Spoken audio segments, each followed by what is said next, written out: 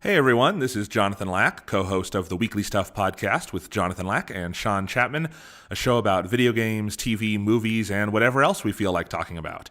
If you've been listening to us for any length of time, you know that one of our favorite things to discuss is the Japanese RPG series Persona.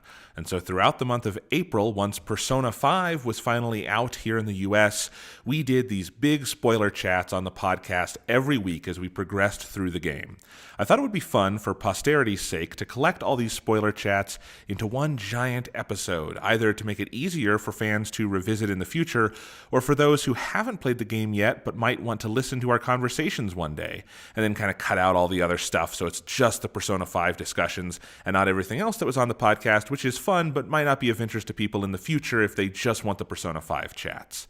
I don't mean to brag, but I do think that given Sean's fluency in the Japanese language and our commitment to covering every character, theme, and story point in as much depth as possible, there probably isn't another piece of English language criticism on this great game that goes into as much depth as our conversations have. Plus, I just thought it would be funny to release a giant 10.5-hour podcast and surprise everyone with it.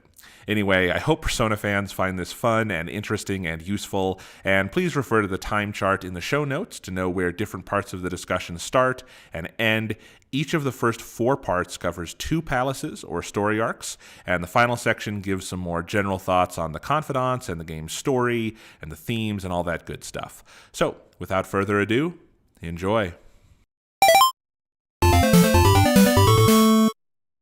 Hello and welcome to a very special episode of the Weekly Stuff podcast with Jonathan Lack and Sean Chapman. We are here, finally, after many months of waiting, to talk about Persona 5. Yes. Finally. Finally. The weird waking dream I have been a part of for months now is finally over. The game is out. You've played it, or you've played a good chunk of it. Yep. I'm deep into my second playthrough. And we can talk about this goddamn video game. Holy shit. All right. For those of you who are just joining us, new listeners, if there are any, you should know Persona 3 and Persona 4 are our favorite video games ever. Yes. And so we were excited for Persona 5. That is a fair thing to say. For pretty much the lifespan of this podcast, which is in its 6th year. Uh-huh.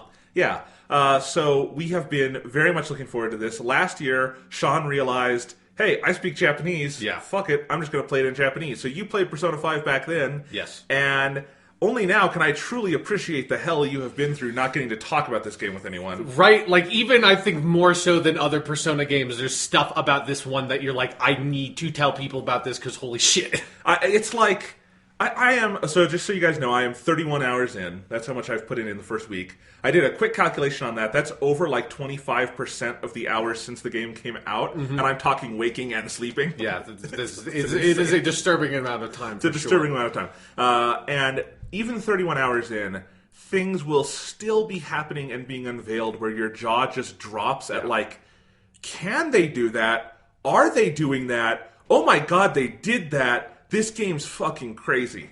Yeah, and in my experience, that continued till literally the very end of the game. Like, it is a game that is so chock full of surprises that it's it's something you don't necessarily understand how much you appreciate about something. Its ability to surprise you until you play something like Persona 5, and literally like every other hour you're like, holy shit, they're doing that? Like, they do that in this game? Yeah, it is incredible. We will take a deep dive, just so you guys know how these podcasts are going to work going forward. Because Persona 5 is going to be a topic every week for the foreseeable future, for a little while here. We're going to basically pick a point to where I've played, since I'm the one new to the game here. And we'll say we're going to do basically a spoiler cast on all of the stuff up to that point, and we will let you know. Today's episode, we will probably do some non-spoiler stuff, of course, but then we'll really get into it, and we will talk about stuff up to the end of the second palace, or if you want to think of like the second story arc in the game. Yeah. So we will not get into anything too much beyond there. Some things it's hard to say, like, where do you see certain social links? Yeah. And, But like, there's a good, like, you could kind of contain the social links you'd be able to see in that time period. Absolutely. So that's probably, 20 to 25 hours for most people playing the game. And I just finished it, and my second playthrough, I'm at about 19 hours in, and that's probably a little bit accelerated because I can get through the dungeons faster than most people because I've seen them. Right. So yeah, that's what we're going to do, and I have played further than that. I'm almost done with the third palace and story arc, but we're not going to touch on that because we don't want to spoil too much, and I understand most people, even if they love Persona, might not have played 31 hours of it week No, one. I think you might be playing through the game faster than I was. Even ignoring how much more time it may have taken me because I was playing it in not my native language. Like even then, I think just in terms of raw hour count, you've beat me in that regard. It's really good, Sean. Yeah, I have been sitting here telling you that since October. Since October 6th, I think is when I bought the game. I didn't disbelieve you, of course. Obviously, I knew the game was going to be great. But there is a quality to this game where I don't think literally any amount of hype can prepare you for what this game does. Yeah. And if you have not played it yet and you're not sure, just fucking play it. Don't listen to our podcast until you have, because you need to experience this for yourself. Yeah. And holy crap. So we're going to put Persona 5 on the table for a minute and do some news. Although, speaking of Persona 5 on the table, do you want to talk about the special edition of the game? Yeah, sure. We could get into that right now. So, a couple of minutes before we started recording this podcast, I tweeted out a picture on my Twitter account of I have modified our normal podcast table with the accoutrement that comes with the Take Your Heart edition of Persona 5, which is their super mega special edition of the game, which doesn't come with anything it's not $130. It's not it's not night vision goggles for Modern Warfare 2 kind of swag, but it is a very nice version of the game that comes with a really nice sort of big case that comes with all the stuff. It comes with an art book that's sort of a selection of a lot of the art from the game that I like a lot. It comes with a soundtrack disc that is basically music from the first 5 or 6 hours of the game, sort of select songs from that section of the game. There's a couple of the main battle theme is on there, the opening theme's on there. The most basic music you want. Yeah. It's sort of your primer for, obviously, the full soundtrack is much bigger, which I also have on the table. It did not come with this edition of the game, but since I had the official soundtrack, I might as well put it on our little shrine we have here. So then it also comes with a bag that is the Shujin Academy school bag. It's a nice little bag. And then it also comes with the thing that I actually, honestly, since I already bought the soundtrack, I most wanted from it was the Morgana plushie. And so we have the Morgana plushie. Morgana is my favorite character in this game. Morgana is one of my favorite characters in anything. Yeah. In anything.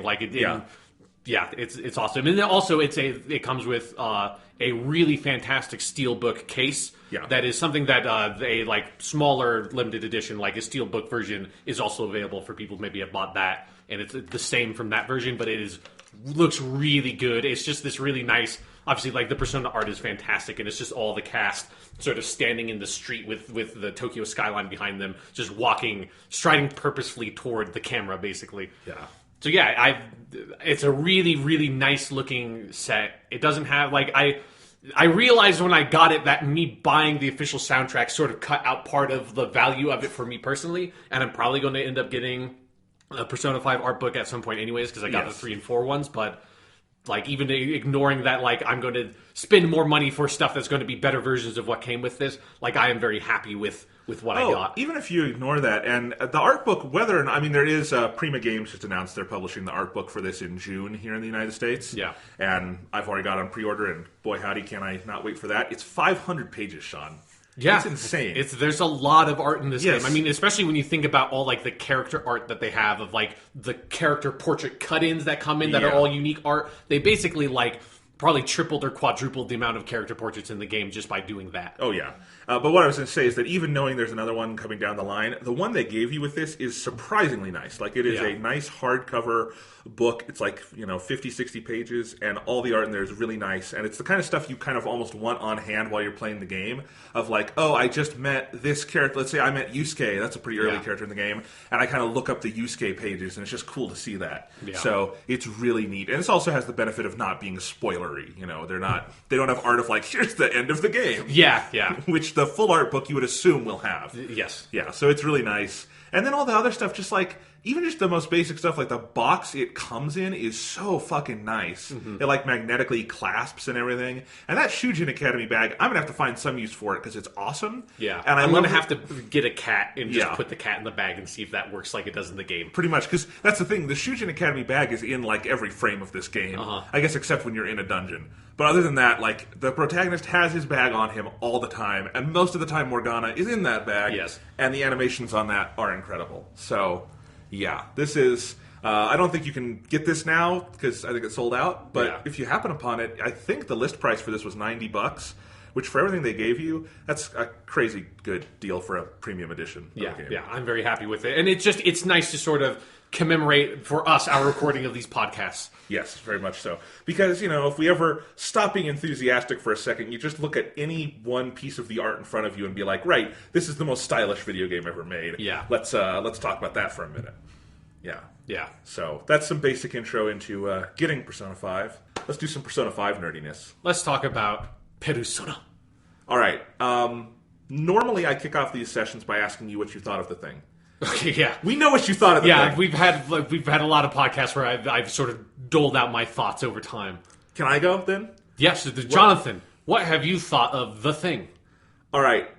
Persona 5, I think, is the gaming equivalent, and maybe the purest expression of this equivalent that I've ever seen in this medium, of a 3-star Michelin restaurant. Okay. Where if you're going to be like a 3-star Michelin restaurant, it's not just that the food is good. It's not just that the presentation is good. It's that everything is so magnificent that you are at that exclusive level, right? And it's that every individual ingredient has to be the best in the world. Like I watched that movie Jiro Dreams of Sushi about the 3-star Michelin sushi restaurant, and that dude like is so meticulous about the fish he picks out, and so everything that winds up in that restaurant is the best of the absolute best. And then on top of that, the person putting it together, the people putting it together, have the skill that those individual great ingredients are going to be greater than the sum of their already great parts. And then the presentation on top of that is going to be great. And that's how you become like one of the world's greatest restaurants. Right. Persona 5 is the gaming equivalent of that. Where it's not just that you boot this game up and it plays well and it's fun and it's got a good story. It's that every single thing this game sets out to do, and I mean every single thing, it is doing it at 110%. Yeah. It is executing at an insanely high level on any individual element you want to pick out and talk about. The music, it's maybe the best soundtrack in a video game ever. The art, it's maybe the best art direction in a video game ever. The overall presentation, it is definitely the best UI in a video game ever, especially for a JRPG like this. The characters, they're really freaking good. The moment-to-moment writing. Holy crap, I've already had my heart ripped out by this game, and I'm not even like a third of the way through. No, yeah. Because this is a long game. Just the battle system is so off the charts good and improved more than I think anyone thought it could be over Persona 3 and 4. And then all of those individual elements are so great and so amazing. But then you put the whole thing together, and like a great, recipe or something, it is somehow greater than the sum of its parts. And it is this immensely powerful, entertaining, emotional experience that is just as good a video game as I have ever played. Period. Yeah. And that's kind of what I've been coming back to with Persona 5 is just, this is not a game where you're like marveling at individual pieces of it and saying this is good and this is good.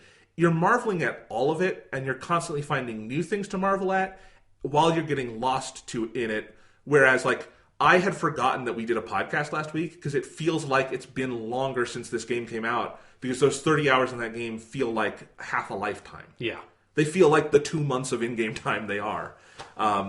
So yeah, that's kind of my opening salvo on Persona 5 is, holy crap, just on a basic quality level, put aside my love for this franchise for a second, and just me fanboy geeking out when there's a Detective Prince show on the TV or something. Right. It's just, as a video game, the quality of this thing is insane. Yeah, it is for me, like, this is sort of like I've been sort of mulling through thoughts. This is like my second playthrough, and I agree with you, like, a lot of the sensation of Persona 5 to me is you really feel that this team, that this is their third game, and how much this team has matured. And like, well, I guess it's their fourth game if you count Catherine, because it was the same team. Yeah. Obviously, it's a different franchise and sort of different things, although you can definitely see a lot of like... Catherine is important to talk about with this game. Yeah, I mean, there's a lot of stuff about the presentation, and I think some of like how the dungeons are constructed comes from some of the game design stuff they've learned from making Catherine. But you feel this like weight of experience to this game that is like more than just like the raw talent that obviously this team has always had going back to Persona 3, but you know, the core Persona team has been working on this franchise for so long and is so much more experienced now, and you just feel that in every single fiber of this game. It is in how the combat is like sort of been improved, but then also it's not just like the mechanical things of like, oh, the combat is better, like yes, like and that kind of stuff. It is also just in like the way that the combat is presented and the way that like it is balanced, the way that it works with everything else in the game. The way it works with everything else in the game, but then also stuff that like on a second playthrough you can sort of criticize and appreciate even more is stuff of like, oh, like this is like the flow of these dungeons and the flow of like when you encounter certain types of monsters, like what their abilities are and how like going through the first dungeon, Kamoshida's dungeon, for the second time, like brought to me this whole other level of appreciation of like, oh shit, like now I see like how you getting this persona with like that has Bufu here is really important, and like it's very clearly designed that you get this here, and like you get Zio, like the first persona you get in the game that is your new persona is Pixie, who has Zio, that is one of the spells that is not covered by your team at the beginning, and then later in that dungeon you get Bufu for the first time, which is another spell that is not covered by any of your team members at the time. And like the way it is sort of slowly introducing to you, this is how you engage with the combat. Here's like the larger sort of tactical level of how you use your main character and switch up personas with your main character to take advantage of the situation. And it's like there's a lot of stuff like that all over the place in the game, of that it's not just that the core systems that have always been there have been improved and refined, is the raw design of the dungeons, the design of the encounters, the design of the flow of the game, the way that social links flow, the way that you getting your different sort of like social attributes like charm and stuff, the way those are upgrading in relation to what social links you have access to and when those gate off and stuff like that is so well designed and is so refined, like beyond what the Persona 3 and Persona 4 games did, which like are obviously amazing, incredible games and our favorite games ever, but are also the only games that are like that. So like there was nothing to compare to that sort of quality of like that level of game design of, oh, like how do you pace out these social links and the social attributes, and how does that larger sort of like web of the game and the flow of the game work? And now that we have Persona 5, I think you can see how those elements can be improved upon and advanced with the experience this team now has. And that's been something that on my second playthrough I'm really appreciating in a way I didn't at first necessarily, just because it's not always apparent to you, because you don't, obviously when you're first starting the game, you don't see the larger picture, you don't know where things are going to go. Right. On that point, like, it is amazing to me, and obviously I haven't finished the game, so I don't know where this is all heading, but just in the 30 hours I've played so far, I am continually struck by how thematically, narratively, everything in this game is on point. Yes. And that, like, for a game this big and this sprawling, and even in comparison to, like, the lengths and size of a Persona 3 and 4, this game blows the fucking doors off that in terms of the geographic space of Tokyo, and the number of things you have to do, and the number of characters and story points being thrown at you. Like, this game is just on a different magnitude of scale, and yet it also feels like it moves with more moment-to-moment purpose than either of those games in some ways. And that's not to put those down. Like, in some ways I actually love that Persona 3, for instance, has room for sort of non-sequiturs in the social links and stuff. Yeah. And I miss that a little bit here because there's sort of less of that in Persona 5 because everything is trying to tie more into the main story. But at the same time, the high wire act of having everything in this giant, sprawling 100-hour game feel like it keeps coming back to those main ideas and the main theme and story and mechanics of what's going on here, it is just jaw-dropping. It is jaw-dropping that any game could do that high wire act of just everything you play, every confidant, social link, whatever we want to call them, you get feels like, okay, this ties into this, which ties into these palaces and this part of the combat and that part of the story, and it is all intertwined to a degree that is just absolutely amazing, and the kind of thing where when you think this game took them like 10 years to develop, once you start playing it, you're like, yeah, I understand why. This was a fucking thing. Yeah, it is absolutely that element of the Persona 3 and Persona 4 that is the thing that I think we both love so much about those games is how just sort of laser focused they are on the sort of core thematic material they are interested in and exploring that to this insane depth in a way that like the vast majority of stories ever told have never been able to manage that kind of focus. And it's so insanely impressive, especially to be able to maintain that focus over a game that's like 60, 70, 80, 90 hours long. And like Persona 5 is that element, that sort of core element of those games, and the thing that like when I think about the Persona team and like their sort of design philosophy for games, that's the core thing I think about. Mm-hmm. And Persona 5 is that like ratcheted up to 11 because it's like not just like the dialogue, it's not just sort of like the grander sort of dramatic structuring of the story or anything like that. It is in the menus, it is in the loading screens, it is in the transitions, it's in everything in the game is designed to build up the core theme that is because it's like, to me, there's sort of like these three pillars of what the story is doing that they all intersect and sort of build each other up, which is kind of, you have the core narrative theme of like sort of, throwing off the chains of society, that stuff. You then have the setting of Tokyo and like the setting of the city and of like this urban space, which is so important. And then you have the genre of like the picaresque, like roguish hero novel kind of thing going on. And all three of those things are the sort of the core heart of this game, and every single element of it builds up all three of those in different ways, from like the menus to the loading screens to the battle system to the way the battle system is paced and like sort of balanced to obviously then like the more sort of direct obvious things you can point at, like the writing. Yeah. And this game wants you to know that, too. Yeah. Like, it is not subtle. I mean, the Persona games are never subtle, really. Like, it's an interesting thing about them is that they do not often have a lot of room for subtext. It's just not something they're all that interested in. They kind of want you to know what the ideas are. And I think that works when you're executing at this high a level, But even more than that, Persona 5 wants you to know these things. Like, obviously, I think every social link in Persona 3 and 4 is a variation on the main theme of the game, but often it's more oblique than it is in Persona 5. Like, you can definitely draw the line from the Moon social link in Persona 3, the gourmet, to what's going on in the main story, but it is much less literal of a link than what you often get, so far, at least for me, in Persona 5, where, I mean, there's the whole framing device conceit to really remind you that all the pieces matter in this story. And, some of those ties are still oblique in some ways and are left to subtext, in some of those more obscure social links, but they still have that very direct tie of like, this is going to benefit the main narrative in a very literal way. There is nothing you are disincentivized to see. You are incentivized to see everything in this game because every piece matters. And for a game this big, I don't know if I've ever seen something quite like that, at least with a narrative heavy game. Yeah. Yeah. Yeah. No, it is definitely, it's a remarkable achievement on sort of every single level, and I'm just having so much fun playing through it again and being able to like have the perspective I have and be like, okay, like let's because I've been sort of taking my time with it a little bit more. I mean, I still put a crazy amount of time to the game, but I'm not sort of pushing it the way I did when I first played it, or obviously you are. And there's something that is fun about being like, the pressure is off. Like, I don't need to like desperately see how this like game ends, because the story has this incredibly propulsive quality to it. And so like when I was first playing it, it's like I just have to keep on seeing what's going to happen next. Now I can just sort of take my time with it, soak in it a little bit more, and be like, I just want to hang out with Takumi a little bit. Like, let's just do this. I do want to talk about the pace for a second. Okay. Because it's so fascinating to me, because you're absolutely right. This game is incredibly propulsive, and yet it is also knowingly, winkingly episodic. Yes, absolutely. It is lovingly episodic. Like, it is aware that you do not make a 100-hour-long game and not have an episodic quality to it. Because, it's easy to forget, Persona 3 is not 100 hours long.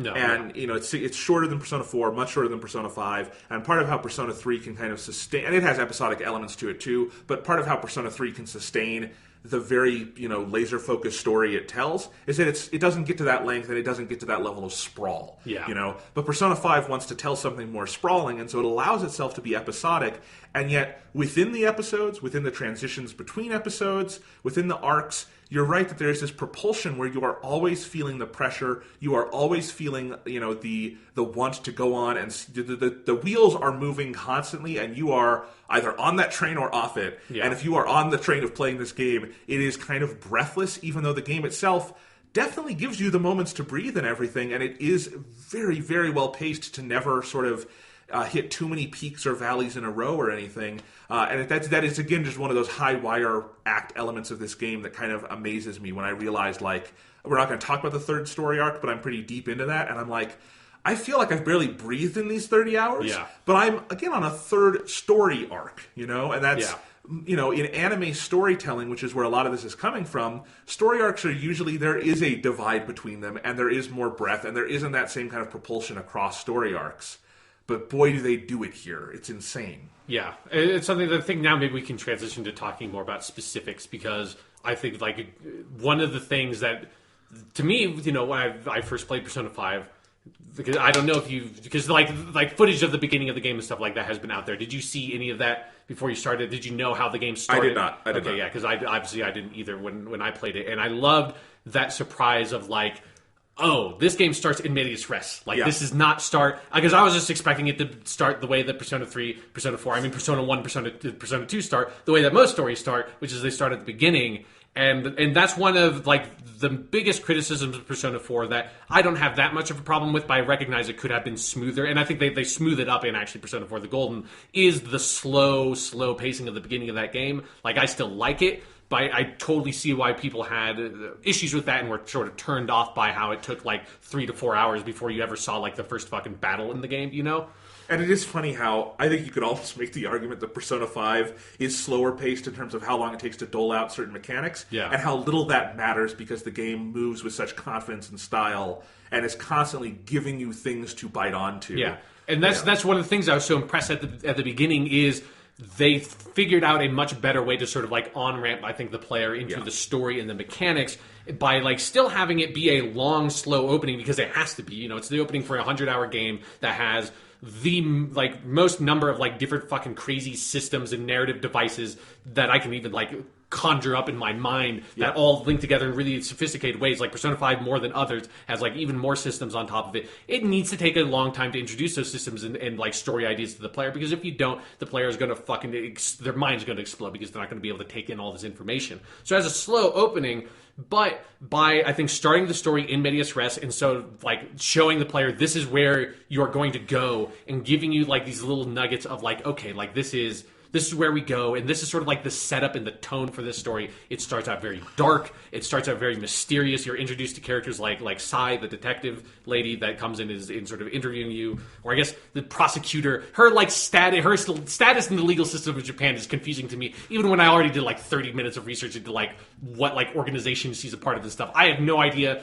She's not a lawyer. And she's not really a cop. I don't know. There is a lot of that in this game, and some of it I feel is kind of intentional because you're attacking all this from the ground level of teenagers. Yeah. But it is like there are certain things about the power structure of things that it's hard to understand. Like, I just don't even know if like the position the official position she fulfills is something that is like actually a concept over here. Right. Because it's like she's not really a prosecutor, but again, she's not like a detective. She doesn't go out like and is investigating things, but anyways, that aside, like, it introduces you to She's a good character. She's a really good character, and she's sort of like that interview with her that at the beginning of the game serves as that framing device that, especially at the beginning of the game, you get like very frequently of you going back in time to the beginning of April or whatever, and you going through your life and you getting the sort of having the more normal Persona opening, but then every once in a while when you're introduced to maybe a new character and the next phase of the plot starts opening up, it cuts back forward in time with this incredibly, if you've played other Persona games, incredibly stressful sequence of the days flipping by, and you're like, don't do this to me,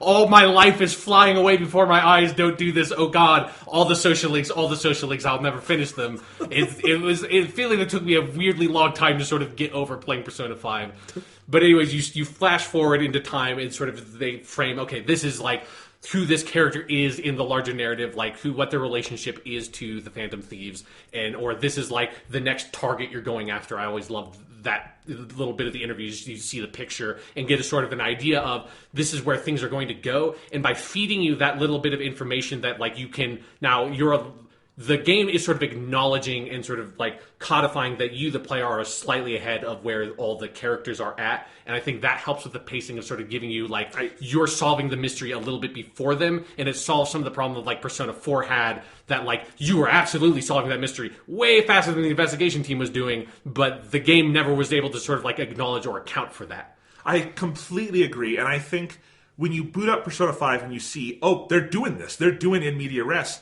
your initial reaction, and I know mine was, will that work? Like, because that seems initially counterintuitive when you don't put that much thought into it, because Persona games are these, they take place over a year, and you start as a transfer student, and it's about the progression of time, and it's like, if you break that progression, does that work? And then you start to realize immediately, not only does it work, for this story, it has to work that way. Because for a couple of different reasons. One, it even adds extra kind of strength to the scenes in like the Velvet Room and some of those ideas of signing the contract, and that you're going to go where you're going to go. And that this is fate very literally, because we're seeing the story out of order and it has to go there. It cannot go anywhere else. And it's also, I think, a very smart acknowledgement of linearity in a time when games, you know, have this obsession with non-linearity in some ways, or choices or whatever. And it's like, no, that's just where this is going, and you have to think in those terms. So that's great, but it's also that, and I think Persona 4 is a great comparison, there would be something, I think, very meandering about the first 20, 30 hours of this game if you didn't know the Phantom Thieves were going to get as big as they are going to get, or that they're going to fall as hard as they're going to fall. Because that immediately puts stakes into even the littlest conversations, where you can have a really fun moment where, you know, Ryuji and the main character and An and Morgana are all like hanging out at the back of the school and talking about how cool it is to be Phantom Thieves, and it's just like kids hanging out. And that would read so differently if you didn't have the flash forward of your character getting fucking drugged and beaten on the floor because of what's happened, and knowing that there is going to be this fall eventually, and that they are going to get that big. It adds this extra layer of resonance to everything you're playing. And you're so right about how it keeps that propulsion up of, you know, you know that, like, for the second story arc, it's going to be that painter. And it actually adds, I think, multiple layers of intrigue, which is, you know, that's the end point. But when you first see it, you, like the investigator, Sai, don't know, how the fuck did these kids find a painter to go after? You know? It's like, what is it about how did you know that this dude was actually, like, a total fucking asshole? Like, whenever Persona 5 is very good at, whenever you kind of feel like you have your footing, they know when to pull the rug out from under you and get you off your feet again, because, and so it's just, it's such a smart way to tell this story, and for the pace and for the themes, and just to feel like this is building to something very real. Like, you do wonder, like, boy, could Persona 4 have worked even better if they had a scene where it's like, oh my god, like 7 people have been thrown into TVs, and you know, that's where we're going. And ultimately, I'm fine with how Persona 4 is told, but you're right, there are stretches of that game that definitely drag, in part because it's not clear where it's going, or you know it has to get somewhere that you just know it has to get to go, but the game is not acknowledging that. Persona 5 has none of those issues. There was just like a couple too many scenes in Persona 4 where all the team is sitting down and like going over everything they know, being like, well, who could it possibly be? And you're like just screaming at the game, like, it's Namatame, or it's like, is this, like, oh my god, how have you not put all this together? It's like, because it's a copycat. Good God, it's a copycat. Yes, that is the biggest one of like that it's like section 20 hours of the game. Where you like, you know that it's like that they're sort of, you know, chasing after red herring basically. And Persona 5 just doesn't have that issue, because also this is something that we'll obviously can talk about more in the later episodes when you've seen more of the game, but there's a really beautiful elegance to the layers of the structure of the plot that you've sort of already noted. Like, it is very episodic in nature. It has that kind of very Persona 4-esque structuring of each dungeon is sort of themed around a character, or it's kind of more themed around a set of characters, because you have different sort of like this kind of rogues gallery of villains you go through of the game, that each dungeon is themed around a villain, but then each villain is also generally associated with a party member that you're going to get. And so like that has that sort of episodic structure, but then also there's like larger sort of like threads of the game that are like, okay, this is kind of, is one of the reasons why I think talking about the first dungeon and the second dungeon for this podcast works really well, because in my mind that is that like opening arc of the game, and then it like sort of transitions into something different where it's like, you know, the next sort of sets of dungeons sort of is like kind of interested in another phase of that plot, and so on and so forth. And it has this like really intricate layering of dramatic structure over everything else that is so important to maintaining a sense of pacing and maintaining a sense of investment in a story that is over 100 hours long, which is the kind of thing that when we talk about the Marvel TV shows, the Marvel Netflix shows on here and stuff like that. It's one of the reasons why can be so disappointing watching those shows when they can't grasp the importance of this episodic storytelling structure, when the format they are packaged in is literally episodes. And then you play Persona 5 and you're like, this understands episodic storytelling structure when it is one contiguous piece of entertainment, but it's like it has layers of episodic storytelling structure all over the place. Yes, absolutely. I mean, and frankly, it plays to a lot of Persona's inherent strengths in that, social links are essentially episodic pieces of storytelling and things like that too. So it's all of a piece. So like this definitely feels like mechanically it's a huge, it like kind of takes the basis of like Persona 4 specifically and kind of improves on it in every area. Yeah. And story and character are kind of a different thing, although it's very tied in, and I'd like to talk about those. But yeah, it's so impressive in how it's paced and told, and that you're just kind of on the edge of your seat with this game. And I don't know, where do you want to take this next? Because I kind of have a thought. I think, let's have you sort of guide it, just because I don't want to get ahead of ourselves. I want to get to story and characters soon. But first, I honestly, just because it's at the forefront of my mind, I need to talk about the palaces and how this game does combat and stuff. Okay, yeah. Because that is the part that, to me, is the biggest revelation in Persona 5 in terms of a jump in quality. Because I love the way they do dungeons in Persona 3 and 4. I have no problem with that. And in fact, I love Mementos in this game because it's a nice throwback to that. And we'll talk about that later. Yes. But the actual palaces, it's one of those things where I didn't know I was missing this in my life until they made it. And that's that the overall flow of just the story stuff around the palaces is great. And I actually think it helps to have the palaces built around a specific villain and not someone who's going to join your team, because it just gives you that little extra sense of propulsion of like, fuck these guys. Yes. And they make some like really reprehensible villains that you really want to like throw a fireball at. Oh, absolutely. Like this game does not pull its punches at the beginning, certainly, and I assume later on. But no, so you get into those palaces, and there are so many different things going on that it makes Persona 3 and 4 look fucking quaint. Yeah. Because the basic breakdown of combat in Persona 3 and 4 is you have a dungeon, and you have a series of floors, and the floors are going to be randomized in their layout. So for each floor, you kind of follow your mini-map until you filled out the whole floor, you fought some shadows, and then you're ready to move on.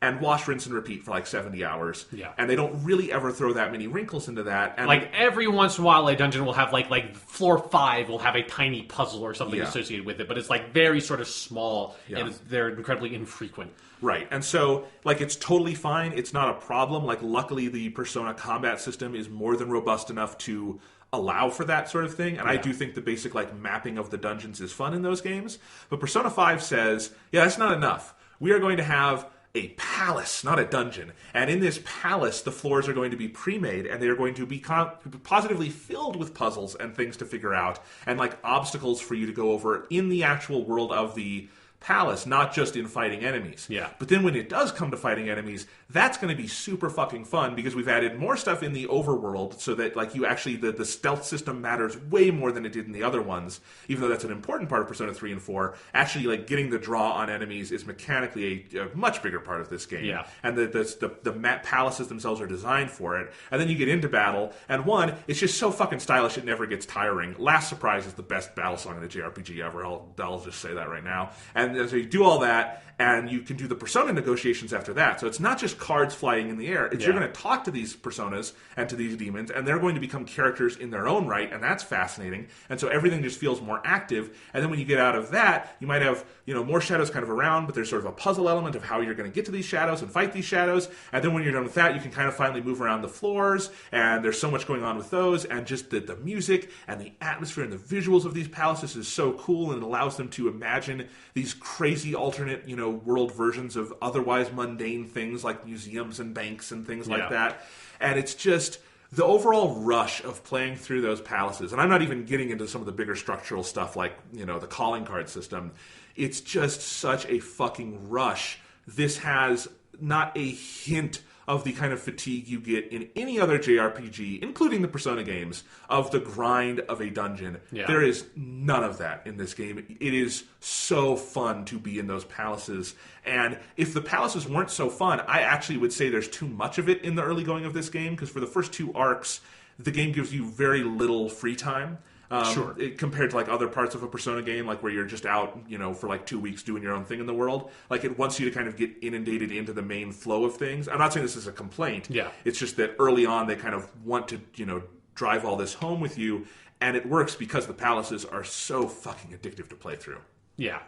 So there's I agree with everything you said, and there's just a lot to unpack there. Yes. So I think Right. let's take it layer by layer. So like the first point is that palaces, unlike Persona 3 and Persona 4, the sort of the main dungeons in the game, the palaces are handcrafted. So like they have sort of sectioned off the random dungeon stuff to mementos, which is basically just they basically just made a way better Persona 4, and then they put a little tiny Persona 3 into Persona 4. That's basically what Mementos is, because it's very similar to Tartarus, which I just love that. And so that's where you can do the grinding, and a lot of side mission stuff is sort of in there. But in terms of the main dungeons, they're all handcrafted. And they're all very unique aesthetics, and then more importantly, them being handcrafted allows a sense of pacing, a sense of like narrative construction around it. So like you sometimes you will like halfway through the dungeon you will encounter the villain of the dungeon, or you'll hit like some sort of different roadblock that will force you like in the second dungeon, the halfway point of that dungeon, you have to go back out into the real world to sort of like you do this whole story point to unlock this door in the dungeon because it's part of their subconscious world and all that stuff. And so there's a sense of pacing and flow that it gets because it is handcrafted, but then also just the sense of like the flow of moving through what feels like a more real space, because it's it has rooms, you have your map, and there's like a real joy to sort of getting that map and seeing like, okay, there's like all the stuff of the palace I still have to go through, and kind of seeing, because you can, when you get the find the maps in the game, you can just scroll through all the floors that you can see. And when I was first playing the game, I would kind of do that and be like, what the fuck is going on? Like, this is a weird ass looking room. What is going on here? There's probably some like there's some weird puzzle that's going to be here. It's very Zelda-esque, I thought, of like getting the map and being that excitement of like, I have stuff to fill in. Yeah, exactly. And so you have that sense of flow and movement through this very handcrafted dungeon. But then to me, the biggest thing is that every single dungeon is filled with different kinds of puzzles. And I love that it's also not like, it's not just like one, and they're usually like, usually each dungeon has maybe like one or two more significant kind of puzzle mechanics, but all of them have like little tiny things that's like, oh, like this is the section of the art museum where you're having to deal with like trip lasers and stuff like that. That's not every single room in that dungeon is not just you dealing with like, this is a different configuration of trip lasers. It's just like the kind of the beginning part, and then they bring it back later, and that's all you see of them. And then it's like, oh, like here's like this part where you're moving through paintings. Here's this part where you're dealing with like, all of your teammates being sectioned off from you, and you have to go like solve this little puzzle of like getting all these switches. You have to go like, here's this part where you have to go get these passwords. Here's this part where you have to identify between all these different paintings which one is the real one. And it's like every single floor, every single section of the dungeon has another tiny little puzzle that all tend to sort of like build up the larger aesthetic of whatever it is. And I think one of my favorite, we're not going to go into it, but one of my favorite sets of puzzles is the one from the third dungeon that's like very sort of like, is this very basic like algebra kind of thing that runs through that whole dungeon. I love that. But that whole sense of flow, in the sense of like, okay, while I'm going through and fighting all these personas or the demons or whatever, the shadows, I am also sort of engaging with the game on this whole other level of also exploring the environment, finding the puzzles, unlocking different like shortcuts back to where I am and stuff like that, finding the safe rooms that are another really great way of giving the sense of pacing to the whole proceeding. It makes the dungeons mirror the rest of the strengths of the Persona series, which is that the Persona series is constantly flexing all these different intellectual muscles for you as a gamer, because, if you're out there just in the world day to day, there's so many things you're keeping track of. But then in Persona 3 and 4, you go into the dungeons and you kind of turn your brain off a little bit. Yeah. And that's okay, but that's kind of how it was. In this, with the palaces, you are not doing that. You are just as sort of consumed with different things as you are in the day-to-day grind of the game. And that is brilliant because it keeps you engaged constantly. Yeah. And the thing I'm most impressed by is that, like, this is the first time they have done this handcrafted dungeon thing for a Persona game. And, like, they didn't just do it. Like, they did it really well. Oh, like, yeah. Like, they like all the dungeons of the game, I think, are great. They all feel very different. They have very different sort of mechanics associated with them. And that just sense of solving those puzzles, even when they're not like crazy hard puzzles or anything. This isn't fucking like Portal 2, but it's just enough to be like, I wonder what okay, that's what this is, and sort of putting two and two together. Because, I like played through Ocarina of Time in like a very small window after Breath of the Wild on your Wii U, just because like I have to do that every like 3 years or so. I'll just play through Ocarina of Time again. And it's that sense of just like, even if it's not hard to say like, oh, I'm going to shoot that thing with an arrow, just the act of going into a room, not knowing, of like seeing a locked door and you're like, how do I get through that? Oh, I shoot that thing with an arrow, shoot the thing with the arrow, go through the door. It's like, it's not an incredibly difficult game task, but it's just enough to be like, oh, this is like this memorable, I remember being in this room, and then moving past this room and moving on to the next thing. And it gives a sense of identity and geography to the whole dungeon that feels so much better than just going through randomly generated room after randomly generated room. Even if that was acceptable in Persona 3 and 4, and I have no idea like how much time and effort it must have taken to build all the different dungeons, because there's a lot of them in Persona 5 that's like, obviously that's one of the main reasons why this game took so much longer to make than the other Persona games, but it was so worth it because it is such a massive improvement over like the two best games ever made. And again, it plays to their strengths, like, because, I love Tartarus, and I actually think pace-wise, that is still I think Tartarus is a brilliant element of Persona 3. I agree. But, Tartarus has sort of limited design changes throughout, even though they're cool design changes. And then in Persona 4, all the different dungeons look really neat, and there's a lot of cool, like, aesthetic stuff going on. But because of the way those dungeons are built, there's only so much you can engage with those aesthetics. And what Persona 5 The Palaces do is it allows them to really engage with the aesthetics they want to explore. Yeah. So far, my favorite palace is the museum one, the second one. It is one of the coolest things I've ever played in a game. And, like, so what's so cool is that they just get to go crazy and build a fucking art museum and then fill it with all these crazy things to do. And constantly it is this interplay with the aesthetics where whatever puzzles or whatever obstacles there are in the game, or in the palace, they always come in some way from the aesthetic function of the palace. Yeah. If it's the castle, it's a lot of things you would associate with a castle, like, the big roving, like, knives going through the air or something like that. Yeah, like secret passageways that you have to, like, pull, like, weird levers and stuff, or, like, the books and stuff like that. Yeah. I love the books puzzle. But, like, and then in the museum, it's, as you say, it's the tripwires, and it's the paintings, and going into paintings, and identifying paintings, and just, like, it has so much fun with that. You can just feel like the art directors of Persona 4 feeling like, this is great, but I want to do more with, like, Naoto's underground base or something. Yeah. So we're going to go crazy with it on the next game. Man, can you imagine if they made a, like, super Persona 4 The Golden that went back to Persona 4 and redesigned all the dungeons in, like, the philosophy of Persona 5, and, like, how fucking crazy awesome that would be? That would be crazy awesome. It would be an inhuman amount of work. Oh, yeah, no, there's no way they would ever do it, but it is something where, like, once you get it in Persona 5, I mean, it's something that, like, I felt when I finished Persona 5, and not just when I finished, like, when I was a good bit into Persona 5 and I had this thought, and it's something I still feel now. If they want to release a DLC for Persona 5 that is just another palace that has, like, a little bit of story justification for it, and it just, like, magically exists at some point in the middle of the game where, like, you could have a story justification for why all these characters are just going through another random dungeon, like, I would just fucking buy that in a heartbeat, because there's so much fun to go through, even outside of all the narrative context and how, like, that stuff is all obviously amazing, because of course it's a Persona game, but just the sheer gameplay experience of going through the dungeons and how well designed they are is so satisfying. I would just buy another, like, piece of DLC that was just like, here's another one of these, but it's in, like, Fort Knox or something, it's just something like that. Yeah. It's like, but yeah, so that's the sort of, like, the overworld sort of, like, exploring the dungeon part. But then another big element of it is obviously, like you're talking about, the combat. And one of the best things about the combat to me is how the flow of it is so natural and so amazing. It's one of the things that you feel like, okay, this is what they can do when they are released from the PS2, is you're not, like, really awkwardly loading into, like, here's, like, this big, like, like, battle scene that's, like, sort of feels like it's sort of divorced from the rest of the game, and I have to, like, every time I go to, like, use my persona, it has to, like, do this, like, really sort of, like, scripted cutscene where you, like, summon the persona and do the thing. It's like, all that stuff was fine with those games, but it very much felt like this is a PS2 game. Now, with, like, the PS3/PS4 version, they, like, the flow from going in and out of combat is so seamless, and the way it is combined with you navigating the dungeons through the stealth mechanic that's just very simple, just get behind cover and pop from like piece of cover to piece of cover. That is so satisfying. Then just getting on the drop on the enemy, jumping on them, ripping their mask off, and then seamlessly having that explode into this whole combat scenario where the shadow turns into the sort of persona demons or whatever, and you having to fight them. And it's everything of the flow of the combat, of the way the UI is designed. I love that when you press triangle to bring out your persona, it like brings up your spell menu, but your character summons your persona when you bring up the spell menu, and so it's this seamless sense of like, boom, like persona, or like Jack Frost or whatever, and then Jack Frost comes out, and then you pick Bufu, and then you cast Bufu, and the animation plays really quick and like knocks all the guys down. There's no downtime. Yeah, there's no downtime. There's no sense of like the kind of the really awkward, like very stagey cuts between like casting spell,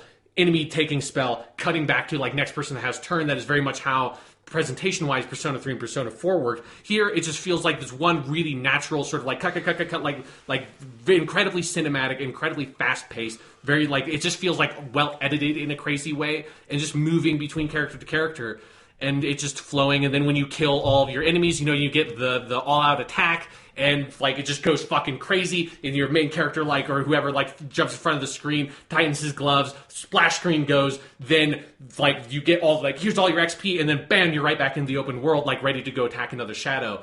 Like, you know, you can have battle sequences in this game that last about 15 seconds, and then you're back into the open world again, and it's so fast, so snappy, so smooth that it makes combat fun to engage with, even when you're just like wiping up like total trash enemies that you go in and you like shoot them with your gun and then kill them and then go on. It still is really engaging just through like the presentational and like aesthetic quality of it, and just the feel of like going and doing like the melee attack with your main character and doing like the 3 hits with the knife and like seeing the health bar go down, and just like the sound of like chunk chunk chunk, and then the health bar goes down. It all just feels really satisfying to engage with in a way that, like, you know, even if I was like playing, like I wanted to play the game with like a podcast on or something, I wouldn't put earbuds in because I need just like enough sound to be able to hear all the sound effects when I'm hitting people, because it's just like, like yes, it has impact to it. It has like, and all the, it's just everything. It's like all the shadows have voice acting now. So when you're like hitting them, they'll say shit to you, like random bullshit crap, and that like sense of like, I love whenever if you just kill a shadow in the middle of them saying something, and it's like their kind of voices sort of like trails off and disappears.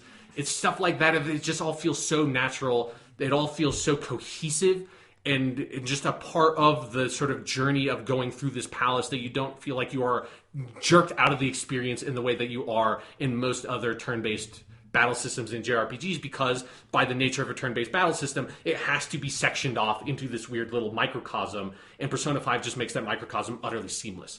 Yeah, it's because it's amazing how the actual battle system itself has not been that heavily refined from Persona 4, which was not that heavily refined from Persona 3 other than adding direct commands, right? Like, it's not like this is not like Final Fantasy 13 to 15 or something. Right, yeah. It's not like Final Fantasy 10 to 13, which like... Sure, yeah. It is the same fundamental combat system. Right, but it's just, there's so many little presentational, aesthetic things that they've done. And one thing that this is a little thing, but I actually think it's really important, is...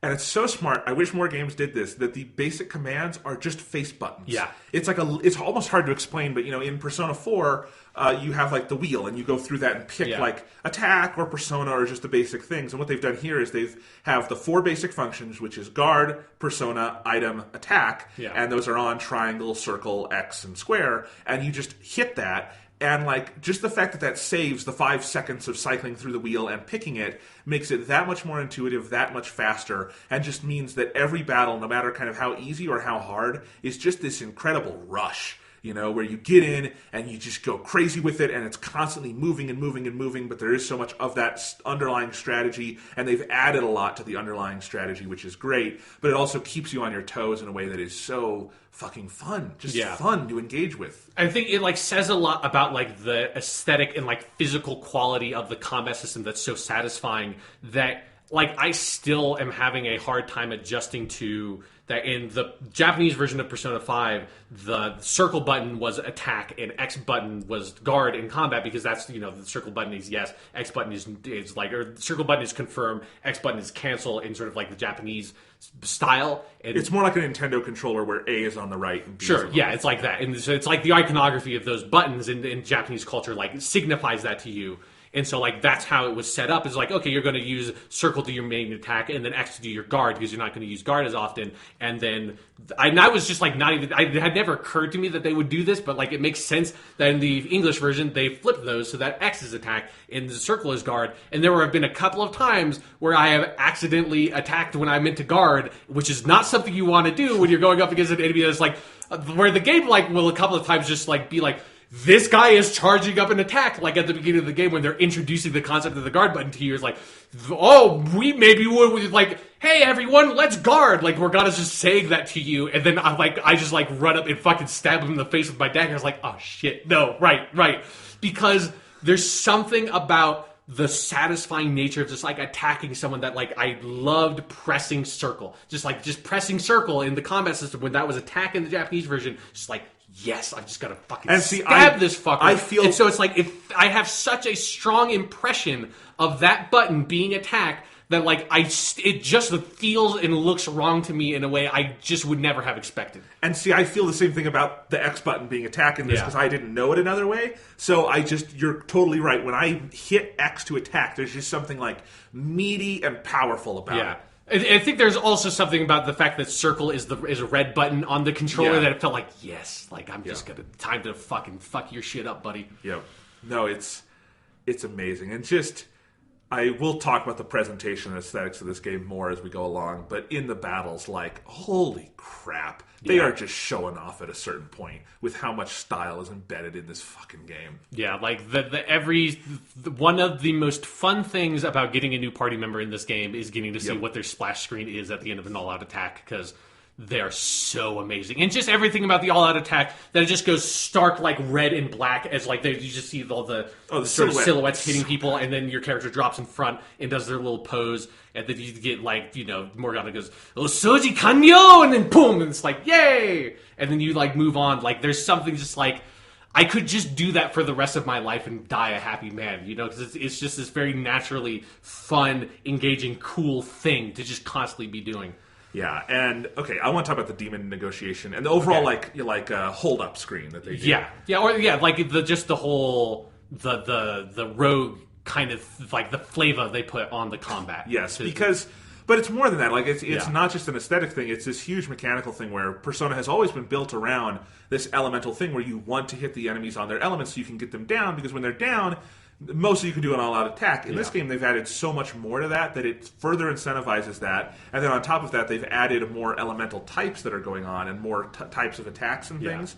So all of that, like the basics of the combat system have been so fleshed out that you are so much more incentivized to engage with it strategically, because if you get the enemies down, you get a hold-up screen, and everyone pulls out their guns and just holds it on the personas, which is an amazing image. Yeah. And then the personas are like begging for their lives, and you can talk to them, which is the demon negotiation thing, or you can do an all-out attack, or you can just cancel and you can just say like, fuck it, I'm gonna kill you, but I'm gonna do it slowly. Right, you can do that. So, and it's amazing, and I love the move to having you get personas through the negotiation, because I like shuffle time. Shuffle time is fun, but it is limited in its strategic potential. Right. And it is so fun to see what the personas have to say, just to get that much more writing from this amazing team, and just to hear their words, and to talk to them, and to go through these just bizarre labyrinthine dialogue trees to try to collect them, where, like, even when I miss a persona, I'm never mad because it was such a fascinating, fun conversation.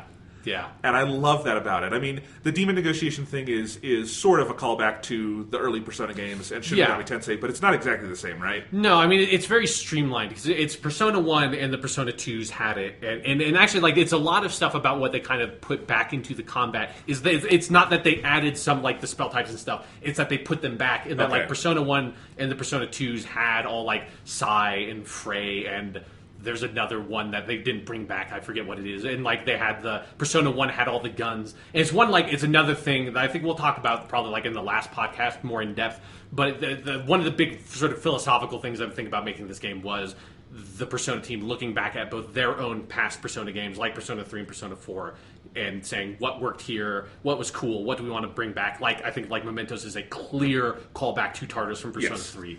And then also they went back to the games that they didn't make, like Persona 1 and the Persona 2s, and say, well, what was, like, interesting and cool about these games that maybe we didn't that we lost when we made Persona 3 because, we had to strip that stuff out and make our own game. But what can we bring back? One of those things is the guns was a Persona 1 thing. All the characters had a melee weapon and a gun weapon in Persona 1, and they did different damage types, and so they brought that back, and then also like some of the 2 other damage types, and then also having light and dark have both insta-kill spells and like normal damaging spells. It's the thing that those games did.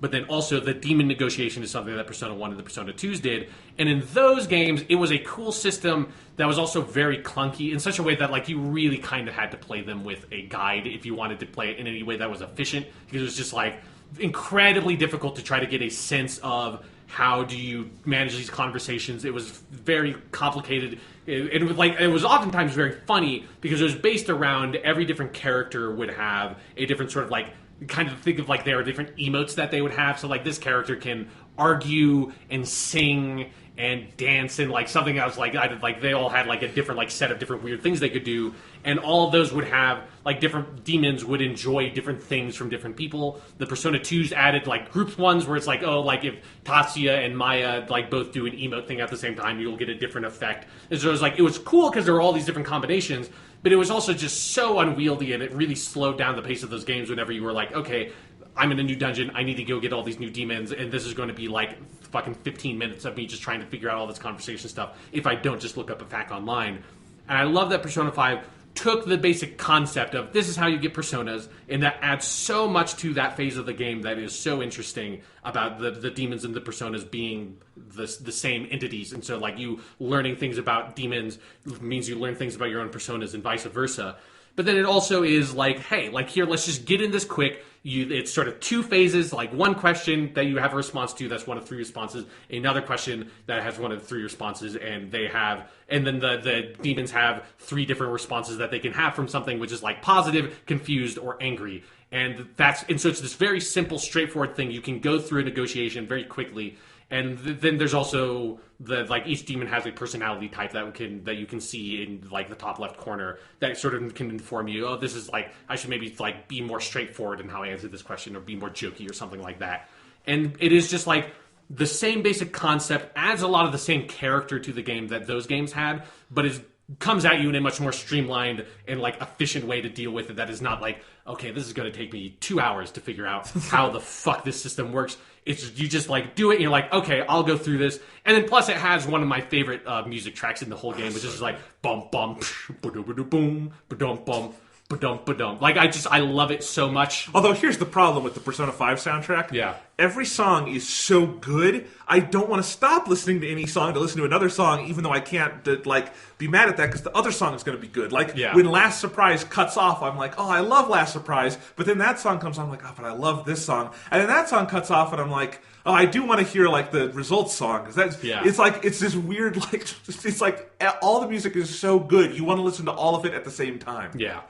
It's a crazy problem to have. Yeah, but the demon negotiation thing, I think, is it's a really well-designed system that took the idea from the older games back and just did it better than those games did. And it just adds so much to the sense of, like getting personas from the dungeons in Persona 3 and Persona 4 was just random happen chances. Like, you got this thing, it's like, oh, that's kind of okay. Here, it did really, you get that sense of, like, yeah, like, it's something. Like, you had to go through a small gameplay challenge to accomplish it. And I love, because you can also use that system in different ways. If you are really hard up on cash, you can get more cash that way. If you I've definitely done that. Items. Early on, you have so much to buy. Yeah, and frankly, I just went in the last 2 hours of my gameplay from having 180,000 yen to 5,000. Oh yeah, the economy in the game I think is very well balanced. You never feel like you have more cash than you could ever do anything with. Like Persona 4, I feel like you could definitely hit a point in that game where like, I just have so much money. This is just stupid. I can just buy everything all the time. Persona 5, you definitely need to sort of scrape money together every now and then. Yeah, so it's actually very useful to do that Persona negotiation stuff sometimes and just say, give me some fucking money. I'm holding you at gunpoint. Yeah. Give me that cash. Yeah. But then, on top of that, I think there's something about the hold up, and then there's a lot of other small things of the way that the ambushes work with the stealth system, and then the way that the hold up system works, and then if the enemies get the drop on you, you are surrounded by them, and then they can also, it doesn't happen that often, but they can take one of your guys hostage, or the demons can also come at you and negotiate with you first if you have put them into a distressed state, and they will just be like, hey buddy, maybe don't kill me. I'll give you some cash. Like, please don't set me on fire anymore. It really hurt the first time you did it. So that'll happen like when they're down to like one enemy and it's really hurt. Yeah. And so the first couple times that happened, I negotiated with them and like got them or something.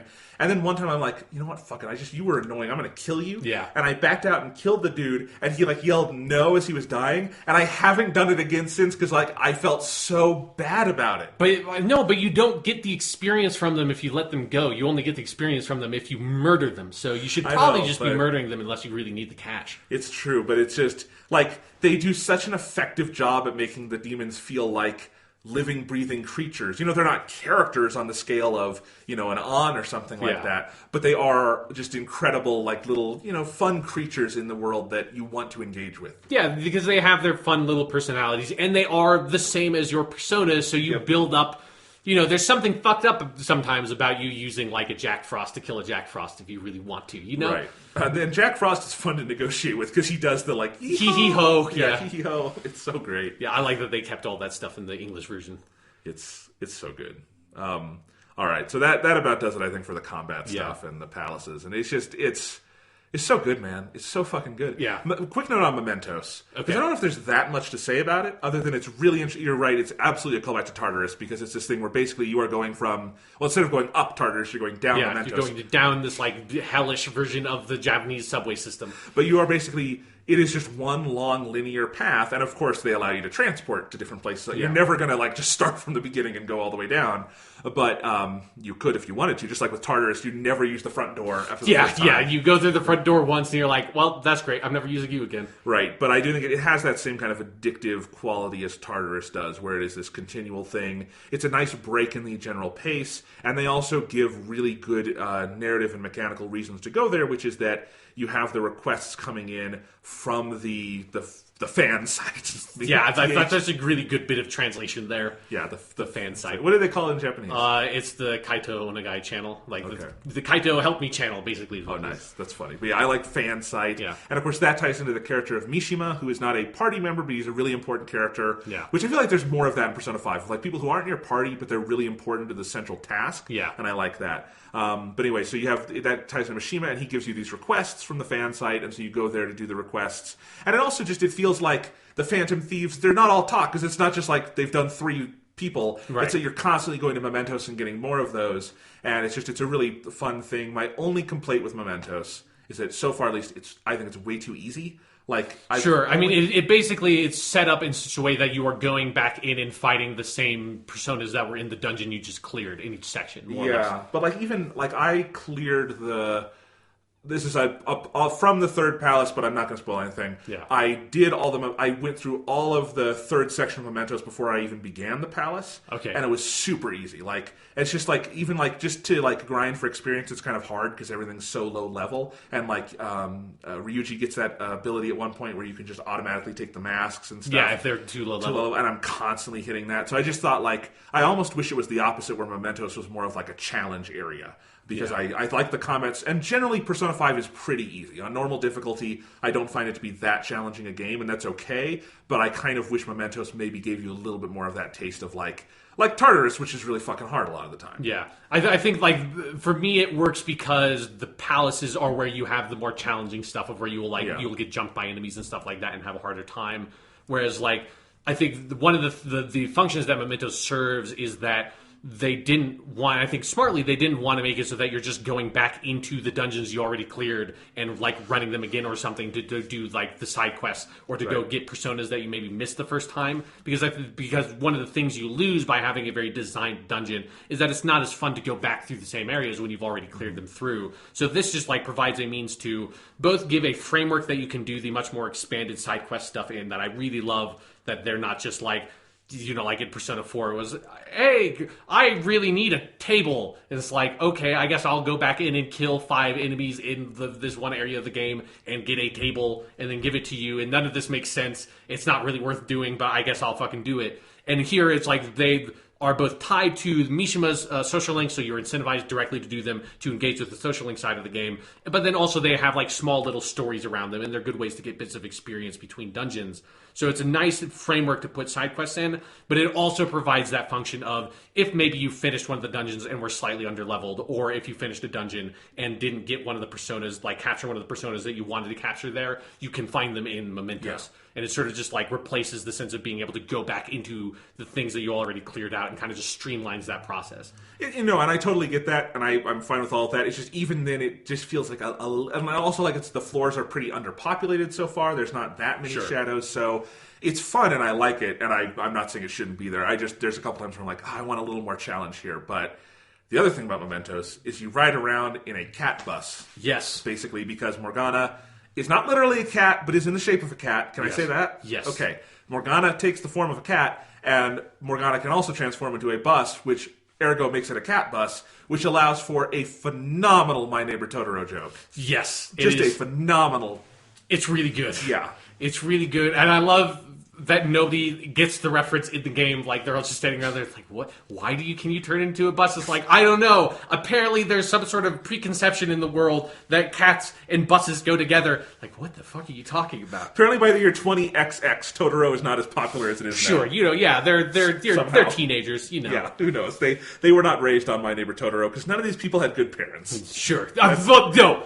Yes, that might be the reason. That would be you are. I hadn't thought about it. You are 100% right. None of them would have seen My Neighbor Totoro. That's very true because I'm pretty sure you have to love your kids to show them My Neighbor Totoro. Yeah. Anyway, I mean, if they had all seen My Neighbor Totoro, I don't think any of the main characters would have like the sort of like deep grudge against society that they need to be able to sort of serve as the main characters in this game. This is very much not Hayao Miyazaki's Japan. No. No. Yeah. But no, the bus is such it's one of those things where you're like, are they really doing this? And then they do it, and it's so much fun to just drive around Mementos in this stupid bus. It's great. And just like the whole the scene when it first happens is one of the funniest pieces of the game. It's like where Morgana like does the whole pose and transforms. It's really, really funny. Oh, and then like when you're driving around, the dialogue lines you get are so good to the point where I will be going at an enemy, a dialogue thing will start, and I will do an abrupt U-turn to get away from that enemy so I can finish the dialogue. Yeah. Because there's some phenomenal ones. Like at one point, Ryuji starts singing "The wheels on the bus go round and round," and then Morgana does the second line, and it's just like, it's so much fun. It's so silly, and like they know what Mementos is there for. They give it enough narrative justification. Yeah. But it's just a beautiful little part of the game. And I have to say, I do really appreciate that they didn't make Morgana in bus form like the most like unsettling, creepiest thing in the world. The way the cat bus is in Totoro, just like gross and fleshy and weird. And the mere thought of sitting inside of a cat and sitting on its weird cat fur bench is just like, what the fuck does that even feel like? That's gross. Instead, it's like, no, it looks like a normal sort of like bus van sort of thing that happens to have like a very Morgana-esque aesthetic and a tail. It's like, I'm good with that. So we mentioned that the Mishima social link is interesting in part because of how it ties to Mementos, that you are incentivized to do Mementos so you can progress that social link. Yeah. And I wanted to talk in general about the way social links work in this game, because I think it's really fascinating. And we have to start actually with translation things again. Okay. In the Japanese, it's cooperation, right? Yes. Yeah. And it's always been cooperation, right? As far as I understand it. I've not played the other ones in Japanese, but that's what I've been told.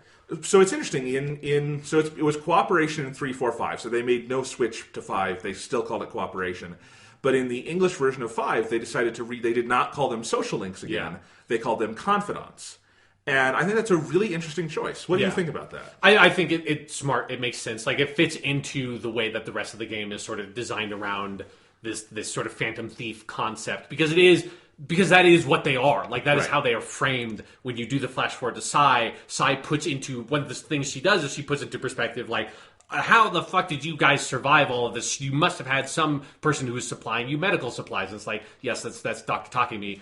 It's like, yes. Like, and then that's sort of how it's framed. So it makes sense to change them to confidants. I think I'm still just going to refer to them as social links because that's way easier to do. It is. But I think it's fine for, like I'm happy to have the game refer to them that way. It also, I think it looks better as the menu option. Yeah, because you can never write out social link. It always had to be S .link. Yeah. So no, it's a good. I think it's a smart thing. I think no one would have blamed them if they just called it social links again. Yeah. And it would have been fine. But there is something very like the localization team, and it's a great localization. Spoiler: they were very clever to say, let's do Confidant and just have fun with it. And you're right, because it is. That is what is so fascinating to me about the Confidant system, is that fundamentally it is the social link system from Persona 3 and 4, but with this, they've added so much to tie those disparate parts of the game together. And it's not even as simple this time as the links between like the dungeons and the real world. It's much more complicated than that, because a lot of it is the dungeons in the real world, but then there's stuff like Mishima where that ties into Mementos, or you have the Doctor and that's how you get your items and things, or just other conversation pieces. There's one later on with, I'm not going to say who, but the Temperance social link, and what you get from that, which is not really tied into the dungeons much at all. I mean, you can kind of, but what you get from that is more of a day-to-day thing. So all of that is fascinating, and I do love the introductions. Like, that's maybe my favorite thing about the framing device, is that every time you initiate a confidant, you flash to the future, and Sai says, I think the Takemi one is a good example of like, how did you survive all this? What did you do for medicine? Yeah. And then it flashes back and starts the narration of, I am thou, thou art I, and or whatever it is, and you meet that character, and it's like, okay, this is going to build into something really important. I just love that, and it really does make every confidant you find feel super important.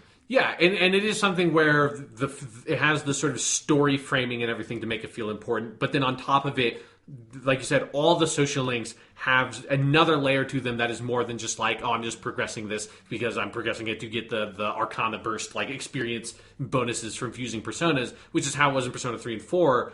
It has a thing of like, I guess Persona 4 did this with all the main characters, that as you advance their social link, they got more abilities of like, now, like, this character will be able to, like, survive a fatal hit and stuff like that. But there's so many more in 5. Yeah, like, all the main characters in Persona 5 still have that structure, like, and some of them are the same ones. They have some new ones as well, like, some of them can interject into demon negotiations and, like, help you and stuff like that. Or the baton pass is yes, I always forget now that is not something that Persona 3 and 4 do, because it's such an integral part of the Persona 5 system, combat system, is that when you get a one more attack by exploiting an enemy weakness, you can pass that turn off to another one of your teammates to like be able to chain together a bunch of attacks to like totally wipe everything out. And it's one of the things that keeps the combat pace up. But then beyond just like your teammates having those, like every one of the other social links in the game have abilities you gain by advancing them, whether it's you get new items available at the store, or whether it is something that like a new ability you can bring into combat in some ways,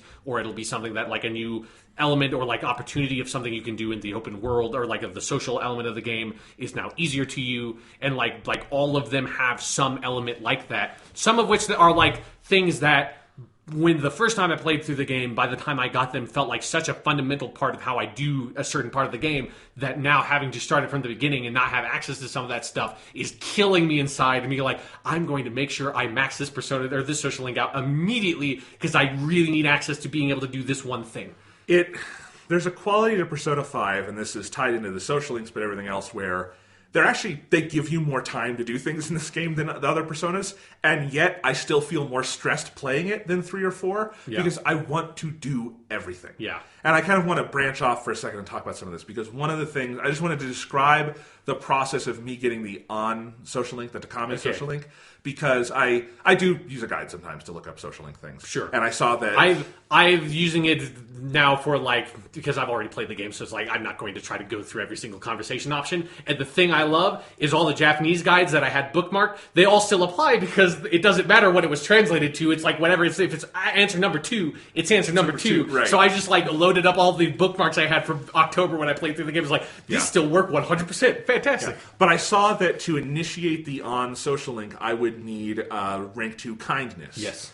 And so I had already started the Ryuji social link, because that's really the first social link you get, Ryuji, that is non-automatic. Like, you get Igor first, but that's a different thing. Yeah, it's the first one that you then have to, like, go on dates with Ryuji to advance. Right. Yes, exactly. And so, but from the Ryuji social link, I knew, like, oh shit, Ryuji is getting really useful in battle and stuff, because I'm doing this confidant, doing the social link. Yeah. And so I'm definitely going to want this for on, because Morgana is automatic, and On is also on my team, so I'm going to want to do this. And so I know I'm going to need to get my kindness up. So that led me to the path of discovering all the different things you can do to get your different attributes up. Yeah. And they have improved that system so much where I like it in Persona 3 and 4 just fine, but it is an actively awesome and enjoyable part of the game this time around. Because there's so many ways. There are, Yes. I bet there are, several that are available to you that you don't even know about. Yes. Probably, but for kindness, I realized, if I feed the plant in my room, I can get my kindness up, and that won't make time pass, which is great. Yeah. If I go rent the DVDs, which we're going to talk about later, I can watch the DVDs and get my kindness up if I watch this particular show. And then there's a bookstore, but there's also a library. Yes.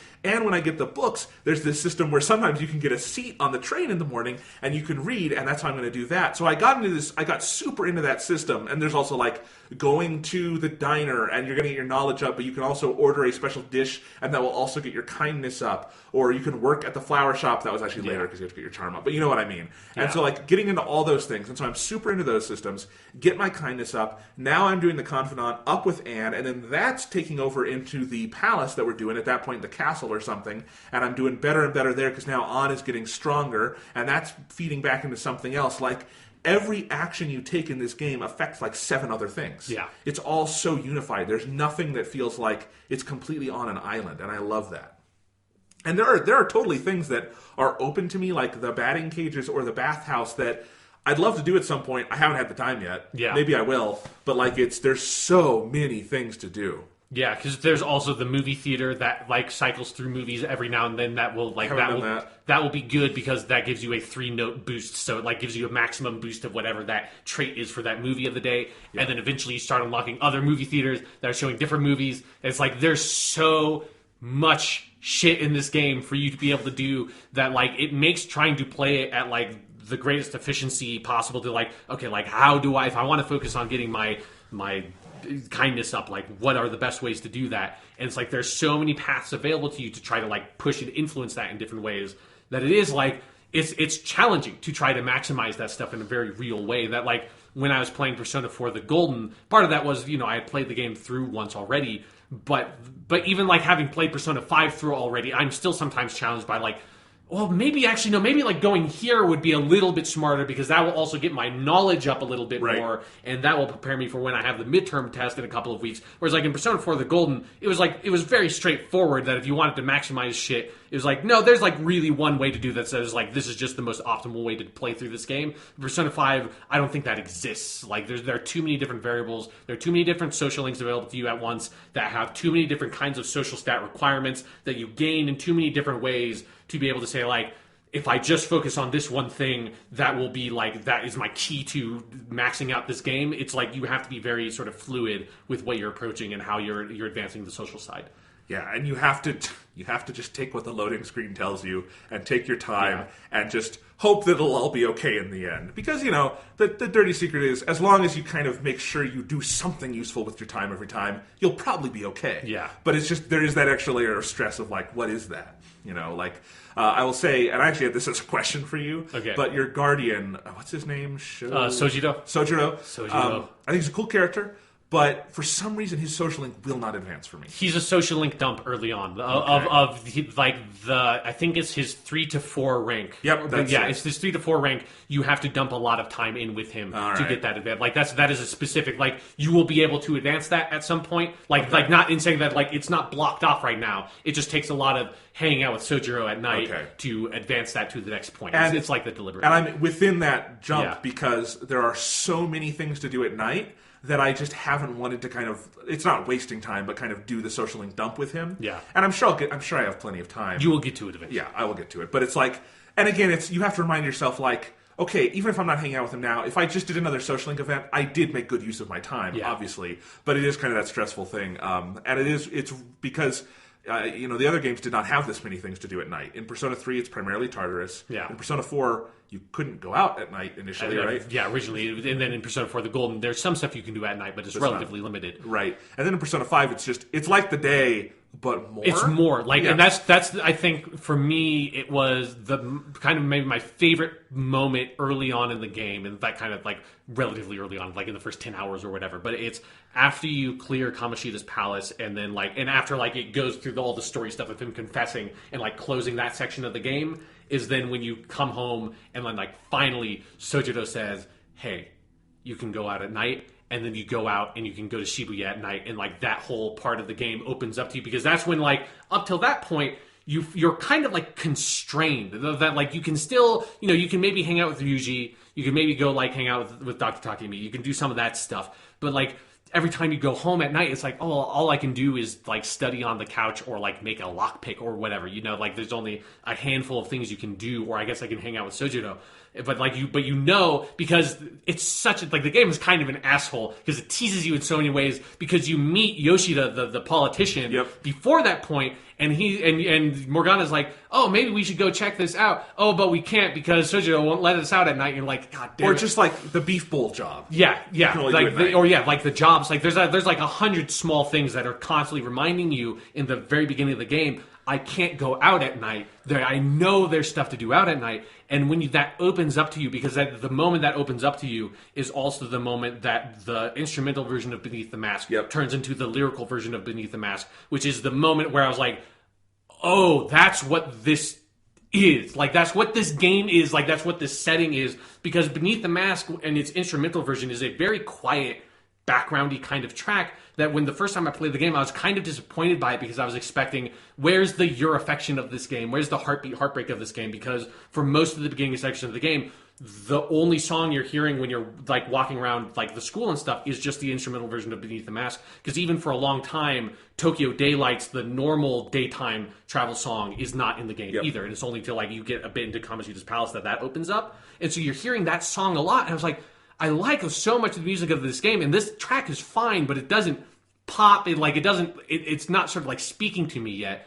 And then when that opens up and you get the full version of that song and you go out into the city, that's when I realized, like, this game is about Tokyo, and it's about going out at night and like the nightlife, and it's about this song that Beneath the Mask is like far and away my favorite, and like this is like one of my favorite categories of songs in this game, or like in this franchise. But Beneath the Mask is my favorite Out in the City song. Like, it is so good, it is so perfect. It's just the tone it hits is so amazing and captures that sense of being in the city at nighttime, and just like this very smoky, quiet, sultry kind of track while you're just like going around Tokyo talking to random people is so amazing. And I hadn't thought of it comparatively yet, but I love that song to death too. And I actually loved it as soon as the instrumental version popped up, because even without the lyrics, there's something so beautiful and soulful about that piece, and that it's one of the many bass-driven pieces in the game.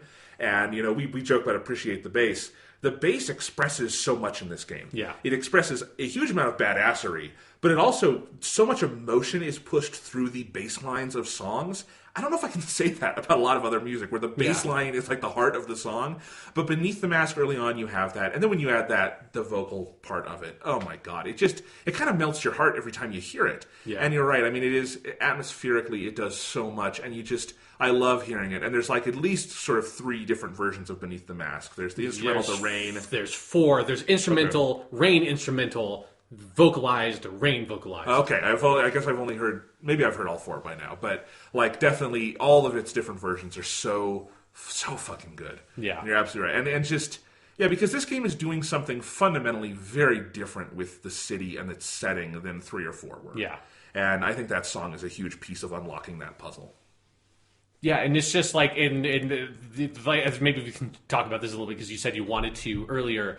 That, like, because one of the things I associate with that moment so much is around that time of the game was when I played in Japanese, because it was like this whole like one evening I had where I finished Kamoshida's dungeon, and because I think it was the 2nd or 3rd day I played the game, and I finished Kamoshida's dungeon, and then that stuff started happening, and then it was like, I think, and I'm pretty sure I probably have like a tweet that I made, if I remember correctly, back when I did this in like early October, which was I went out at night. And I went and I like that Beneath the Mask was playing, and I went and I was at the DVD rental place, and I hadn't really rented any DVDs up till that point. And then I grabbed, and I was, because I specifically needed your courage to increase, because there's a lot of courage gates relatively early on in the game. And so I was just scrolling through the DVD rental place, looking at the descriptions of the DVD, trying to find the kanji that was for Dokyo, which is or I guess they translated as guts in English. And so I just found whichever one increased my Dokyo. I was like, oh, I'll get this and go home and watch this. And so then I go and I sit with Morgana, and Morgana's sitting on the chair in the brilliant way that fucking dumb cat sits on that chair like a stupid human, great. Watching this DVD. And this is like when the quiet, rainy version of Beneath the Mask is playing in the background, where like so much of the instrumentation has just gone and like faded out, and then it's just the vocals for the most part. And I'm watching this DVD, and then the DVDs have voice acting, and so I can understand voiced lines, or voiced like audio stuff in Japanese much better than I can just read it, because it takes a while to read it and understand it for me. And so I just hear the dialogue from it, and I'm like, at first I didn't process it, and then I thought about it again. I was like, that sounded like if I were to write in Japanese what are the most cliched lines of like what you would identify as the X-Files possible, these are what I would write in Japanese. Like, that's really weird. And then I advanced the text, and it's like, oh, I did, because I didn't even pay attention to what it was named. I just paid attention to the description to see what it gave me. It's fucking called the X folder. And it's like, I sat there in my room in the shitty, like, cafe house in like the shitty attic, sitting down in this bad chair with my cool talking cat friend while it's raining at night and this beautiful smoky song is playing, watching old DVDs of a like Japanese ripoff of the X-Files. How amazing is that video game? Your tweet, because you tweet so infrequently I could find it. Yes. It's, I just leveled up my courage by staying up late watching an X-Folder DVD with my mysterious talking cat friend. Persona 5 is very good. Yes. And I definitely tweeted too when I saw the X-Folders thing. Those DVDs are fucking brilliant. They're really good. And there's so many things that are good about them. Like, I've actually watched all the ones available, and I'm like jonesing for more, so I hope there's more in the game. But, more do open up eventually. Yeah. But like I just love that they're rentals, so you have to bring them back. And so when you get them, like, you're actually on a timeline to watch it. There's just something that fits the game very well with that. And one time I rented one right before I didn't know there was going to be like a 7-day event, and I got it back late. But they waive your first late fee, which is very nice. Yeah, that is something that now that I know that, I'm being so cavalier with it. It's like, if it's late, it's fucking fine because I know they waive it, and I feel like a dick. But it's like, fuck it. Yeah, but anyway, like, each of those DVDs is so great because you get them home and you put it on, and I just love, like, we got to talk about the function of Morgana in this game, and we will, obviously. But, like, Morgana talks to you, and it's like, oh, you want to watch a DVD? And it's just, you decide, like, let's take the night off. Let's hang out and watch a stupid DVD. Yeah. And we just sit with our little... which also I love that you have to go buy the CRT TV from, like, a Japanese Goodwill or something. Yeah, for like $15 or something. Right. It's so cheap. Yeah, and because it's 2,500 yen, so that would be like $20. And you bring it home and you're watching your DVD, and Morgana is just like slumped like a cat on the, like a cat, but like a person on the chair. Yeah, like it's like a cat trying to sit like a human. It's amazing. It's amazing, and Morgana will just like, the parodies they have in there are amazing, and like the voice work and everything, and the music. I love. I don't know what they do in Japanese, but in English, it's "Come on, Skullsy" for the X-Folders. It's basically like that. Come on, Skullsy. And that's great. And then you're watching, and then Morgana will just do this, like, backseat driver commentary on it. Yeah. And then you'll get a point boost. And so, obviously, it works mechanically, but it's also, like, atmospherically and just sheer entertainment-wise. Those DVDs are outstanding pieces of content in this game. Well, if you like the DVDs so much, you need to go to the movie theater because they are presented in a very similar way of like you get the dialogue and stuff, and some of them are. I'm really excited to see some of them in the English localized version because I've watched one that like in the original was a Yakuza movie and they kind of changed it to being a superhero movie parody, and there's a couple of other ones of like jokes in the Japanese version that like. There's one in particular that we'll get to probably the next time we talk about this game because we'll be at it in the game because I don't want to spoil it in case they find a really good English replacement for this joke. There's one movie that has such an amazing fucking pun associated with it. It's just so good, and I'm glad that the English localization has like found a lot of fun ways to play with that stuff. Yeah. Can you go to the movie theater at night? Yes. Okay, good. Okay. That's that, because I never go during the day because it's like I've always got better stuff to do. Like I will never take that over a social link if I can get a social link up. But yeah, I've got to do that. But no, those DVDs, like I raced through those DVDs just because I wanted to see them. Like there were definitely nights where it's like, yeah, I know we were supposed to go to the palace today, but that would cut off my nights. So I'm staying at home and watching. I've got X-Folders to catch up on. I'm in season 6, and people say that's when it starts getting bad, but I'm still enjoying it. Yeah, exactly. So it's so wonderful. I love that. I love the books. I love so much of this game. And this is where we have to talk about some characters for a second. Okay. And I want to start with Morgana, because I actually don't think you can talk about the day-to-day mechanics of this game without talking about Morgana. Yeah.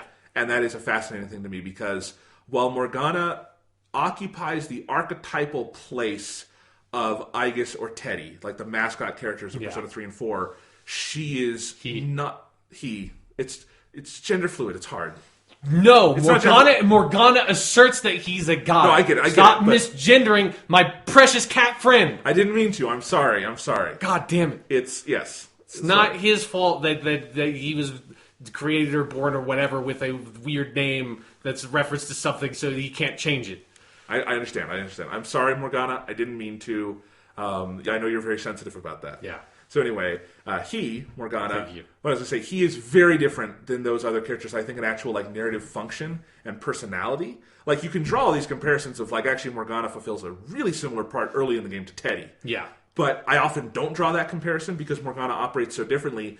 Morgana is kind of the voice of the game. Yes. I mean, Morgana is like the first-person voice where the protagonist still doesn't talk, but most of the dialogue they would give the protagonist in 3 or 4, like the inner monologue stuff, almost all of that goes to Morgana. And almost all of that becomes more interesting because it's your cat friend, talking that stuff to you as you're out and about during the day. Like, Morgana is like 99% of the time on you, on your person, in your bag, in your desk. I love that animation where Morgana is like in the cubby of your desk, and Morgana is constantly commenting on what's happening, giving sort of narration and inner monologue, telling you what you should and shouldn't do. Morgana is kind of like the Jiminy Cricket of this game in some ways, where like the conscience on your shoulder. And on top of that, it's just a phenomenal character, and we can talk about that. And a great performance in English, I assume a great performance in Japanese. Yeah.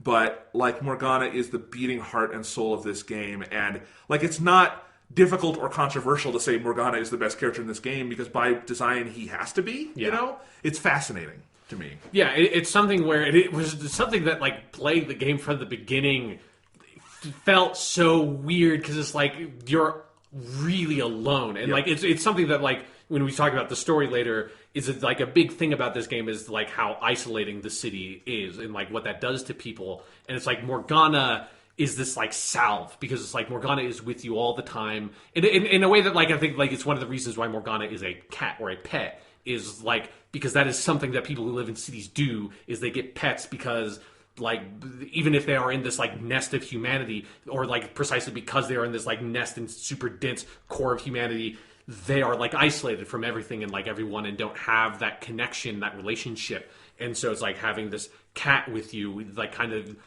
gives you that. But then also you have like the cat, Morgana, is like really smart, is really articulate. I love that Morgana is basically, for like, especially for the beginning section of the game, by far the smartest person in your main cast, depending on how you want to like consider the main character in that, because it's sort of a weird thing. But like, between Ryuji certainly, and Morgana is the one with the plan. Morgana is the one with the smarts. Morgana knows what's going on and is like pushing people. Morgana has like the focus and like the character like development reason for like why Morgana wants to solve these problems and go into the palaces and figure all this shit out, because he can't remember who he is or like where he came from or anything. And that is so compelling, and it's such a fascinating inverse of what Teddy was, where Teddy was like had some of that stuff, and Teddy knew more about the TV world than anyone else because he was from there, but also he was an idiot, and right. That was like his whole dynamic in the team. And Teddy and Yosuke in Persona 4 had that whole relationship when Teddy goes to live with Yosuke, that they became this like weird, stupid comic pair. They're the odd couple. Yeah, where Teddy's this bumbling buffoon, is always saying stupid shit, and then Yosuke has to be the straight man in the comedy duo and be like, "What the fuck are you talking about? I can't believe I have to live with you." And in this, you have like even with the real pairing is the main character in Morgana, the comic pairing is Morgana and Ryuji, but the relationship is inverted, where Ryuji is the one who's always saying stupid shit, and Morgana has to correct him. And there's something about how smart and articulate Morgana is that is so kind of like fresh, that it's so different for that kind of mascot character. Yep. And it operates as such a core driving force for the story that you develop this very intense attachment to Morgana as the player, because he's with you constantly, because he's this constant companion that if you're reading a book, Morgana's going to have some funny comments. If you're answering a question, he'll pop out of your desk and go, "Yadu Janeka," and like, "Yeah, you leveled up your knowledge," and all that kind of stuff. It's like Morgana's always with you. The cat model, like the real world cat model for Morgana, is so good.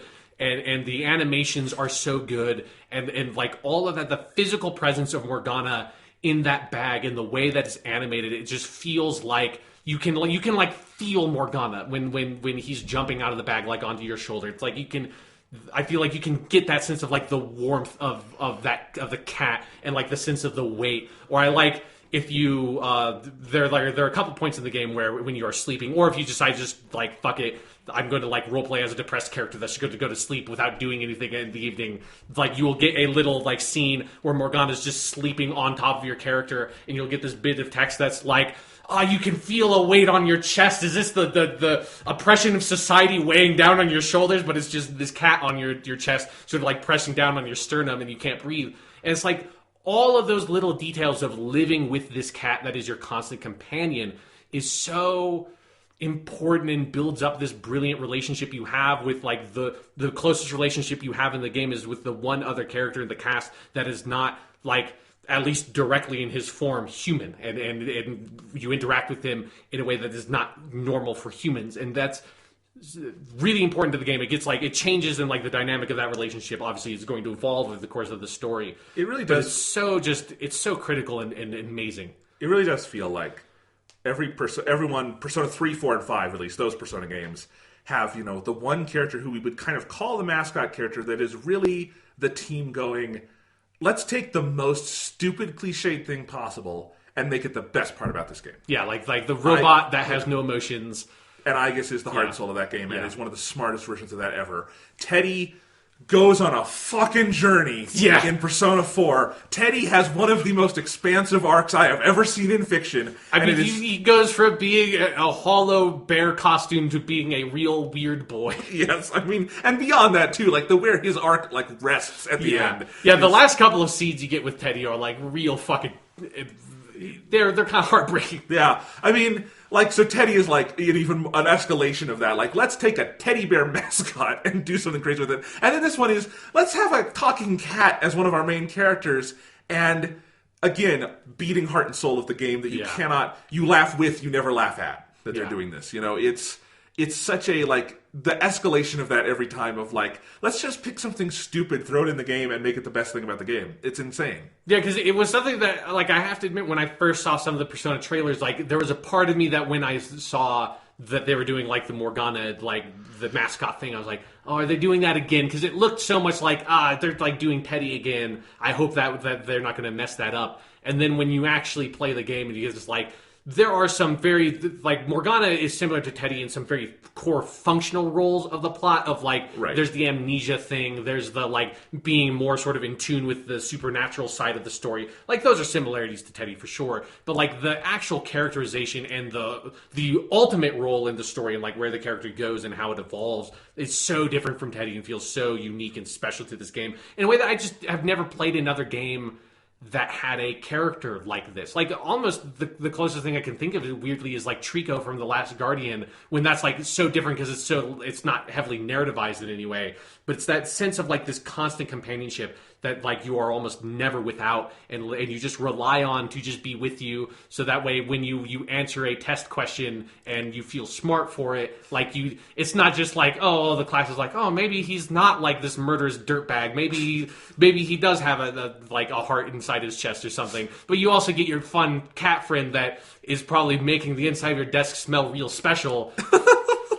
gives you a little thumbs up, Or like when you take the test. Yeah. And, it helps you out with the essay questions. Right. It's so you're technically cheating, but whatever. But like in the other Persona games, that would all just be inner monologue of like, I think I did pretty well on that. Now it's Morgana saying, hey, I think we did that right. Yeah. And it's just like, it adds that just extra layer of just fun and characterization to all the basic daily actions you do in this game. Yeah. It's so brilliant. Yeah.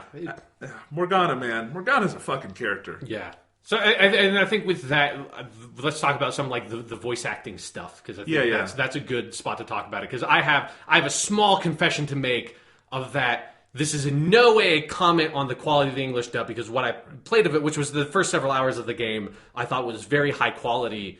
But there was a point where I hit with the game, and it's just no coincidence that point was basically when you meet Morgana, where I was like, I cannot divorce these characters from the Japanese vocal performances. This is just, I'm just so attached to them in like the like kind of or the same / opposite way that like when Persona 4 Arena came out and that had the English and Japanese voice cast like in audio options for the story mode in that game. I was like, oh, maybe I'll give the Japanese voices for this a try. And then as soon as Chie talked, I was like, I can't do that. This just feels weird. Like I need. This is something I said to you on Twitter because we went back and forth on this. Is that's the one downside of the Japanese and English being so fucking amazing in these Persona games is that you kind of can't go to the other one if you started with whatever you started with. Like, I really love the Persona 3 movies, and I think the Japanese voices are great and fit there. It is still hard for me to hear a Japanese Igus because English Igus is so good, and that's just, it imprints on you. That's what you hear first. And so I think what you're building up to is that you've been playing mostly in Japanese. Yes, I have basically, like, it's been a while, actually, since I switched back to the English, just because it's like, and I do like, if you're someone who's, wants to sort of, like, see what, like, replay a scene and see what it was with the other language option, if there's a very easy way to do it that the game doesn't necessarily tell you, that if you go into load a save, you can press triangle, and there's like a thing on the far right that says if that save is in English or Japanese, and you can press triangle right there to just swap it. You do not have to go back to the main menu, which is what I did the first couple of times before I noticed this.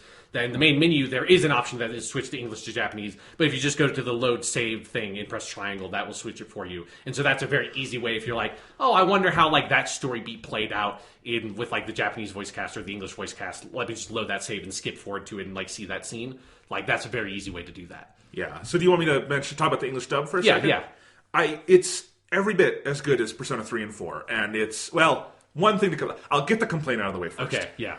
Someone dropped the ball on name pronunciations. I don't quite know what happened. It's not with every name. There are some names, though, where they're very bad about Japanese vowels. So an easy one is Ryuji Sakamoto. Yeah. You say Sakamoto, like, because it's Sakamoto. Yes. Japanese vowels are all, there's no elongated. Well, it's elongated if you double the vowel, but other than that, it's just singular vowels that take up the same space. And there's no concept of, there's no, like, real concept of stressing or unstressing syllables in Japanese. Like, there's kind of one in a weird way, but that's not really important. And there's really no way to do that perfectly if you're an English speaker. No, because English is a language that is based on stressed and unstressed syllables. Right. So there's no way. But Persona 3 and 4 were very good about it generally in terms of saying the names. Here, they got sloppy. I don't know what happened, but like they will say Sakamoto. Like I can't even say it. It's Sakamoto, you know? Or Takamaki for Anne or something like that. And it's really, it just catches me off guard every time because I will see the name and I know Japanese pronunciation. And I know that's Takamaki. Yeah. And they'll say Takamaki. And it's like, I know you guys know better than this. I know and some actors like won't do it. Like Matt Mercer, who plays Yusuke, will say Takamaki. And he sounds like the odd man out, but it's just like, I guess they couldn't get that actor to be sloppy with his pronunciation. So I'm not quite sure why they did that. It's a weird thing. Other than that, I mean, the honorifics are there. They're generally, this translation clearly is very good. They're very respectful with it. They're very clever with it, but I don't know why those name pronunciations are off as often as they are. Yeah. Because there are other very complex names they do right, like Principal Kobayakawa. Yeah. That you could very easily make that Kobayakawa or something like that, but they don't. So I don't know. For some reason, some of them are great and some of them are not. So whatever. Also, like, it's such a small thing, and for most people, or like for 99% of people playing the game, it's not going to bother you at all. I cannot get used to Ann's name being spelled with two N's. It's one N, just one N. God damn it! Oh, they changed that, so it's it's her name would just be if you're like using the standardized way of translating or like transliterating it in Japanese text into English. It would just be A-N, and every time I see A-N-N, it's just like no. Because in katakana, I'm guessing it's right? Yeah. Okay. So yeah, that's weird. Yeah, I hadn't even thought of that because. Obviously, if you just haven't, like, if you didn't play the Japanese version, like, there's no way you would know that. There's no way it would bother you at all. Even if you did play the Japanese version, like, you probably very likely wouldn't bother you at all, even. Like, there's just something weird about it that when I see it, I don't immediately associate it as being Ann's name, because in my head, her name is just A-N in English. Yeah, so quality of pronunciation aside, the quality of the acting is every bit as stellar as Persona 3 and 4, and just all the main characters are voiced to perfection. And the standout here is Morgana, which I assume is true in Japanese too. Yeah. But like the actress who plays Morgana here, she does such a phenomenal job. That voice is so great. And I looked up, I forget her name now, but it's Catherine something or other. But I looked up her credits, and like she's been in lots and lots of anime dubs and things, and like you've heard her before, but she's never had this big a role. And she's just home run. Just such a great performance every step of the way. And it's the kind of thing where I'm very excited to maybe go back and listen to some of this in Japanese, but I'm probably going to have the reverse issue where my Morgana is like so tied to that voice, it's going to be hard to have Pikachu Morgana. Right. That because the actress who plays Morgana in Japanese is Pikachu. Yes, she's so good. Yeah. I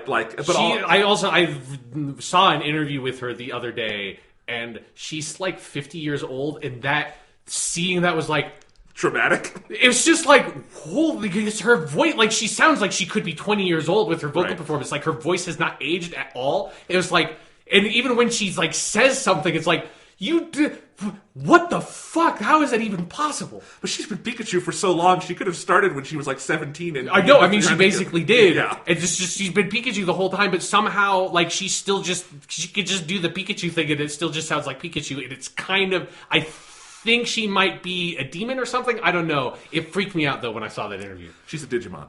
Yes, exactly. And it's ironic that she voices a Pokemon. But that's how she does. I mean, that was the whole plan. Yeah, it's the Digimon, like they're infiltrating the Pokemon, and eventually Pokemon is just going to be Digimon. Yeah. But the whole dub is great. I think the voices for Ryuji and An are fantastic. Special shout out to Yusuke. That is Matt Mercer. He is Troy Baker's sound-alike, and so he's been in other Persona games.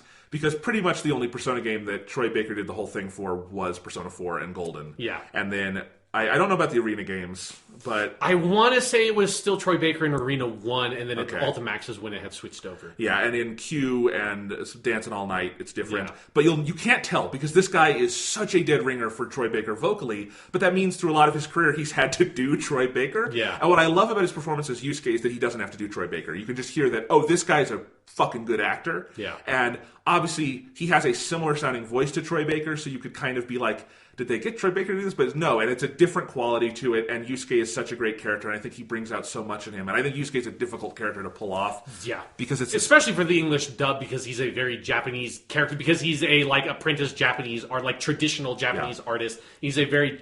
He operates in a very sort of like Japanese-only sort of character archetype that you don't really see over here much. Yeah, but I love the voice he brings to that role, and I think Yusuke is such a fantastic character. Yeah.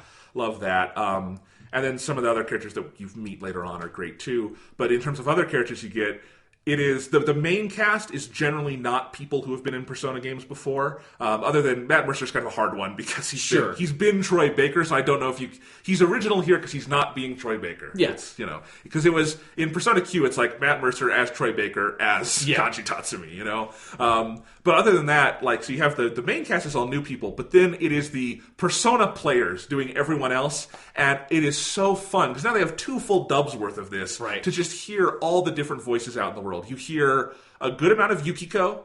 You hear a good amount of Aigis/Nanako, as you would. Yeah. But the best one is that the woman who voiced Yukari in Persona 3, Michelle Ruff, she's like every other character in this game. She is over the dub. Distressed high school girl on the way to class that is saying something like that's a Michelle Ruff. Yep, that's... Or woman out in the field or whatever. She is also Miss Kawakami, your teacher, your homeroom teacher. Oh, yeah. Cool. So she's one of the relatively main characters in the game. But I think Yukari is one of my favorite performances in Persona 3 and one of my favorite vocal performances ever. And I don't feel like I've heard Michelle Ruff in that many other things. So I love that she's in this as much as she is. And it's just fun to pick those out of I hear it more with the female voices than with the male voices. Because definitely Yukiko, Yukari, and Aigis are all over this game. Right. But it's fun to hear those. And there's just identifying, as I say, the Persona players is just a fun thing. And I can't wait for Persona 6 when you get to throw the Persona 5 people in there and just have this revolving door of people Atlas USA likes. And I also think it's kind of a fun thing because Persona 4 did this with Persona 3 people of just bringing the old cast back to play the background parts is such a cool little nod of the tip of the cap or whatever. Tip of the cat hat. Tip of the cat. Yes. Anyway, I'm so excited. This game's so great. But yeah, I love that about the dub. But overall, I mean, it's really good.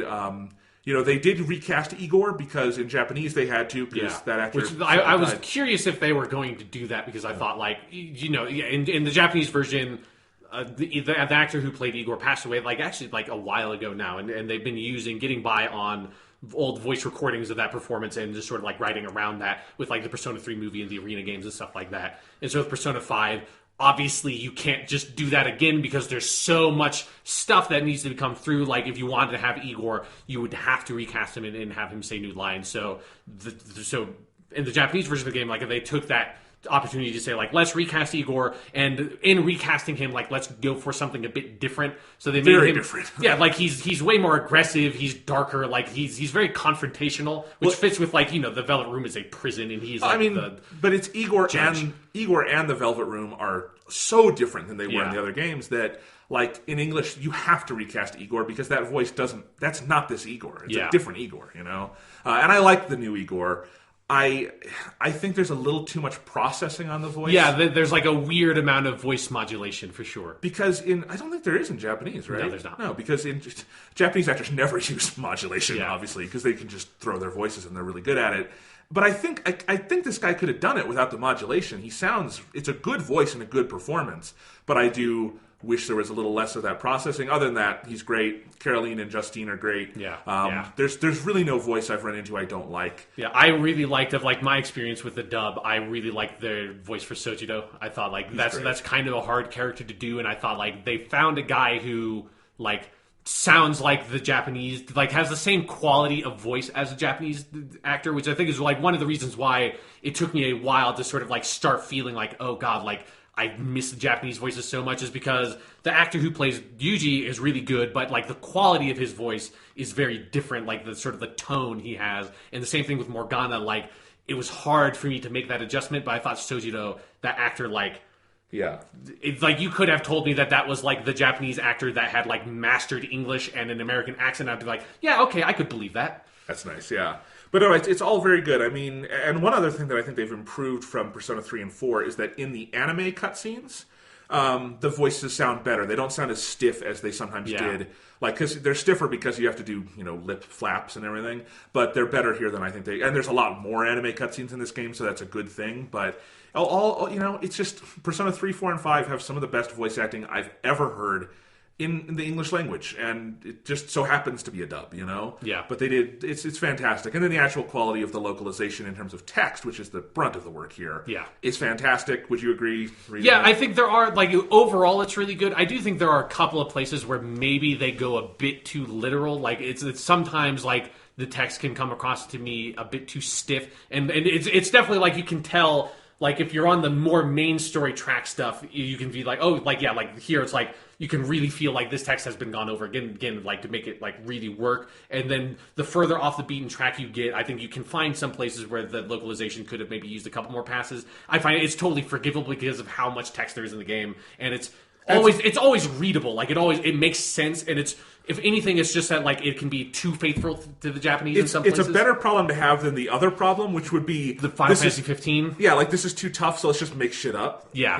let's just throw 500 puns into this game where it doesn't exist. I definitely prefer the way they did it here than Final Fantasy 15. Yeah, but for me, the gold standard for localizations right now is Yakuza 0, because Yakuza 0 just had an unbelievable localization. What they did with that game is fucking insane. Well, and the level of difficulty with the Yakuza game is higher, I think. Yeah, and it's they went so above and beyond with that game in terms of the localization that I was tremendously impressed. And here it's just it's still very good, but it's there are a couple of places where I can kind of nitpick it. One of the things that is really fun, though, about playing it with Japanese voices is being able to immediately and directly compare what the line is in Japanese and what it is in English. And there are I've a lot of the times where something will happen, and there's a couple of jokes and stuff in Japanese that just are impossible to translate into English. And I found they generally do a pretty good job of bridging that gap. And the first one I noticed was the scene where you're first deciding on all your code names, and Yuji's code name in the game is Skull. And how they decide on that in Japanese is that Yuji says, let's go off of my mask. What is this thing called in English? Basically is what he says. And Morgana says, it's a skull, and he's like, okay, let's go with that. That sounds cool. And obviously, that is not something you could say in the English dub, because it would be usually say, what's skull in English? It's skull. Okay, it's like, that doesn't make much sense, but like the way they sort of translate it is like, oh, that works, that makes sense. And that's sort of a fun, if you're someone who understands Japanese, that is a fun feature if you want to play with the Japanese. But this isn't like Final Fantasy 15 where it's actively infuriating. No, I have never had the issue where like they're saying something in Japanese and then I look down at the subtitles and I'm like, what the fuck? And like it was like that effect of where it's like, I have neither processed what the Japanese people were saying nor what the English text were saying, because they were so different that the meanings just sort of conflated and they were so incompatible that they just annihilated and destroyed each other. I have not had that problem at all. One thing I'm really impressed with is, given the amount of text in the game and in the menus and how much is just built into the art, that it doesn't feel like, to me at least, playing it without having seen much of the Japanese, it doesn't feel like anything got kind of destroyed or moved around too much. Like, they did a really good job adapting the art too. Yeah, no, that is one of the things I'm most impressed by with the localization, because that seems like that would have been so hard, is just little things of, I do miss the visual style of the Japanese stuff, just because Japanese as a language has such an incredible visual, like, artistic quality to it. Obviously, like, you know, kanji just, it's like, that's what kanji is.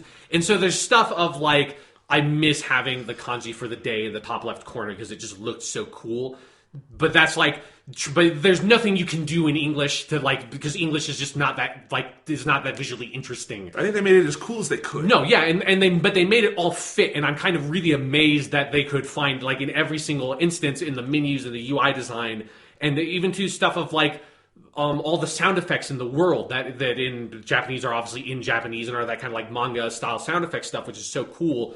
All of that stuff is in English and like it looks really good. It fits perfectly. Like it has the same sort of like font treatment as it does in Japanese. So it just sort of bleeds into the background and all the word bubbles that pop up of people just gossiping around you. That's a really cool element of the game.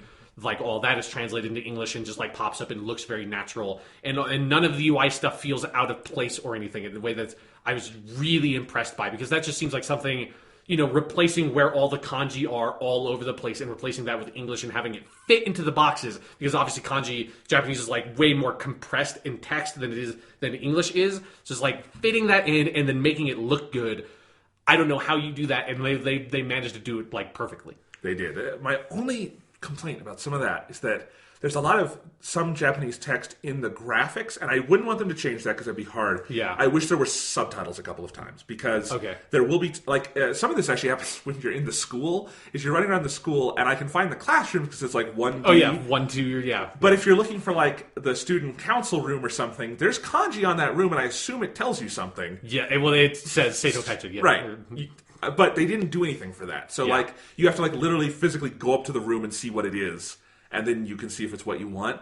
And there's little things like that peppered throughout the world where it's like, I appreciate you didn't touch the graphics, one, because it'd be tough, and two, because, you know, it'd be disrespectful to the art. Yeah. But, like, I wish something just, like, popped up or something. I don't know how they could have done that. But. Yeah, that kind of stuff is hard, of, like, changing the actual graphical assets or something like that. Yeah, like, generally in anime, what they do is they just put up subtitles for it. Yeah. So, you know. But other than that, I mean, you can't ask for them to do a much better job than they've done here, especially given the breadth of this game. Yeah, like, it's something that translating this just seems like such a massive, ridiculous undertaking that I don't fully... Like, it just doesn't even make sense that you can do it at some point, especially you can do it, like, again, with, like, the graphical stuff. And the sound effect thing is probably the thing I'm most impressed by, because that was the thing that, if there's one thing about the Japanese version that I assumed would, like, probably not, like, get translated into equivalent into the English, it would have been those sound effects, just because that seems like that would have been so much work to try to get into the game and make it look, like, fit in naturally. Because, again, like, while you have sound effects in comic books in English, they are not used in anywhere near the extent it is in Japanese. Like, it's totally different. Just because, like, Japanese is just a very onomatopoeic language by its, like, very nature. So it's like finding a way to get that to work. I just don't even really understand how they did it, but it's completely seamless. It's so great, and you know, again, it has the quality of the dub of Persona 3 or 4, where I just get attached to the characters through their voices immediately. Yeah, and let's talk about some of those characters.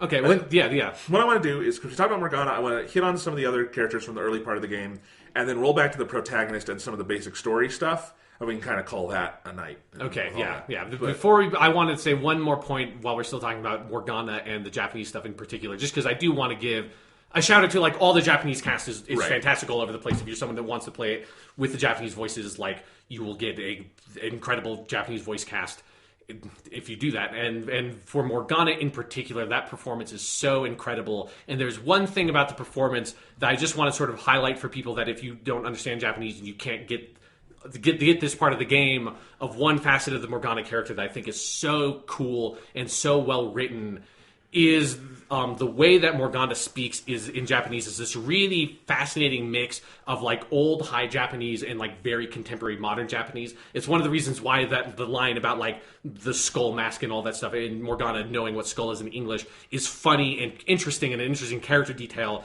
is because you wouldn't expect Morgana to know English at all, like because the way that Morgana talks is generally very sort of like high, like archaic Japanese, and Ryuji is a modern fucking Japanese high schooler. He's taking English classes, he should know.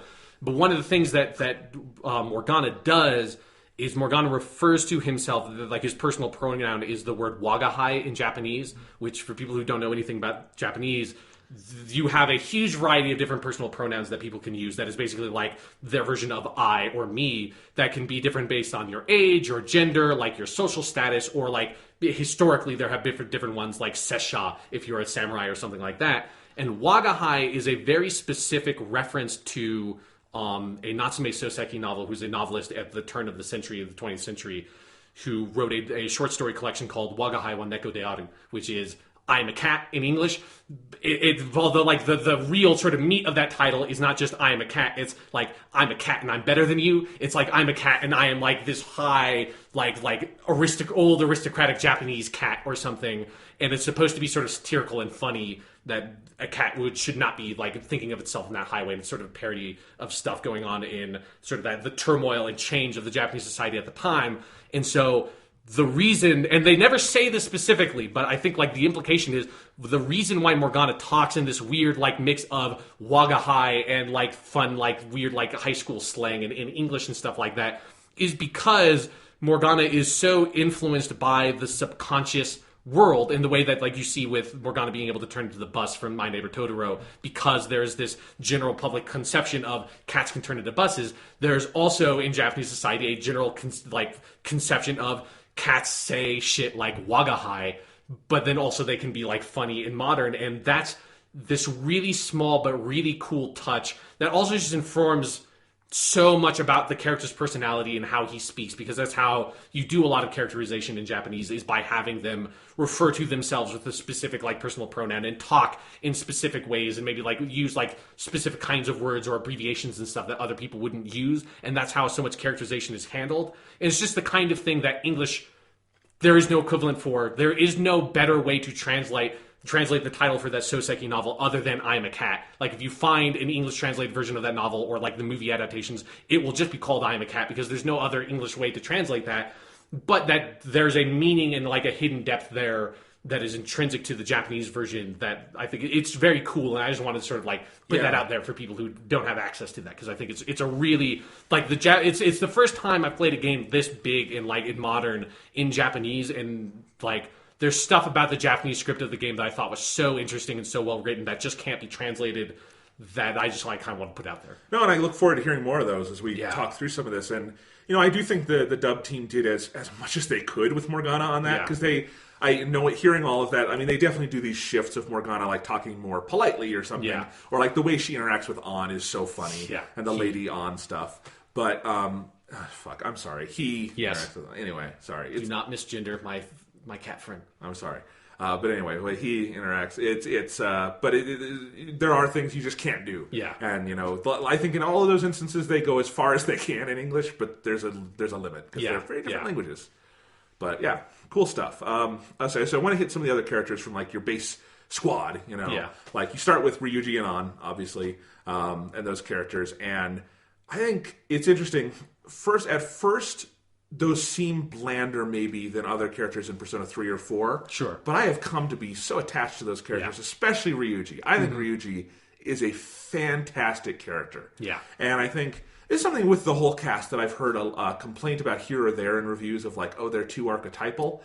And I both agree and disagree with that. They are archetypal because Persona is literally built all its characters on the tarot deck, which is about archetypes. It's also...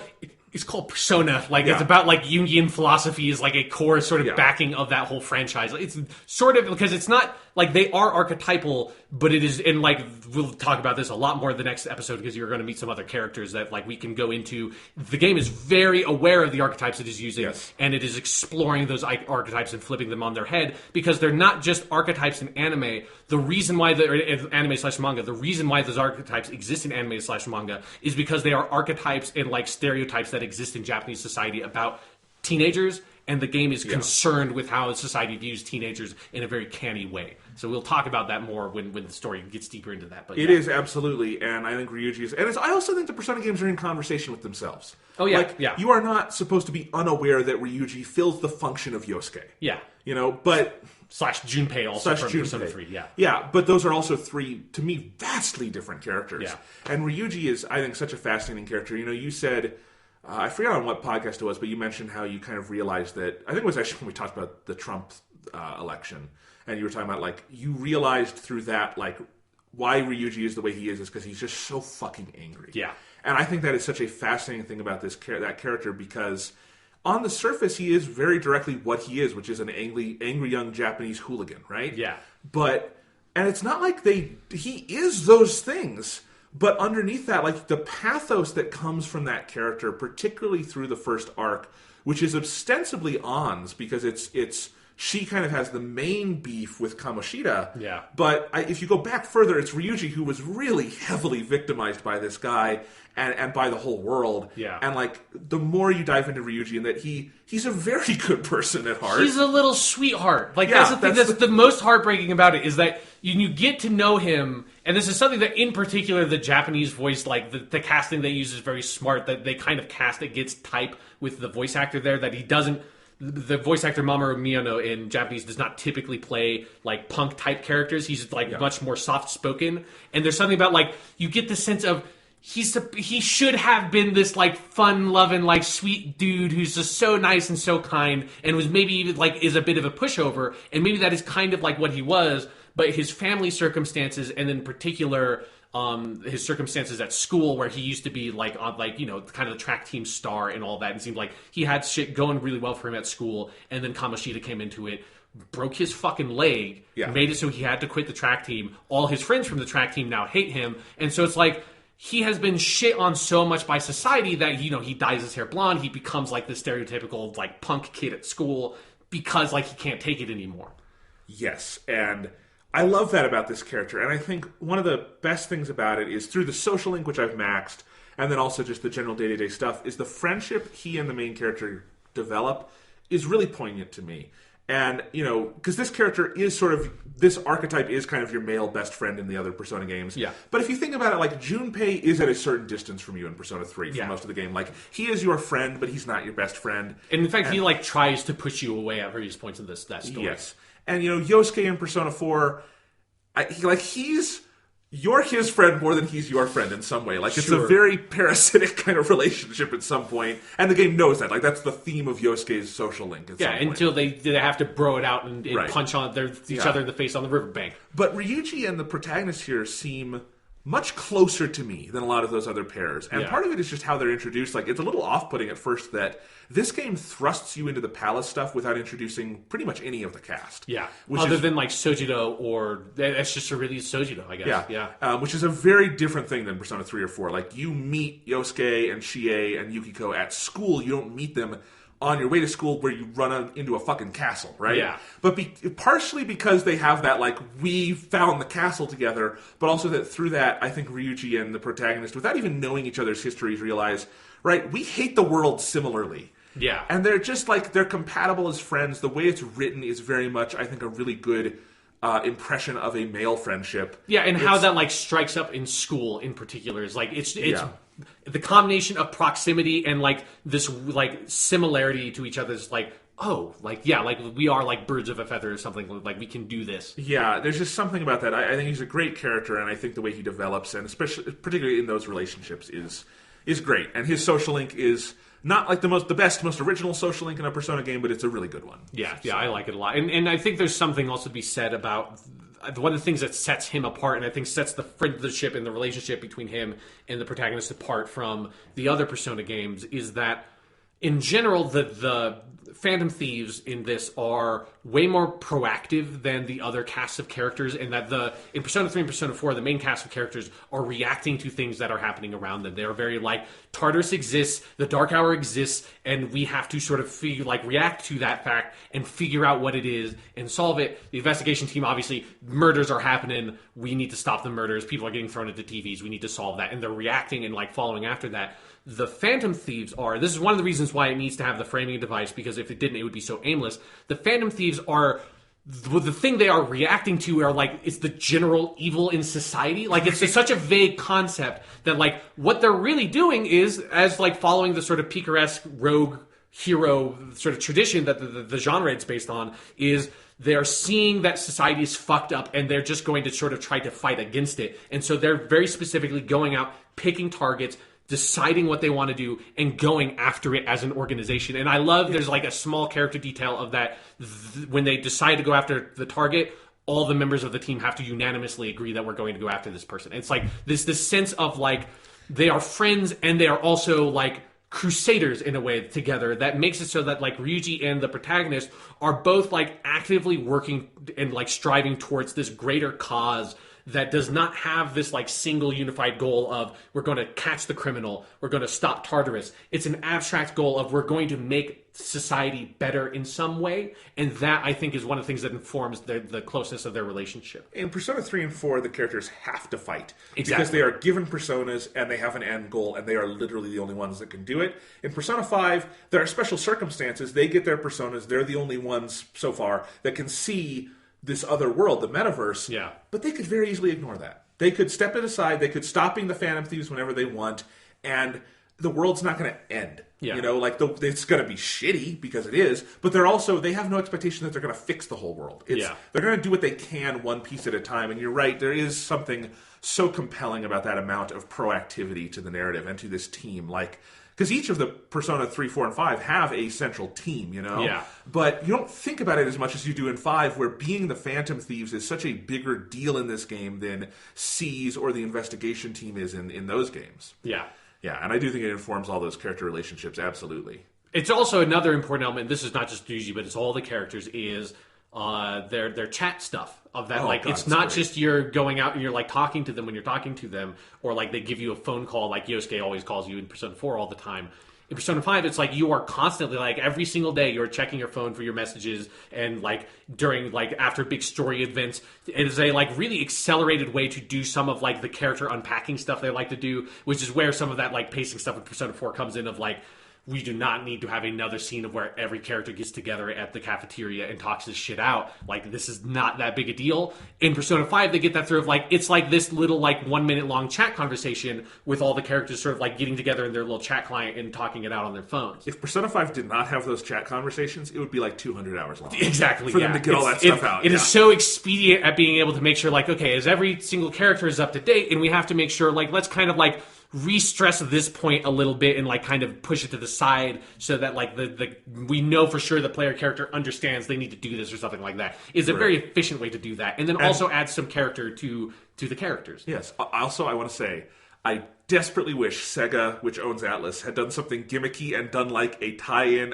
messaging app for the iPhone based on the one in this game, because I want that messaging app. It is so sexy and red and awesome. Oh my god, it's great. I want my face drawn by Sojinori Soejima. Yeah, no, absolutely. It's just, although, can you imagine, like, if in the actual game you had to, like, wait out the amount of time it would take for some of them to type out the messages they type? It's such a convenient version of texting someone in this game. Of it's like, it's just immediate and instant, and it's like fucking, like, you know, Makoto or someone just like comes back with a solid paragraph of text. It's like, here's my fucking thesis statement about what we're going to start talking about. They're all using really good dictation. Yeah. Yeah, who knows? But Yeah, it's also funny that mostly they don't do anything with like typos or anything in those. It's just like normal speech. Yeah. But they do get their leet speak thing from Persona 3 out in the fan site message boards. Yeah. Which is translated really well in the English. Yeah. You will meet a character later on that maybe is a little bit more... I haven't seen what they do with the English localization, but at least the Japanese is a lot more colorful with how they make use of the chat client. Awesome. Yeah. Yeah, no, it's fun. An would be the next character to talk about. She's a cool character. I like her a lot. Yeah, I like her a lot. And because she also fulfills, by virtue of gender, a very different role early on. Because Persona 3 and 4 are pretty gender equal in the amount of characters there are. Yeah, like especially like at the beginning, you are introduced to like in Persona 4, it's you, it's Yosuke, and it's Chie and Yukiko. So it's an even split. And then in Persona 3, it's you, Junpei. It's actually, I guess it's slightly more guy heavy because it's Akihiko and then Mitsuyu and Yukari, but it's still like, it is more even. But that means people have their friends and their groups kind of based on gender. But like, it's a sign of how much of an outsider she is that she's completely comfortable with these two guys who are also just outsiders. It's her and her boys. And for a while, it's because Morgana...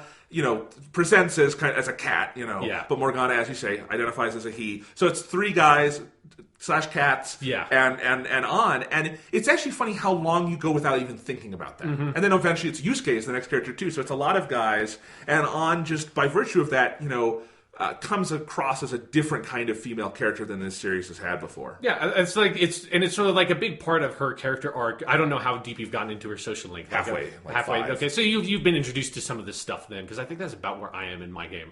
That where she part of her character arc is that she is this very innocent kind of girl. Like she is physically attractive, and a big part of like that is also she is, I think, at least I don't remember if she's fully foreign or if she's half foreign, but like she's not all Japanese because she has natural blonde hair and all that stuff, and that's part of the context of the game that like maybe American players are not going to fully understand, is that like exoticizes her in Japan, and like maybe she's like a very clear minority. Like Ryuji is Japanese, he has dyed his hair blonde. An does not have that choice. Like if she wanted to, and she says this in one of her social link events, that she considered dyeing her hair black to avoid getting bullied and harassed.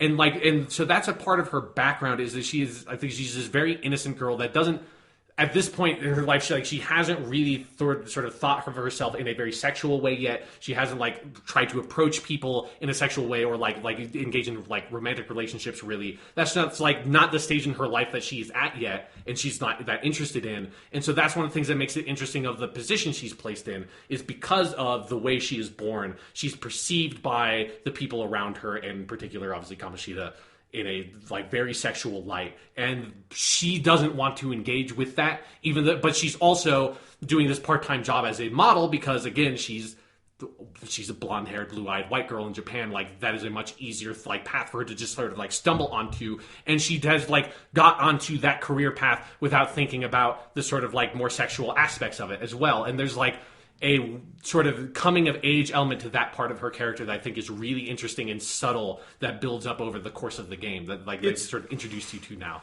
Absolutely, and it's one of the clearest gaps between societal perception of a person and self-actualization, in that she is supposed to be for society the archetype of basically like the slutty schoolgirl, and she's not that at all, as most people aren't. And I also want to say, like, this series gets some flack for not like always having like you can play as a female character or something. Sure. And I think I've seen that. There's a waypoint piece that like I thought was good on one hand and also very frustrating on the other hand that dealt with I mostly find it frustrating because I think it ignores how genuinely thoughtful this series is about gender, and frequently, I mean, how much of a focal point that is for like Persona 4 in parts, and how just well-drawn characters are through their genders, which is a factor in society, obviously, in how you actualize yourself and how you are seen. And I think Persona 5 is very thoughtful on that level. And yes, I would love to see the Persona team do a female character from the start. And I'm not saying the choice. I mean, just have a female protagonist and write the game from that point. But when they write from the male perspective, which, are guys running the team and stuff, and I see that's where they're coming from authentically, that does inform things, and it is not as simple as saying they could just have a female skin. The game would not work at all, because the relationships, and I'm not talking about even sexual romantic relationships, just like you and Ryuji, that relationship is not that friendship is not the same friendship if it's a guy and a girl. And especially because they are also teenagers, which like makes it even like a bigger divide. Yeah, and so that's why if you look at like the Persona 3 Portable with the female main character, so much of that game is different because you just have to, every little character relationship has to be rethought because they're putting a lot of thought into the gender stuff. These are not just interchangeable characters. Yeah. And so, yes, I do think it would be cool if they did more from the female perspective in a future game. But while they're doing it from the male perspective, I actually think it's incredibly thoughtful on a lot of those issues. Yeah, I agree. And I do think like another part of like criticism I've seen that I think there are ways to make this criticism and make it complex and valid, but I've seen it mostly in this very shallow form from some people that haven't played the game yet, which is on Ann's costume as a Phantom Thief is obviously sexualized to a certain extent. Like it's not was the Sydney from Final Fantasy 15 or something like that. It's certainly not. I think probably like the ultimate version of this is Quiet from Metal Gear Solid 5 is maybe the most extreme I've seen it. The ultimate version of this is insert name of female character from Metal Gear Solid here. That is a very fair point. Yeah, I hadn't considered the larger sort of Kojima magnum opus universe, whatever. But so yeah, but it obviously it is sexualized to a certain extent, but. The thing I've been very frustrated with, and I think it's a similar thing to some of the criticism about the gender stuff, is like you can just say that about like, oh, like they should just make it like a female character, like blah blah blah blah blah. But like that's a very shallow criticism. I would want people to sort of engage it on a deeper level of like, well, why is it a male protagonist, and what does that change, and what would it be a female protagonist? How would that change the game? And like consider that and address that in your criticisms. And then also, I think specifically with the On one, you can maybe still have an issue with the way that her costume is sexualized or whatever. But it's also important to note that we are not talking about them much now, but there are more female cast members in the game. None of their outfits are sexualized, and it's like I think it's a very specific thing they're doing with having her costume be sexualized. And when you get down to her social link, you see like there's a part of her character arc is sort of embracing that side of female empowerment. And you can disagree with that character arc and have like issues with it from a feminist perspective if you want to. The thing I've been frustrated about is that a lot of those criticisms have not been going to that part. It just like goes to her costume is sexualized, and then that is bad because it's like this anime cliche or whatever, not dealing with like the deeper issues that the game is broaching. Again, you don't have to agree with like the game's conclusions or anything like that, but at least to tackle with them is what I would like to see. I'm going to drop a surprise on you, Sean. Okay. Western game criticism might not be built to engage with the game as deep as Persona. Yeah. Do we think that might be the case? Yeah, when it's all built on clickbait, that maybe they're not ready to talk about what are they saying about the rot at the heart of society. Sure, yeah. You can't do that in 140 characters. It's like, but it's like it happens here and there. It's like it is getting better, but it is like. And, it's obviously Persona 5 has just come out over here. Like, it is a long game. It's going to take a while for people to play the game, have it sit with them, and put it out there. But it's it's something that, since I have been so hungry for other sort of voices about this video game, I have been seeking a lot of that stuff out. And some of those perspectives I've just found because the game has just come out. These people have not, there's no possible way they have finished it. So it's like I am happy and excited to engage with thoughtful criticism on those parts of the game, because there are parts of the game that deal with sexuality. It's sexuality in particular that I have some issues with, that are issues that it's an issue with Japanese society, issues with the portrayals of homosexuality in Japan in general. And I'm really curious to see, there are two small scenes, very small scenes of this game. I'm really curious to see how they localize them, because it's you have to do something with them, because it's it just would not fly over here. But so there are some issues with Persona 5 in that regard when you're looking at it from an American perspective. I would like people to engage with those issues. Yes, yeah. No, absolutely. Engagement is different than agreement, but we do want engagement. Yeah.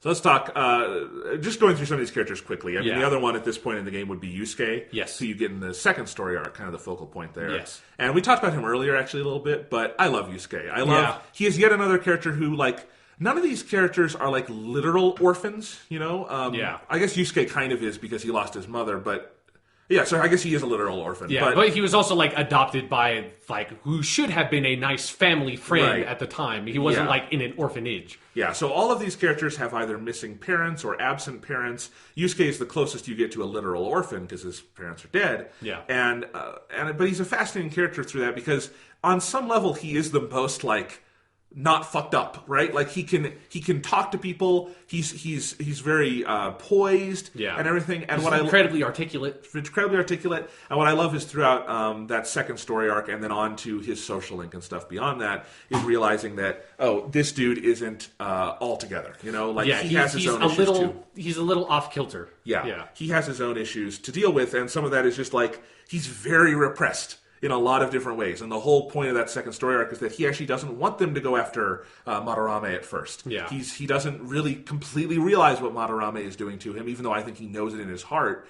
And getting through that, and then kind of the other issues where kind of his whole life is upended by that. He's a really fascinating character, and I can't wait to see what the game continues to do with him because you get his social link much later than some of the other characters. How much of his social link have you done? It's like 2 events. Okay, yeah, because his is actually one of my favorites in the game. Yeah. Like I think because Yusuke is a really interesting character because he is a lot more subtle than like Persona characters tend to be because he is like repressed. He's sort of like, and he says a lot, like in terms of like he speaks a lot of words, but he doesn't say a lot with them a lot of the time because I think he does have that where he doesn't necessarily always want to express how he really feels, and it's an interesting dynamic for that game. It was one of the things that like playing it in Japanese early on with that character, I had a really hard time sort of like grasping him because I think because part of it is just like the way he speaks is a lot harder to understand in Japanese than a lot of the other characters because they just speak like bratty teenagers. It's like I can speak that, that's fine. Bratty teenager Japanese is like the easiest Japanese to understand, so that works great for me as like an on ramp to this game.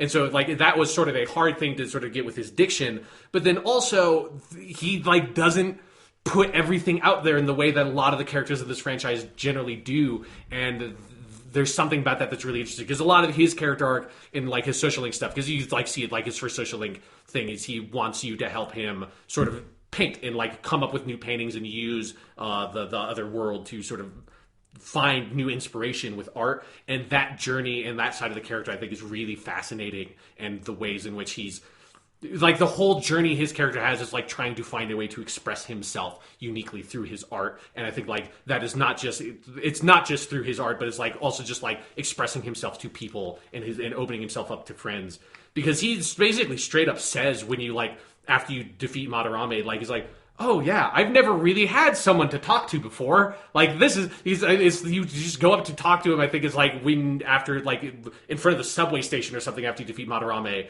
and he's just like, you say, oh yeah, if you ever need anything, you can talk to me. He's like, oh wow, I've never had someone to just talk to before. I'm like, okay, geez. Like, I don't really consider myself a particularly social person, but Yusuke, you take this to a whole other level. I've talked to people before. Yep. All right, a couple other things before we kind of roll back, and I want to talk about some story points. Okay. Igor, Caroline, and Justine, and the new Velvet Room. Holy fuck, someone was depressed when they came up with that. Yeah, I love the design. I love your shitty little toilet that you can sit on to think about random shit. I really love their Velvet Room set. I think it's awesome. When they first introduced, they said not Persona Fusion, they said Persona Execution, and I'm like, are you what? All right. And then it starts, and you put your personas in the guillotines. Caroline and Justine put a fucking tarp over them. They put a bag over their heads. And you just decapitate your personas to make new ones. It's like actively traumatic the first time you see that. See, this is what I love about you playing this game for the first time is I totally forgot that was a thing to sort of like note because you fuse personas so often that in my head it's just like, well, of course you fuse personas by throwing them in a guillotine and cutting their heads off. Like, any other way doesn't even make sense. And then when you say like, oh, like you don't fuse personas, you execute them. I'm like, well, yeah, of course you do. It's like, oh wait, no, yeah, that is kind of crazy, isn't it? Huh?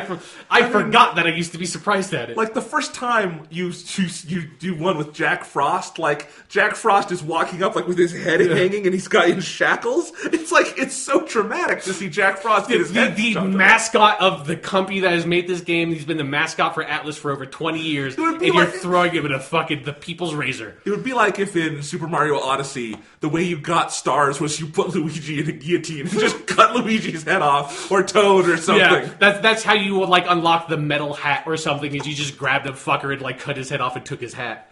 Or when you have a Persona Fusion accident. And it doesn't go down as so Justine or Caroline like gets out the fucking chainsaw and like smiles and cuts their head off. It's so fucked up. Man, can you imagine if in Breath of the Wild, every time you completed a shrine, you took that old motherfucker, threw his ass into a guillotine, cut his head off, and like took something out of his like neck, and that's where the shrine orb was? That'd be such a better game. Persona 5 goes for it.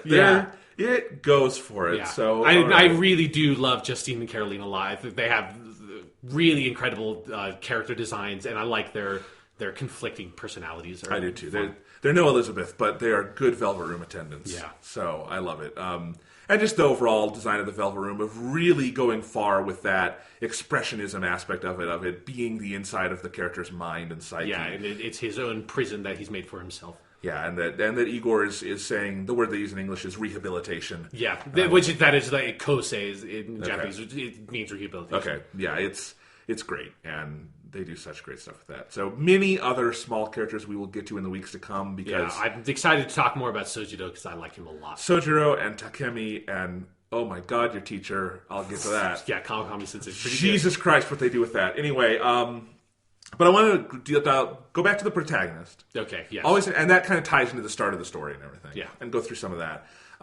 First off, what'd you name your protagonist? The same thing I named him in Japanese, Akatsuki Shun. Okay. I think it's a good name. Akatsuki means dawn, and it literally means red and moon, so I thought like that fits with the red style. And Shun just sounds like my name, but it's Japanese, so I was like, that works. Nice. And they were both one kanji names in Japanese, so it was like really concise and like very easy to identify when my name would pop up. And in Japanese, if anyone's curious, when you had to name your character, you are given 3 spots for both names, and that's it. It's like that's all you get, and that's one of those things that you never think about when a game comes over here in English. And it's like, oh, here, like it's like, oh, why do they only give you 7 slots to put like all your characters in? Which I'm very happy. Akatsuki, my surname for my character, takes up the exact character space limit they had. I'd never even considered that I might not have enough room to put that in English when I decided on that name when I got the Japanese version. Yeah, but it's like something that like that was someone's fucking like month was figuring out. Oh god, like it doesn't, like the game just won't accept a name that is longer than 3 characters because it wasn't designed that way. What do we do? And it's like, you know that was like someone's whole fucking job localizing this game was expanding that out to like 7 characters each or whatever it is. Well, and then throughout the game of how it's gonna, so yeah, I got there and I had not thought beforehand of like, oh right, I have to come up with a character name. Yeah, and you probably wanted to name this Japanese so it's not crazy looking next to everyone else's name. Right. And to my knowledge, there is no canonical name. There isn't. But here's the thing. Yeah. The Persona 3 protagonist has 2 canonical names. that is accurate, yes. And but it's the name Makoto has become more canonical. Yeah, so that's the movies. But I never used the manga name, which I love, which is Minato Arisato. Yeah, that's the one I used when I played Persona 3 because that was before the movies came out. Yeah, and I had never used that with that. So I used it here, and I thought it actually fits the character really well. Well, yeah. Yeah, Minato Arisato, and it's just a good name, and it comes up, and I like people calling him Minato or Arisato-san or something. Domo Arisato, Mr. Minato. That's going to be his cover album of 80s American rock. It's Domo Arisato, Mr. Minato by the Phantom Thieves of the Heart. Exactly. So that's what I went with. From their album calling card. Yeah. It is kind of fun to play a Persona game and not have like the canonical name out there so you can just do something fun with it. But anyway, yeah. So my guy is Minato. And it is funny how attached you get to the name that you have to stop like and just say the protagonist for like general conversation. Because we don't have like a Narukami yet or anything with this guy. Well, while we're still talking about names, what did you name the Phantom Thieves like organization for their online thing? Okay, I would have gone with something more fun, but I wasn't sure how this worked in the game, so I just kept the Phantoms. But I did test, and I wound up not having the guts to go through with it, but I wish I had just done it. If it would have fit, and I wrote Lotus Juice, I wish I would have kept that and just had it be Lotus Juice. That would be really great, just because that like it pops up. It's always whenever you press the main menu button, it is always the name you picked is always there. Okay. I went with, and I like when I did the Japanese version, I went with like the Japanese sort of like the Phantom Hood, but in Japanese characters. I thought like that works. They're like Robin Hood characters. They're the Phantoms, the Phantom Hood. With English now, I have named them Kaitodon, which is the Japanese phrase for phantom thieves. And so now, what's amazing about it is that sometimes in the dialogue, when a character, like when Madarame was reading off the calling card, and it gets to the bottom, and the text is like, or like in English, the text would be like, oh, from the phantom thieves of the heart. In Japanese, it's Kokono no Kaitodan Yori. And so, but in the text they put like whatever name you picked for your thing. So my name now fits the Japanese audio I'm hearing. Nice. And I've sort of like weirdly retrofitted this thing so that it all works. I really wish I would have done Lotus Juice so it could just be on the card from Lotus Juice. Yes. Because to my knowledge, he's not in this game. So. No, he's not. That's for the spin-offs, because that's the same thing Persona 4 did. He wasn't in the original Persona 4 soundtrack, and then when they made the anime, he was all over that thing. Yep. Oh, man, we have so many years of Persona 5 spin-offs to look forward to now. Yes. I mean, this game is selling extremely well, so... Oh, yeah. Anyway, so we're laughing a lot. The beginning of Persona 5 is not funny. No, the beginning of Persona 5 is extremely dark. Like... That's what we got to get into now, because I tweeted out after like the first 6-7 hours, I think this game might be darker than Persona 3. Ultimately, so far I actually would not say that, because it kind of modulates past a certain point, and it evens itself out more, whereas Persona 3 sort of has a constant existential dread under the surface. But like, it makes a fucking impression, because the first thing you see, I mean, there's some fun of like the heist, but then it's the protagonist gets arrested, beat to a pulp, given some injection. I don't know what that is. The cop that has arrested you basically threatens to kill you. Right.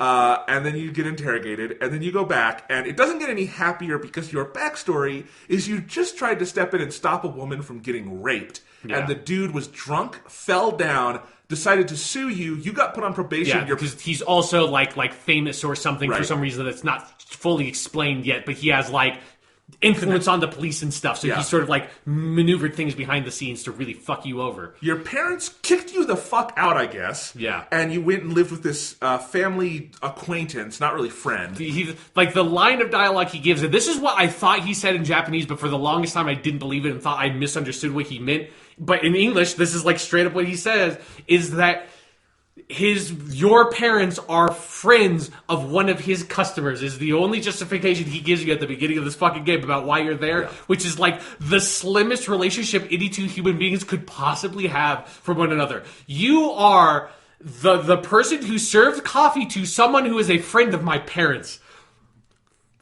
I hope you're gonna please take care of me. I'm gonna live with you for a year. And he is a huge dick to you early on. Oh yeah. You really get the impression he only took you in for like the money he's gonna get. Yeah. You know, and you're living in a fucking attic. Yeah, that is like this trashed out attic in his cafe that he forces you to clean. Yeah. And then we jump into the first story arc of the game, which is this guy Kamoshida at the high school who harasses, abuses, and molests, we can also say, all of his students, male and female, and you have your two entry point characters are Ryuji, who had his fucking leg broken to the point where he can barely run anymore by this guy and his whole life ruined, and An, who's being sexually harassed day in and day out, and An's friend, who jumps off a fucking roof, and at that point I was like, they went off their meds when they made this game, because this is depressing as fuck. And then, beyond that, there is this just general sense of, especially because, you are the transfer student to the school, and and it's a, really prestigious academy, in Shujin Academy, which, here's another, little, fun fact from the Japanese version. The word Shujin in Japanese, one way you can write that word is for, the way they use it for the academy name, but another way is to mean prisoner, and that is the word that Justine and Caroline always refer to you as is Shujin. So there's a little bit of fun. Maybe it's not so fun, but kind of like a knife in the ribs kind of wordplay about if you being a student at this school is literally you are imprisoned by the school, because if you are expelled, you're fucked for the rest of your life. Especially in Japanese society, if you are expelled from high school, you are never getting into a college. If you're never getting into a college, you are a reject from society, and your life is over as a teenager. It's fucking done. So that's the whole backstory, or the whole element of being in that school is that school clearly does not want you there. They are very prestigious. They only accepted you because accepting this kid on probation is going to look good, in their reputation. And so but your teacher, Kawakami Sensei, just seems like she doesn't want anything to do with you, hates your guts, just basically tells you, like, do not make any trouble. I don't want to have to deal with you. I've got so much on my plate. Just fucking be cool. And you're not going to have any problem, but don't do anything. And then Kamoshida spreads rumors about you, letting everyone else in the school know that you have a criminal record, not specifying how you have that criminal record. So everyone in the school thinks that you fucking killed someone, or like definitely you hurt, like you assaulted someone, something. So everyone in the school thinks you're trash. It's like your whole life is just ruined. And then the two friends you make, their lives are also ruined. And mostly by this one real asshole football or volleyball teacher. By the time you get into the palace and you know your mission is to steal Kamoshida's heart, I have never been so ready to go after a villain in a video game. Yeah. Ever. Like, they justify that so phenomenally. I was like chomping at the bit, like, let me into the castle. I want to fuck this dude up. Yeah. And like, luckily, it's good the game gives you a little cooldown period of like learning the systems before you go in and do the mission. But it's like, man, like, the game is so dark early on that I honestly went through a period for a couple hours there. I was wondering, is this game too cynical? Because, and my answer ultimately is no. No. But, yeah, because I don't think it's actually a fundamentally cynical game. No, but it has to start from a very dark place to get where it wants to go. Because Persona 3 and 4, I think, are very fundamentally non-cynical games. I think they're very optimistic about the human condition. And about, like, the power of human relationships is, like, the core of what the whole franchise is about. Yes, but Persona 5 starts from a place of society is broken, people are awful, adults are awful, and kids are victims of society that they can never break out of. Like, it starts from an extremely cynical place. And I think it quickly starts getting out of that, mainly through that same theme of relationships, but also that most of those adults that you meet early on who you think are kind of awful and irredeemable have other sides to them. Yeah. You know, like Sojiro. He obviously he warms up in a lot of different ways. And your teacher, Kawakami, goes on a journey, and I won't say anything else about that. But, you know, these are not bad people fundamentally, and that's one of the things I think you're learning. Is that, like, everyone is victimized by society to a certain extent? And yes. You know. And I think one of the master strokes of both of the arcs we're talking about today, the Kamoshida arc and the Madarame arc, is that those people are not excused for their actions, and they're not redeemed. But by the time their confession comes, you see a level of humanity in them that I didn't believe the game was going to be able to come to at first, based on how much they stack the deck against those characters. But, you know, Kamoshida, you never feel bad for him, I guess, but you also see humanity in him. You understand how someone could get to that point of like, because it is the whole structure of the sort of like the villain stuff in the game and mementos and all of that is. In English, they call it's distorted. They use the word desire, right? It's like the distorted desires. In Japanese, it's Uganda, which means like distorted. But yokubo is the word they use for desires, which is a much, I think, sort of in some ways broader and also more pointed sort of word that is like it's not just desire. I think like maybe the best word to use it is like appetite. But like appetite in a way that is both literal and metaphorical. So it's like it's an appetite not just for food, but for like fame, money, sex. And so it's like it's this extreme, distorted, sort of like perverted appetite for something. And you get this understanding of like Kamoshida probably was like an okay dude once. And, you know, he's an Olympic medalist for volleyball, and that got to his head, and like his position as like this Olympic medalist at this prestigious academy is nobody can say no to him. And like, you know, he just like he's maybe has like a little kernel of something in him that's like when nobody says no, he's pushing those limits, and he's pushing those limits until it gets to the point where he's power tripping basically at that school, which is something that, you know, I've never seen it anywhere near the extent of Kamoshida, but like, I mean, you hear about stories about people like that, and everyone's met someone that even on like a small level that has happened to, of like let power get to their head and think like I can just do with people what I want because they can't stop me. Oh, absolutely. The Kamoshida arc is so real it hurts. Yeah. I had a gym teacher in elementary school who, not to that degree, but abusive in a lot of ways. Sure, And there was a lot of that hit really close to home. And knowing that, I mean, that woman, she did her whole career and retired and never got anything for it, and ran roughshod over that school. And that's what usually happens. And there is something so fundamentally cathartic about the way Persona 5 is set up to this fantasy of stealing someone's heart. But it's also, it's so not a violent act what they're doing in some ways, because it's ultimately this trip of empathy. It's this journey to try to make someone see the side of themselves they've repressed under all these layers of these distorted appetites and desires. And it's such a fascinating, I think, overall metaphor they're working with there with the take your heart. Is you're early on, you're worried you're going to make these people brain dead, and you're not. You're kind of like putting their humanity back in, and it hurts them. Because you're not taking their heart, you're kind of putting it back in a weird way. And the way they can literalize all those themes through the palaces, and like Kamoshida literally is the king in a castle, but he's also very pathetic in that way. And Madarame is kind of the same. Yeah, because like his castle is this school, and it's like, what scale are you actually working on, asshole? Like, right.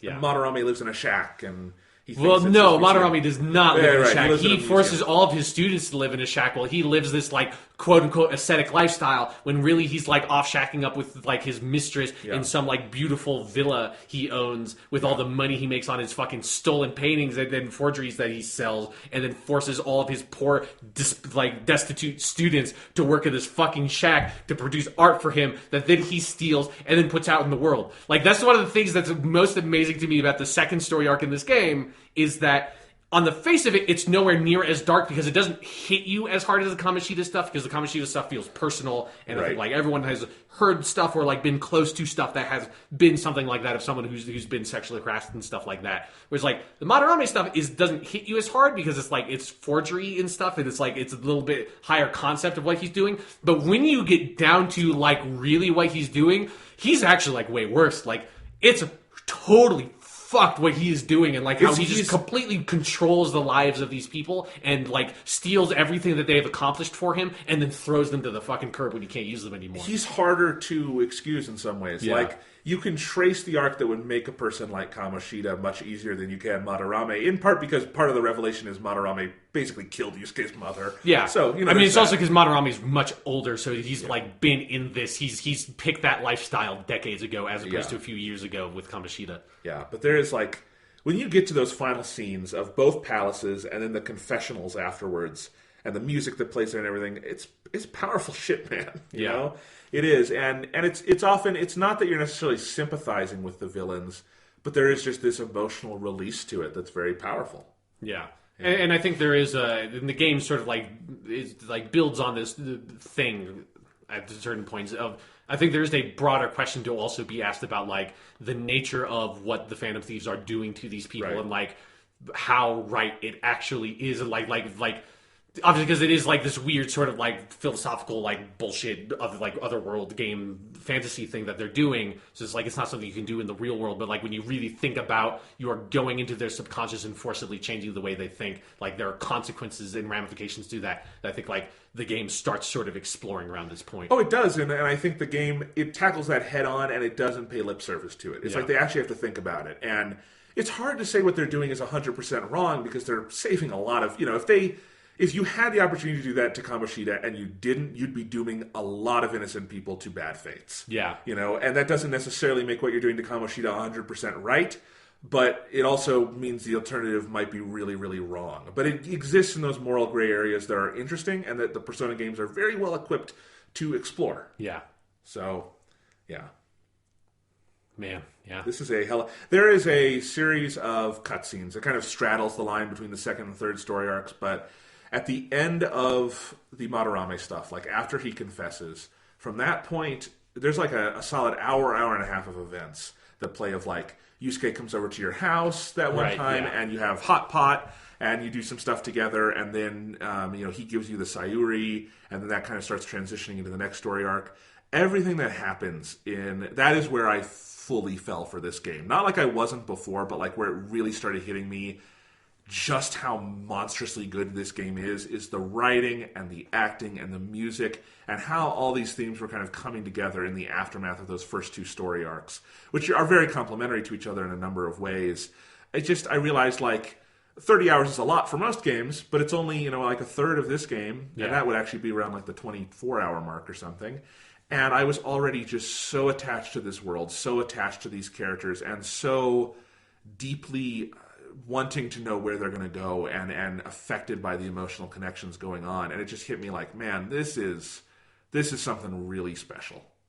Even for Persona, this is something special. Yeah, like it's a fascinating game, and it starts really strong, and in my opinion, it only gets better from there. So I'm so excited too. Yeah. And, today we mostly talked about some of the mechanics and some of the basic stuff. We have so much more to dive into. We haven't talked about much of the music. There's more story points to talk about, social links to talk about. We will have time to do all of that. Yeah, I think we will reconvene here next week. There's more stuff to talk about, I think, with because we're still kind of early on to talk about the full scope of what the game is doing with like the pacing of the different sort of social stats you have in the social links, because it's like I think next week you will be deep enough into that to sort of talk about the broader picture, because there's a lot of stuff that's still going to open up for you in the game. Like there's a lot of new characters to get introduced to, new dungeons to talk about, new music to talk about. I'm 30 hours into this and have not met all the characters on the cover. So no, not even really close. I think you're like halfway there basically. So a little over halfway. Yep. To just all the characters. All right. So next week, more Persona 5. So, if you somehow listen to all of that and haven't gotten Persona 5, get it. Yeah, get it. Obviously. Play it. Live it. Love it. Make the shrine for yourself. We'll reconvene next week. Appreciate the bass. Yes, always be appreciating the bass.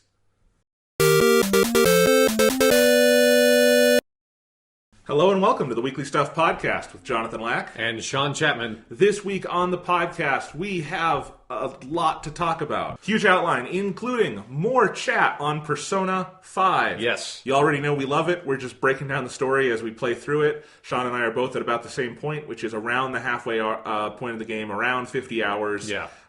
Late August through the third and fourth arcs of the game, and that is where we're going to cut off for spoilers. So we've got lots and lots to break down there. All right, Doctor Who is good. You know what else is good?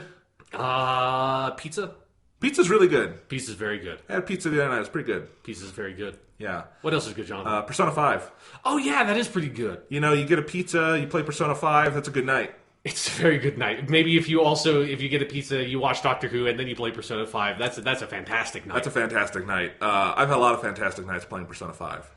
So have I. This is a good game. Yeah, even on my second playthrough, I have gotten sucked in pretty hard at this point. To recap. Yes. We like Persona 5. You can listen to last week's episode for generalities on why we like it. Last week, we spoke in spoiler depth about... we didn't get that deep into it because we were talking about a lot of different things, but we talked about the first two arcs of the game. So basically the first two palaces, the Kamoshida Palace and the Madarame Palace. Yep. This week, I have gotten to around the 47 to 50 hour mark, depends on how you're playing it. Yeah. And you've gotten to around the same place, and that roughly aligns to end of August, and we have done the third palace, which is the Kaneshiro Palace, and the fourth palace, which I don't even want to spoil it yet, because it goes in, it zigs and zags. Yes, it is, as in fine Persona tradition, it sets up a lot of rules for how the structure of the game and the dungeons works, and then it says, you know what, fuck it, we're going to have a dog have a Persona in this one. Yes, exactly. Not in Persona 5. No, but that's Persona 3 did it, and every Persona game has their own weird twist of fuck it, in this one the mascot character is going to grow a human body inside of themselves. And Persona 5 has something that's not quite as disturbing as that, but is, if you thought the beginning of Persona 5 was dark, the middle of Persona 5 is also very dark. Very dark. So, we are going to talk about those third and fourth story arcs of the game, and not that I necessarily have any grand revelations about the quality of this game. It was great. It still is great. But this game goes places. Yeah, it does. And we're going to talk about that.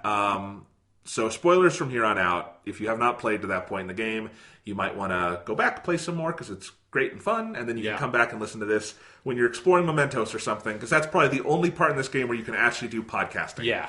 That, or I have a lot of personas to fuse.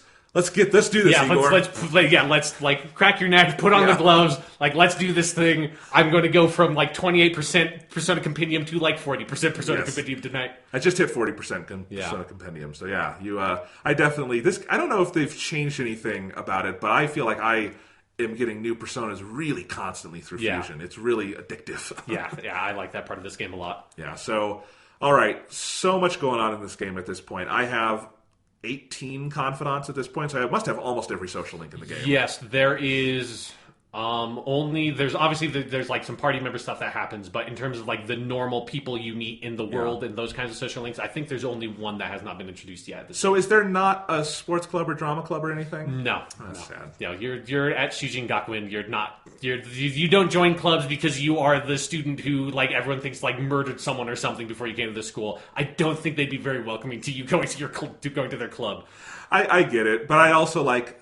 This is not a complaint, but it's an interesting thing to me of that this game has much less of like the weird outsider social links than 3 or 4 did. Yeah. Where 3 especially, but 4 to a certain degree also, you have your party members, but you also just like, there's just this kind of sprawl to the game world where you meet all these people out in the world and they're only maybe they're not related at all to the main story, they're tangentially related or something, and those are really fun to explore. There's not that many of them in Persona 5, and that's okay because I think the overall focus of the game is so good and it executes so well, but I do miss it once in a while, even though there's enough to scratch that itch, like the politician, or Kawakami, or I just started the one with EY, the guy at the gun shop. Yeah. But even then, they're very, very clearly related, and that's okay. It's just something that's interesting to me to note. Yeah, I mean, it's something that all the Persona games have a different sort of main focus, and it's like Persona 4 has this very specific focus on the characters and like that broader world, and like the main plot stuff is not as important. Like the main plot stuff is still good in Persona 4, but it's very focused on, having stuff of like going out and doing like, especially in Persona 4 the Golden adds a bunch of these, but like the band, going out and doing the band stuff, or going on like the school trip and all that, and like has almost no connection whatsoever to what's going on in the main plot. It's just there to sort of spend time with the characters, and it's like a 30 to 40 minute sections of that game periodically where you do that. Persona 3 does not have those, and Persona 5 doesn't have those, because I think these games are much more focused, and Persona 5 particularly is very focused on the main plot stuff, and all the social links / confidants are designed around and are contextualized by them helping the main character in some specific way to him being a Phantom Thief. Specifically, what I would say is Persona 5 is about the Phantom Thieves. It is about the group, the characters, but also the general mission and how they affect the world, and everything ultimately ties back into that. Yeah. There's really no like dangling threads that are not in some way related to that. Like the furthest I've probably seen on that ledge is either the politician or the girl who plays Shogi. Yeah. And even there they give a very specific, and it actually plays very directly into dungeon stuff. That's one of the things to talk about is, we didn't get into this much last time, they really did a lot to make all the confidants, all the social links tie into a bunch of different things you do in the game, mostly in the dungeons, but in other parts too. One of the things I thought was amazing was it's the Shogi girl, whatever her name is. Yeah.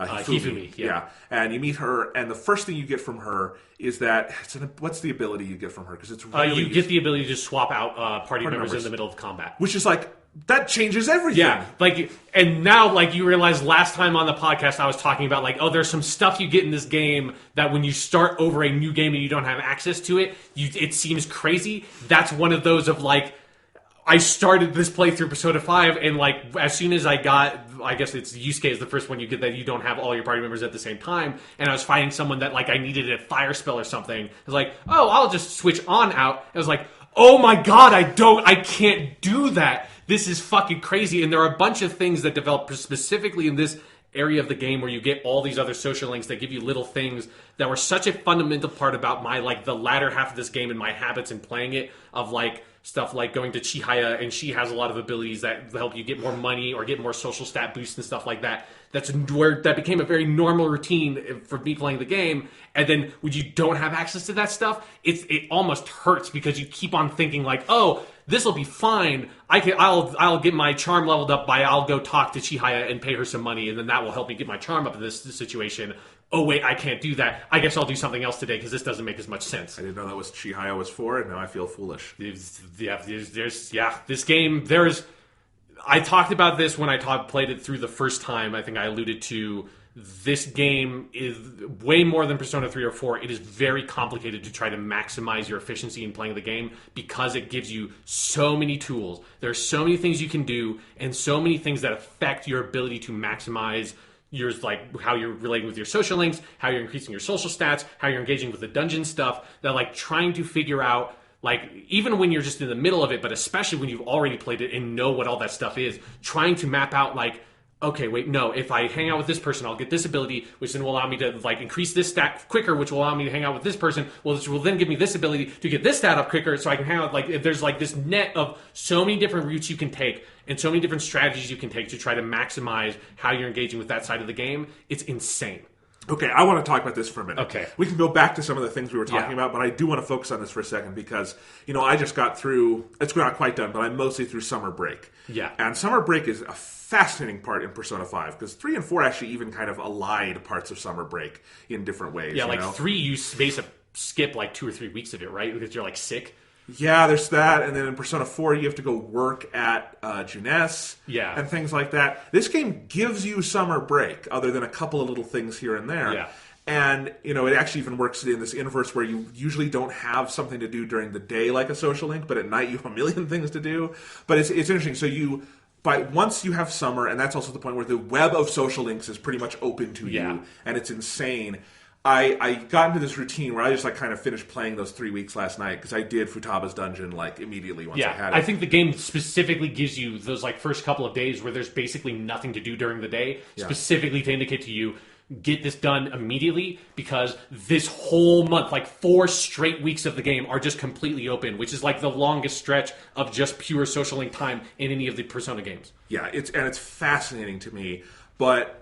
And I want to talk about this because it's a really interesting phenomenon with Persona 5, where we've talked with Persona 3 and 4 about the stress that can come from planning your schedule in these games, right?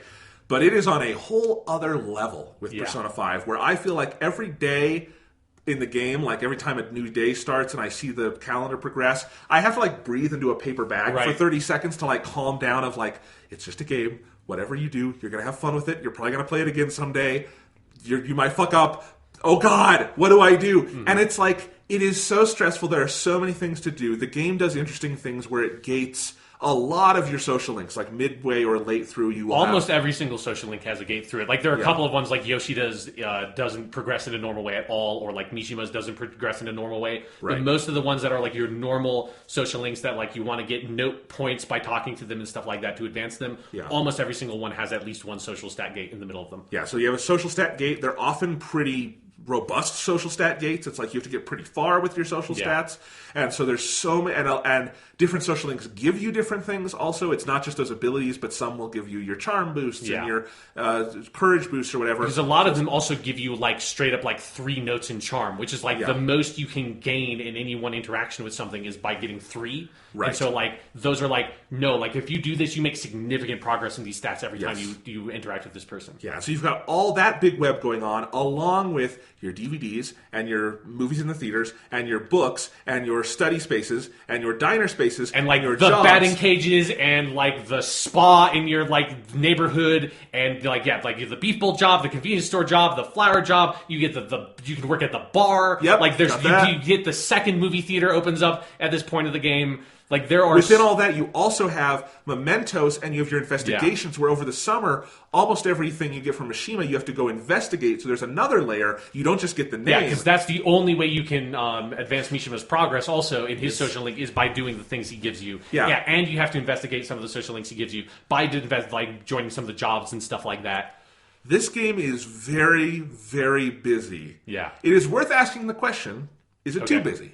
I don't think so. I don't think so either, but I do think it's worth asking. This is also coming from someone who, on their first time playing through the game in a second language, got all the social links and maxed out all my social stats. So, I'm not a normal player of this game, so I don't know from that perspective. But for me, especially with this being the third Persona game from this team, / if you want to count all the spin-offs, the fucking 5th or something, or 6th if you count there's 2 for Persona 3, that complicating that side of the game as a veteran player of the Persona franchise I found really fascinating. And there's stuff even I'm playing it through the second time and I know because I've already played this game that I am doing better at this point in terms of all that stuff than I was the first time, and I managed to finish everything I cut it really close, but I did manage to finish everything I needed to finish my first time playing through the game. And even knowing that, I'm still stressed out and I'm still reloading saves to be no, I'm not going to just settle for getting 2 proficiency points at the batting cage. Fuck that. I'm going to do something else. I'm going to go talk to Chiaya, or I'm going to go do something else and get 3 points or something. I want to maximize this as much as possible, and actually doing that is difficult. And, like, there's no perfect way to do it. No. In a way that, like, when I played Persona 4 The Golden, that side of the game felt like, oh, this is easy. Like, this is just, like, partially because I played Persona 4 once all the way through, but also because all the things they added onto Persona 4 The Golden, like, gave you so much more stuff to be able to sort of maximize that side of it without giving you that much more stuff to do on the other side, because they only add 2 social links, one of which is a very abnormal social link that's, like, I, like, maximize that game without even really needing to think about it much. Like, again, this is my second time playing through. I don't think I went through a stretch of like 3 or 4 days over the summer without me like reloading a save to like the previous day to be like, you know what? No, actually, I'm going to do this instead because this will be easier. I had not been doing it a lot until summer, and then it was like I was pretty constantly like.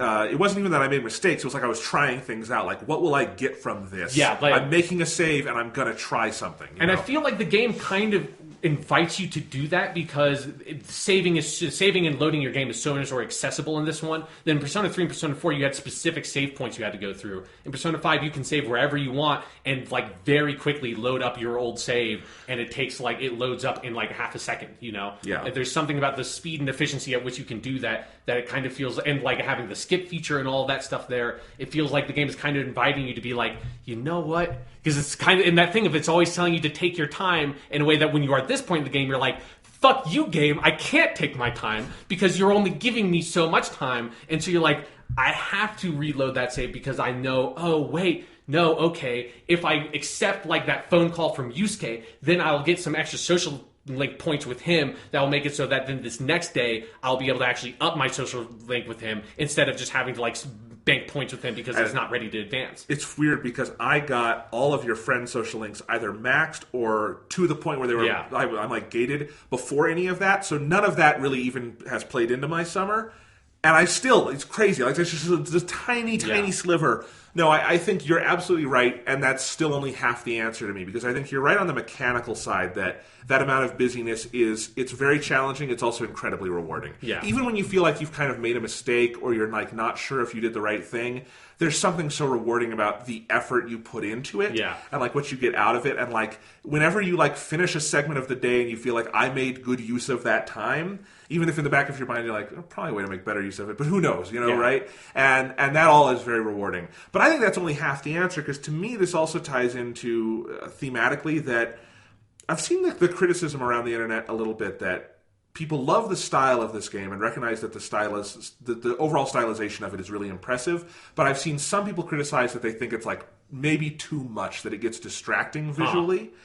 And I don't think that. I think it's another question worth asking, because this game is very visually busy also, and it is something worth noticing. But to me, it's all of a piece, because when I first started seeing that, my first reaction when like over the first couple hours of Persona 5 wasn't that it was necessarily too busy visually, but that, oh boy, I don't know what's going on quite yet. That it takes a while to kind of settle in and figure out all the different moving pieces of the UI and just the overall stylization.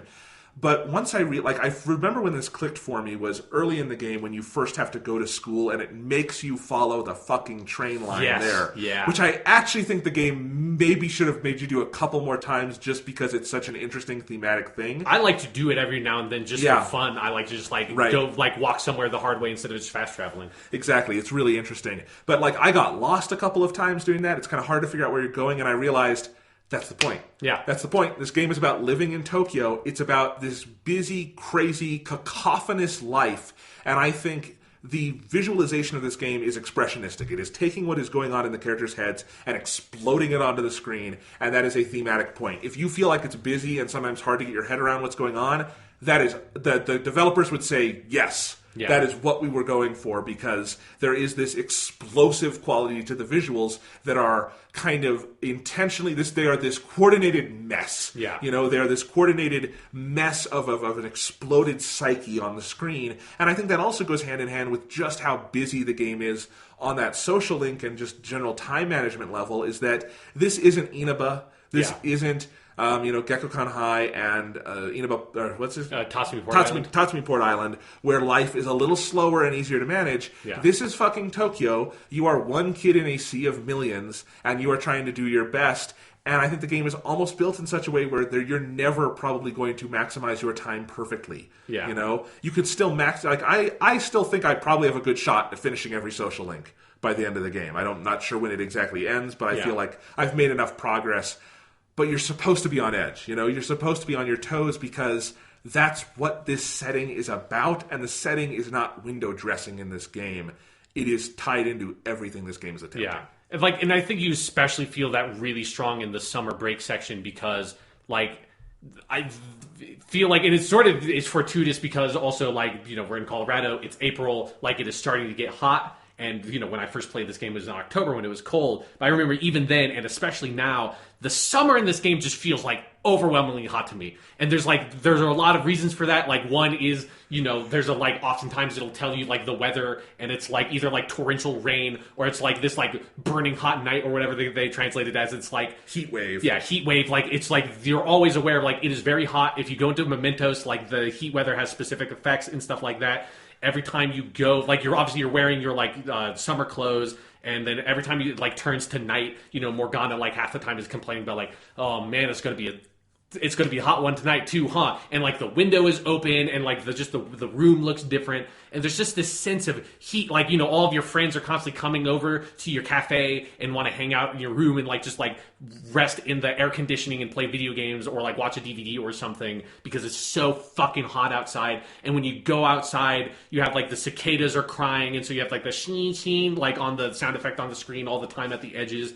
It's like, it really does, like, it puts the pressure on you in a lot of ways, just with, like, those subtle effects of, like, it just feels like it's hot, it's summer, and I have so much stuff I need to do. I need to hang out with all these people. I need to go into Mementos. Like, I need to, like, finish up the Fatapa Palace or whatever. Like, I want to go fuse these personas, and, like, I need to go work at my job. I need to, like, there's all this pressure, like, pushing down on you, and it, like you said, it is very much a part of, like, what this game is trying to convey about living in the city and about living this busy life, and also, like, not just living, like, the busy life of the city, but on top of that, living the life of, like, trying to live a good life, trying to live a life of, like, I'm going to do right by people. I'm going to, like, I have this mission. I'm going to, like, work towards succeeding at this mission, because every time you upload Social Link, not only do you get, like, extra persona bowers, but, like, also maybe you get, like, the ability to swap people in and out of combat. Or, like, Hifumi has a whole set of abilities that you get from her later on that add, like, a bunch of little tiny things that are incredibly useful in combat.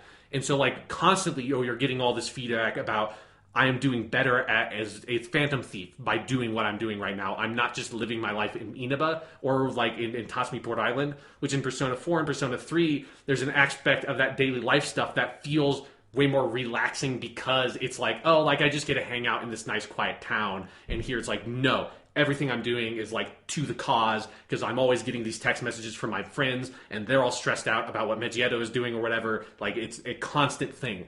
And it's one of the things I really love about this game is how it is able to really sort of, like, capture that essence of, like, living in this really busy city life.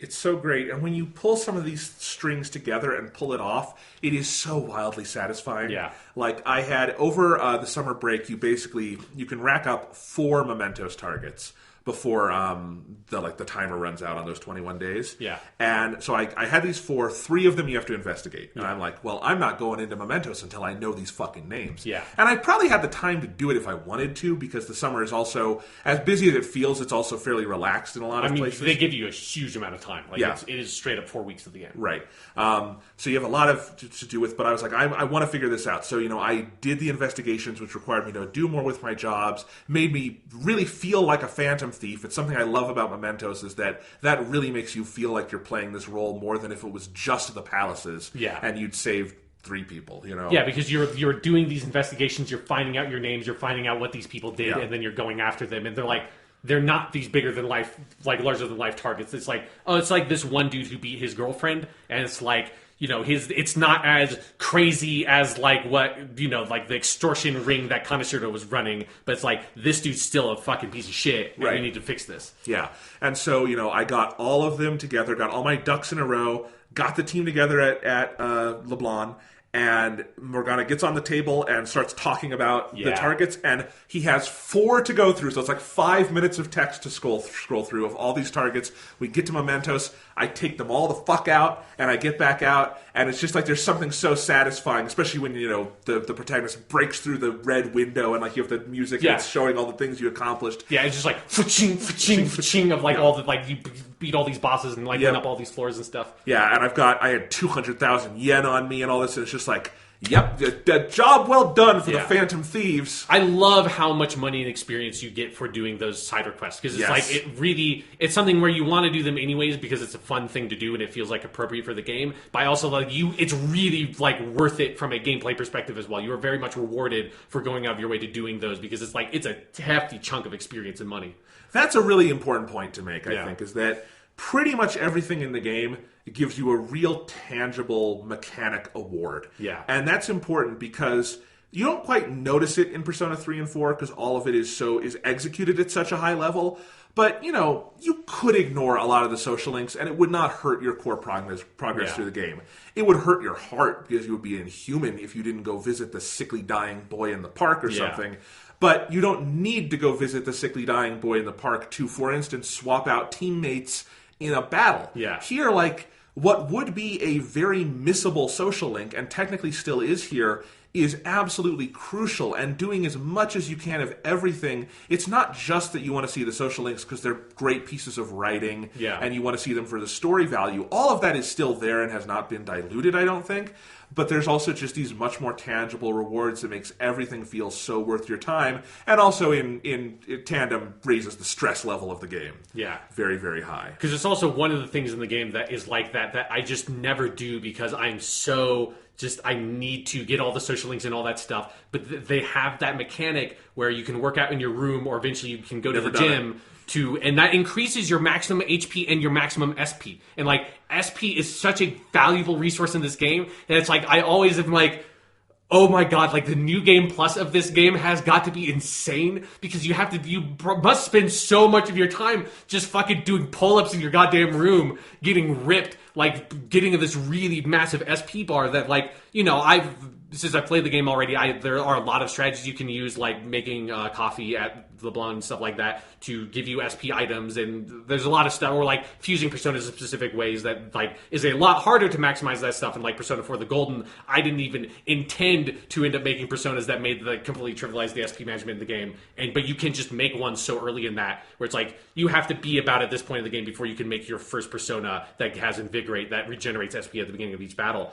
So it's there's stuff you can do to really minimize the SP pressure in dungeons, but that's only for me who's played a bunch of these games and has played this one twice. Am I not feeling that pressure that much? The first time through the game, there are especially the Futaba Palace, there are areas where I really need Yuji to have more SP, or I really need I wish I had more SP, and that just hanging there of you could get more SP if you just worked out once in a while, you fat ass. Get off your ass, do some fucking pull-ups, and maybe you can cast that extra Zeo. I don't know. It's you don't understand. I have to hang out with my hot doctor friend. She's a hot doctor, and she's my friend, and she needs me. I can't do the pull-ups right now. Man. But you always know you can do it. Yep. Man, Takemi, I got her right to the line of where I need level 4 charm months ago in this game. I love that social link, and I was doing it so fast, and then I hit that brick wall, and I haven't seen her in months. I just finished her social link again a little while ago. Yeah, it's her social link's great,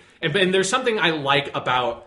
It can be a little bit frustrating hitting those social link walls, especially when they're that late, or the social stat walls that late in some of the social links. But there's something I like about you. Because specifically with that one, I remember the first time I played through the game, I was all right, I'm going to get my charm up now. And there's something that's very motivating about because since there are so many different social links that are gated at different places by all those different social stats, there's no one way to be I'm going to focus on knowledge here and then guts and then charm and then knowledge. There's no one of those that is the perfect way to make your way through the game. It's just which one do I want to focus on? Do I want to get EY as early as possible? Well, then work on your guts really early on. Do you want to hang out with Takemi, do charm, and even past this point is where that actually even gets more specific, where that happens with more different social links. That's all the different ones, because obviously eventually you need to have all of them up to 5 if you want to get all the social links in the game. And I'm at 4 with guts and knowledge, and 3 with everything else, but I have to be right on that line with charm, because I've poured so many points into it. Yeah, I'm at 4 with everything right now. Okay. I played the game once, and so I know all the good strats, and it feels really good. But again, because I think I was about where you are the first time I played through the game, and I know I'm doing way better, I'm way more efficient, and I'm still so stressed out playing the game. It's really...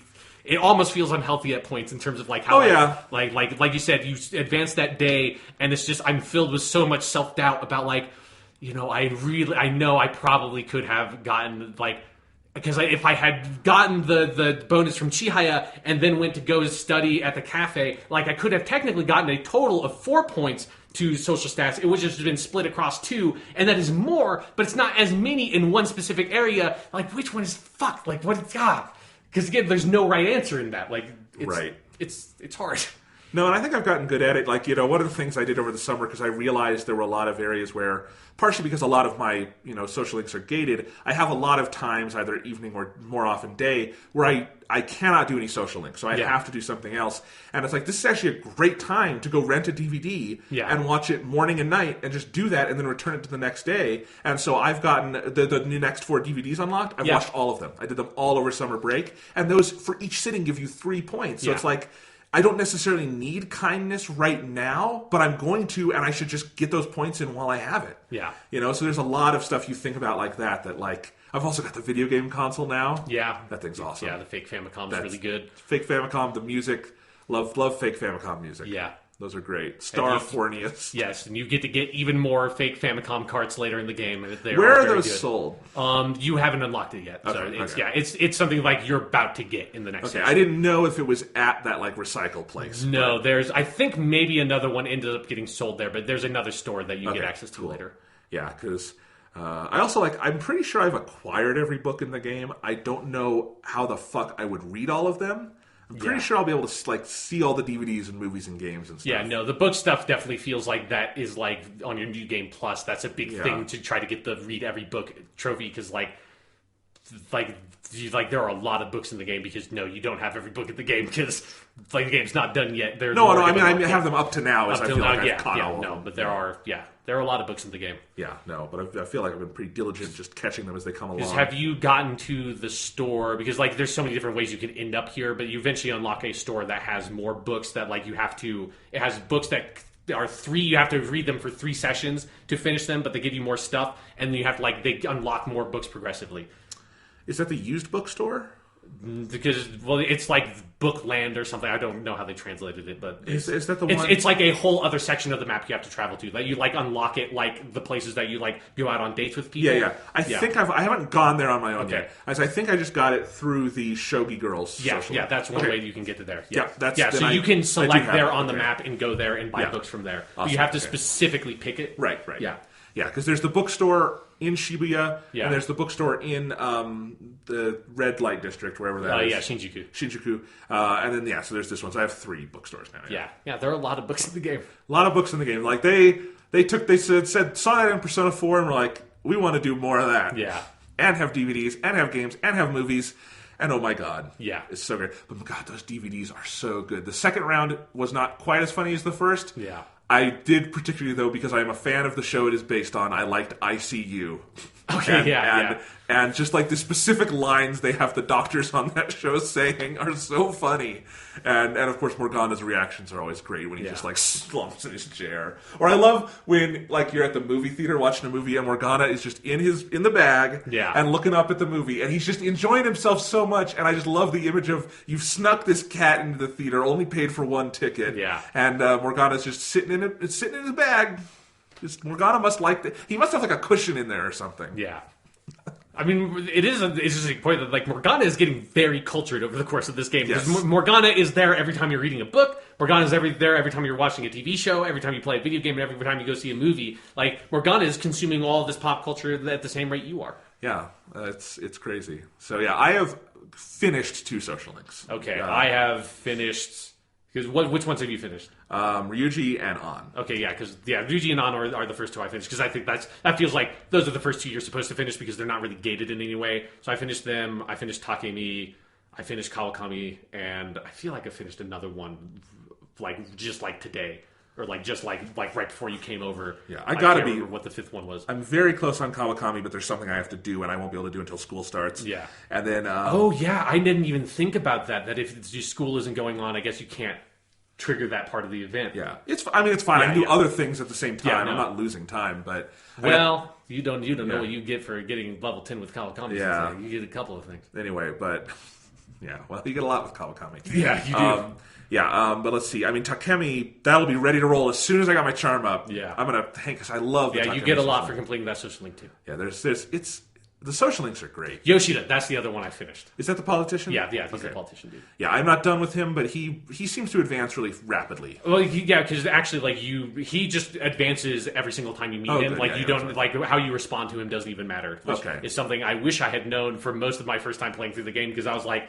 oh, what? Like, because I, like, it's how I play these games a lot of times, is I would reload a save and, like, go through a social link thing again if I felt like I, like, missed some big answers to questions that, like, made it, that, like, would get me a bunch of points. And then, like, with him, I realized, like, halfway through, wait, I never have to go meet him, and it doesn't advance. And then I looked it up, and it's like, motherfucker. Yeah. Like, it just goes every single time. Yeah, that's what I thought. So but because of that, I'm also taking him a little more leisurely sometimes. Yeah, you can tackle him whenever. Yeah, because his abilities are nice, because they make persuading demons in the demon negotiations and stuff a little bit easier, but it's not, like, essential.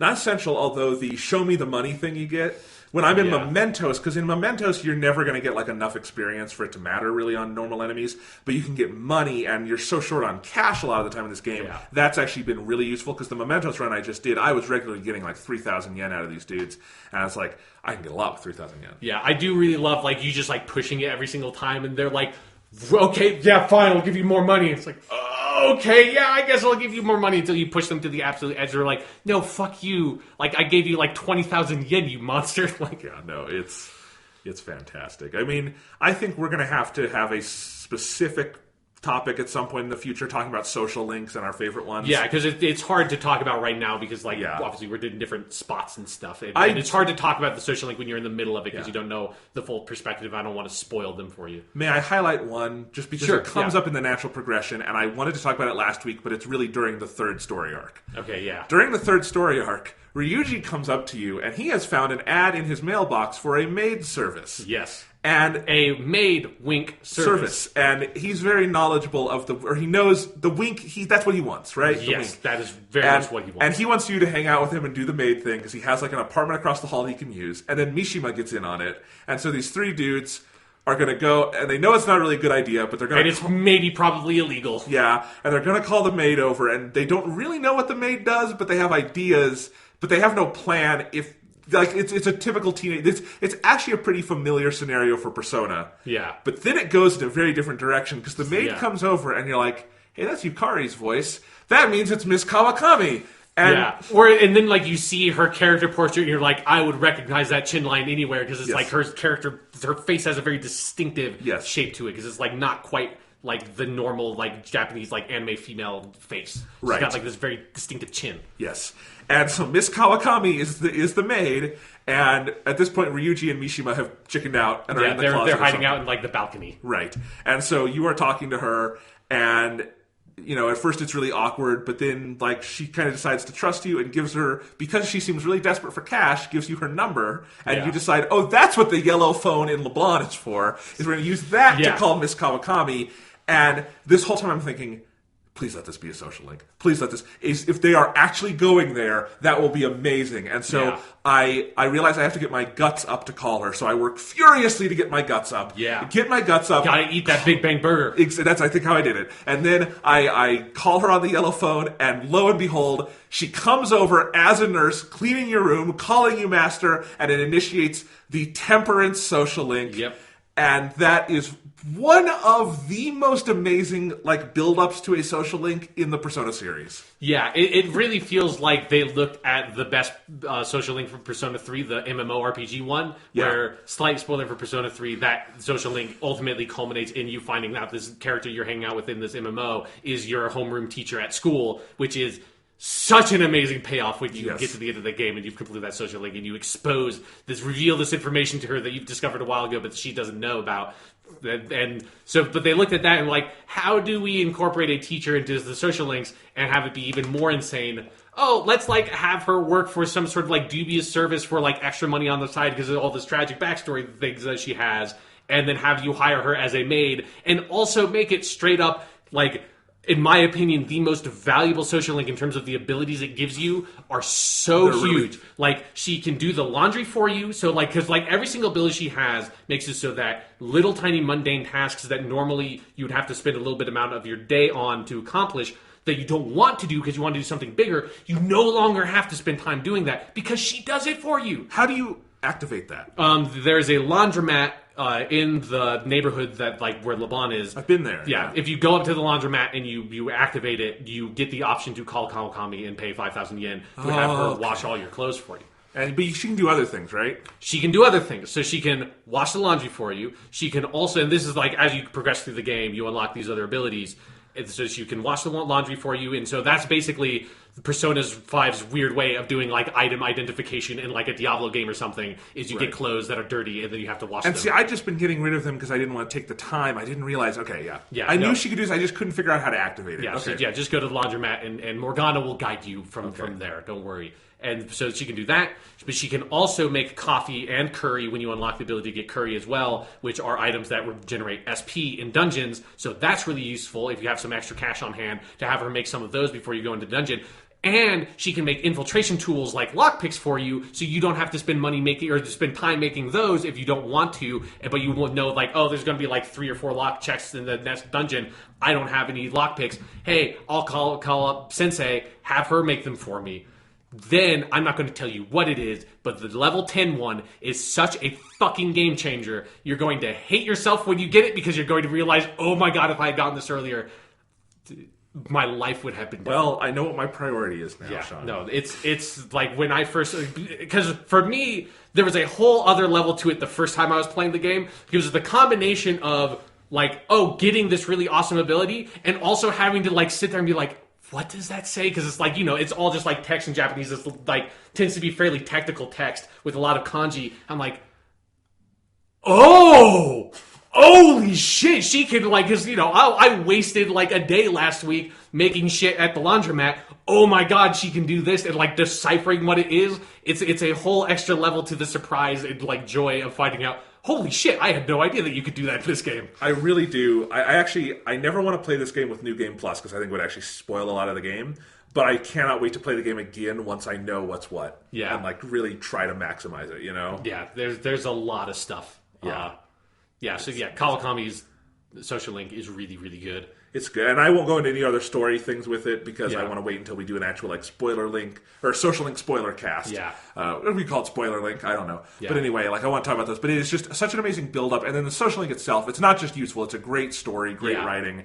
And it's one of the other, like, I think it's a really key social link in terms of the overall, like, structure of the game's story and how it shifts in tone, because it's like, and it's something that Sojiro's arc, when we talk about like the stuff that's in like the 4th dungeon, like, it is that sort of echo of, you start this game off with like all these adults being total assholes and being incredibly cold to you, and you assuming that like they're like that because they're just assholes, and then slowly you learn about them and realize, oh no, they've been dicked over as much if not more than I have, but like they in some ways don't have as much of a, they don't have like another out in society because they're adults and I'm a kid and I still have like a future that I can work towards and a chance, and it's like it's much harder for where they are, and that's like I mean, you're learning how to make the future better is not to fall into that scenario, Yeah, so it's like Kawakami's social link definitely is like a big one of those stories in this game. It's great. And the Maya social link in Persona 3, the online game one, is just like innocent flirtation, In this game, it's innocent flirtation, but done in a non-innocent way. And it's very... Yeah, no, like, we will have a long conversation about, like, this game is over, the number of romantic interests you have in this game, and the relative age of those romantic interests compared to the relative age of your main character. It's just something I hinted at the first time I played through the game, but I'm really excited to talk about it, because it's a weird, really interesting thing this game does, I think. Yeah, I am interested to see more of this. Because actually, that's one thing to note, is I finished the On social link. Yeah. And, romanced her because you got to. On. Yeah, I mean, she's the lover Arcana. Like, you have to. Yeah, and the game is more overtly sexual with its romances than the others. Because the others, like, you can kind of read into it what you want, but they do mostly seem like kind of innocent high school romances. This is, like... you and On do it, at level Which, 10. like, I think specifically for the On social link feels like it's actually, like, how that story is supposed to culminate in a lot of ways, because so much of that story is about her, like sort of like kind of accepting and growing into that side of who she is, like alongside her modeling career. Yeah. Yeah. It's interesting. So we'll have a lot to break down there. Let's talk about some story stuff. Okay. And the two palaces and keep this relatively focused so we can end soonish. But okay, so the third story arc is mostly Makoto's story. Yeah. But this is also the mark here is Kaneshiro, who is the Yakuza of the game. Yes, he's the mafia boss. Technically, I don't think he's technically Yakuza. He's not? Okay. No, because they never use the word Yakuza to describe him in the Japanese version. Yeah, I was curious. When they said mafia in this, I'm like, is that a translation choice? Is that... No, that's Mafia Boss is just how he's called. Then that's actually a question I have about Kaneshiro, is what's his voice like in Japanese? It's very sort of snively. It's and I don't know what they do when he transforms into the fly thing at the end of the dungeon, but in Japanese he raps. So I don't know. It's like they did not do that. Yeah, like because they looked like from the English text they kind of did a little bit of that, but they didn't go the full 9 yards they did in the Japanese version. Yeah, no, I was kind of surprised just how snively he is in English too. That's a very he's a little bitch, you know. Sure, he's an asshole. Yeah. He although he does it in Japanese because he talks in a very like thuggish, like Yakuza kind of way. Like he has a snively quality to his voice, but like how he talks is very tough guy. Yeah, and they don't really replicate that in English as much. I was a little like I thought that voice in English could have been more forceful, but whatever. It's fine. I mean, he's kind of the least interesting I think of the marks so far, but by intention. Yeah, like it's very much he like is in the background so they can focus more on Makoto because he and Makoto don't really have much of a relationship together, but they have been building up Makoto before this point in the way they did not with An and Yusuke. Exactly, and I love the third story arc because I think Makoto, other than Morgana, to me so far is the best character in this game, hands down. And you've only met Futaba, so there's a lot of room to grow here. Futaba's fantastic, but Makoto is just one of those fucking standout characters. Yeah, she's really good. She's fantastic, and her story is so interesting because we talked about this a little bit last week, but they seed her throughout the first two arcs of the game, and really heavily near the end of the second one, where if you look around, she's constantly following you, she's being harassed by the principal. That's actually an interesting thing about this game is that Persona 4 pretty much never broke POV from the main character. Persona 3 does it very occasionally late in the game. Persona 5 constantly breaks POV. Yeah. Like it will cut to Makoto and Sai in particular a lot. Yeah, her older sister Sai. Yeah, and once you see the connections, it doesn't feel as jarring. But early on, you're like, oh, they don't usually do this. Or you also have the one director dude that like every once in a while you cut to in his like Skyrise office, and he says like slowly more and more menacing things until you realize, okay, this dude's definitely evil. Like he's definitely up to something bad at this point. Exactly. But anyway, so you have these scenes. You know the kind of pressure Makoto is under. I know it's Makoto. They keep saying Makoto. What did you do, dub team? You're so good at this, and you dropped the ball on pronunciations. Like, I've actually been looking around a little bit at like some of the criticisms and stuff, and from what I understand, I haven't been able to directly verify this, but a lot of people are talking online like Atlas Japan actually like specifically requested in the dubbing process that is how those names are supposed to be pronounced. Which I have no idea why. It makes absolutely no sense why that would be the case. And again, I don't know 100% if that is true, but that is what people are saying. Honestly, that would make... I mean, it doesn't make sense, but it makes sense because Japanese companies do weird things. And you can tell the actors are straining on it. It does not sound natural. And these are professionals. They know how to say the names. Yeah, because like a lot of basically all the voice actors in English have worked in anime and stuff like that before. So are familiar with having to read Japanese names. And the weirdest thing is the names that aren't mispronounced, you know? And like some of them are fine. Like... Futaba, I think they draw out the A a little too much, but that's a really tough name to say. Sure, yeah. Like, because you would really say, like, Futaba, but that's like... Futaba. It's weird, you know? Like, you can't really say that in English the same way. So that's fine, but Makoto, it's like, no, it's not the name. That's not the name. Or, like, sometimes there will be an elongated vowel, like in Nishima, and they won't do it. They'll say Nishima. It's like, no, it's Nishima. Yeah, like you even went to the trouble in the like text of the game to put both of the I's there, where usually that wouldn't happen, and yet I guess they don't pronounce it. Yeah, it's bizarre. But anyway, Makoto, you know, she's under all this pressure, and this also comes at a turning point where the Phantom Thieves are trying to figure out, well, what do we do next? You know, they're very lost, and she decides, I'm going to kill 3 or 4 birds with one stone, and you guys have to prove you are just to me by taking down like the biggest criminal in town, you know? And this also helps Makoto because she's the student council president and Kaneshiro is preying on all these kids. Financially, maybe sexually, we don't know. Yeah. And anyway, so there's that. I would not be surprised with this game. They did not directly imply it, but sure. Yeah. And then this is also the part where we meet Akechi, a character from Death Note. Not literally, but pretty much a character from Death Note, who is a boy detective. Not a boy detective in the way Naoto was a boy detective, in that he is actually a boy. Yeah. But he is and also doesn't seem to be that as good a detective as Naoto Shirogane. But we've only just been introduced to Akechi, so there's more for him there's room for him to grow. Sure. I mean, he's been around in the game for a while. He hasn't been that big a character yet. Yeah, they definitely like sort of seed him on early and like sort of pick him up here and there, because you get that Justice social link with him that advances, and it's the most erratic social link you could possibly find in one of these games. Nice. So anyway, Akechi is kind of harassing the Phantom Thieves on his show and stuff. And so Makoto, you can tell she's having this crisis of faith. She chooses to resolve it in this way. You decide to invade Kanashiro's palace. Turns out to be a bank in the sky. That's pretty cool. And then Makoto becomes part of the team and has a bitchin' fucking motorcycle persona. Maybe the best persona this franchise has ever had. Like that. That moment when she, like, even though you've, like, if you've seen, like, I think it was like the second trailer where you see her for the first time, you see that scene in that trailer, and even like knowing that that's what her persona was going to be, when you get there in the game and you see that scene, it's so fucking cool. Such a great scene. And I think Makoto is maybe the best extended character introduction in any Persona game of a character outside of, like, the core team, right? You know, because, like, and there's a lot of good ones, you know. In Persona 3 you got Aigis, and in Persona 4 you have all the other people like Kanji and Rise and all that. Like Naoto has a pretty good one because Naoto's seeded on kind of early. Yes, and Naoto I think would be like a runner-up for me, but Makoto's story arc of how long it takes to develop, the way they tie it into where the Phantom Thieves are and what they need to do, and with Kanashiro, and that she just gets to this point, and it is, you know, visualized in that scene where she gets her motorcycle persona, where she just can't take this fucking shit anymore. Yeah. That's where she is, and like she is... Starting out, you wouldn't think that she is like maybe the most emblematic of the themes of this game, but by the time you get there, she is one of the most emblematic of these characters. Of that, she has been put upon in totally invisible ways. You know, she is not a punk like Ryuji, and she is not, you know, kind of a outcast model like An, or she is not someone with a criminal record like the protagonist. She is like the best student in the school, and she needs to fuck shit up because it's ruined her life. Yeah, because like, and it's something that.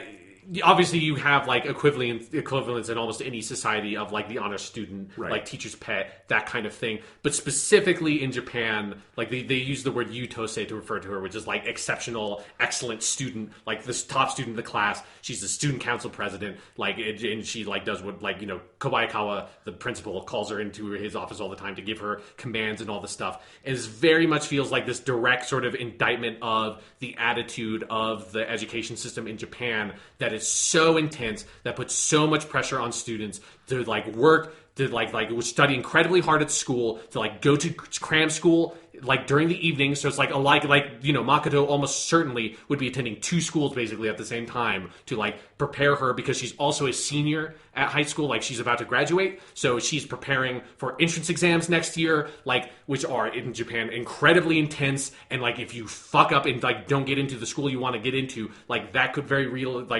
realistically ruin every almost like employment opportunity you have for the future that has been set out for you. And like she is so like in that track in her life, like set onto those rails, that like when she gets to that point where like everything, her sister, the principal, like the students, like her grades, like the school, society, everything is just like piling on top of her and never like giving her room to try to be anything that she wants to be and express herself in any way. And she's always having to give herself to everything, that like when that cracks and she's like, fuck this shit, it is so powerful, it's so impactful, and it's like, it's, you know, I love the really aggressive Persona awakenings in this game, but like this is the best one of those to me, where it's just like, because it's been building up for so long and you're just like, yes, like just like let it go, rip the mask off, and like blood spews out. We didn't talk about that. That's how they do it, is you literally have to rip. When I saw that for the first time with the protagonist, I like gasped, because that is intense. Yes, you like the mask, like that, their like iconic mask that like sort of puts their costume together is grafted literally onto the skin of their face, and they have to rip it off with like blood spewing out, and then their persona bursts forth. And I love all the Persona voices are really good of them like talking about like, oh, what have you been doing all this time? Now you must finally awaken to your justice justice and set me free, and just like boom, and then she's on a fucking motorcycle, and she's like this dope biker lady who also knows Aikido, so she can just beat the shit out of people. It's so good. It's so good. And then, from there, she throws herself into the mission of the Phantom Thieves with more gusto than pretty much anyone else on the team. She becomes like the strategist because she is like, it's one of the things I love about her character is that because she was like the number one student at school, like she's actually wicked fucking smart. Right. And so there's something really fun about that is because it also puts into context how your group up till now, like Morgana has gotten by a lot on like instinct and sort of knowing some stuff about the supernatural world, but you haven't had someone that has like the largest sort of like perspective to like push people forward and like strategize things. And so you get her and all of a sudden your group, and it's one of the things I love about this game is that for each subsequent character introduction, you keep on getting the sense of like how much more powerful the Phantom Thieves are now that you have Makoto on your team who knows her shit. And knowing that we're headed, we talked a lot last week about the framing device, knowing we are headed to that point where the Phantom Thieves are going to get so big an entire SWAT team is going to come take you down, you see every step on that path, Yeah. And it feels meaningful. Now, if Makoto had a velvet room, it would definitely be a prison. Also like the protagonist, And, it's just so satisfying. And I think the whole relationship with her sister, Sai, who you also start getting to know better on the, future side of this game. Yeah, because this is around where her social link opens up. Someone explain the chronology of that to me, that you can have a social link in the future that will help you in the past. I don't get that. Dude, it's Philemon. It's like, it's the grand web of time and of life. You are nothing, and yet you hold infinite potential. Like, what is a little bit of, like, Arcana bursting through like the time portal? Who are you to like put your nose up at you? That like you go to sleep and wake up in a like psychological prison of your own mind, attended by a man with a large nose and two eye-patched cyclopean twins that also are like kind of dominatrixes. Yes, it's weird. The little bit of time fuckery is totally fine by me. It is funny, It's like it's such a weird. Because I was wondering when do we get because the Judgment social link comes in at different places, but I was like, are they going to do something with Sai? And then it starts. It's like that's hilarious. But no, I mean you start seeing some of Makoto's home life with Sai, and while I am sure we will learn a lot more about Sai and why she is the way she is. She's a real jerk to poor Makoto. Yeah. Because Makoto has done nothing but be a good little sister. Yeah. And, she straight up calls her useless. And I find that a really powerful moment. And that is, that's the direct thing that pushes Makoto to go join the Phantom Thieves, is what her sister says to her. But it's also like, that is what people who go into that kind of life get, is you're told to do all these things and do all this. And at the end of the day, you're just kind of useless to everybody. Yeah. And that's what society kind of gives back to you. And I think anyone who has been on that kind of track has that kind of awakening hope. Or you go crazy and become a politician. Yeah. But other than that, which is where Makoto would sadly probably go otherwise. And no, she has that awakening, and you're right. It is just so satisfying, and it drives that third arc so hard. And I also always want Makoto on my team and almost never take her off. Yeah, no, because also I like her ability set is nice because she's a like nice middle character that like the fray spells are nice. They do some good, like they have some like kind of extra abilities against enemies that have some like status effects on them. That's pretty nice. And then she has a healing spell, and she has a melee attack, and she has energy shower or whatever. Once she has that cures certain status ailments, she's just like a really nice all around character. Yeah, she's really powerful. It's also like it highlights, because this is at the part where you have like a number of different characters, that like way more, like two more than you can have in your party at one time. And it's one thing that's like one of the biggest, most significant improvements that Persona 5 has is just that your teammates level up as you like go through, even if they are not in the battle with you. And the game is very clearly specifically designed around the concept of that you are switching people in and out. Because even a lot of the dungeons have different sort of phases of you encountering different enemies depending on where you are in the dungeon. And so for some dungeons, at the beginning, you maybe are rolling with a crew of like Ryuji, Yusuke, and Morgana. And by the end, you're rolling with like Ryuji, An, and Makoto, because like, oh, now I'm fighting these different sort of configurations of enemies, and these characters are more useful. It's also very useful in the way SP goes down. Yeah. You can say, all right, An is out of SP, let's get Morgana in here, or the opposite, or something. Yeah. That's actually the only way I was able to get through Futaba's Palace, because that one is... Yeah, Futaba's Palace is pretty brutal. Like, I was able to get it through it pretty easily this time, because I knew it was coming, but the first time, like, that one is... It gets you. Yeah, and I had like no SP items, but I figured it out. I have an SP patch as my accessory. Yeah, I'm doing pretty good. But yeah, no, I mean, Makoto's a great character. Overall, of the 4 palaces I've played, Kanashiro's is my least favorite. But I still really like it. Like, that's funny because for me, it's actually one of my favorite ones in the game. I really like the puzzles in particular.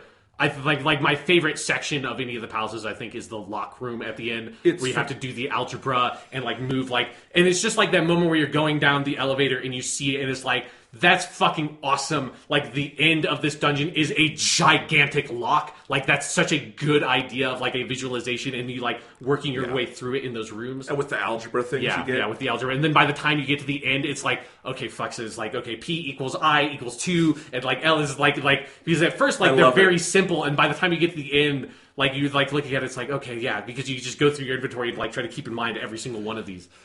No, and let me be clear. It's phenomenal. Yeah. I just found the other 3, personally, even more phenomenal. They're all phenomenal. Yeah. Like, it's amazing that I'm halfway through the game, 4 major palaces. They're all home runs. Yeah, they're all really good. Yeah, and I think some of it is just like, aesthetically, I found the bank slightly less interesting, but still beautiful, and I love the way they do it. And the lock room, once you get there, is so great. Yeah, I like all the stuff with like the security cameras. Yes. Like, I think there's something fun about you make your way through something and then you break it, and so like all the security cameras break, so if you ever go through that hallway again, you're fine. Yeah. There's something about like that puzzle design of the dungeon that I really love. And it also, like, now that we're at 4 of these that we can talk about on the podcast, like, you can highlight now how different every single palace feels from one another. Like, they are all structured so differently, where like some of them, like, one of the things that's really cool about the bank one is that there are only like 4 safe rooms in that whole dungeon because of how circular the design is. It keeps on racketing back in on itself. You keep on, in almost like a Dark Souls-esque manner, you keep on finding new shortcuts that lead back to an older safe room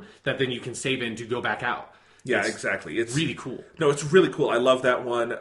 There's something that like the museum just kind of tickled the art, like the art major in me, and I love that. But they're all great. The bank one is great, and I love the way Kanashiro's ends, where you break him, you steal his heart and everything, and then he's gone to the police, and you're kind of waiting to hear. I actually like that because he's off confessing. Yeah. You just haven't seen it yet.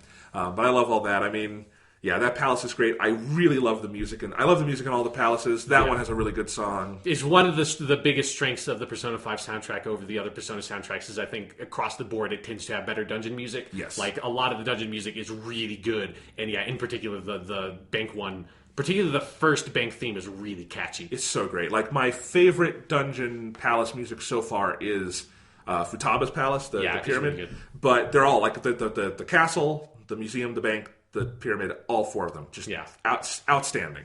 Like, there's no piece of music in this game that is not batting 1,000. It's so good. But yeah, anything else to say about that story arc? No, I think that that's... and I love once Makoto joins, it's just such a joy, and then it's like the game very easily could, I think, coast on how well it's doing at that basic format, and could go with another shitty adult for you to target and all that stuff. But instead, you get to that flash forward with Sai, and she's like, yeah, how did you take down like an international hacker ring? And it's like, where the fuck are they going with this? How did you take down Anonymous, basically, is what she says. Yes, and so then you get into the most convoluted and so far maybe most satisfying stretch of the Persona 5 story, which is the story of Futaba, the sad little girl. Yeah, the Hikikomori. Yeah, I mean, she's not actually younger than you, but she seems like... No, she's younger she than you. Is? She's 1 year younger than you. Yeah. Well, okay. She doesn't go to school, so it's hard to tell, but she is. I didn't mean she was like Nanako. I didn't... Oh, no, she's not a 5-year-old. Yeah, no, she's younger relatively. You are technically her senpai. Yes. But anyway, man, what a story. That I actually just wrapped this up today because I did the palace really early and I had a lot to play through. Yeah. And I'm still in that week where everyone is going to hang out with Futaba, which is awesome. So you haven't really been introduced to her fully yet because like you haven't, like, you've saved her and everything, but like you still don't know how she's going to fit into the team yet. Not fully. I mean, I know she's going to be your support character. Well, yeah, but I mean, like, in terms of, like, the narrative dynamics, because her character is so reserved still that, like, But I'm getting a sense of it, and I think she's a great character. But either way, the story around that, I mean, it's so convoluted where basically Medjed, the hacker organization, decides they have it out for the Phantom Thieves. Yeah. And at a certain point, they are going to basically bring down Japan economically through hacking. Yeah. And you have to defeat them, and it's like, well, fuck. And at the same time, a mysterious person named Alibaba starts texting the protagonist and says, I know you're the Phantom Thieves. they're listening in on you, and it's like, I want you to steal someone's heart, basically. Yeah, that's such a great moment, that like time you're just like randomly in class and you think like, oh, Yuji texted me or something, and then it's like this weird face on your screen. You're like, I'm Alibaba, and you're like, what the fuck? It's almost like they did everything else up to that point of the texting in class for that moment. Yeah. Because it's such a great moment. And eventually you find out Alibaba wants you to steal the heart of a girl named Futaba Sakura. Yeah. And don't know why, but if you do that, Alibaba will help you take down Medjed. You realize Sakura is the name of your guardian, Shojiro. And you're like, okay. And you go ask him, and eventually you realize Futaba is his daughter who stays in his room and might be abused in some way. Yeah. Even though Shojiro at this point seems like a pretty decent dude. So you're like, that doesn't seem right. And throughout all of this, you see these little cutaways to the person you will eventually find out is Futaba. And then the team realizes, wait, Alibaba must be Futaba, otherwise this whole... Because they also, Alibaba gives you a calling card to give to Futaba. Yeah. And like, they must be the same person. And you're trying to think, okay, why would someone want to have their heart stolen? And I think it is such a brilliant twist on the Persona 5, like, framework up to this point of like, you're not stealing a bad person's heart, you're not stealing someone's heart unknowingly. Someone is in such pain that they have figured out what you guys do and are asking you to steal their heart. And then the story that extends from there of what happened to Futaba and her mother and where Shojiro fits into all of this, out fucking standing. Yeah, it's one of my favorite parts of the whole game for sure. Like it's like, because I always am so amazed whenever like the Persona games are able to do that in the middle, where it's like all of a sudden here's this like huge twist on the structure of like the characters you've met up to this point, or like how you're playing the game. And here, like, this is one of the most significant ones of like, you like it, and it's a interesting sort of dynamic, because you're so used to the sort of like building rogues gallery and like that of like going in and like finding some asshole and changing their heart, and you think at the beginning of this section that's probably what it's going to be, because like you don't know who is running this hacker ring, but you know that, oh, that's probably how it's going to culminate. You're going to find some dude who thinks he's like, on top of the world and is all high and mighty because he has these hacking skills, and that like they like all the world is their oyster because they have these abilities, and then you'll like find out who they are and change their heart and all that stuff. And instead you find out, no, like this is this girl who's sad and alone and afraid, that also represents this other kind of like with all the other characters, a like archetype that exists in Japanese society and in Japanese media of like a certain kind of person that is harmed by society in specific ways. And this is like the shut-in, or in Japanese you call it hikikomori, which is a whole phenomenon that's been going on for decades in Japan, of people literally like locking themselves up in the room and like cutting themselves off from society entirely. And so she is that, and like she wants you to go fix her, and having to do that, and like in uncovering that like through her dungeon of like what her past is, what she thinks her past is, and what maybe actually happened, and like figuring all of that out is such a fascinating part of the story. And, it would be such a shame if the game didn't do something like this at some point, because as I said last week, what these palaces are these like journeys of empathy. Yeah. Of like you getting to a point where you kind of see this villain, whoever they are, face to face for what they truly are. And sometimes that is disgusting, sometimes it's pathetic. In this case, what it is you're going on a journey of empathy for someone who is good and who truly needs it, And it's not, there is a boss battle at the end, and it's actually a really cool one in this case, but that's not what's important. It's about piecing together kind of the mystery of this girl and what can we do to help her. And that's what matters, and I think it's a real standout of the game so far for me, is this whole story and the palace encompassing it, because the Pyramid Palace in the middle of the desert, that is my favorite palace. Yeah, it's really good. The music is amazing. It gives me a really heavy Sonic Adventure 2 vibe. Yeah. And I say that in the best way possible, because those desert areas in Sonic Adventure 2 are really evocative, I think. Yeah. And like musically, aesthetically, it reminds me of that. I think the palace is so creative in that really it's just one corridor you're going up. The thing's got just a couple of save rooms. Yeah. It really only needs like the one, but they give you extras just for fun. Yeah. And you just have to get up there, but you have to keep going off these side corridors to basically redirect these lights. It is maybe the longest continuous like light mirror puzzle in video game history. Yes. Like, it's not that complicated a one, but it is like technically that is what it is, and it's like, but it's like 6 hours long. Yeah, it is, and like I did it all in one day in the game, but it took me a couple of sittings in real life to play through it. But man, I dug it. It's so great, and like even the intro stuff where you have to go into the little town. I love that. it's such just a smart thing of, again, like, it's like you have this very specific formula in mind of you go into the palace, like you probably get kicked out at first, and then you find like the secret route to go in and all that stuff. And here, having to go off to this whole other town, like off to the side, and do this weird little thing of like trapping that dude in the like alleyway or whatever is so cool. Of just like taking something you were expecting of the process of entering a dungeon and kind of turning it on its head a little bit. And just like the idea of there being this whole other, like, it's tiny, but there's a whole other area of the palace that is like completely disconnected from the main area. It's just a cool sort of like psychological element, because you've never had that, you know, like Persona 4 never had that. You never had something in Persona 4 where you like went into the dungeon, but like, oh wait, no, like actually, like before you can go into Naoto's secret base, like there's a missile silo over there that you have to go and infiltrate to get like the key code or something. You have to go play Metal Gear Solid.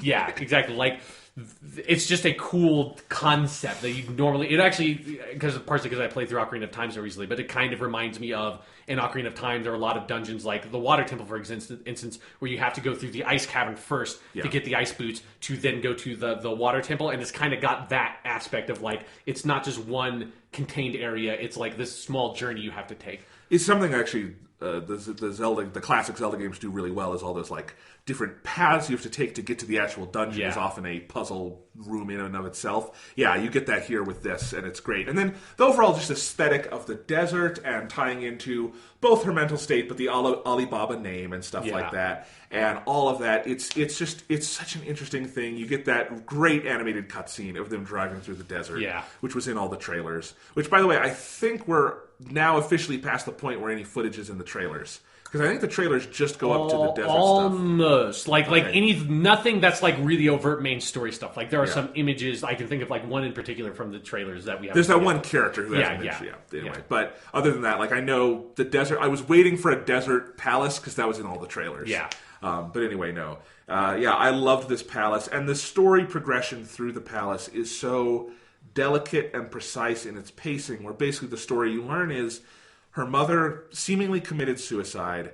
Futaba has had to take the brunt of this because there was a forged suicide note that these dick adults basically made and tried to make Futaba the sheep for this, you know? Yeah, like sort of like pushed it on her to like give the story plausibility that like Futaba was such a bothersome child because Wakaba, her mother, was a single mother and like had all these pressures as being a researcher, and the story they constructed to sort of make the suicide plausible was that all that pressure of her life got to her, and so she jumped in front of a car to just end it. And, you know, they sort of like psychologically abused Futaba to sort of convince her that was true, to make the story sound convincing overall. And so Futaba is basically this, you know, genius, this really smart person who clearly feels very deeply about these things and has become this shut-in since then, and your heart just breaks every step of the way. And I think this palace, even more than and all of them do a great job at it, but this palace in terms of, you know, visually literalizing and actualizing what's going on with the character, this palace does it best, especially because of those puzzle murals you have to do. Yeah, where you're like literally reconstructing her memory through like reassorting these like sliding puzzles. But also turning her memory into like these, you know, hieroglyphs where like it's not really clear what happened, and they are like this archaeological thing because her mind is pretty broken at this point. And again, this is Persona 5 does not pull its punches. This girl has been deeply abused, but not in the typical way we think of that. Yeah, and not in an obvious way, but like it's clearly has like, and not by the people who love her either. Yeah. You know, like that's the other thing is what happens to Shojiro over the course of this story and how that character is revealed. Like, because it's not just that he's not a dick; he's a really good guy, and he's tried so hard, and you realize why he is the way he is with the protagonist at the beginning. Both because I think he has high standards, but also because it's gonna be. I think he's doing this for genuinely altruistic reasons. Yeah, but he can't open himself up like that. Yeah, and just seeing like what he's been through. He really has tried to be the best person he can be, the best father he can be in this scenario, and to have to live through that. I mean, you're basically healing two people at once with this. Yeah. And there's a moment at the end where, all right, you do the palace and all that, and then you wait like 3 weeks for Futaba to sleep. Yeah. And I'll admit, that is one of the... It's funny, but it's also like, that's one of the ones where it's like, I would think there'd be a little more urgency about figuring this out, but whatever. Yeah, but no, I mean, Sojiro tells you, this happens every once in a while, which is a really funny scene where everyone's like, we're going to have to tell him. It's like, she's doing this again, huh? But, the first time Persona 5 brought a tear to my eye was at the end of that win, it's so simple, but all that happens is you are sitting having a coffee with Shojiro, and Futaba walks in. Yeah. And she doesn't walk in dramatically. It's not like anything big happens. She just walks in and sits down to have a coffee, and the fact that she is able to do that, and like the look on Shojiro's face, and realizing what this means to him, and what this means to her, even though she's not going to admit it right now, that is an immensely powerful moment. Yeah.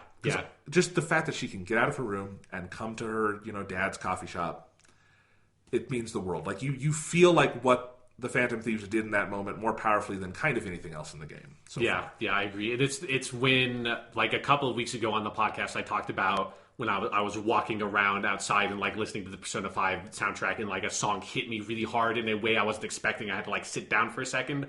I was listening to Alley Cat, which is a song. It's a song that plays in a couple different places in the game, but it very heavily is featured in this section. That's a sad sort of like electric piano song that for me, because it's like really prominent in this section and a couple other places with Sojiro and Futaba in particular, it like really emblemizes like their relationship, and then also like you'll see like coming forward, it's this weird family thing that is being made between Sojiro, Futaba, and the protagonist character, because they're all kind of living together, and it's like this bizarre family unit. But it is that like moment of where, slowly over the course of the game up to this point, you are definitely getting the sense of like, oh, Sojiro is definitely, he's better, he's a better guy than you think at the beginning of the game. So at the beginning of the game, he seems like a total dick. You think he's just taking you in for money or something, and he seems like he's probably some womanizer or something on the side, and at this point you realize, oh, the person he's talking to on the phone all the time that you think he's like talking to like all these different women or something, that's Futaba, and like he's talking about like going and getting her food and stuff. And it's like that moment of realization of like, oh, this guy I thought was kind of a dick, or like maybe like a complete asshole, but at least probably kind of a dick and like a really cold person that I've been slowly warming up to over the course of like, it's one of the things about the social link design of the game that I think is smart, and how they like, you have to really work to advance Sojiro's social link, because he does not still haven't gone beyond like level 3 because it's hard. Like it's hard. Like you have to really commit to spending time with him if you want to get to know him better, because that's the kind of guy he is. And it's only until this moment where you like have this opportunity through Futaba to really deepen that relationship. And here's like one thing that like, because you're past this point, you're not going to know this, but in Sojiro's social link, once you get to rank 4, you cannot advance him past that point until you clear Futaba's palace, because... Oh, then I haven't been wasting time. Yeah, Good. Not really, yeah. So it's like one of the things that's intentional about that design. And then past that point, it actually gets easier, because like that's how his social link is designed, is you have this opportunity to now get to know him and become a kind of this weird family with him. It's like that process and that this like inflection point of this story is so powerful. And like it's like when I thought about when like that song just sort of like brought all these memories of like the scene here where he tears up after she walks into the cafe for like just half a second. Like it's so powerful, because this dude is such a hard ass about all this stuff. Like he's puts on such a like tough exterior, but deep down, like, this is a guy who took in this woman who was his coworker that he probably was in love with in some way, but never had a relationship with. And he took in her daughter into his home, who was like her psychologically traumatized daughter who can't even like basically go out of her room and still function in society. And he took her in and took care of her and has been trying to find some way to take care of her. And he has a line in this game where he basically says, I think the translation is basically like, how do you fix psychological wounds? Right. But like in Japanese, it's like how do wounds of the heart heal? And like he like tears up when he says that. It's like such a hard thing to take, you know? I gave the answer, I don't know. Yeah, me too. Because I don't know how, there is no answer to that, right? Yeah. I mean, this is when I realized, if I can identify one unifying theme of Persona 5, like if the unifying theme of Persona 3 is death, the unifying theme of Persona 5 to me, and the word I keep coming back to, is empathy. It is a game about what disconnects people is our inability to not just be able to understand each other, but to want to take that step. And of course, it's set in Tokyo because it's even harder when you're in a setting like that there's so many people, and that just distances all of us from them more and more and more. And the world would be better on every level if people took the time to look past whatever that exterior is and think about someone deeper down. And that is the role the Phantom Thieves are really taking in the world, is through taking their heart, kind of forcing these acts of empathy, but also realizing, like, if we want to make the world the way we want to see it, then we have to live that through people. We have to be able to look at a Shojiro who was kind of a dick to us at first and realize, well, why was he that way? What made him that way? What happened here? And realize this is a good dude. Yeah. You know, Miss Kawakami, she seems mean to you at first, but you do her social link, and it's like, no, she's a good woman who wants to do good in the world. Who's a great teacher. Yeah, who's a great teacher. And like all these steps, like every story in the game kind of keeps coming back to those points. Even when people are sort of irredeemable, that doesn't mean empathy isn't possible. Yeah. And I think it's a really powerful thing, and it's another one of those things where Persona kind of reaches for some of the biggest questions you can ask as a human, and then explores them in this beautiful, beautiful way. Yeah. Yeah. Persona 5, man. Persona 5, it's a hell of a game. Fucking game. Yeah. So who knows how much we will be able to play for next week. Yeah, I'm hoping we can keep a pace and I don't. It's hard to know if we'll be able to make through 2 solid dungeons, but that would be a good chunk. Like knowing where the game goes. Although it's going to be interesting seeing how we start splitting up the discussions from this point, because we're getting closer to getting all the party members, and if you've played any other Persona game, you know once you have all the party members, the story starts moving into a new sort of phase. So right. I mean, I will have more time to play this game this week than I have last. Like last week, I just didn't even have a lot of time to play it, but we'll see. Yeah, it's so great. I'm so happy to be talking about it. Yeah, this game is something else. It's really remarkable. Yeah, and this was one of my.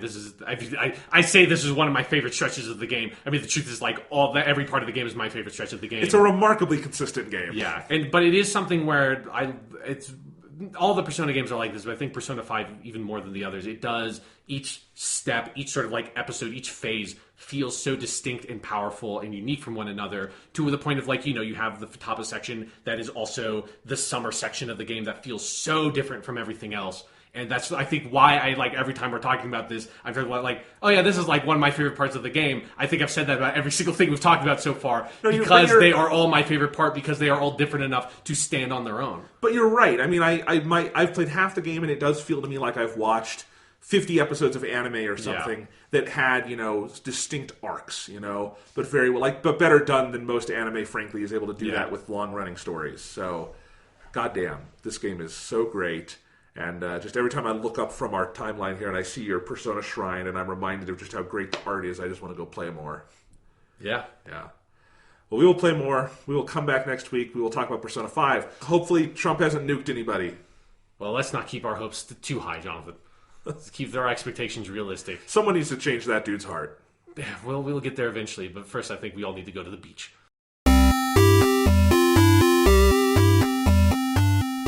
Hello and welcome to the Weekly Stuff Podcast with Jonathan Lack and Sean Chapman. We are here to talk about stuff this week on the show. I want to start off with a little bit of Persona 5 talk. Okay. Very non-spoilery Persona 5 talk. Okay. But Sean, I just reached basically the last day, your last free day in the game. Right. Where you can finish your social links and stuff in Persona 5. Yes. And I have never on a first playthrough finished all the social links in a Persona game. I did it in Persona 5. Like, there are some still, like, story-gated, like, automatic ones, but those...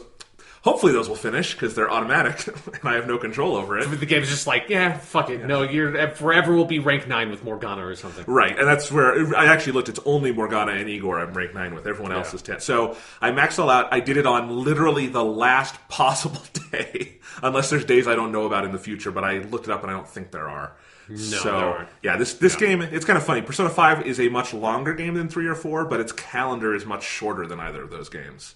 Kind of. Well, because 3 goes to the end of January. Yeah. 4 has... It kind of skips January, but it has February and other things. That's only the golden, though. Right, sure. The vanilla Persona 4 doesn't, so I think, like, they added that time in. Because I do think, like, Persona 5 doesn't skip as many days. Like, it doesn't, like, skip huge chunks of time the way Persona 3 and 4 do. It doesn't do it that way. It does, like, take time away from you, but it's you're right, it's different, it's a different thing. But yeah, I mean, but in this process, so I clutched it last day, I did it. The just sheer ecstasy I felt when I basically got a text from my last Social Link buddy who I was not sure, like, why have you not had a day yet this week, you fucking stupid little kid. Yeah, Shinya, yeah. That's the thing, you cannot easily predict when Social Links happen in this game the same way you can in 3 It's definitely more difficult, yeah. And so, like, you can't draw a calendar for yourself the same way you could with 3 and 4. But I got that text and I was just like, yes! Yes! I was like shouting in my empty room at the TV, like I was so happy.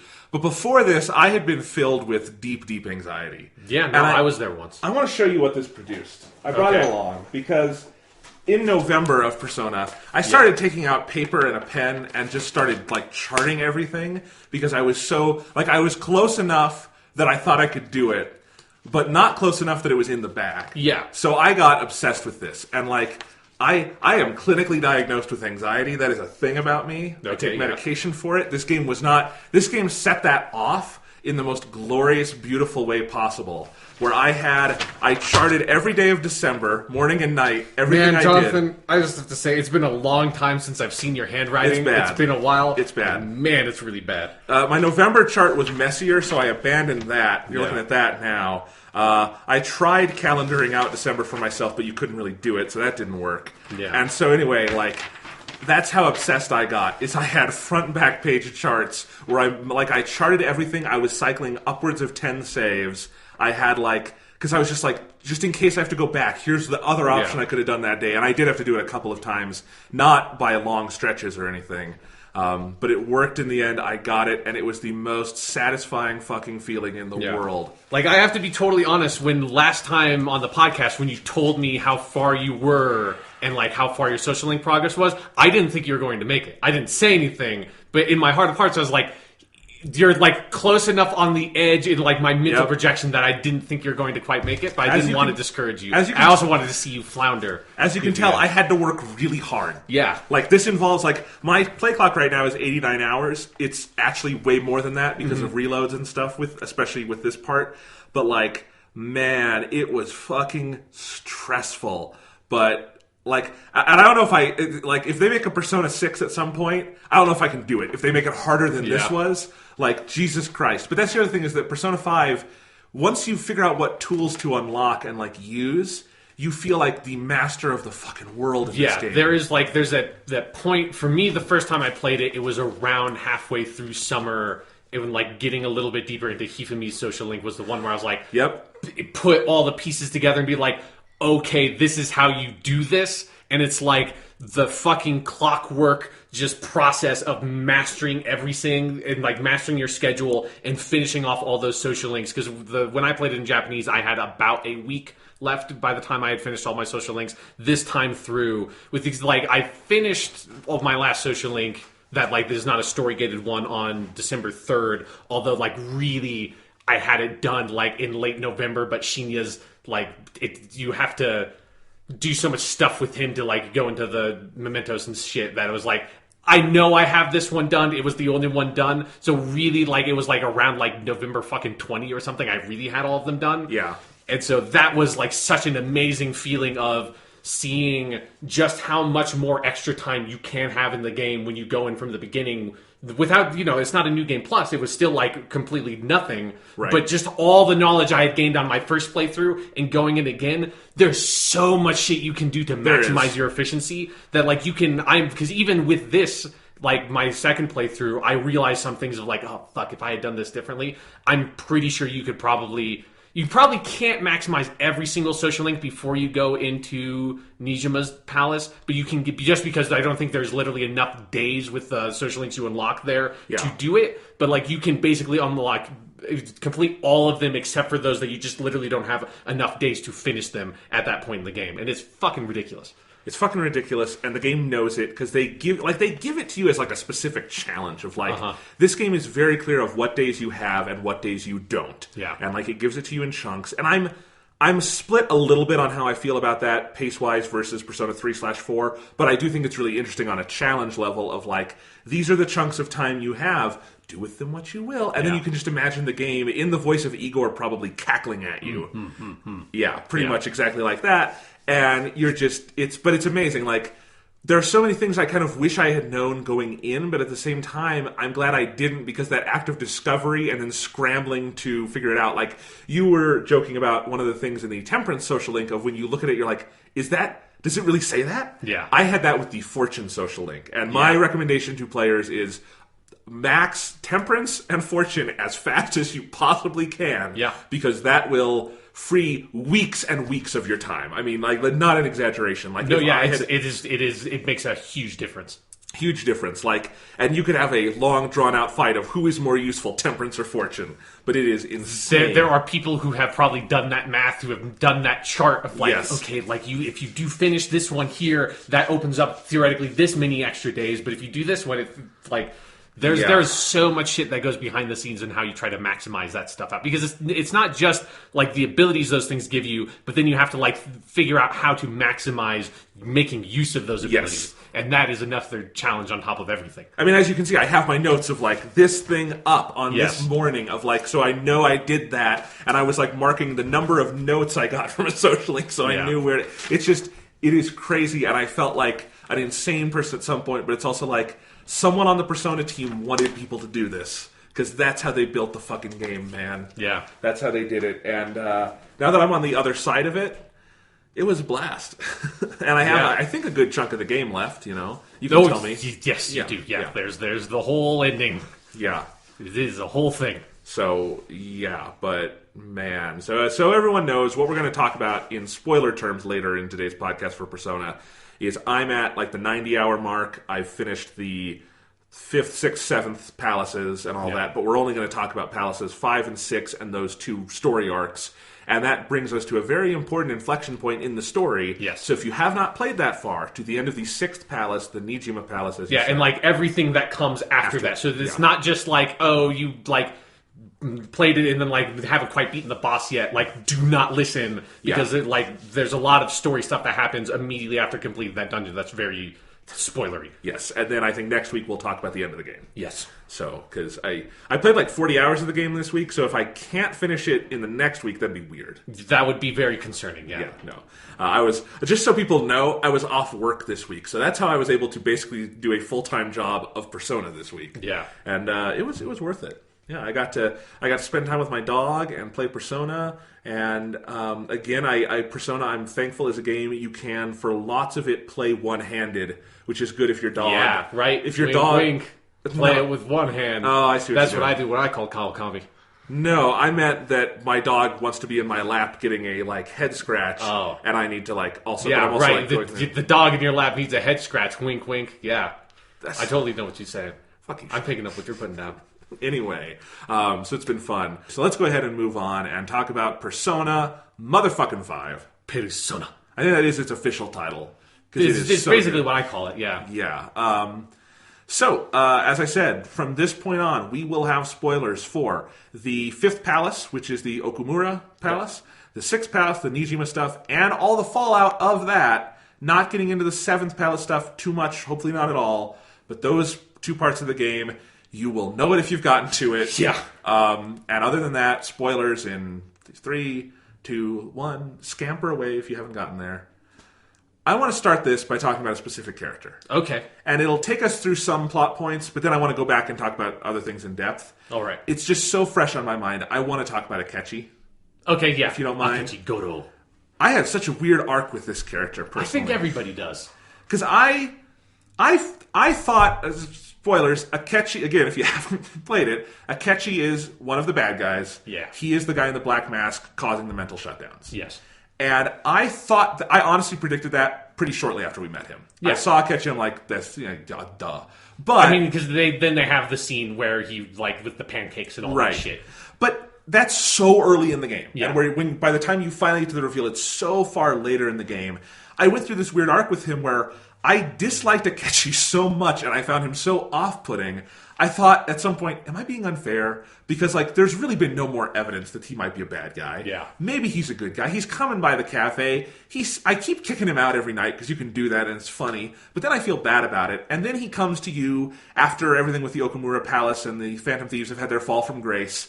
And he has this offer. And I thought, maybe I was wrong. Like, maybe that's too predictable, and he is a good guy. And I even made a tweet like, Akechi's growing on me. Yeah. I still think and the thing that kept ringing in the back of my head, though, is he's a shitty fucking detective. Because he makes no real deductions. The biggest red flag, honestly, is when he comes and makes his case to the Phantom Thieves. I'm like, you didn't deduce they were the Phantom Thieves. You were standing around and saw them go into the palace and followed them. Both Futaba and Makoto have actually done the deductions. You haven't done shit, and you're calling yourself an ace detective. I don't know if I trust this guy, but okay, he's helping us out. He seems nice. He's on my team. He has these moves that no one else does, so it's nice to have him on the lineup. So, he has curse and light skills, which I don't always have a persona that has that, so it's nice to have him. And then he's the bad guy, and I'm like, I fucking knew it. But I don't know how I feel about it 100%. Yeah. I like a lot of the drama that goes along with that, and I'm not going to talk about what happens with Akechi beyond this arc, but I think where they ultimately bring the character is interesting, and I like some of that. But I did wonder if it was like too predictable too early that it played with my emotions. And then the other thing with Akechi is the English voice doesn't work. I don't know if you've heard it. No. I don't like that. It took me a while to determine that I don't think it's that the actor is doing a bad job. I don't think that character type works in the English language. It's hard, yeah. Because he is basically Light Yagami from Death Note. Yeah. And his Japanese voice sounds like the Japanese Light Yagami. Yeah. And that is a very set archetype in anime that is, I think, very doable in Japanese with not just the Japanese language and culture, but how Japanese actors act, Yeah, and just like the way that because Japanese is such a vowel-heavy language compared to English, which is so heavy on consonant sounds, that you can have like a much sort of smoother range of modulation between high pitch and low pitch in Japanese. That you can do the pretty boy like polite Bishonen character, which is what Akechi is, and have that very soft toned voice and make it sound good. And English, that's just with the way our language sounds, it just doesn't sound right. It sounds like a put on every time. And that's the problem, is that Akechi never in English sounds natural, whether he's pretending to be good or he's being bad. Yeah. It sounds wrong all the time. And that's honestly the main reason I never liked Akechi, is it's like, this dude's just putting on a show. And the thing is, in Japanese, I think you can get past that. I think you can, Death Note, Light is the bad guy from episode 1, but you can watch him interacting with someone else and his voice doesn't sound false. He's being false. But and the Death Note dub has this problem too. Yeah. Where I think there's some good voices in the Death Note dub, but the English Light doesn't work one iota. And that's what the problem is. Just, it always sounds like someone pretending to be nice. Whereas in Japanese, you can kind of, they are pretending, but it doesn't sound like it. One of the other differences is, the way that politeness works in the Japanese language is everybody's pretending to be nice if they're, talking in, honorific language with you. It is, and that's not, to say that they're being deceptive. It's, kind of the way that honorific language sounds a lot of the time, in kind of, an intentional way, is that this is not how this person really is. They're putting on a polite face for you, and it can be very difficult to tell, are they putting a polite face on for me because they're just someone who's very polite all the time, or is it because they're an evil motherfucker and trying to kill me with their magic powers? Right. So, kind of a mix. I think I reacted negatively to Akechi for kind of 3 reasons. 1/3 of that is that you're kind of supposed to. He's not a nice guy. 1/3 of that is I didn't like the English performance. And I don't think it quite works. And I think they're between a rock and a hard place on that, so I'm not damning the dub for that or anything. Yeah. Again, 99% of this dub is outstanding, I think. And then the other third, I do think there's a little bit of, the game maybe plays it a little too long of, is he or isn't he a bad guy? And then the reveal when we get there's so much good stuff in there, but there was a little bit of I get it, he's a bad guy. We can stop drawing it out and being obviously it's no one else. It's who on our team betrayed us? It's well, it's the guy who just joined and is an asshole. Obviously, and whose costume is too self-aware ridiculous, Everyone else's costume is just ridiculous for the sake of it. His is douchey ridiculous. Sure. I don't know. Yeah. But so I had a couple issues with that. Overall, I loved this part of the game in so many different ways. But Akechi is such a weird, interesting character to talk about. So yeah, I think what's interesting is I had, with like, other than the voice stuff, like I had a very similar reaction in terms of like my relationship to him throughout the game. I'm curious, did you, when like the pancake dialogue happened with Morgana, did you catch that he heard that? I did, but I didn't, because it's so long before that comes up again, I didn't know if it was important. I didn't know if like there was some kind of, like, maybe the writers didn't catch that or something, but I did. I'm like, he shouldn't be able to hear Morgana. Yeah, so, like, because when I caught that, like, I was in the back of my head for the entire game. Every time I saw him, I was like, you motherfucker, you weren't supposed to hear that. And so, like, and it wasn't that I hated him, it was that I knew that he was going to obviously end up being a bad guy, because of course he heard the thing, but then it is that thing where it goes on for so long that then it starts turning where you're like, no, but he can't be. And for me, there's like gameplay stuff that the gameplay stuff made it where I was like, oh, maybe he really isn't, because there was like a weird fortuitous thing where, because I had not seen the box art or something for the game, because I had the digital version of the game, so I wasn't like really aware of what the box art looked like that much, and I hadn't, because of, the standby feature on the PlayStation 4, I hadn't seen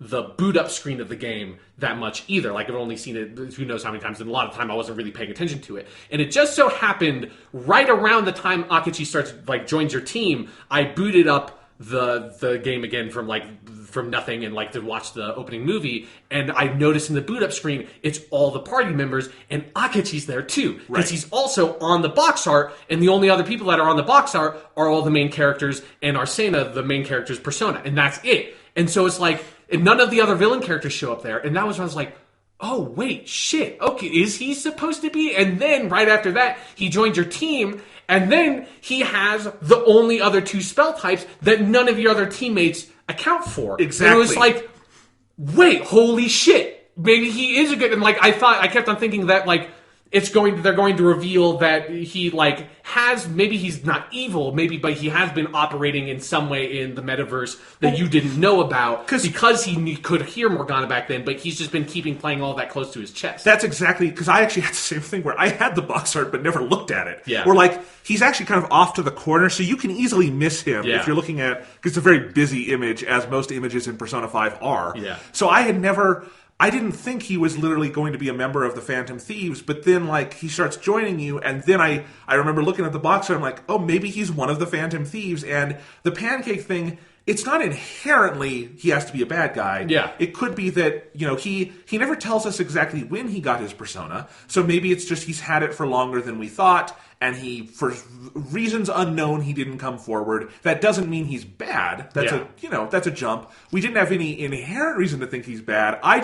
There was something about him where I just didn't trust the guy. But you're right. Once he gets on your team, he has a costume. He gets the baton pass and everything. Yeah, he has his own splash screen when you finish the all-out attack. He has all these different lines and dialogue. And they even do the thing that most of the palaces do, where each palace, the enemies are often built in such a way that you're supposed to use your new team member. Yeah. Like in the Okamura Palace, it benefits you to use Haru because a bunch of enemies are weak to the Sayo skills. Yeah. So same thing with Akechi. So I had him on my team for most of the casino dungeon, which is really fucking long. Yeah. And so I really kind of got to not necessarily like Akechi, but it's like he's one of the team. Yeah, and it's especially, there's the moment at the end of the Nijima Palace where she, arbitrarily ups the number of coins you need, and then he's like, oh, haha, I have this card, because that was when he first took the card, was when I was still on the, no, you're still a bad guy, right, and thought, this is going to be something, you're going to fuck me over at the end of this dungeon with this card you took secretly. It was like, oh, I see this, but then it's like, no, he's actually helping you, and there's something about that where, I was never where at that point in the game, there was a really long part of the game where I just was not sure one way or the other where his allegiances lay. And it was never that I was fully convinced that he, at the beginning of the game when some of those scenes happened, I was like, of course he's going to be the bad guy. But then at this point I was like, he could go either way. I kind of have no idea. And even if it ultimately just goes back to, he is really the bad guy, there's something about that of holy shit, there was something about that journey with that character that I really, especially when, we're not going to talk about the specifics, but when you find out more about his backstory in the next dungeon, And, like, obviously, you know, any Persona game, like, every character has a more complicated story than what you see up front. That's the whole the point of what a Persona is. And so when you kind of find out that you're not necessarily, like, think he's, like, the most amazing person in the world, but he becomes a far more sympathetic figure. And I think, like, that work does a lot of, like, where you ultimately don't know, I think, how much of him being with you as a part of the team was honest. Like, how much of his relationship and friendship with the main character is kind of how he's really like, and how much that, like, person he really wants to be. Because there's also one of the things that really I thought was interesting and kind of compelled me more towards it. Maybe he actually will be ultimately, or, like, even if he is a bad guy, maybe you reform him or something. I don't know if you went in Mementos with him, but if you go into Mementos with him, he has, like, lines like all the other normal characters just driving around Mementos. And, like, that's was the stuff I was like, this is a whole lot of work to put into this character for them to only show up in this one section of the game as a playable character. And he only shows up in that one section of the game as a party member, so... It is really... So, yeah, I'm not saying it's a problem with the game.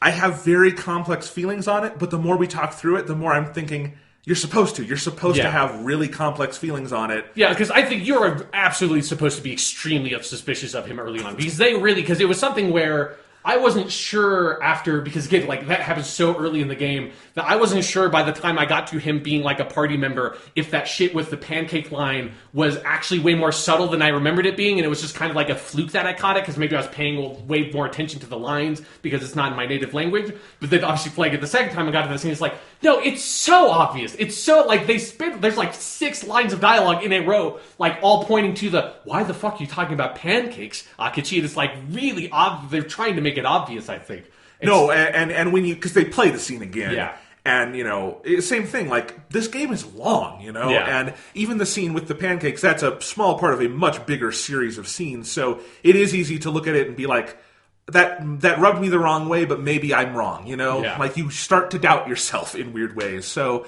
it is fascinating. Like, that is an example of the game using its length and its conventions and its gameplay style to push you in interesting directions. It plays with your heart really strongly, you know? Yeah. Because it's that, like, one of my favorite parts of this game is how they play around with, like, the way that social links work and everything, because they have a lot of very different, unique kinds of social links in this game, where, like, most Persona 3 and Persona 4 have, like, kind of like 2 or 3 different kinds of social link. It's like, it's a normal social link, it's a story social link, or, like, you have Fox or whatever, like, and you have, like, the Velvet Room one. And this one, there's a bunch of ones that advance in very different ways.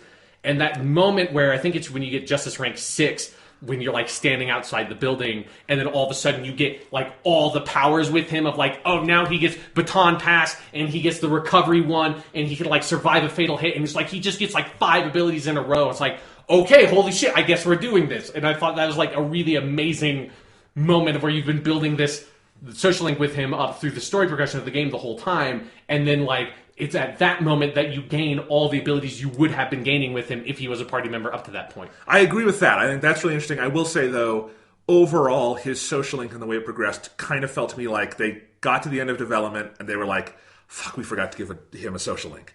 Because it felt very like each one of those. Sure. Even compared to other auto social links, which are never the best. Teddy's, I think, is really good in Persona 4. But other than that, they're generally not the best social links. That one just felt a little bit like... there were moments, for instance, where I thought, that was a really interesting scene with Akechi. There's going to be a social link thing here. And there's not. And then there would be, like, just kind of a passing nothing, and then you would get an advancement. Sure. It felt very haphazard to me. And I do think, while in general I love the social links in this game, there are a couple that feel a little phoned in, and some of that is just it being, I think, the third game, and not everything can feel fresh. That one... But on a mechanical level, it's used excellently, I think. Yeah. So you're right about that. I just wanted to put that out there. Sure. Yeah. But Akechi, interesting character. Yeah, and literally has Light Yagami's hair. Like, literally, someone opened the manga and was like, how did Takeshi Oba, Sugumi Obata, or whatever his name is, Sugumi Oba, I think is the name, the artist of Death Note. Okay. How did he draw characters?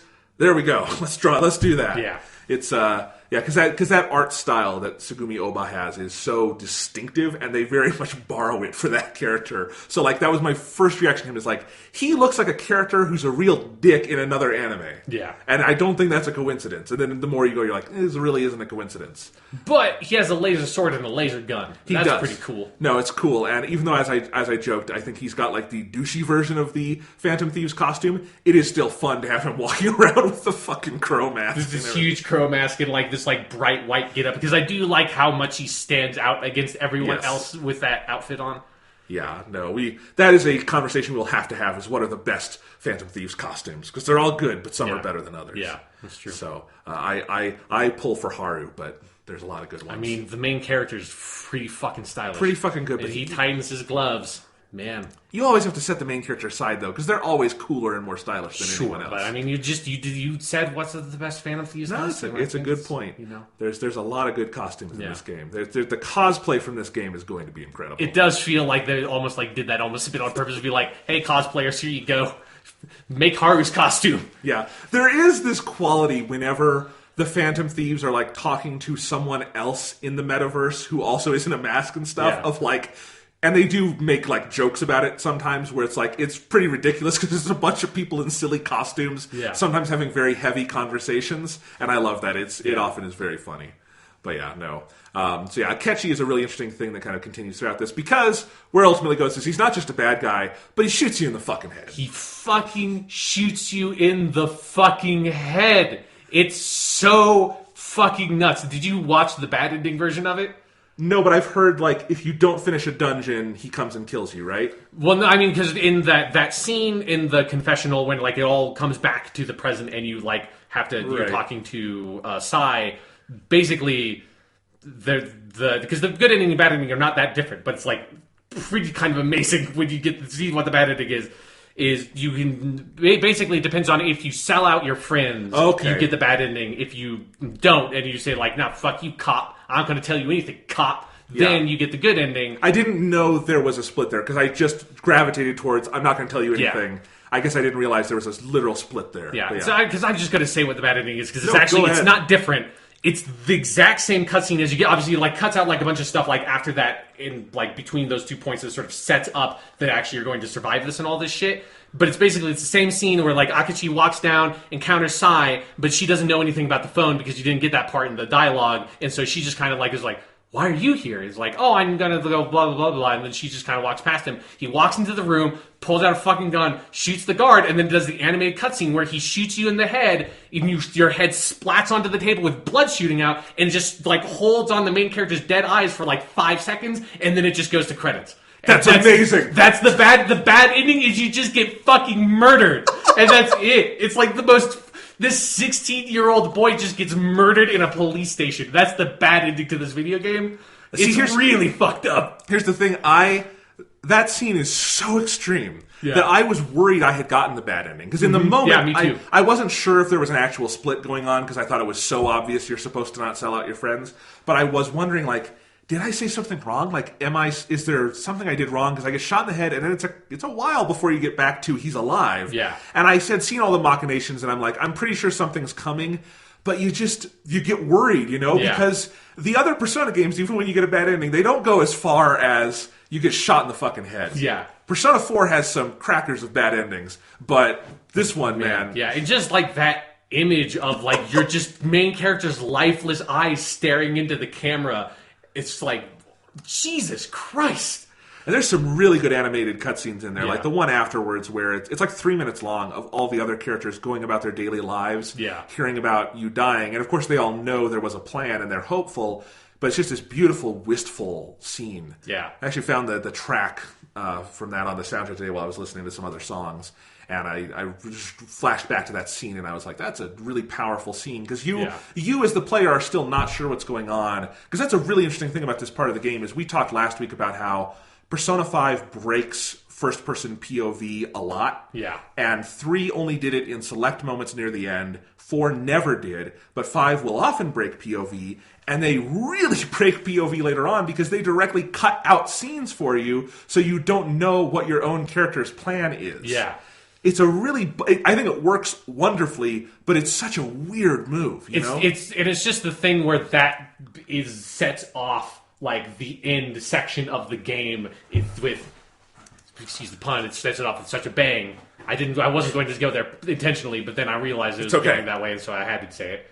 But like it sets off like the ending phase of the game where like, because I mean, even like the stuff we're not going to talk about that happens in the Shido dungeon is fucking nuts. And then, like, obviously the stuff that happens after that, to like the ending of the game, is even more fucking nuts. And it's like the ending of this game goes in so many places. It has all these twists and turns in a way that like is not really how Persona typically has gone. Like even in Persona 4, where they're like kind of doing a murder mystery thing, by the time you get to that point, like it doesn't have that like feeling. Like it is one of the things I think is one of the weaker parts of Persona 4 is that it doesn't manage to capture that by the end, because I think the huge runtime of that game is just not conducive to telling a murder mystery story at all. So it's like it's not a huge issue with Persona 4, but it does feel like they're kind of going for like the mystery thing and just like doesn't really nail it. Whereas like here, it's so exciting. Like that moment where you're just like, because like you, the first time I played the game, I was like, he could be dead, because Persona 5, especially after like the Akechi stuff had me like so on one side or the other and like so unsure about where I stood with that character. I was like, fucking anything can happen in this game, and I would be like, okay, sure, yeah, I guess I'm playing as Ryuji. He's the main character now. I don't know. Like I have no idea what's going on. Because I also had, I had kind of thought I'd figured out what was going to happen before I even entered the Nijima dungeon, where once I realized that, the opening cutscene with the casino, the flash forward, that's clearly a palace. Yeah. And once we had like Sai tells you in the flash forward, I was your next victim, I thought what was going to happen was all of that was in a palace. Like the interrogation, that was Shadow Sai, all of that. Yeah, that's exactly the thought I had before going to her palace also, was that like that was going to be like, you had to set this up to steal the treasure or something, was how I thought it was going to go. Right. So I thought, none of that was like literal. And I was half right, because it's the interrogation room has a palace version, but he is actually arrested. Akechi brings actual cops into the metaverse. Yeah, which is one of my favorite parts of like the details of that plot, is like they have so much sway over the police force that they just literally bring a huge SWAT force into the palace using his app. And that's the thing I couldn't foresee. So that's where my prediction kind of went awry. But so even then, like, even though I had some of the major brushstrokes right, the details are so intricate that I was on the edge of my seat through all that. Like, what actually fucking happened? Yeah. Because it is this weird mix of you were in a palace, then you weren't in a palace, but then you were again when you got shot in the head. And somehow all of that works. And the joke I made on Twitter about this is the plot gets so complex, I imagine the storyboards looking like a conspiracy wall from an Oliver Stone movie. Yeah. Because it is... And it's a testament to the game that once you're through the other side of it, it makes sense, but it is such a wonderful mind fuck on the way there. And I love how long they hold off actually explaining what happened. Like it's a long, because I just played it the other day. It's like a 30-minute section of the game where like you get shot in the head and don't get the explanation of how you survive, and have to like go through all this process, and like finally it's like, okay, yeah, holy shit, because it's like a really intricate plot. And if you're not done with your social links, you're also thinking like, what does this mean for my social links? Exactly. Like, how do I like get to hang out with them as a ghost? What happens here? It's very or even if I am alive, I've faked my death. What happens? The ultimate answer is you go out in a hoodie. It's good enough. But it's a pretty cool hoodie. It's a cool hoodie. It makes you look extra suspicious, I think. But whatever. Sure. Yeah. Anyway. So much good stuff there. I mean, do we want to backtrack a little bit and go in order, maybe? Yeah, we should back up because we haven't talked about the Okamura stuff at all. Yeah. And it's interesting. I said this earlier because the key character in the Okamura stuff is Haru. Yeah. And at the time, when I played through it, the Okamura stuff was my least favorite part of the game.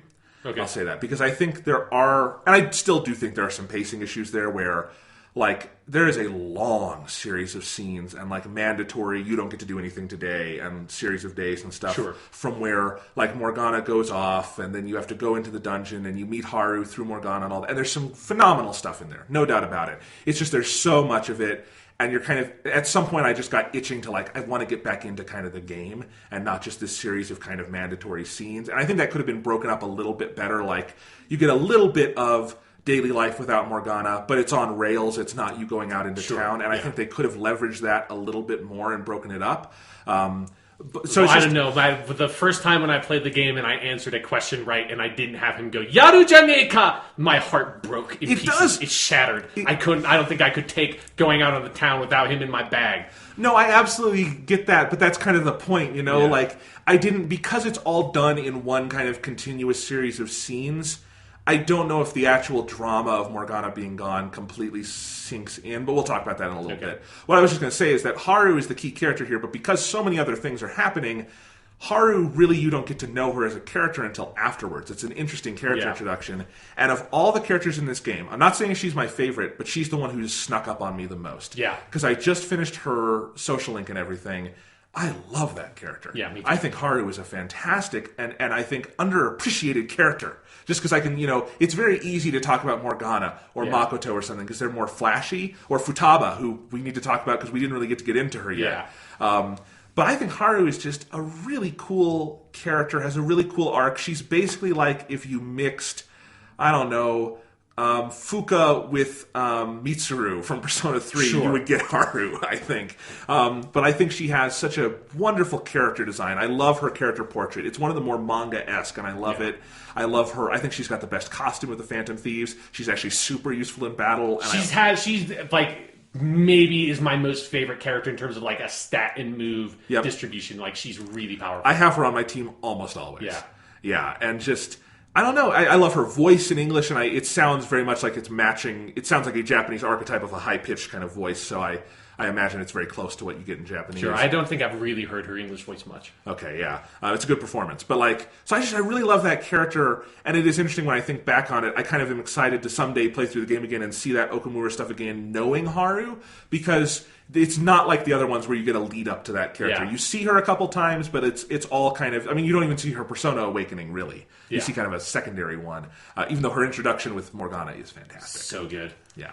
So, but that was just some of my thoughts on kind of that area of the game. Yeah, like, I didn't have any of the pacing issues you had, because I thought, like, I love what they do in this whole section of the game of, like, there's just this... Because it's something that I think like builds up, it's like starts very, very early, but this is where the Phantom Thief stuff starts to turn. Yes, and it's their, as you said earlier, it's their fall from grace, where it's like there's just this tension that has been in the group for so long of just like this like, even though they do have like a purpose, there's a sense of aimlessness of like you don't really know what you're doing, like you don't have a bigger goal, you don't have something you're really moving towards, you're just kind of like hopping onto whatever is coming up like in front of you and is like the easiest thing to go for. And in particular, like Yuji has like his things where like he's getting very mixed up into like wanting to be famous, and like it's really going to his head, and I think it's going to the other members of the group's head, and like Morgana's issues start sort of getting pushed into the background, and like those things, especially playing through a second time, like there's so much stuff this game builds up like very quietly from like the very, very earliest parts of like some of the stuff that's like very important to the main plot of the like mental shutdown case and all that stuff. There's like a lot of really interesting things that build up that you can't really notice the first time through, but there's also just a lot of little tiny things of like, oh shit, I see where this is starting to happen. Like I see where like Ryuji's starting to go off the tracks and stuff like that, and that like tension. Like I just like had this knot in my stomach through this whole part of this game of just being like, of just knowing like I just want to like, I want to grab you guys by the shoulders and shake you and like sit down for a second and think about what you're doing. And I think it's something that I agree. If I was playing this as a teenager, I don't know if I would have that reaction, but there's something about like, no, I see what you're doing and you don't want to do this and you're going to fuck this up. And it's like that slow build is excruciating, but it's really interesting. I agree, actually. I have some pacing issues, but I think that is the strength of this section. And where I want to say specifically I felt it most is one of the things we haven't talked about much with this game is it has this really interesting system throughout where you are hearing chatter from people, and it will stop every couple of days and like take a landscape from the game, like Shibuya or something, Station Square or something like that, and it'll have just little whisper boxes and stuff. Yeah. And every day you see the Phantom Thief, the fan site thing with like the poll, but there's also like little comments from people, and so you get more and more of this chatter. And as you go through that section, the characters don't quite notice it. But I think you as the player, again, I think POV is a really interesting thing in this game because it is not a one-to-one thing at all, and it's not meant to be. Which is interesting for a game that is essentially told in the first person. So it's really interesting to go with that. But you have this thing where the Phantom Thieves are becoming so big, so fast. They're getting to like 90+% approval on the fan site. Everyone loves the Phantom Thieves. After Medjed, they are big celebrities. Everyone loves them. And everyone wants them to take down this guy, Okumura. You can't even really pinpoint the moment where that guy even came into the narrative. It's just like all of a sudden everyone wants us to take down this Okumura guy. They start talking about shit that he was doing like at the very beginning of the game. Yeah. And it's like so interesting to see that stuff slowly building up. Like you said, by the time he becomes a big issue, you don't even know when like this guy like ever entered the picture at all. You're like, wait, who the fuck? Right. The guy who owns Big Bang Burger? The place that I go to get my guts up? What are you even talking about anymore? Yep. So like every day through that section, not just through the story stuff that's setting it all up, but then once you're in the palace and once you send the calling card and once you're waiting for the confession to come, you just, and because also Sai infers during the flash forward that something different happened with Okumura. Yeah. You don't know what that means.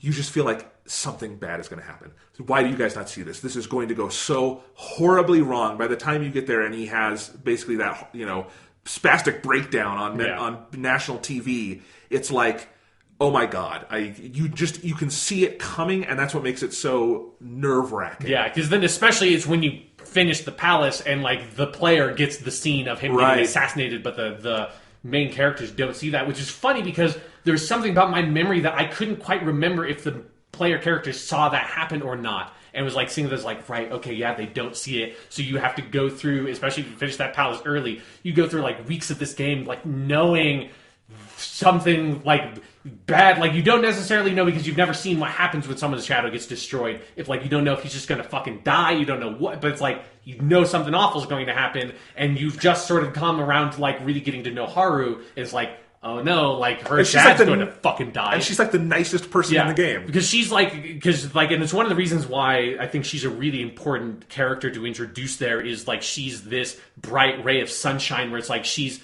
that like injection of optimism back into the Phantom Thieves, like at their lowest point, where it's like even like the worst thing has happened to her, that's like she's lost her only remaining family member, and like all of this massive pressure is suddenly on her shoulders as the only like heiress to this whole like company and fortune and all this shit, but she's still like the most optimistic of the group and like willing to move forward and is like the most attached back to their original ideals. That's like her slow development and like introduction into the plot of where she seems at first kind of a little bit superfluous as a character because she's used more as a joke early on, and then you get to know like, oh no, like she's exactly what this group needs because they have so lost sight of what they were trying to do. And it's so interesting how they tell that story because it's not that anyone does anything wrong with like intent. It's not like any of these characters I think become bad people or have bad goals or anything. It's just it naturally they're doing something. They're teenagers. It's beyond they're kids. It's beyond their comprehension. They are trying to do the right thing, and it seems so obvious that Okumura is doing all these bad things. This girl Haru seems so nice. We have to help her, and yet they never stop to ask themselves, we want to do the right thing, but are we doing the right thing for the right reasons? Yeah. And it's a weird question. And it's like the morality of this section is so interesting. And I want to go back to something you said about how, they seed this stuff throughout the game. It's something I've really been struck with in these, as I'm entering the home stretch of the game, which kind of almost starts here because that's the fall from grace, and then everything kind of comes from that. It really is like, this game is like the Titanic in that it is giant and it is sprawling and it is long, and yet it is being maneuvered with this incredible precision. It is it's probably the longest game I'm going to beat. Like I don't think I've ever played a 100+ hour game before that I actually like beat the game. The games can be 100+ hours, I just haven't done it. But it's like that moves with this level of precision and purpose at all times, in all things. It has precision and purpose, and it leads to what we're talking about in this section of the game where, again, it's off-putting, not because there's a flaw in the game necessarily, but because they meant it to be. Yeah, it's so stressful. Like, because it was also like, it was just that whole trip where you're in Hawaii, and it's just like, the whole time, like, you're seeing how big the Phantom Thieves got, and there's just this whole, there's a really good sort of like late capitalism part of that story of where like, stores, because, you never trademarked the fucking symbol. Like, joke's on you, you would be so fucking rich if you had gotten trademarked the Phantom Thieves logo somehow. Obviously, everyone would know who the Phantom Thieves were, right? But like, you'd be rolling in the dough at that point.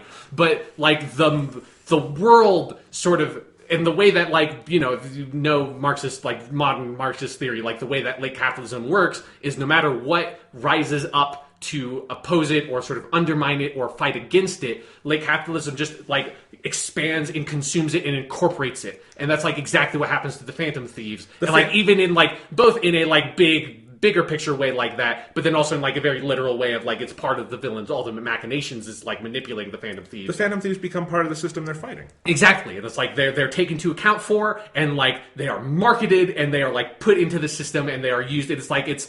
If you're looking at the Persona 5 as a punk game, which it very much is a punk game, like if you look at any punk band, it's like what happens to the punk band? They like sell out, they become mainstream. If they like are successful, they become mainstream. Like they like go on the fucking like MTV or whatever, and they do all that shit, and they lose whatever sort of like grassroots, like hardcore, politically motivated message that they originally aspired to have. And like either like they disband the band because they can't be profitable, but they stick to their values, or they sell out their values and go to get huge concerts and get like the fucking concert movie made and all that stuff. Yeah, and so it sets up that fall from grace so organically, and then I think the fallout from that is done so organically. Where I love how this game, I mean, all the Persona games, their fundamental theme is time at some level, right? Because it is, you literally see the progression of the days. But this one treats time, I think, very interestingly, where, because it is about media perceptions and social perceptions and that stuff, it's not day one the Phantom Thieves lose everything. It's like over that next month, you see their approval going down and down and everything going to shit. And I like that, because it's very true to life. Something doesn't happen and then the public turns on a dime. It takes time. And I like it's, so you're right, there's all this stress leading up to it, and then there's all this stress leading out to it, and then we're not quite going to get to where I think all of this pays off in the final arcs of the game, but boy, does it fucking pay off. I mean, because you're right, it's about that punk kind of idea of like, what do you do once we've gone mainstream and lost it? And that's a question they have to ask themselves. Man, this is a good game. Yeah, and like one of the characters that I think really shines in this part of the game, even though like he becomes less likable because of the role he needs to occupy, is Ryuji. That like he becomes he's the focal point of I think of where they start losing track of themselves, because he's become so into fame. And it's like that thing of where early on he kept on telling jokes about like, man, we're getting famous, like I'm gonna like tell these girls, and then like I'm gonna go out on a date or something because I'm so famous as a Phantom Thief, if I could just tell them. And at first that's a joke, and then slowly it's like that's not a joke anymore. Like he really just kind of straight up is trying to do that now. And there's that like, and it's such a natural feeling. It's such like it's one of those things where you just know Ryuji, like you, and it's something that these games have always done very well with their Ryuji characters of Junpei, Yosuke, and Yuji. And I think he's the best version of this archetype of the best friend, the best guy friend in the group, and how like everyone has had like those friends growing up, especially if like you're a guy and have like that kind of like male friendships can be really complicated in a lot of ways. And there's just that like when you know that this dude who's your friend is going off the rails, but like it's very difficult in male friendships to sort of like make that move and like try to like say like, hey, like sit down and be like, is there something wrong? Like, and have a real like heart to heart, because that's just not how that really normally works. And it's a bad thing about male relationships, but it's like very true about how that operates.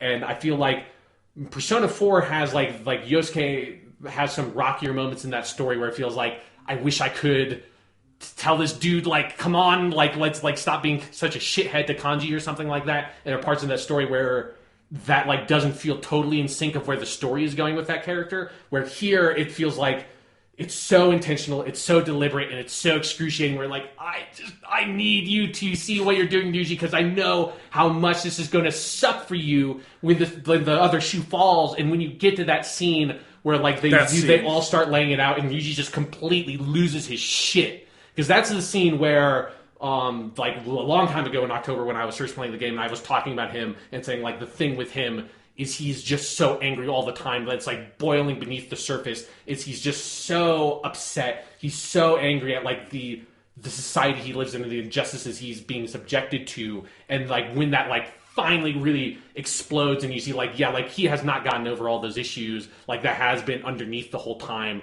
and he feels like he feels like he deserves to be recognized by society in a way like that he never has been, and now he deserves to be recognized more than ever because he's actually doing a good service, but like he can't be recognized for it. And then to find out that actually no, he's been played for months now is so brutal. Like he's been his whole life is what he feels like.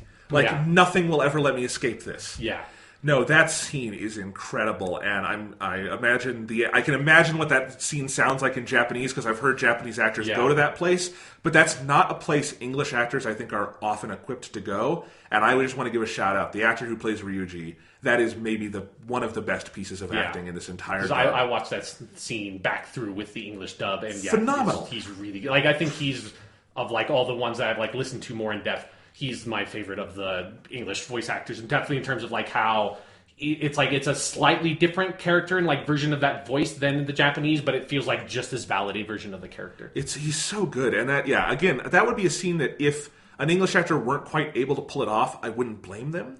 Because, we don't usually get to that pitch in English. Yeah. But the way it's fantastic. I mean, it sends chills down your spine. It's like your heart stops for a minute, like all the other characters. Yeah, and it's that moment in like where you're in the room with like the one person who's like really lost their shit, and everyone else is like upset but hasn't like totally lost it, and like that really just like stomach like sinking into like your heart sinking to the pit of your stomach, feeling of like, oh god. Like this is like normal societal relationships have broken down in this room right now because it's like the mask has come off and he's like just completely lost it and is screaming at Morgana, and because you've been spending time with Morgana, that's like this is the last thing that Morgana needs right now. This is like Morgana's like in a dark place too. It's like Yuji, fucking stop, please stop. And it's like you have as in real life you actually have, even though like the game could try to give you some options like or something to try to stop that, in real life you can never just like put a cap on that shit and just fix it by saying something.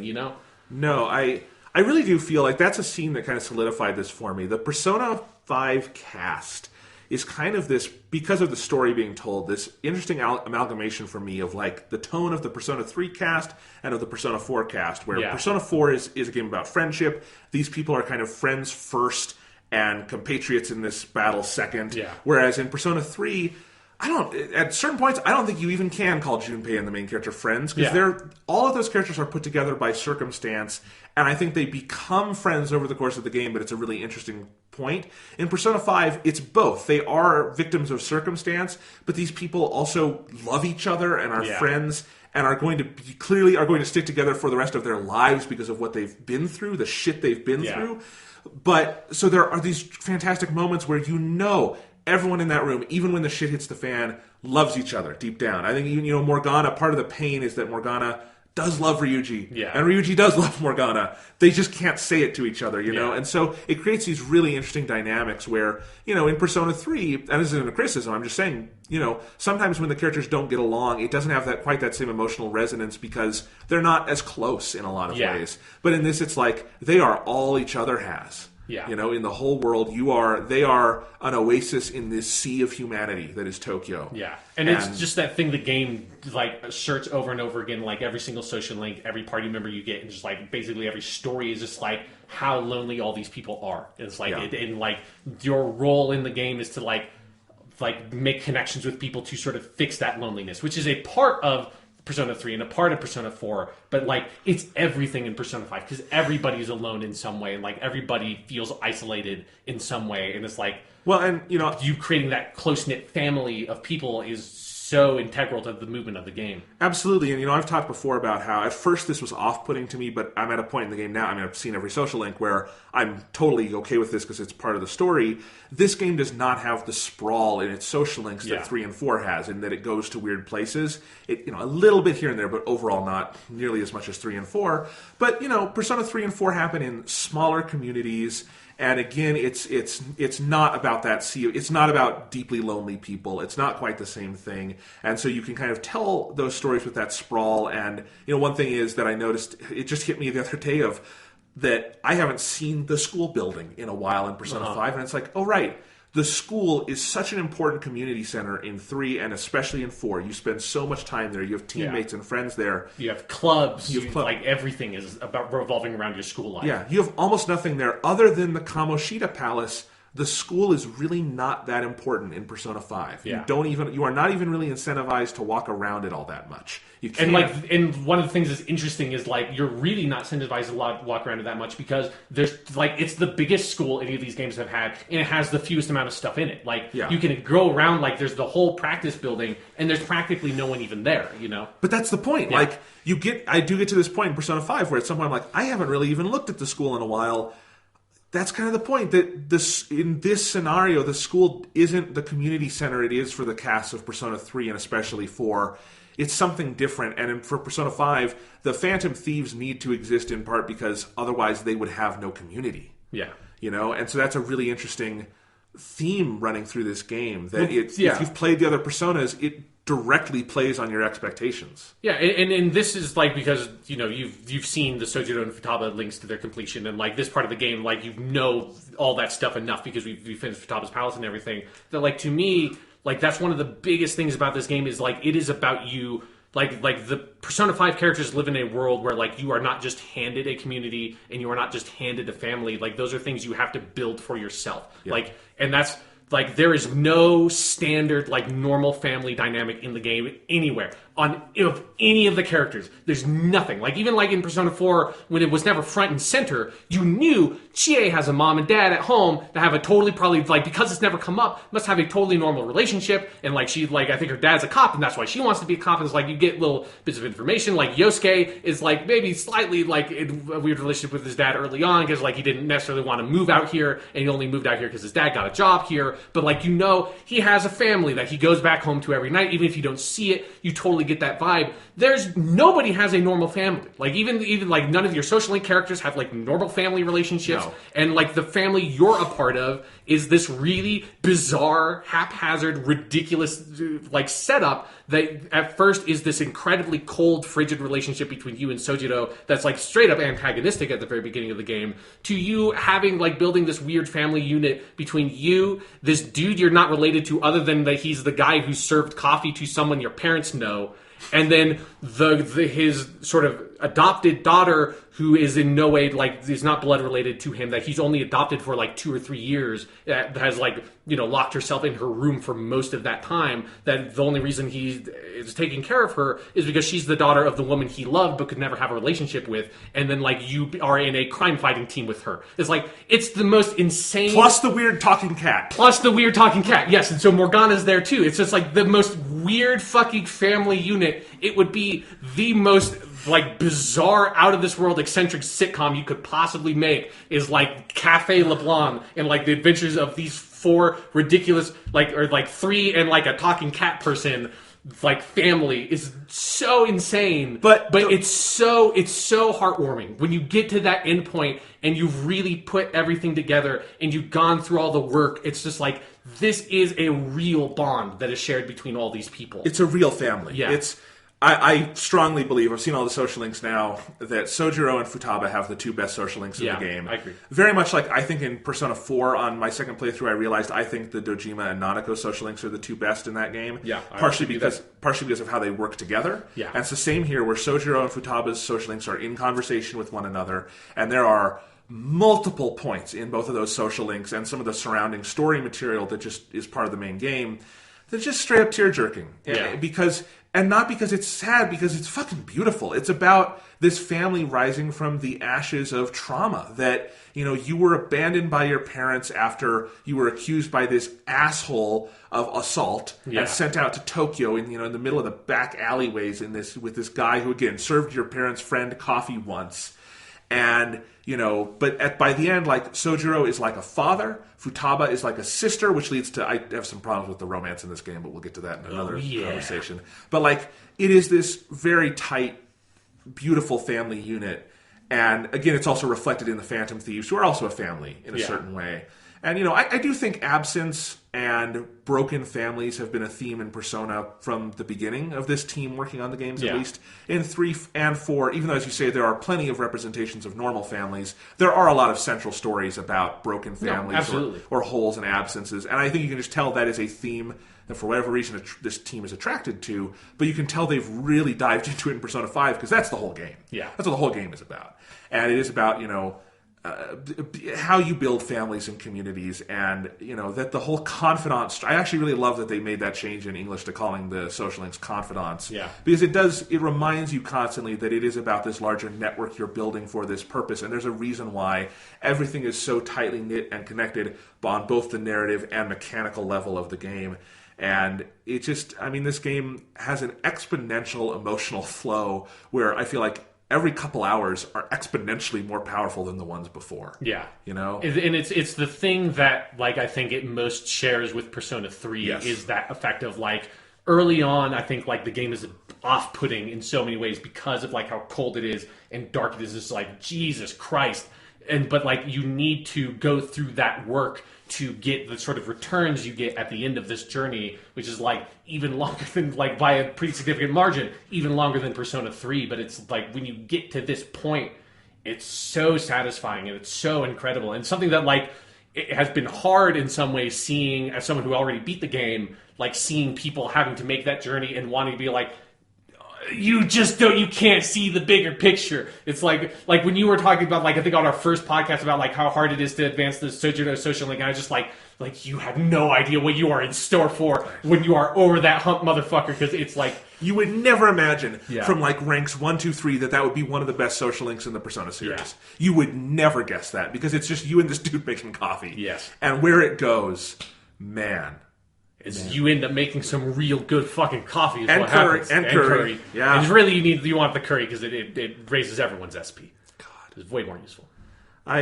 These, as we said before, these games are fundamentally optimistic and affirmative about the human condition. Yeah. But Persona 5, even more than some of the other ones, wades through a lot of shit to get there. Not shitty game, just like, storytelling that puts the characters in the shit, you know? And Persona 3 does that too. Persona 3 ends with you fucking dying, and is still, I think, an affirmative stance on things. But Persona 5 also has that darkness in it, and the way it overcomes that is how they allow you to buy into that optimism. Yeah. That people can overcome these things that happen to them. And, Sojiro and Futaba and the protagonist, maybe the scars they have will never fully heal, but when they're together, they can be happy. Yeah. And that, I'm kind of thinking about that because that is such a simple theme to, like, write down, but to actually actualize and make you believe it as the player experiencing this story is a next level thing. That is not easy to pull off. Yeah, it's the kind of thing where it's like only a video game can sort of achieve that character relationship effect with Sojiro. Like when you start getting to this part of the game where, like, it's turned all the way and, like, you know how much these two people love each other and, like, rely on each other now. You and the main character and Sojiro do, and it's just you need to have that, like, personal connection of actually having been like, this motherfucker just will never open up to me. Like, I'm making coffee with him every fucking night, and he won't say a goddamn thing. It's like going from that point to, like, him being basically your dad is so amazing. Yeah, it absolutely is. I said this the other night. I don't know if I said this on Twitter, but I was thinking this the other night that this, I'm at 90 hours with this game now, and not done. There's more. I'm definitely less is ahead of me than behind me. Yes. But there's still more to go.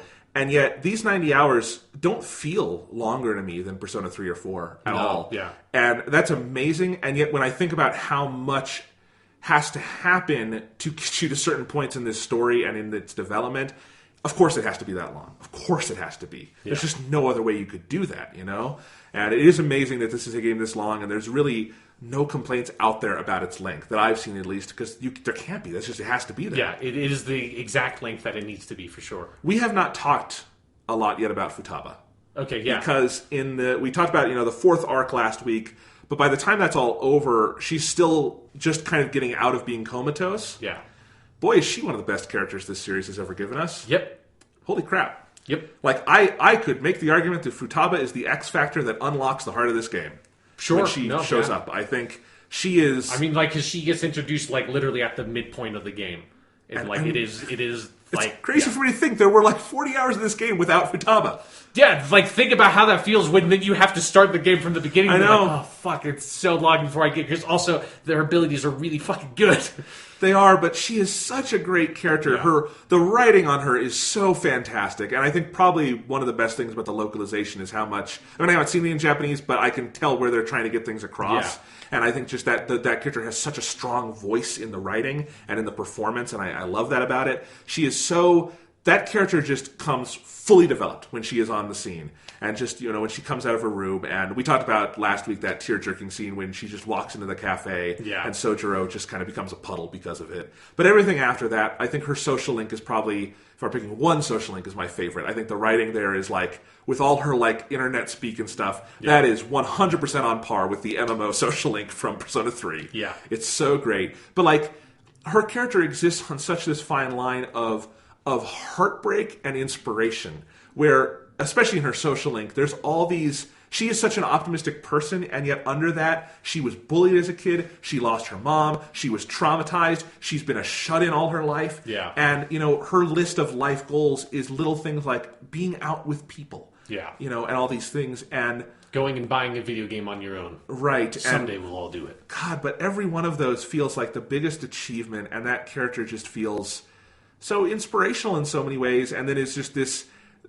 Whenever she talks, I just get happy in the game because she's such a wonderful character. Whenever she's got the best lines in the chat when you're doing the phone stuff, she's a fantastic character, man. Yeah, she's just so, and this is like where like her Japanese voice performance in particular is just incredible. Like, and she's such a funny character. Like, she's so off the wall in so many ways because like it's particularly in Japanese. Like she because she's so smart that like language is kind of like a game to her, and they really get this like sense across of like she just flails wildly between like different modes of speaking in English or not in Japanese. Like sometimes she'll talk a little bit in English, but like between like barely even putting a sentence together, but like in Japanese in particular, like that it can work really well because like you need like this bare minimum of information to bring things across, or she just talks like a fucking feudal samurai and just like, okay, sure. Or like I love in the text chats, she will just like take this complete 90-degree turn and just like make a joke or like insult Ryuji or something out of completely nowhere, and it's utterly hilarious.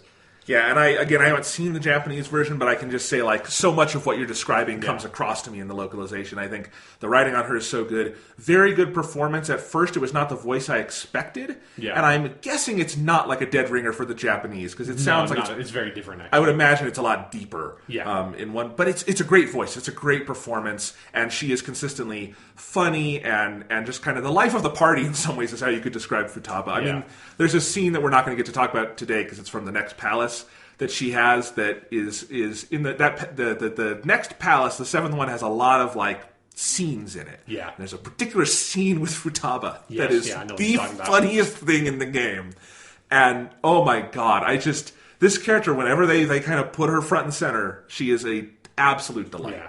And one thing I really love about her is the gameplay side of her as well. Is she feels way more active than in like the battle in like that gameplay part of the side of the game than most of the other navigation characters feel. That's like, like Fuka is not a really active presence in you like tackling Tartarus in Persona 3. Like Rise is not a huge part of you exploring the dungeons that much. You hear them a lot, but you hear them, but like they don't interject in any way, like physically into the action. Like they just sort of say lines that, especially like because they say the same lines over and over again, you just completely tone it out at some point. Whereas like Futaba, especially like as you get her social link up, she like regularly, literally interjects into battle and has like some of the best. Like her social link is really crucial to level up if you want to do really well in the battle side of the game, because she has like probably the most ridiculous and overpowered any ability of anyone that only triggers on random, but she has the ability to just at the beginning of battle put you into a all-out attack state. It's just like, and I had one that it was the most fortuitous fucking thing in the world, and it was so amazing. Where so in Persona 5 you have the treasure demons, right? That like each palace has one that's like another higher level one, and when you put them into a defeated state, you can capture them, and you want to capture all of them because it does add to your Persona Compendium, and they're very useful for fusion because they just fuse things up or down their Arcana rank, like depending on how high level the treasure demon is. So they're like really easy if you like really specifically want like the next level fortune persona or something. I can just fuse these two together. But for whatever reason, for like all Palace 3, I just had not found one of those fucking treasure demons, and I grinded on the dungeon a little bit. I was like, I just can't get one of these fuckers to spawn. And I was like, fine, I'll just beat the dungeon and I'll get it in Mementos one day because different weather conditions make it easier to find them. And then I went into Mementos and was in that section of Mementos and found one, and I attacked it, and then immediately Futaba just it was the first time she had used this ability in the whole game for me. Like this is my second playthrough, so I knew she could do this. But for this playthrough, the first time she did this, I kind of forgot she did it. And she just comes down and puts it into a state where I can just oh, thanks, yeah, I'll just grab it and then move on. Thanks Futaba, that was fucking awesome, because getting those things into a down state is a pain in the fucking ass. Yeah. Getting them into a down state and just guessing what their weaknesses are, and then at some points you'll be like, oh great, their weakness is lightning, but I'm so powerful I'll kill it in one hit. I have a couple of those that I've fought but I can't capture because I just can't get them down, you know? And Futaba is extremely useful. Yeah. She's just a great character too. So wanted to mention that. Getting back on track with this fifth story arc palace. Yeah. So the spaceport one. Yeah. I love that palace. It's very cool. It's a lot of fun. I don't know if it distinguishes itself as much as the first four do, just because there's less tricks to play, but the design of it is so fun. I love the part later on when you're flying through all the roofs. Yeah, the last section of the game, I think it has probably I think the trickiest puzzle in the game of you having to fly through and go loop around on yourself and stuff to get to the end room. I like that. Yeah, the space stuff's cool. It's also a really challenging palace because that is I think the only one where I voluntarily took a day. Because I got to a point where I just was completely out of everything. Yeah, my first time through the dungeon, I was so on the edge that by the time I finished it. Here's the thing. If I'd known exactly what was coming, I could have made it, because what was left was all the flying stuff. Yeah, where there's not a huge amount of enemies there. But I didn't know that, and I just looked at the map, and that's a ton of rooms. So I just assumed, there's no way. So I voluntarily took a day and came back, and all worked out in the end, because I finished my social links. Yeah.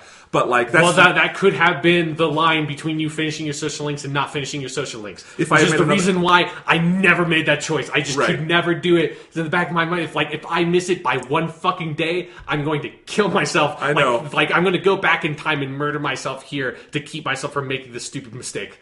It is, but I literally I had no SP, I had no SP items left, I had very little health. I was fucked. And I had already had some really close calls, so I was just I'm gonna take the risk and just. Yeah.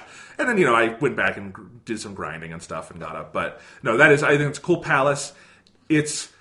This is how good the palace music is. That's my least favorite Palace song, and that song is awesome. Yeah, and the space one. And one thing I do kind of like about it is it sounds like Persona 4 dungeon music. It does. Like most of the Persona 4 dungeon music is more in that style, which I just love the Persona 5 dungeon music top to bottom. And I think Okamura's Palace is easily the weakest one of them, but even then is it's kind of on par with aside from the couple of special Persona 4 dungeon songs like Heaven, I think it's as good as the best ones from Persona 4. It gets you pumped. Yeah. That's all it really needs to do. And Persona 5 generally goes above and beyond that. Yeah. But all a good dungeon song needs to do is get you pumped, Yeah. and get you moving through that space. But it's cool. It's another just aesthetic marvel. I think the whole idea of the worker robots. Yeah. And it's just a great it's another great, there's a lot of expressionistic stuff in this game, Yeah. and that's one of them. Yeah, there's that part where pretty deep into the palace where you see that all the robots that have been collapsing over the course of you going through here are just literally getting dumped into lava, and that's it. And it's oh Jesus Christ, this is what this dude thinks of his workers. And Haru, it is actually kind of interesting because you don't know Haru that well. You kind of get to know her through the dungeon, and seeing her reaction, all that in real time, helps it hit home for you. Because I think if you didn't have that character there and didn't have that personal connection, it might not hit as hard. But realizing she has to think oh, my dad is doing this shit, Yeah, it's also something where this is another area in the game where this game is so Japanese, and it's really specifically focused on Japanese social issues, where I think for a lot of American players I have seen there's this really interesting reaction where in America, like, I think, like, this dungeon more reads as something that, like, you hear about this happening in other places, like, because for Americans dealing with it, it's like, oh yeah, like, Walmart and Apple and shit, like, outsource their labor to, like, India or China or whatever, and that's where all these horrible conditions are, where it's like, this is a really, like, pertinent, like, current issue in Japan is like work culture, and more specifically like overwork culture,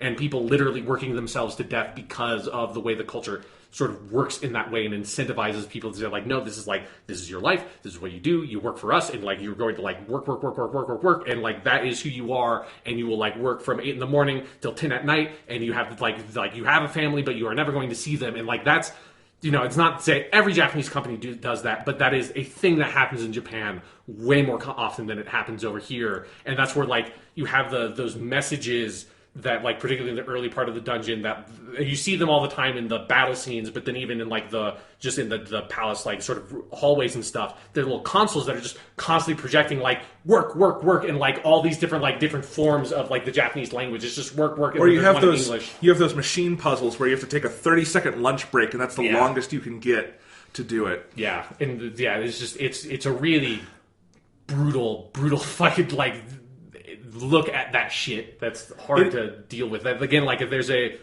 American perspective that I've seen in a lot of, like, reading forum reactions to this game, that, like, I don't think fully realize, like, no, like sure, in America, like, it does happen in places in America, but, like, this is, like, a real, like, happening at home kind of thing for how this game is set. It is interesting to me that Persona 5 is, I think, pretty easily of 3, 4, and 5 the most culturally Japanese in what it's, absolutely, and in terms of its focus on societal issues, and yet, of course, it's the one that's exploded the most worldwide. Yeah, which also speaks to, I think, the more specificity you tell a story with, the more universal it can get in some ways. Because while we don't have necessarily those literal factory conditions anymore, you know, work culture is a huge issue in America, and you can tie the line even realizing that this is a specific Japanese thing they're talking about, but it obviously applies to the human condition in larger ways.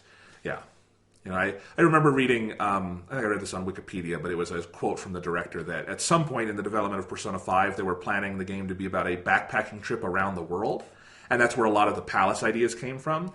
But then it was after the Tohoku earthquake and tsunami that they said, no, we need to make a game about Japan. Yeah. And you can feel that this is, I think, there is a kind of wave of Japanese art at the moment in film and TV and games that is, you know, taking a very critical look at Japanese society. Yeah. We talked about that with Shin Godzilla, for instance. Yeah, which was, like, really fun to watch that movie while I was playing Persona 5 and, like, oh, these things are, like, really in conversation with one another in a lot of ways. Yeah, so interesting stuff. But, yeah, we didn't get to talk too much about, we mentioned it, that, you know, there's that part earlier where Morgana leaves the team, eventually comes back, everyone's happy again, and, of course, it leads to Haru having one of the best character introductions. Yeah. And one of the funniest. So funny. When she decides, like things have, like, degraded so much in the conversation, she decides just to start over from the beginning again. It's so fucking funny. It's great. And, of course, just she has the perfect costume also for that specific introduction. And they used it in all the trailers, so I was wondering when that was coming. Because in the trailers, it almost makes it look like Morgana is introduced with that character. Yeah. And, of course, she's not. Morgana comes in way, way later. Or Haru comes in way, way later. Yeah, like, when I first saw the trailer where it introduces Haru and, like you see that, like, I thought that, oh, she's, like, the, like, older, and she's been doing this for a while, and she's, like, the Mitsuru or something of this game that, like, introduces you, like, along with Morgana to being this person. And it's like, it's the exact opposite. Yeah. Which is really good. One other Haru note, in addition to having my favorite Phantom Thieves costume, she has my favorite splash screen. Oh, yeah, it's so good. They're all great, you know, but hers just like where she like makes the table puts the tea on, and sits down and crosses her legs, and it's the adieu. Yeah. It's fantastic. It's really, really good. I love her persona design. Like, both of her persona designs are her really evolution good. is so cool. Yeah.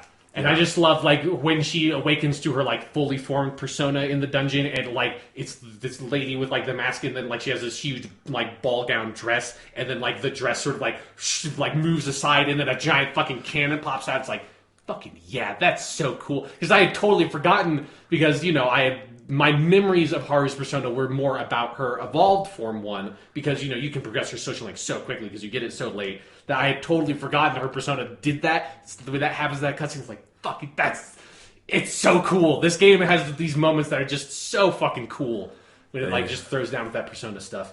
This game is stylish as fuck. Yeah. All right, the next story arc. You flash forward, and you get the surprise that, hey, your next target was Sai Nijima. Yeah. And I just start theorizing and being like, shit's about to get real here. Yes. And of course, we've already touched on a lot of this, because this is where Akechi comes in and gives you this proposal of what you're going to do. And of course, we already talked about how it plays with all your emotions. Yeah. And I want to talk kind of straight away about the palace, because you get into Sai's palace and it's the casino. Yeah. I thought some of the design in the casino was tedious, but the song that plays in the casino, The Whims of Fate, because it's the first vocal dungeon song. Yeah. It's the first dungeon that has basically one version of the song throughout. And then there's the casino, its aesthetics and everything. Oh my, it was like overload when I first got in there. And that song is so great. And I love what they do with it is they avoid the Persona 4 Heaven issue of like, in Persona 4 you have the Nanako dungeon that has the Heaven song playing, which is an amazing song. But the main problem with it, though, is that song has like a 15-20 second lead up to the lyrics in like the main part of the song starting. And so in the way the Persona 4 handled it, every time you got into a battle, the song reset. So you kind of, unless you were just like standing around to listen to it, you only ever heard like the handful of musical bars of that song, which is just building up to the song really starting. Whereas Whims of Fate, one, it gets started like almost immediately, but then when you go into battle, it fades out and then brings up Last Surprise. And when you finish battle, it fades back into where you were at Whims of Fate. So it just keeps on going. Yep. And that like, it creates this like, almost like hypnotic quality to that dungeon of like where that song is playing, and especially you have that part in the middle of the song where like the singer goes so high pitched that it feels like, are my speakers breaking? Like feels like, is she really even human anymore? I like that you said it was hypnotic, because I think I made the mistake of like binging this dungeon in 2 sittings, and I think you need to break it up a little more. Not necessarily play it on separate days in the game, but just like in like person playings, because I think I like just heard the music too much and was in it too much, because it does have that hypnotic quality where you get kind of beat down by it, but you need to like let it be fresh and just, this is awesome, you know? But it's also, I think, like part of the hypnotic quality feels like it's a bit of, have you ever like been to Las Vegas and into a casino before? Yes, and it's awful. It feels kind of like that, where you're like, I don't know, like, is it day outside? Is it nighttime outside? Like, I don't even know what's happening, because it's like you have this, like, it's a great song, but it's also like this song that like it's so catchy, and it just like gets into your head, and you can't ever really quite make out the words of it, and it's just like going and going and going, and then you're like going through the casino, and like I like the way the casino's set up, that it's like it's so different than the other palaces where you have like all these different kind of challenge rooms you go to that, right. And I like the setup and framework of that Sai or Shadow Sai knows you're there from the very beginning, and like kind of doesn't really give a shit. It's just like, yeah, like get as far as you can, and it's just like has set up the casino, and she thinks that there's no possible way you can get to her, and is sort of enjoying rigging the game against you. Yeah. And there's something about that dynamic of like being like recognized by the palace officially, and like having to sort of like undermine and subvert the rules that they establish, instead of you just like kind of having to sneak in. They all know you're there, and you're having to like actively communicate with the different shadow people in there to set up the different challenges. I think was really interesting. I agree, and I like the point you made about Las Vegas and everything, because it's, in terms of atmospherics, this palace is one of the strongest. Yeah. Because you really drown in it by the end. And I think intentionally so. I think you're right. But yeah, and the whole structure, again, I thought some parts of it with all the tasks you have to do to get the coins and come back got a little tedious to me, but I love the overall thrust of it, and I think, again, that every palace feels so different. Like, the 5th palace, the Okamura Palace, is interesting because it feels almost intentionally like this is a throwback to like the first palace. Feels like the kind of more like the way the first 2 palaces worked a bit more, right. And then like...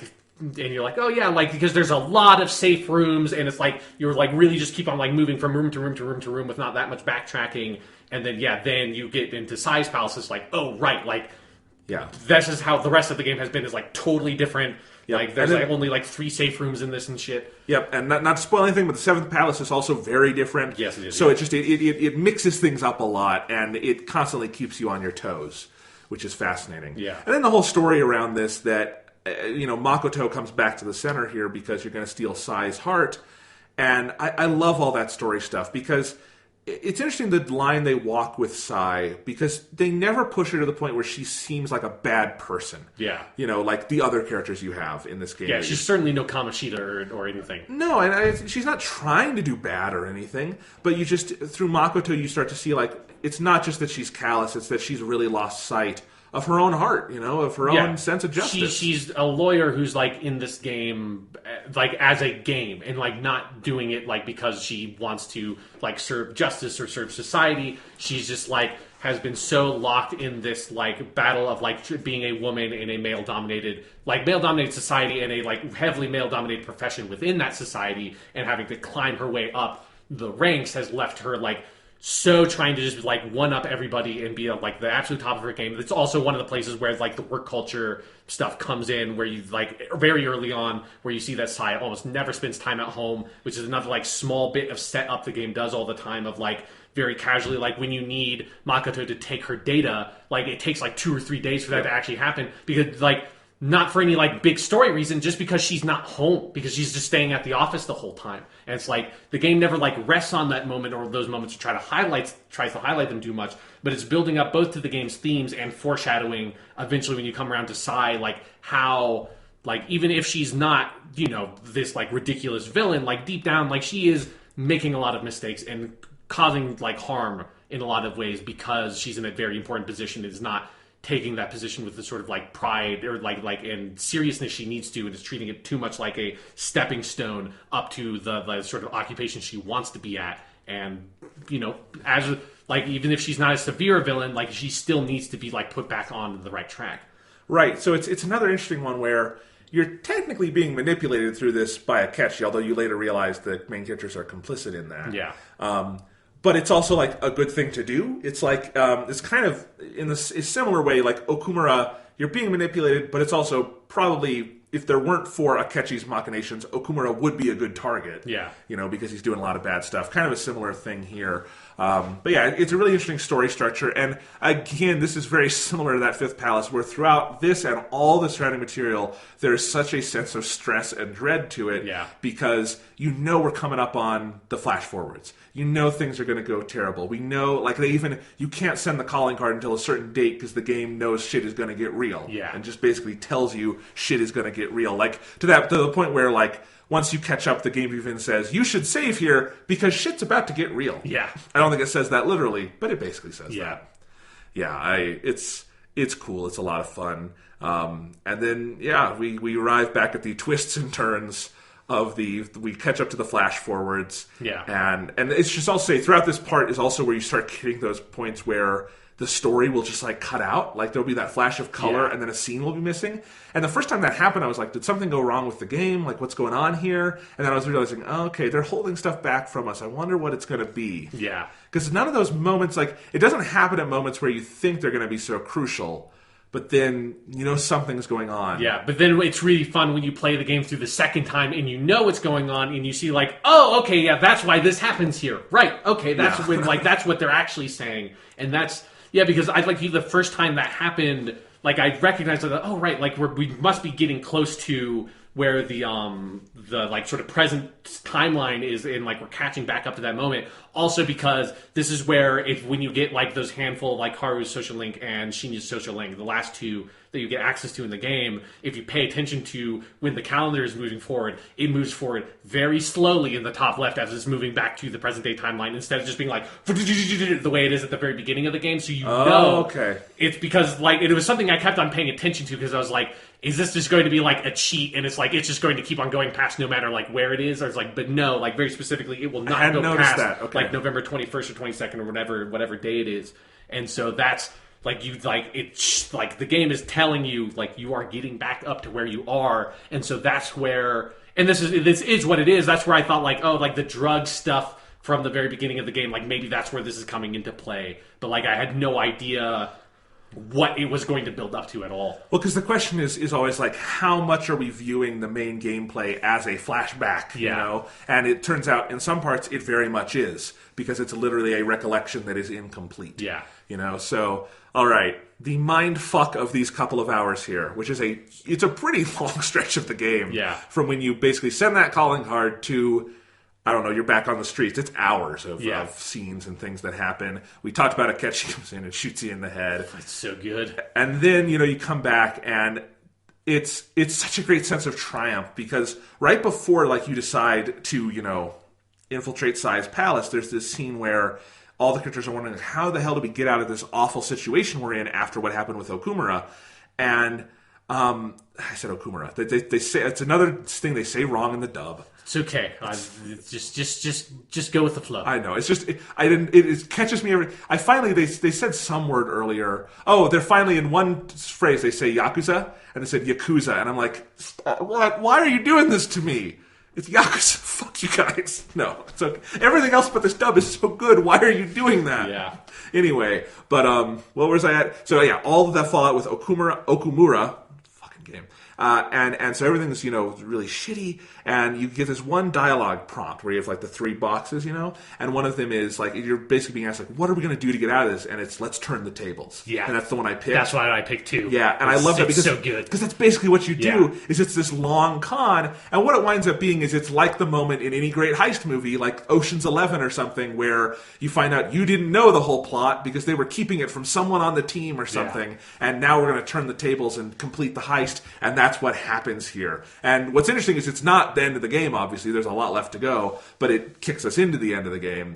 And but yeah, once that plot starts unraveling and you see everything that happens of you actually set up a palace, and that's where Akechi was, and so Akechi only killed your shadow. He didn't actually kill the main character, and now you're back, and Sojiro was in on this whole thing, so he's harboring everyone at the cafe because he's a really cool dude now. Yeah. And Sai has been brought in on it because Makoto finally had a heart-to-heart with her and all this stuff. It is so satisfying. Yeah, and the thing I like about it is that it's actually like a good plan. It Yes. doesn't feel like complete bullshit. Like, it feels like they have established so thoroughly the rules of this universe and the way the supernatural shit works that when they start explaining this, it's like, oh yeah, that you totally could do that. Because her palace does consume that whole area, like the room where you were interrogated would be like it, like when they show you in like with Yuji at the beginning of the game going down that alleyway when you've already entered the palace. You just haven't, like the characters haven't noticed that yet. The player has because they do like an effect on the screen or whatever. But it's like,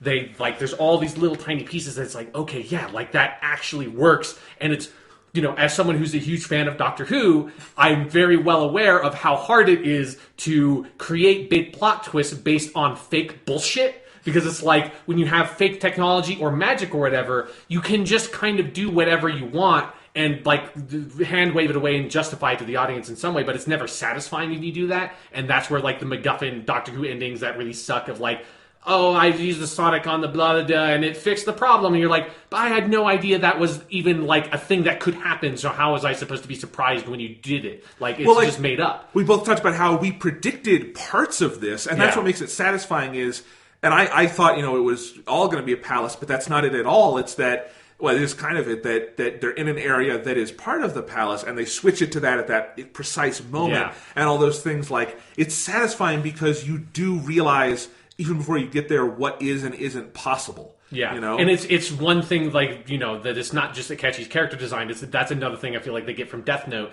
That's one of like and maybe it is the like best thing about like Death Note in like a dramatic storytelling sense is that like they build up all these rules over the course of that series that you are introduced to about how this like magical artifact, the Death Note, works, how it interacts with people, how it interacts with the Shinigami, and all that stuff. And so when you get into like the deep parts of that series, you're so familiar with how all these things work that when Light comes up with some ridiculous, insane plan that chains like together a dozen of these rules that you didn't even realize could interact in that way, but when he does it, you're like, there's no reason why. Like, of course, yeah, because like I knew all this information. It's just like you hadn't put it together in that way, and that's exactly what this does. It's just like when you get that, and I love as they're explaining the scene, you have all like the little kind of like chibi version drawings that are like so great. They were setting all this stuff up, and then Yusuke has that brilliant line of like basically, and I'm sure that he was just sitting there all cocky in that room, and it's just like this great picture of your main character while Akechi was in the palace version shooting his shadow,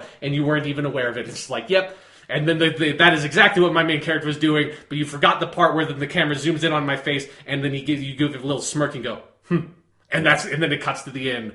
It's so good. It's so good. It is such a great reveal. They also take their time with it in good. It's not too slow, but they do take their time with it to make sure you kind of understand all of it, and it sinks in. Because also that like them explaining their plan is wrapped up in like them explaining how all this shit works to Sojiro and Sai, which I think is a good way to sort of like justify narratively like how you're going to why you need to talk about some of these rules in a very basic way in case the player has forgotten them because it hasn't come up in such a long time. And then I also love all of Sojiro's reactions to like him realizing that Morgana like can talk and all that stuff. He's like, wait, you mean our cat? Like, what?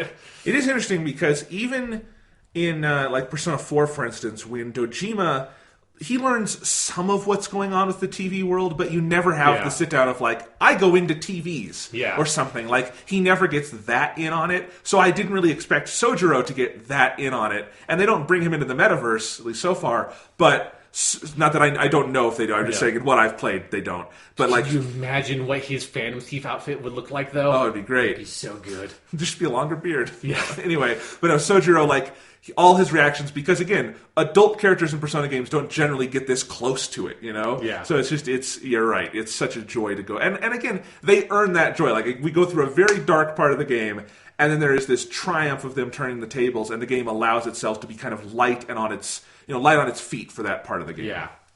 And it's so much fun. It's so much fun. Yeah. It's just, and like, just going back to that, like, when I just love so much, because we haven't talked about it much on the podcast yet, but the main character of this game is so good. He's so fucking good. He's such a fun character to be because he just has so much fun being as cool as he is. And it's kind of like, like Narukami in Persona 4, the main character, is the coolest dude on the planet, but he's never really aware of it, and that's part of his charm. What I love about the main character, Persona 5, is like, he's the coolest dude on the planet, but like, most people don't notice that about him, but he 100% knows just how fucking cool he is. And it's that moment you get at the end of that cutscene of like, when it reveals like how you actually survived, and it's just him sitting with his legs folded, arms crossed, in this empty interrogation room as Akachi's like walking out the door, not realizing how he's been completely fooled, and the camera zooms in on you, and I haven't watched the cutscene in English, but the Japanese voice actor gets so much across by just going, and like, because that's half of like your main character's noises he makes in the game is just, but there's so much conveyed of like confidence and satisfaction in that one sound. That's just like, in the smirk, there's so many good smirks he gives in the game. Because also, when you get to this section, you get to rewatch all the cutscenes from the very beginning of the game of him being super badass and like jumping through the painted glass window and all that shit. He's so good. He's so cool. It's such a great character design. I also just got to say, as someone who wears glasses, I like that we have a character this cool for whom glasses is a very key part of his ensemble. Sure, yeah. That glasses are like, he doesn't need to put on the glasses to see through the fog, because it's like, that's just part of who he is. Exactly. Like, Narukami wears them in select circumstances. This guy, I mean, he doesn't wear them in the castles, or in the palaces, but he's got glasses on. They're cool. Yeah. No, I will probably, I'm going to have to get a new pair of glasses at some point. I might be inspired by what my as I've named him, Minato Arisato wears. Yeah. He's great character. You're right. And that little smirk scene, like, that was in the trailers. And once I got to that, I was kind of sad that they put that in there because I was kind of waiting for where is that going to show up. But it didn't dilute how great a little scene that is. Because it's just because again, it's after you've had all this stress about like all the situation, largely with like how bad dire straits the Phantom Thieves are in. And then also just all the stress of like, is my character dead? Like, what is going to happen? And then like, as like the culmination of you finding out, oh no, like I've made it out, is you getting this brilliant scene of him just there, the cockiest motherfucker in the world. And he's earned it. He's totally earned it. Like, yeah. He just literally cheated death. And then I love that, like, after that you get all the stuff where, like, you have to put on the hoodie, which looks really cool, even if this is, like, obviously it makes him look more suspicious, but he looks really cool. No, it makes sense. But then also, I love in his room after that point, he just has a fucking Phantom Thieves poster up, because it's just like, yeah. We're in the last stretches of the game. I'm going to, like, wear it with pride, because also there's, like, 20 people that live in this town that know that I'm the leader of the Phantom Thieves, because I maxed out all my social links at this point. So it's, like, it's still a big secret, but it's not as big a secret as it used to be. Right. It's fine if he could just say he's a fan. Yeah. Right? But no, it's great. And I don't want to go too far beyond this point, but one thing I will say is I love, in the days after that, you start getting texts from all your confidants of like, holy shit, are you alive? Yeah. And he's like, I'm fine, I'm good. Yeah. And it's just like, I love that all your confidants, they've realized you're the leader of the Phantom Thieves, and it's like, everything okay? But also that they have this kind of faith that they didn't kill that guy. He's too cool. There's no way. I saw it in the cards. Yeah. So we'll just say about, this story going forward, it only gets cooler from here. You don't even know, Jonathan. I know, but I'm so excited. All right, so I think that's all we're going to talk about with the story of Persona 5 and everything. We have so much left to talk about with this game, but one last thing we do want to address is it became kind of a kerfuffle. We've addressed it on here. You've said that you have some issues with the translation of Persona 5. Yeah, here and there. Not damning, not saying it's awful or anything. Yeah.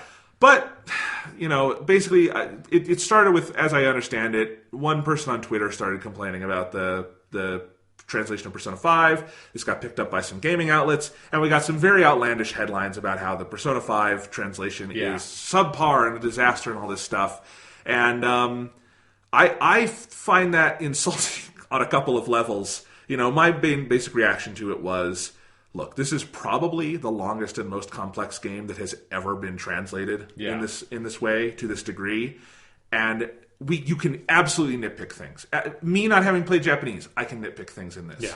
But that it is as good as it is, as often as it is, for most of the time, 98% or something, whatever arbitrary percentage you want to assign, plus the great voice acting, all these other things.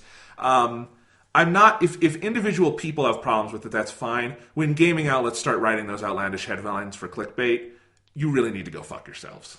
Yeah, it's just something where it feels like because there's like a lot of stuff revolved around this. And I think one of the biggest issues is, for whatever reason, the beginning of the game has the highest concentration of just errors really in the localization, because there are a lot of different pieces of the arguments that are out there. Like, you kind of have to look at as different sort of issues. And one of them is there are just straight up translation errors or grammatical mistakes that make their way in. Like, the place where that is most obvious is in a lot of the flash forward scenes to Sai talking to you.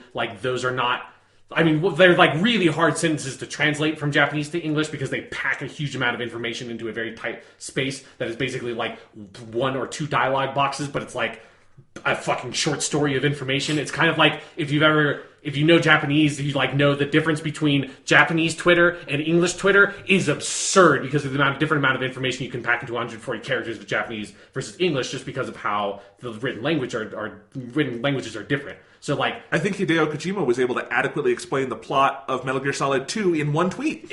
I think that is how he originally wrote it, because he's such a visionary. He looked forward to the future and saw Twitter and was this is where everything is going. I need to write my story in this way. But yeah, so there's some issues with that one. I kind of forgive them a little bit, because I think there's some issues with translating that is really hard, and there might have been technical issues with the limitations on how many dialogue boxes they had access to that would legitimately make that really hard to translate. But it is especially early on in the game, you get a high frequency of those scenes, and they are kind of gobbledygook in some ways if you're trying to read them very literally. I think, obviously, I played it in Japanese, so most of that I just was paying attention to the Japanese voice stuff. But I got a couple of them at the very beginning when I was still playing in English, and I thought the voice actors did enough giving inflection to the lines that they made sense if you listened to them. If you read them devoid of anything else, they are. And especially, it's one of those things when you take them out of context and put them into an article on a website, they sound way more like gobbledygook when you see them in context in the game. So, but there are some of those issues here and there. There's the one line that fucking everyone points to, because I've read a bunch of threads and comment things of people talking about all these different articles. And the one line that everyone points to, I think, is it is a wrong translation. It's also one line in the game, and who really gives a shit, is at the very beginning of the game, when Sai, a random sort of police dude walks up and says in Japanese, he says, there has just been a call from your section chief, blah, blah, blah, blah, blah, blah, blah. And then in the English translation, he says, there's going to be a call from your section chief. And it's this weird tense error. And it's it's an error. Yeah, that's not what he says. It should have been fixed. But it's one fucking line. That's the point. It's how many tens of thousands of lines do you think there are in this game?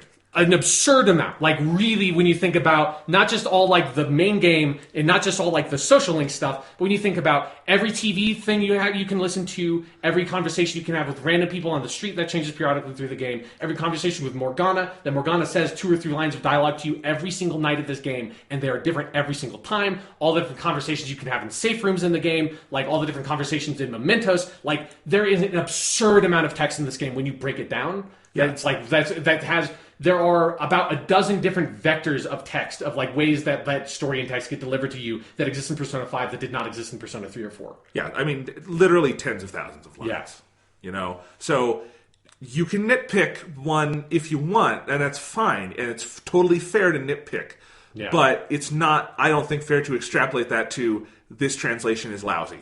No, yeah, I definitely don't think so. And it is one of the things I do kind of have, like, wish was better about the localization is there are parts of the game that, like, very much feel like, oh, this was, like, translated by someone different than these scenes. And it's something where, like, the social link scenes to me are by far the best localized scenes in the game. I don't know why that is, but, like, they pop the most. That's where, like, they best capture Futaba's speaking style in English. I feel it is in her social link scenes. They're really well written. Yeah, they're really well written in the social link scenes, and then in the main story stuff, it feels like she gets kind of graded down a little bit. Like, it's like her character doesn't spike out as much as she does in, like, Japanese. Like, she still talks that way, but it's not getting translated quite the same way. I think that is an issue. It's not a huge problem I have with it, but it is an issue.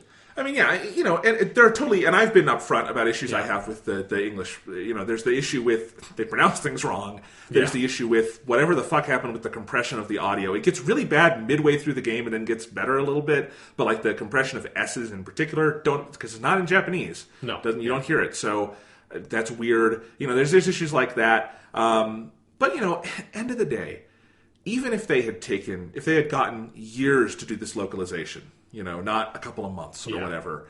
This is a Herculean undertaking that this industry really has never had a comparable thing to Persona 5 in terms of having to translate.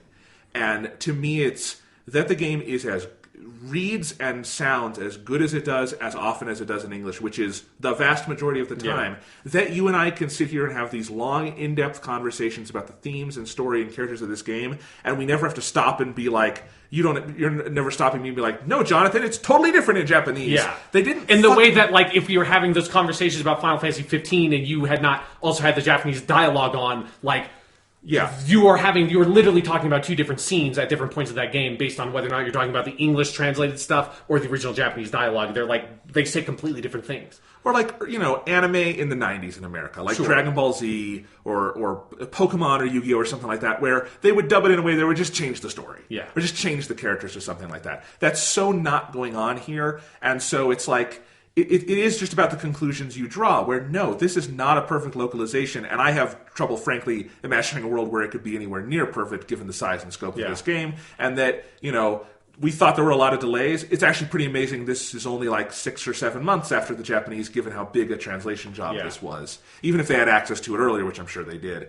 But, like, you know, are there things that could be better? Absolutely. It just annoys me that people want to damn it for that when there's so many good things in the localization. It is so readable, and it is so, you know, they translated everything, and I think they put such hard work into it. Like, all the things they translated about, like, the graphic design of the game that we talked about the first episode, I feel like that does not get enough credit of, like, that, like, they had to change a lot of the menu stuff, obviously, to convey English information. They had, like, they put English sound effects into the game instead of the Japanese ones. They put, like, they translated all, like, the blurbs and kept all those. That's, like, there's a lot of, like, really complicated stuff going on in the localization that, again, most games don't even really have to deal with that. You just kind of have to translate the text, and, like, if you're doing voice stuff, you have to do voiceover. But you don't have to, like, translate graphic design elements that frequently. You don't have to translate, like, sound effects popping up that frequently. Yeah. And that's stuff they did really well. And I would also say the voice acting is, by and large, utterly fantastic, as it always is in the Persona dubs. Yeah. You know, and they also gave you, you know, dual audio and all this stuff. I don't know. Yeah. It's... Yeah, it's as often happens with internet analysis, people really want to focus on the trees and not the forest. Yeah. But there's one other facet of the localization stuff that I want to like sort of talk about a bit more, which is this stuff I wanted to talk about last week that we didn't really have time to, and it was like before the like Polygon article hit, and then after the Polygon article hit, like a lot of other articles hit. And there was also stuff that like NeoGAF had a big thread and all this stuff. But like 2 weeks ago, or a little over 2 weeks ago, there was a Kotaku article that I think is like really bad about this issue, and it's called "This Might Be Persona 5's Biggest Localization Fail," which is the most like big fucking title you could make about this issue.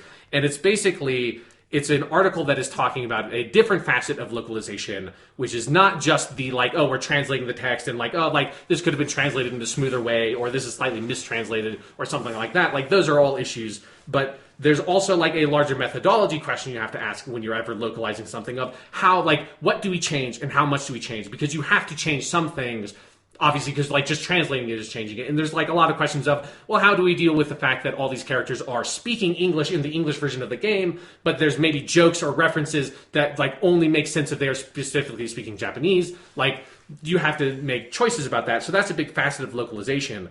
But this, I know what you're going to say. Yeah, this article is basically it's analyzing, and it's based off of a tweet that a game designer named Nathaniel Chapman made. No relation. This is one of the few other people in the world named Chapman. You don't run into that last name that often, I feel. But he basically made a tweet about a question that was asked in the game in a relatively early part that's in the Kaneshiro dungeon. So it's from Dungeon 3, which is about a shogi board, and the shogi board. Shogi is basically like Japanese chess. It's not 100% the same, but it's based on the same game, like from hundreds of years ago. And each shogi piece is like a sort of wooden pentagon that has a kanji character on it. Mm-hmm. And in shogi, if you move your a piece over into the enemy territory, they can be promoted, kind of like in like checkers. If you get your checker all the way to the other board, and it can be kinged. So, but like different shogi pieces can get promoted, and when you promote them, you flip them on their opposite side. On their opposite side, there's another character. So the question is about the pawn piece, and its flip side has a character that's this very simple character. And the question is basically, like, what is this character? What is like this character's like as a cursive version of what kanji? Because it's like a sort of like diminutive version of a like ancient kanji, and it's a small bit of like shogi trivia that most Japanese people would have no idea about, in the same way that like most English people have no idea anything about chess. And so like it's that kind of question, and the answer to the question is gold, which is important because because most of the test questions are actually related to whatever's going on in the story. What was going on in the story is you were fighting a dude who was just obsessed with money. So basically, that is what the question was, and the whole kerfuffle was about, well, how is in an English version of this game, how is anyone ever supposed to know what anything about like this question is actually asking? Because you're not going to know anything about shogi, you're not going to know anything about kanji, and they basically, I'm going to read the kind of the last two paragraphs, because there's like this whole argument being made. And so here's just the last two paragraphs of this article.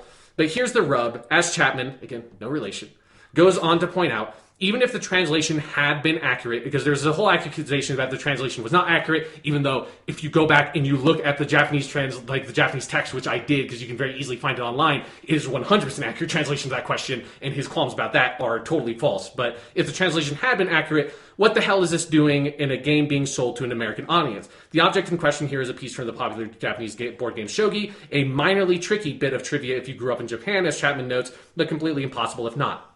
In this case, leaving the question exactly as it is in Japanese would fundamentally alter the player's experience. This is where the art of localization, as opposed to straight translation, would preserve the experience. Had the question simply been removed and replaced with a question about, say, the origins of chess piece, it would have given American players the same type of challenge as is being presented to Japanese players here.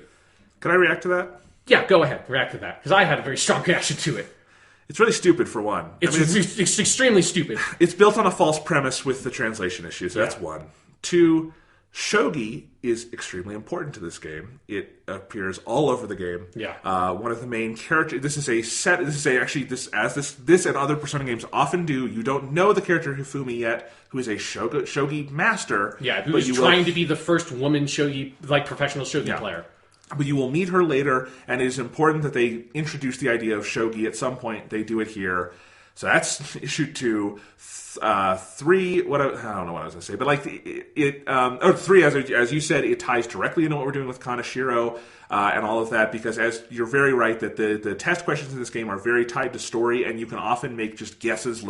I don't know what that kanji is, but gold makes sense because that's a thematic thing going on here, because I just did the palace where we're in a literal vault of Scrooge McDuck gold. Yeah. So all of those things, and this game is so rooted in Japanese culture and in those ideas that no, it would not be good localization to just change that to an American thing. That doesn't work. In fact, Persona 3 tried that a little bit in its localization back in the day, and those are the roughest parts of the Persona 3 localization, as I'm sure the team at Atlas USA would be the first to tell you, because the parts where like they try to refer to people as sophomores and juniors and seniors, for instance, makes no sense if you know the actual Japanese school system. Because there's just this whole mysterious implied freshman class because you're using English in American like denominations of high school grades, that like there has to be a freshman class or there wouldn't be sophomore, junior, and senior. Where are all the fucking freshmen? It's the biggest mystery at the heart of Persona 5. I haven't solved it to this day.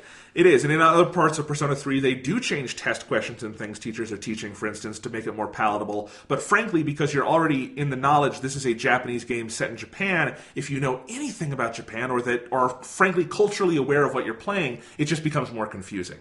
So, also, if you know anything about Persona, all of the games are full of test questions that English or Japanese you're never gonna know off the bat. Most of the fucking questions in the game have nothing to do with like specific Japanese references, and you're like the first question in the game is about like Plato's theory of the tripartite soul or whatever, and trust me, when you're fucking playing this game in Japanese for the first time and you run into that as the first test question, you're like, this is intimidating as shit. I'd like have to find a way to fucking Google this question to figure out what the answer is in Japanese. Yes, and they even have that network feature, which is cool, where you can see what other people have answered, and you can use that if you want to. So the game, that is just such a fundamental misreading of Persona in general, of this game in particular, of the specific circumstances around, I think, what good localization is, which for me, cultural preservation is a huge part of that. You know, if I ever see subtitles on a movie that change the local denomination of money into, like, dollars or something, go fuck yourself. That's impossible to figure out what you're talking about at that point, because that can change on a whim. So, just...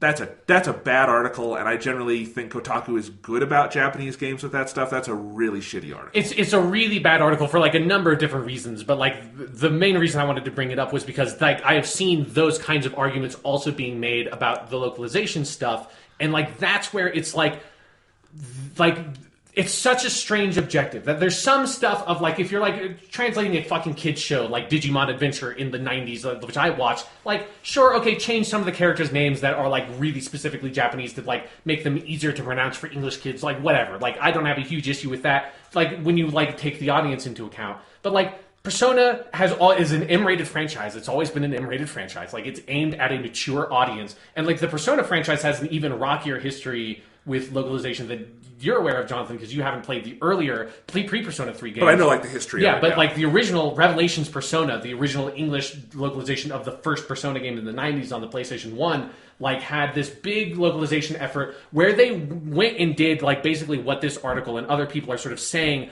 the objective of localization like flat up is, which is to try to preserve the experience of this game as like for a hypothetical American player, as if they were like experiencing it the exact same way a hypothetical Japanese player would be experiencing the Japanese version. So to take this, like what they're saying the localization effort and like objective is to take whatever this experience is that a hypothetical average Japanese person has with this Japanese game, and take that experience and translate that experience to a like the same equivalent experience, but for a hypothetical American player of this Japanese game. And that's an absurd thing to try to do, specifically about something aimed at an adult audience that is so inextricably tied to Japanese culture, history, society, and politics as a game like Persona 5, which, as far as like any video game I've ever played, or like kind of almost like anything I've ever seen from Japanese culture, is so tied into the specific issues facing contemporary Japan that like the idea of you trying to do that leads you down the path that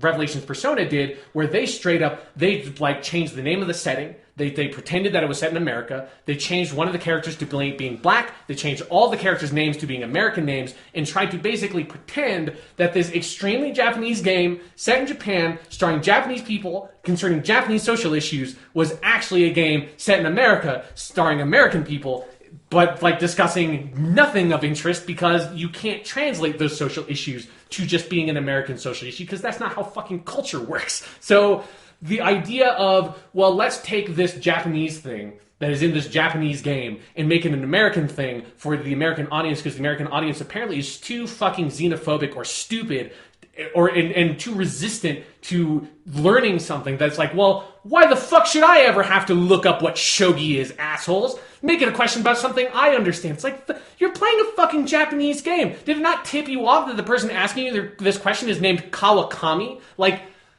look up shogi. Take this opportunity to learn something about the culture. Like, that's why you should be playing a game like this. It's if I had not played Persona 4 and Persona 3, I wouldn't have been able to play Persona 5 in Japanese because I would have never taken those fucking classes. Because one of the things that got me, like, put me over the hump to actually try to learn it was because those games got me so interested in the culture and in the history and the society of Japan that I was like, okay, this is something I want to do, is like get closer to that and sort of like figure out what that is because it's so fascinating because it's so different from where I come from in all these different places. And those games giving me that window and that opportunity, like, it has changed my life in like a significant way. And because Atlas USA in Persona 3, 4, and now 5 has been so generally dedicated to keeping those cultural things intact so that an American player can actually get a window into that culture. Like, just something as small as that these games use the honorifics. Yes, or like, like Persona 4, you hear people say senpai, and you're like,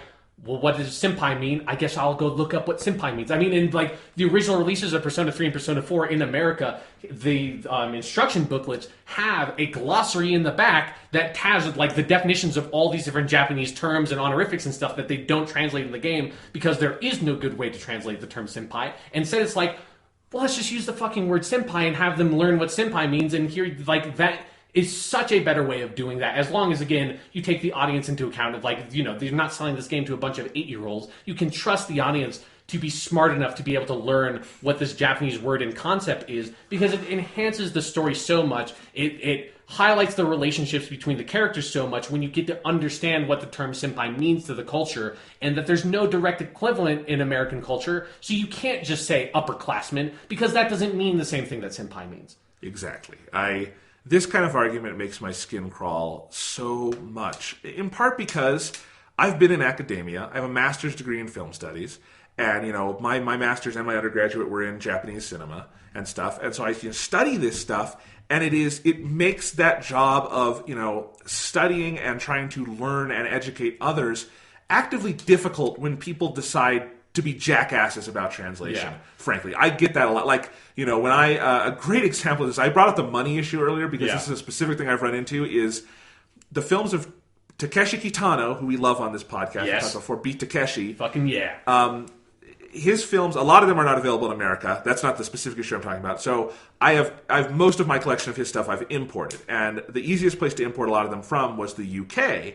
And so I have his first 6 films, I have the UK DVDs of those. And the subtitles on those films are awful, and there's a lot of issues with them. But one of the easier issues to point out is that whenever money is cited, and in Yakuza films, it's actually pretty good to know what they're talking about in regards to money. Yeah. For obvious reasons. It tends to be a pretty significant part of the plot. Yeah. When you're watching a movie about organized crime. Yeah. The way you should translate that is if someone says 600 yen, you write in the subtitles 600 yen. Yeah. And you let the viewer figure it out from there. Yeah. If you really want to go beyond, you can maybe put a little translator note at the top that says the conversion rate is roughly blah, blah, blah. If you really want to do that, you can do that. If you want to be cute, yeah. But what they did on those DVDs is they translated it to pounds. And so whenever they cite money in those films, I have to turn off the subtitles and try to listen, and sometimes it's hard because these are films from the 90s and the audio isn't great. Yeah. Of what is he specifically saying, the number of yen? Because that means nothing to me. I would have to figure out what the exchange rate was from yen to pounds, not when the movie was made, but when they made those subtitles. Yeah. And it means nothing because that changes so often, and it's like, him saying he needs 24 pounds from this guy, the Japanese Yakuza dude saying that is so ridiculous. ridiculous, but that's the same translation philosophy we're talking about that article preaches. Plus, it also, like, egg on your face when all of a sudden the next Yakuza movie from Takeshi Kitano is set in the UK, and he's having to ask some people for yen and other people for pounds. How do you even deal with that now, assholes? Yeah, no, I mean, it's a real issue, and, just the goal of translation and localization should be just to make it as clear as possible. I think that is the one North Star. Not to scrub out all the cultural influence. Again, like, the only places, like, if you take into account audience stuff, like, I think, like, for kids programming, there's some stuff you can talk about there, but, like, especially when you're talking about, like, adult entertainment, why have to, like, can you really not trust your audience to be able to figure out what fucking yen is? Like, is it such a big deal that you have to go out of your way to try to translate that? Like, it's a really interesting, really fascinating process trying to translate Japanese to English or vice versa, because they are so utterly different languages, and, like, it's something where I have the greatest and utmost respect for anyone who does that professionally, because it is a incredibly hard job. Like, you have to make so many tough calls all the time. I think, like, 9 times out of 10, or, like, more like 99 times out of 100, if you're like stuck on a fork and your, like, pathway is, do I try to Americanize this, or do I, like, try to find some way to convey, just convey the Japanese culture of it, instead of having to, like, sort of alter it to something that's American. You can just stick with the Japanese culture of it, because that has the opportunity for the audience to learn about Japanese culture if they're not already familiar with it. Or if they are familiar with it, it's not going to piss them off. Art is one of the greatest, maybe the greatest windows unto culture. Yeah. And the reason we study foreign games and films and books and all that is to get those windows onto culture and to other aspects of the human experience. And the goal of translation, again, should be clarity above all else. Sometimes clarity does mean you have to change things a little bit, but sometimes it means you just leave it as is and expect people are smart enough to figure it out. Yeah, like I, just went through the experience of reading Romance of the Three Kingdoms and now watching a admittedly poorly translated the subtitle version of that, like, very hard to find DVD release, which I have no problems with. Like, I was not expecting that to be some flawless fucking subtitle treatment of that thing. I just am happy to be able to watch it at all, because it's also, that's a lot of work. Someone had to do a lot of work to translate fucking 84 episodes of this goddamn TV show. But, like, one thing I really loved about reading Romance of the Three Kingdoms and now watching the show is getting this window into Chinese culture, which is the kind of stuff that got me into playing Persona and then watching anime again as a thing that, like, because I went through a big period in, like, high school and stuff where I didn't watch any anime at all when I watched it all the time, like Dragon Ball and Yu Yu Hakusho and stuff when I was a kid. And then when Crunchyroll came around, played Persona, started watching Crunchyroll stuff and be like, oh yeah, like, I can learn this language, I can learn pieces of this culture, this is so interesting. And now I'm getting a little bit of that with Chinese culture. And I'm just thinking about, like, if you had this translation methodology, like, there's all this stuff, if you, like, took all these phrases that they say in Romance of the Three Kingdoms that are, like, I presume are just, like, Chinese sayings, that, because they say them all the time, that don't have an easy American equivalent, but you tried to find, like, some English equivalent of them, I would then go through life without ever, like, being able to, like, encounter a situation and think, like, oh man, he's really trying to throw an egg against the hard rock this time, huh? Because that's not a thing any one American person has ever said ever in their life, but it's an amazing fucking saying to say about, like, someone who's trying to go against you in a battle and they have no idea what they're going up for because you're way more powerful than they are. And I love that saying to death, and I would never know it if they had used this localization methodology. Yeah, I mean, the thing that got me into Japanese culture, weirdly, was not watching Dragon Ball as a kid, which I never got into. Yeah. But a little later in life, like when I was in middle school and high school, so still a kid, but, older kid, like teenager, was watching Dragon Ball Z in Japanese on, like, the DVDs with the subtitles. And, Funimation, I can criticize things about their dubbing methods for Dragon Ball or whatever. I think they've come to a very good place with it at this point. But for those subtitles, they allowed this translator, Steve Simmons, to do a very literal, very clear translation of Dragon Ball where he kept the honorifics and he was very good about making it as clear as possible, like, didn't even translate the puns that, like, Kaio-sama would make, like, the note you're talking about, like, this means this. And I mean, I realized that as outlandish as Dragon Ball looks, it's very, very rooted in a lot of Japanese things. Yeah. And so I learned so much about, honorific systems and about how different ways of speech are used to build characters in Japanese. And which is huge in Dragon Ball, for, like, Goku in particular. Yeah, absolutely. And it was so fascinating for me. And I just think, I've always said, what a gift that Funimation did that literal translation for their subtitles. When they had a big anime, they very easily could have just had, the subtitles, be subtitled English, like subtitles of the English dub or something. King Kai and stuff, which they actually did in the very first DVDs, and they very quickly changed that. But what a gift, because I think me and a lot of other people learned a lot from that. Yeah. And that is, as culturally Japanese as Dragon Ball is, there are a mini anime much more culturally Japanese than that. But what a great stepping stone, So that's where a lot of my thoughts on translation were frankly formed, was watching Dragon Ball with subtitles. Yeah.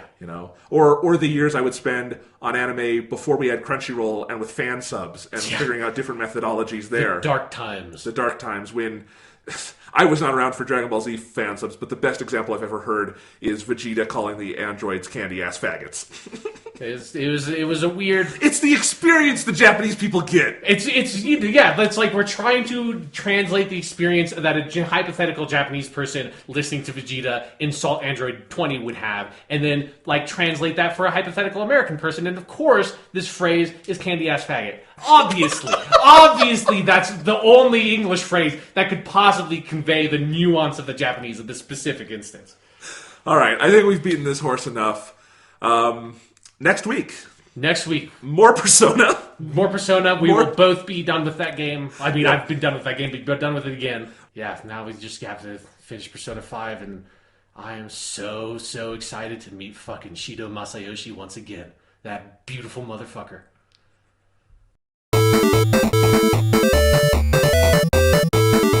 Hello and welcome to the Weekly Stuff Podcast with Jonathan Lack and Sean Chapman. We are here as always to talk about stuff. This week on the show, more Persona. 4 weeks in a row. This is going to be our, not our final talk on Persona 5. We're definitely going to do more next week, I think. But this will be our last section of the spoiler chat because we both finished the game. Yeah. You finished it again. Yes. Yeah. And so we're going to talk about the end of the game. So if you have not played through the end of Persona 5, get on that. It's good. Yeah. It's also very long, so it'd be utterly understandable if you are not at the end of that game yet. But that's fair. That's totally fair. So, Persona 5. Persona 5. Spoilers from here on out for all of the game. Yes. If you haven't played it, if you haven't seen that Morgana is actually Pikachu in disguise. I mean, obviously, it's the voice actress. It's why they cast her, and I can't believe I didn't see that the whole time. It really is amazing. If you haven't figured out that giant spoiler, stop, go, keep playing the game. You might have to wait to listen to the rest of this podcast for many hours, because who knows how far you are in the game. It is very long, and you might not be as obsessive with it as we are. But Persona 5, spoilers in 5, 4, 3, 2, 1. But seriously, the Pikachu reveal was like, holy shit.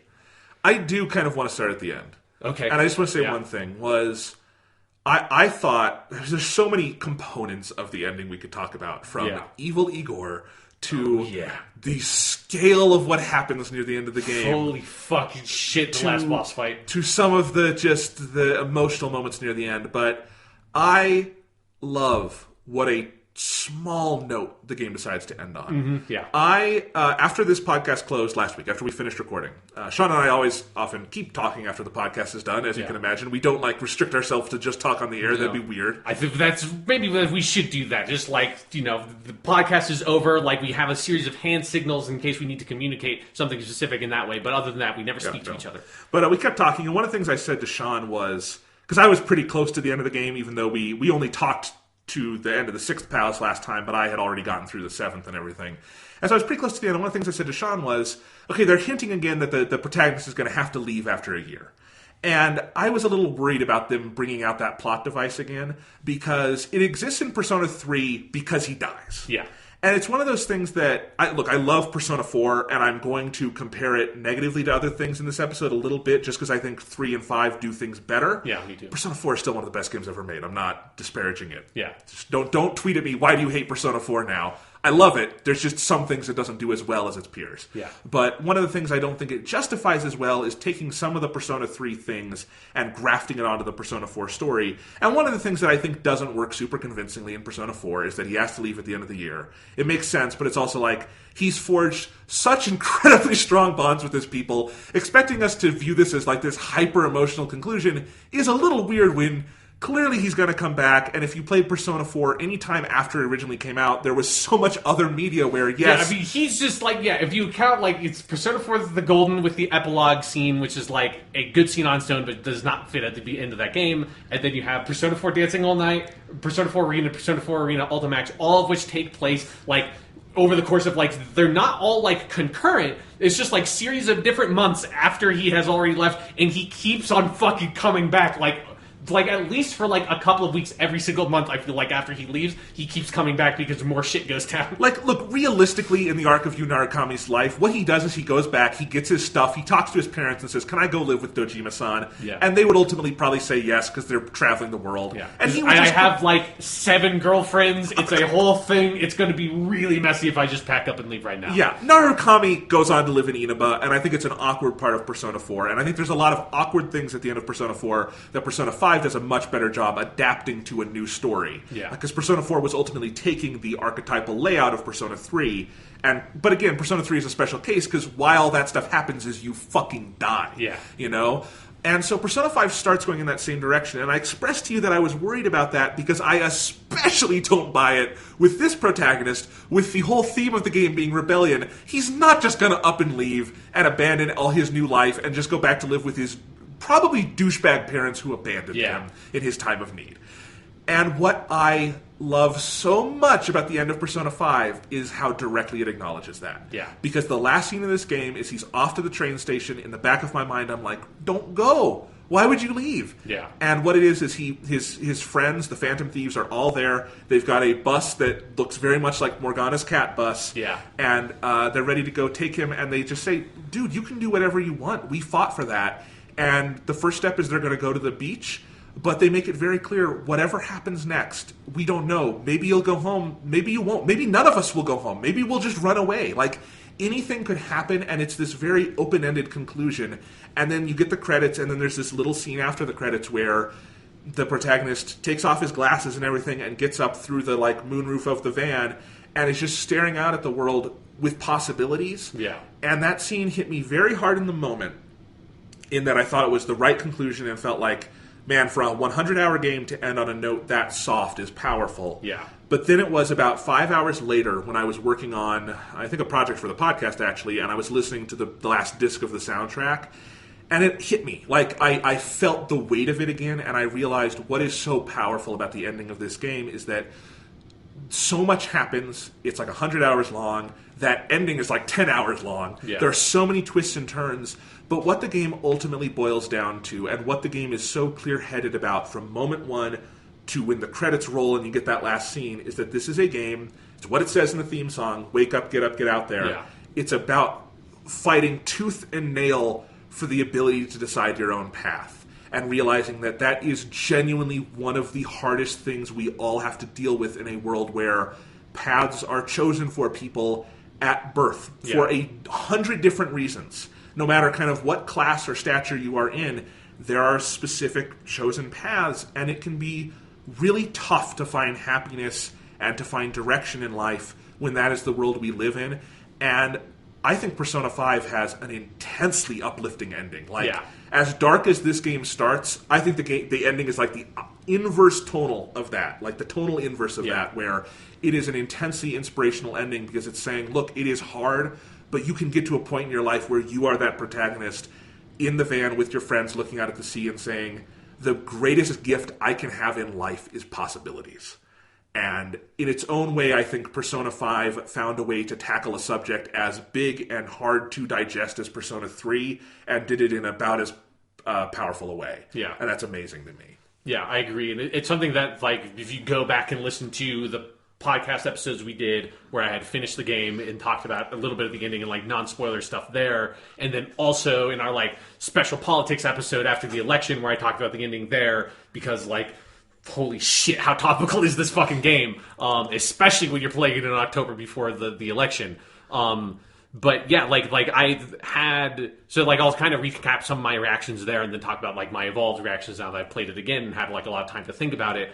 Is my first time through, like I enjoyed the ending and I liked, especially, and I love that it has as protracted an ending as it does. You know, like this is actually, there's a really good piece on Waypoint by Austin Walker about, and this is more specific about open world games, but I think like long games in general have this issue of not having denouement. That like they don't have this element of like that lots of stories have, and particularly like books do a good job of this, and it's something that's a normal part of the plot structure of a book. Is after the climax, there's like the period of falling action, and then like this like softer resolution then that is like the action climax or whatever. Even if it's not an action story, it has like these sort of like big climax moment or whatever of like the sort of culmination of the tension in the plot. But then you have to have that falling action, especially if it's a long story. And if it's a long story, it needs to be longer. And like that's something that like Legend of Zelda Breath of the Wild, I think, has an issue with. Like when you in that game, it just stops and it feels like give me time to like go into the world or something and see the world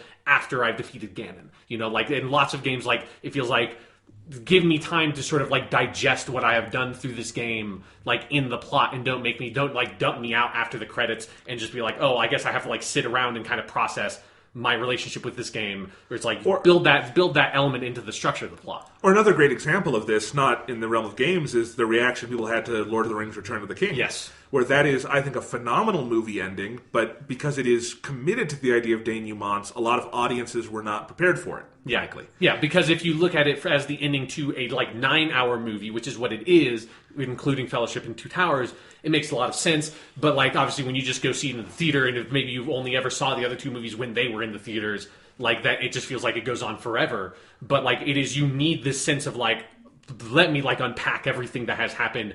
Don't just sort of like throw the ring into Mount Doom, then like, oh, we're gonna die. Oh no, we're in Rivendell. We all lived.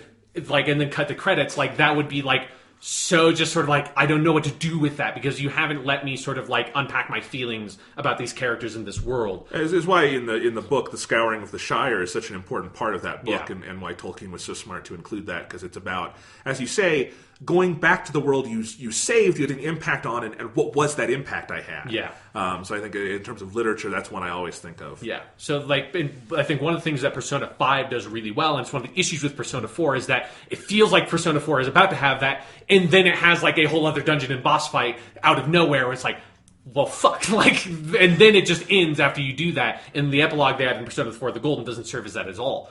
But in Persona 5, it's like you've beat the boss on Christmas Eve, basically, and then you have like this whole stretch of time that like you know you don't go back to normal gameplay, but like you go from Christmas Eve to then spending Christmas to then having like you know, I think like December 26th, like there's like a lot of cutscene stuff there, and then it starts skipping to New Year's Eve, and then like you get all these little scenes with all these other characters and stuff that will impact like how they're doing all of that. But you have like a good like hour and a half basically of like story and like little tiny things that happen from you defeating the last boss to the end credits rolling and then to the last scene. So I really loved that the first time I played it. Loved it even more the second time. But like the first time I went through the game, when like when it hit credits, I had this distinct feeling of like, is that it? Like, because it feels like it's a good like sort of like, I like the sort of larger framework of the ending, but at first I was like, but this feels like it's too soft of an ending. It's like it just sort of like stops.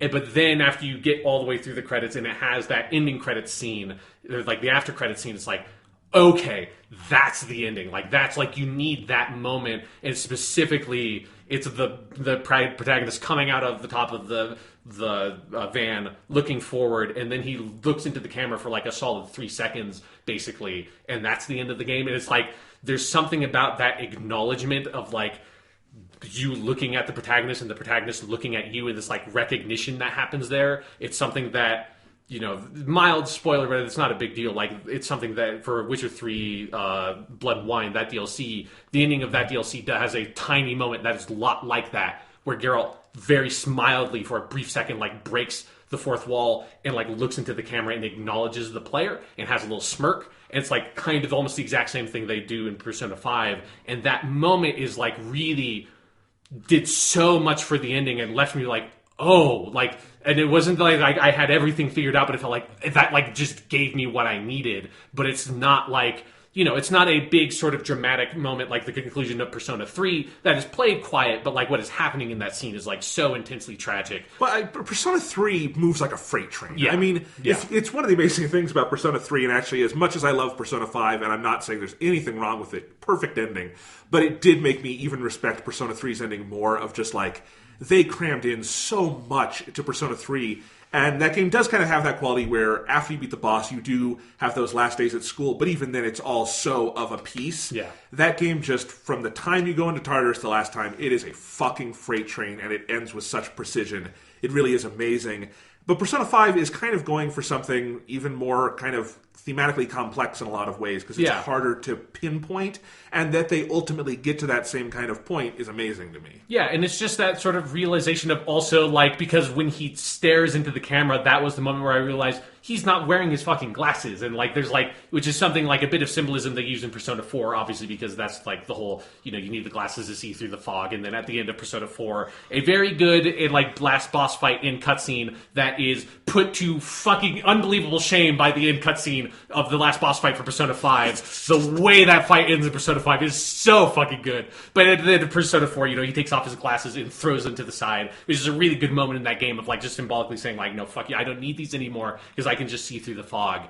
Yeah. But here, they just call out that very subtly, and it's something that I feel like that's one of the reasons why he stares into the camera is very specifically to get you to notice his eyes, because you're staring right at his eyes and being like, oh, he's not wearing his glasses, like he doesn't, like, sort of borrowing that metaphor, as this game like borrows a lot of specific elements from all of its predecessors in the Persona franchise, which it like wears on its sleeve up front with like the 20th anniversary logo that goes through all the games. Like, especially if you have played all the Persona games or even just some of them, I feel like this game is very specifically wants you to think about how it exists in relation with those games. Oh, absolutely. And so it's like it's borrowing some of that symbolism, which I like a lot, but it's also just like I love like the musical note it ends on, that it brings back up the original theme, the opening theme song, Wake Up, Get Out There, and then like it has like the Finn like pops up at the very end, and then you get the in a game with this much French, you have to end with Finn. Yeah, exactly. And then it has the little trophy pop up that like is, I love the trophy screenshot is his like head like staring out of the top of the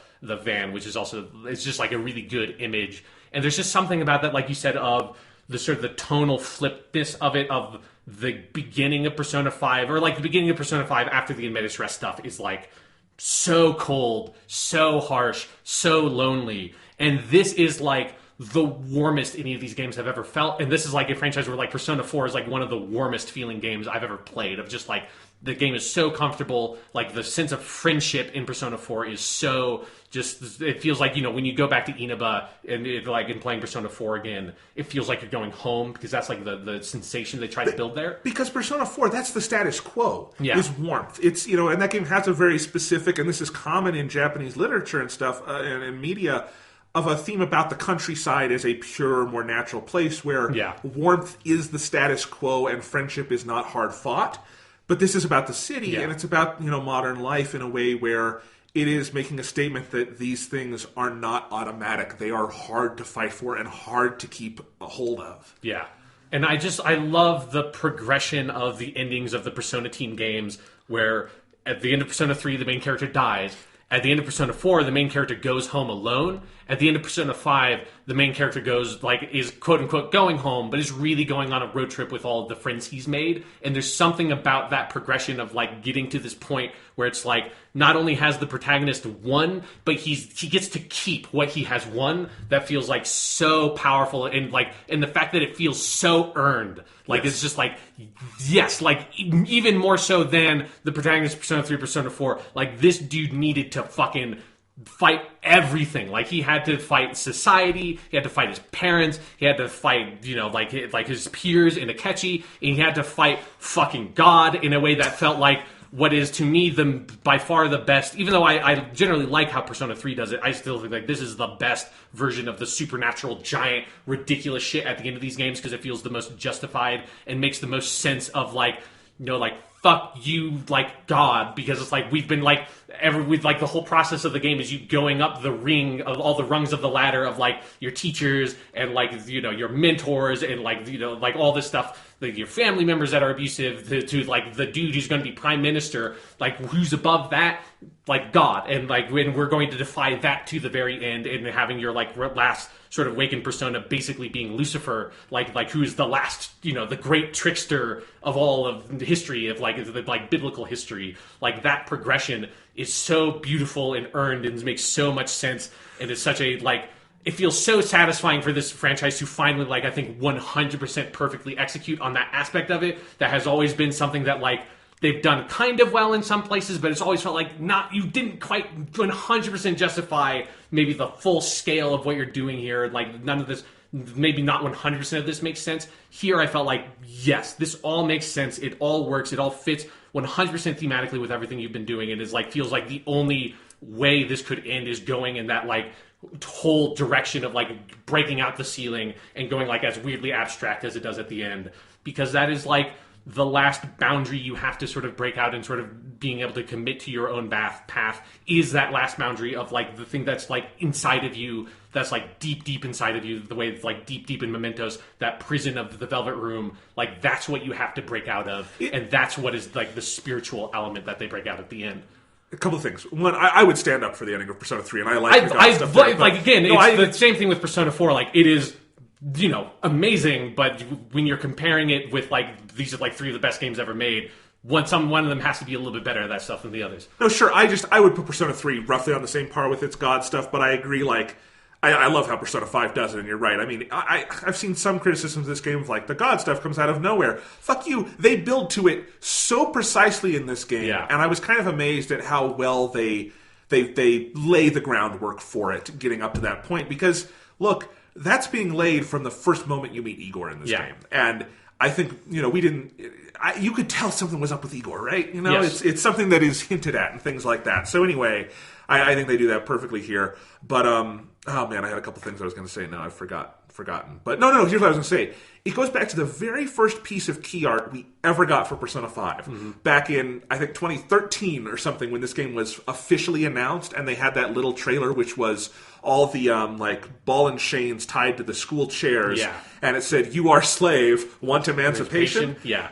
That is the theme of the game. That is the idea of going from a state of being kind of enslaved to the system and to your own senses of limitations to genuine freedom, which is internal. It's about an internal battle. And, I think that's where this game thematically is just so amazingly on point, is everything in it is about that internal strife where it's an expressionistic game. It is about taking the things that are going on inside this main character and inside of society and making them externalized through the aesthetics, through the narrative, through everything that happens until they kind of fuse at the end. And Yeah, and to me, that's the most important thing about the ending of the game is you have that unbelievable scene where Morgana's floating away and gives his last speech. Tears. Oh my God. There is no such thing as the real world. The real world is made by your perceptions and your relationships with the people around you, and gives that speech as he fades away. And then Mementos and the quote unquote real world is fused because they were never meant to be separated in the first place, because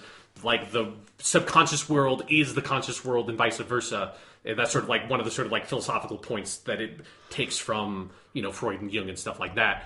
But going from that point then to the ending of the game, you have a good hour or whatever it is of time in the world where they have lost their powers and there's no more of the supernatural shit going on. It's just the normal world. And I love the sense of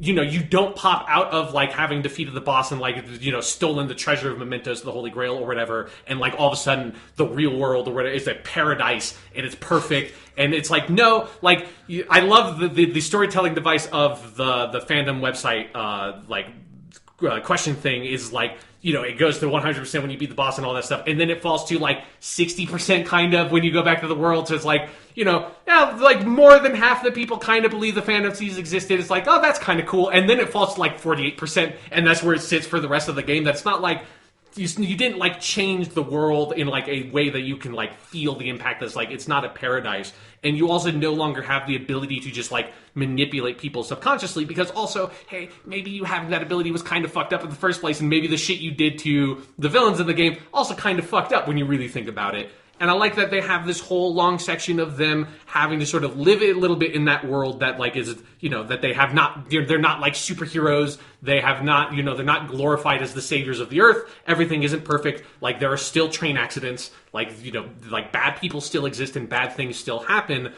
But you now have, all these characters now equipped with like the fortitude to be able to live in that world and affect change in that world the way that we can affect change in the world we live in. And that's what they accomplish by having, all the different characters sort of have to petition and work their asses off to get the main character out of jail, like as a grassroots movement. Like that progression, I think, is one of the things that makes the supernatural stuff feel as justified as it is, because it doesn't just lose its, like, it doesn't put its head completely up its ass in the supernatural elements and just sort of like leave it there and feel like, oh, like, I kind of see what you're going for, but it's so fucking broad and like weird, and it feels like, like the end of Persona 4, the philosophical stuff there feels like I kind of don't really see how you're going to try to mesh this back onto the real world all the way. Like I get all the philosophical arguments you're making, but they don't feel like they fully like relate to the existence anybody actually lives in. Whereas here they're like, no, like we're going back to the real world, and this is how these characters can and do live in this world and like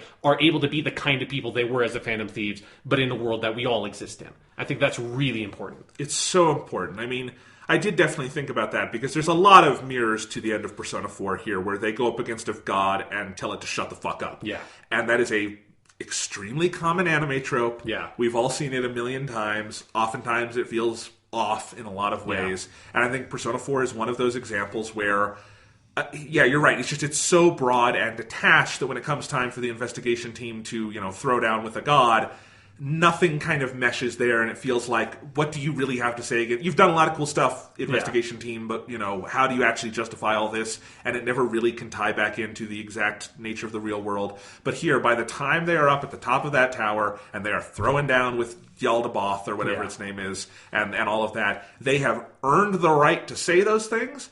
And when the dust settles, they continue earning it. Yeah. And that is really, really, really, really important because this is a game about literally changing the world. But its ultimate point is you can't just change the world mystically with all this. It's that mystically it's hard work, and in the real world it's hard work. And I love that, why do the months pass in this game at the end? It's because you're in juvie. Yeah. And you've had to sacrifice yourself for that, and your friends are out there fighting tooth and nail to get you back. Yeah, it's something that it reminds me of the people who listen to the podcast. If you've been listening for like the past couple of months, know that I have become a big Gundam fan. And there's like a interesting thing that happens, and there's this one Gundam series from like the turn of the century called Gundam Seed that is really good and an interesting like update of the series. And then they made a sequel show of that called Seed Destiny that is like probably the worst Gundam show there is. And one of the reasons why it feels like that is at the end of Mobile Suit Gundam Seed, as at the end of most Mobile Suit Gundam series, like there's a giant, massive conflict because it's just, it's a franchise built on war stories. And so there's like two sides fighting against each other. In Gundam Seed, like the main characters all sort of create a third party that's trying to just end the war and isn't fighting for any specific side because they find the ideologies of both are bad and they're just fighting to like create a peace. And at the end of Mobile Suit Gundam Seed, they succeed and the story's over. It's like, oh, that kind of makes sense. And then it was so successful they had to make a sequel. And one of the reasons why the sequel is as fucking annoying and bad as it is you like it cuts to like 5 years later or whatever, and you find out that like the ceasefire between the two factions has been kind of standing, but obviously it starts to dissolve and conflict sparks up again. And one of the reasons why conflict starts up again, and one of the reasons why it's so annoying, is because all the main characters from Mobile Suit Gundam Seed, you find out, have been doing nothing in the interim and have left up basically everything to like both sides to just sort of like exist with the ceasefire. And literally the main character and his love interest are like living in some like backwater fuck off nowhere place, like raising orphans. And it's like, you fucking assholes. Like that's not the point. Is not you win the battle and then it's over. The point is what happens after the battle is you have to work hard. You have to like work hard to keep that peace and to like make it so that the change you have affected is a lasting change. And like it's something that like that show never addresses, and it's so insane that like they make all the original characters utterly hateable because they ruined everything they worked so hard to gain. And that's one of the things that like Persona 5 I think accomplishes that so well, of like, yes, you won the battle, but that's not the end, because it never ends. It's never just done. Like when the credits roll, it's not just over. Like, all this work has to be done with the fallout of the story. And that's where, the denouement structurally comes in. And here you get that in, we are going to have to fight hard to keep the change that we have made in the system. Like Sai, Makoto's older sister, like, she's going to have to fight hard, now becoming a defense lawyer, to keep that change a thing. Like, all of your confidants are going to have to fight hard to make sure that justice is upheld and the society is the society you want. And you get that sense at the end of the story because you have seen them fight that way, like with this grassroots political movement to get you free. That, like, after the credits roll and after that in cutscene, these characters are keeping going to fighting for that stuff because they've shown that that's what these characters know to do. And that's the social level, but there's also this, personal, interpersonal level of just fighting to have that personal freedom of making those decisions, whatever they are. Yeah. And I love that this game very much sees those two things as they are in real life, very interconnected. That you can't separate the political from the personal or the social from the personal. These are all of a piece of one another. And, that protagonist looking out upon the sea and everything, that stands in for every individual playing the game and the society the game exists and has entered into. Yeah. And that sense of a new dawn and the idea of having the freedom to make mistakes, to do the right thing, whatever that might be, and that being the gift. Yeah. Yeah, there's something also about the message at the end of, like, the political side of it that I feel like is so smart and ties so perfectly into the, like, core Persona themes about, like, bonds that exist between people, is that I feel like one of, like, the main political message that the game has is, like, yes, the youth feel disenfranchised in, like, democracies. Like, that's absolutely true now. It's probably been true for a very long time, if not maybe forever, for every democratic society that has existed. That's like, sure, I can make a vote, but, like, even in a country of Japan that has a relatively smaller population than America, even then, your vote is like one out of a million or whatever, which is a number that's so statistically small in most circumstances, you wouldn't really acknowledge a, like, 1/1,000,000th of a number as actually really being a thing. You just call it zero because it's so nothing. And that's something that, like, anybody living in a democracy has to sort of grasp and, like, understand that and sort of deal with that concept. And when you're first sort of becoming politically aware, I think it's, like, very easy to become completely sort of disenfranchised by that feeling and disempowered by that feeling and choose to sort of ignore politics. One of the reasons I think is probably the core reason why most young people just don't vote, because they don't feel that they have any sort of agency in the political system. And I like the thing that Persona 4 sort of puts there is... Persona 5? Persona 5, sorry. What it puts out there is, hey, like, yes, that maybe kind of is true in a way on an individual level, but, like, democracies aren't actually built on an individual level because no one man is an island, no person exists on their own. Like, these systems and, like, society is built by the connections that exist and the bonds that exist between people. And what you need to do to have power in that system is to have those bonds in that system. And it's like what you do as soon as you get into Tokyo and you have nothing is you start making those connections with people that all over the place, all from people of all different kinds, like, walks of life, and you help them and they help you. It's one of the things about the confidant system I love is that you get just as much out of, like, helping people in terms of, like, mechanical benefit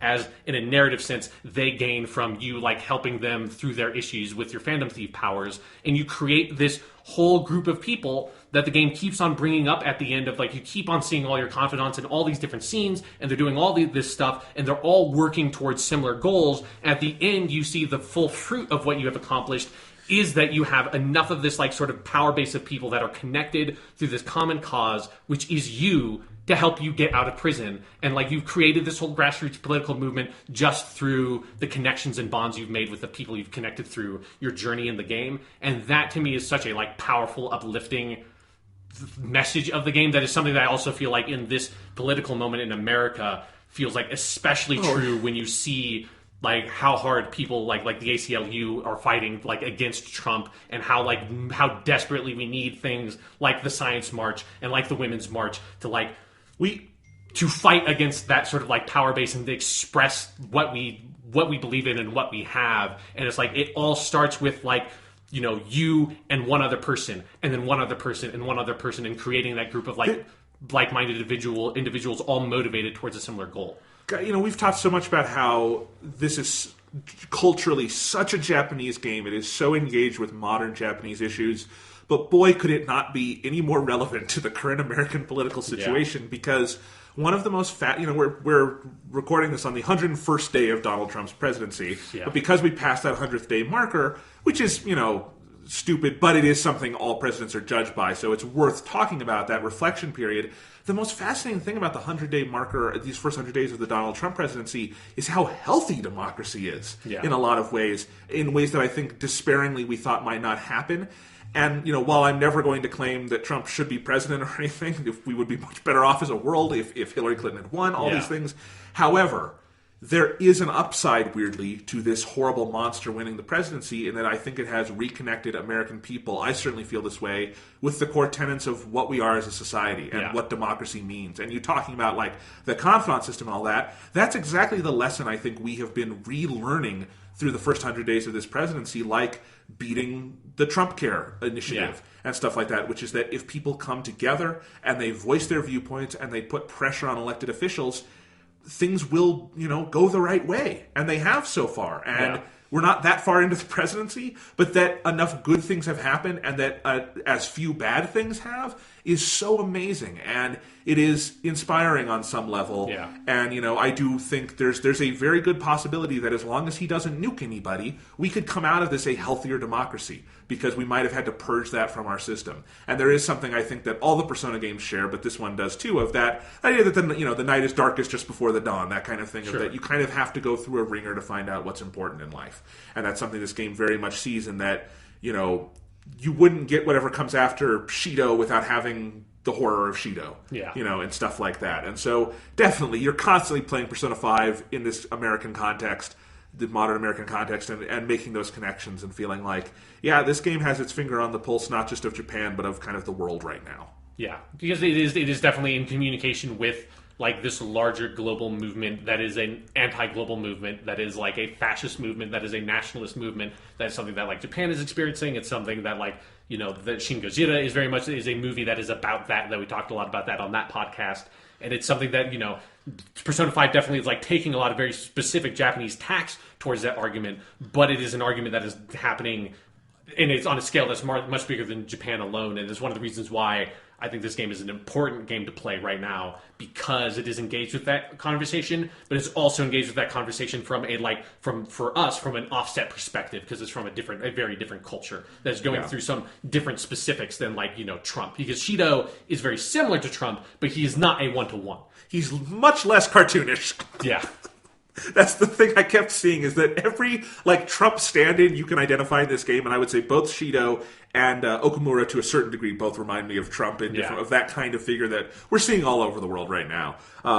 But, like, he can put a sentence together, he doesn't want to fuck his daughter, like that. Yeah, you can kind of see how people would be able to buy the shit he's spewing, because he is mildly convincing, if the shit he says is awful. Why Shido is a good villain is he's genuinely good at what he does. Yeah. He's not a good person, but he's talented. Yeah.